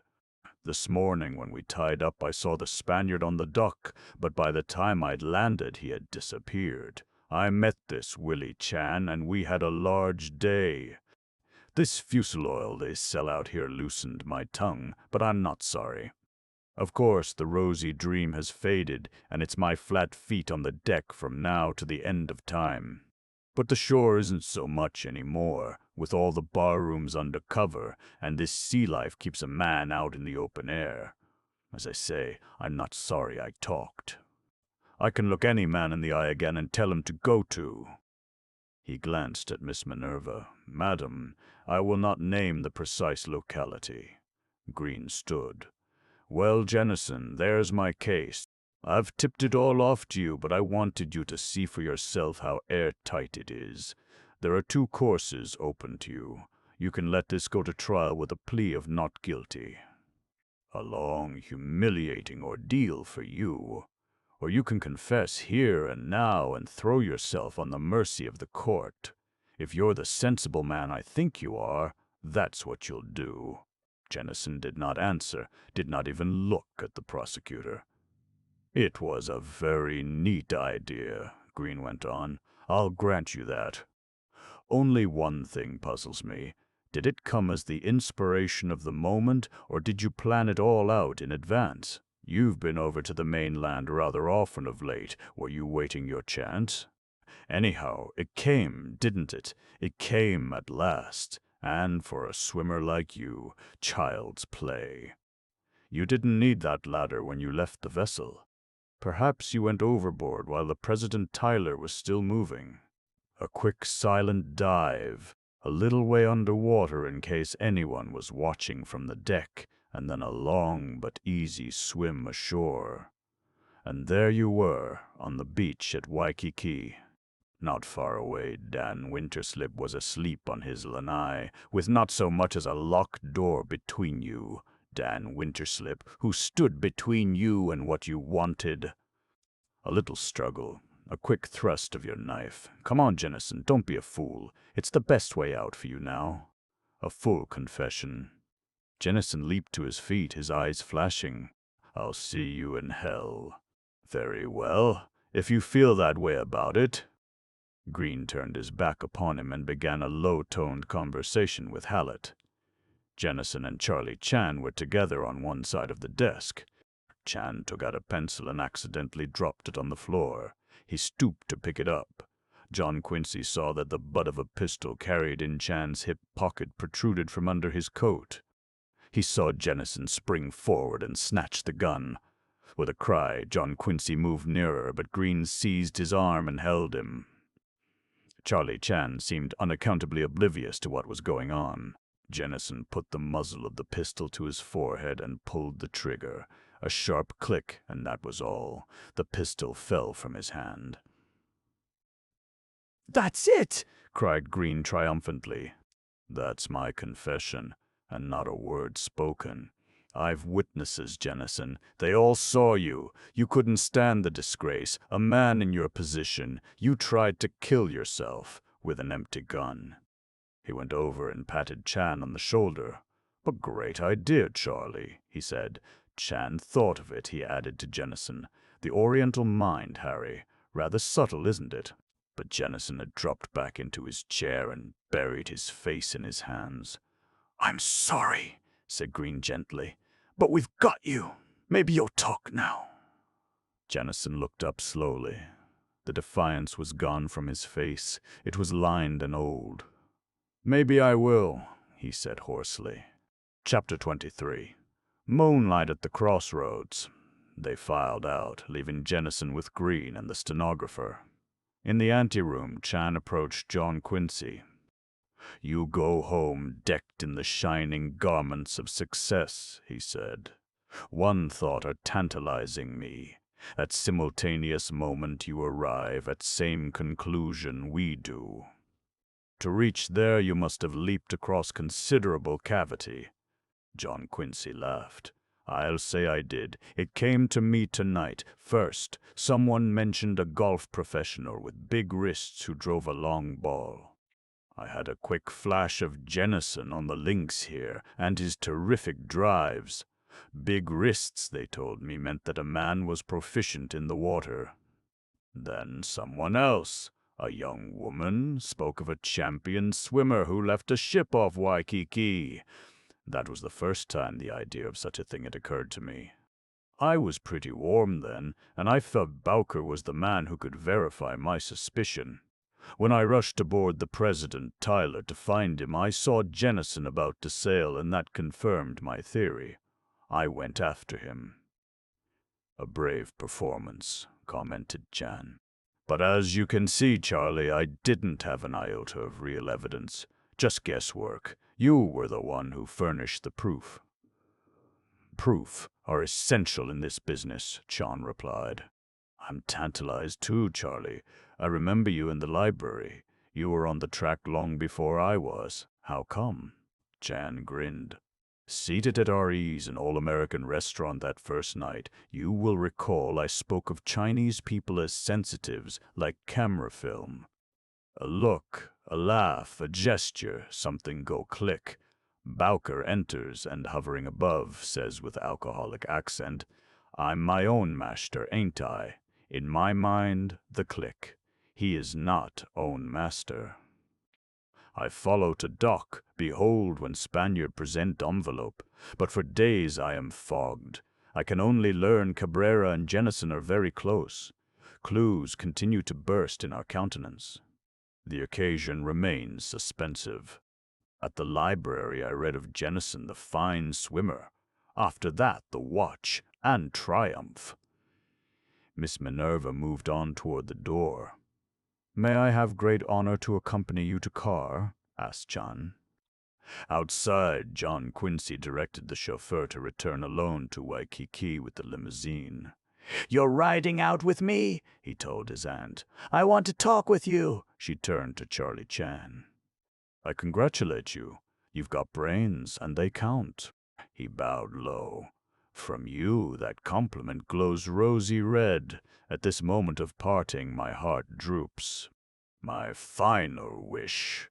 The snowy, chilling days of winter and the scorching, windless days of summer, may they all be the springtime for you." "You're very kind," she said softly. John Quincy took his hand. "It's been great fun knowing you, Charlie," he remarked. "You will go again to the mainland," Chan said. "The angry ocean rolling between us. Still I shall carry the memory of your friendship like a flower in my heart." John Quincy climbed into the car. "And the parting may not be eternal," Chan added cheerfully. "The joy of travel may yet be mine. I shall look forward to the day when I may call upon you in your home and shake a healthy hand." John Quincy started the car, and slipping away, they left Charlie Chan standing like a great Buddha on the curb. "Poor Barbara," said Miss Minerva presently. "I dread to face her with this news. But then, it's not altogether news at that. She told me she'd been conscious of something wrong between her and Jennison ever since they landed. She didn't think he killed her father, but she believed he was involved in it somehow. She is planning to settle with Braid tomorrow and leave the next day, probably forever. I've persuaded her to come to Boston for a long visit. You'll see her there." John Quincy shook his head. "No, I shan't. But thanks for reminding me. I must go to the cable office at once." When he emerged from the office and again entered the car, he was smiling happily. "In San Francisco," he explained, "Roger accused me of being a Puritan survival. He ran over a little list of adventures he said had never happened to me. Well, most of them have happened now, and I cabled to tell him so. I also said I'd take that job with him." Miss Minerva frowned. "Think it over carefully," she warned. "San Francisco isn't Boston. The cultural standard is, I fancy, much lower. You'll be lonely there." "Oh, no, I shan't. Someone will be there with me. At least I hope she will." "Agatha?" "No, not Agatha. The cultural standard was too low for her. She's broken our engagement." "Barbara, then?" "Not Barbara, either. But I have sometimes thought. You thought Barbara sent Jennison packing because of me. Jennison thought so, too. It's all clear now. That was why he tried to frighten me into leaving Honolulu and set his opium-running friends on me when I wouldn't go. But Barbara is not in love with me. We understand now why she broke her engagement. Neither Agatha nor Barbara," repeated Miss Minerva. "Then who?" "You haven't met her yet, but that happy privilege will be yours before you sleep. The sweetest girl in the islands, or in the world. The daughter of Jim Egan, whom you have been heard to refer to as a glorified beachcomber." Again Miss Minerva frowned. "It's a great risk, John Quincy. She hasn't a background." "No, and that's a pleasant change. She's the niece of your old friend. You knew that?" "I did," answered Miss Minerva softly. "Your dear friend of the 80s. What was it you said to me? If your chance ever comes—" "I hope you will be very happy," his aunt said. "When you write it to your mother, be sure and mention Captain Cope of the British Admiralty. Poor Grace. That will be all she'll have to cling to after the wreck." What wreck? The wreck of all her hopes for you. Nonsense. Mother will understand. She knows I'm a roaming winter slip, and when we roam, we roam. They found Madame Maynard seated in her living room with a few of her more elderly guests. From the beach came the sound of youthful revelry.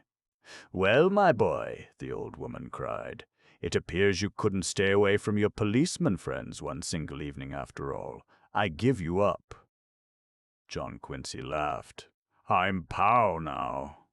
By the way, Carlota Egan, is she—" "They're all out there somewhere," the hostess said.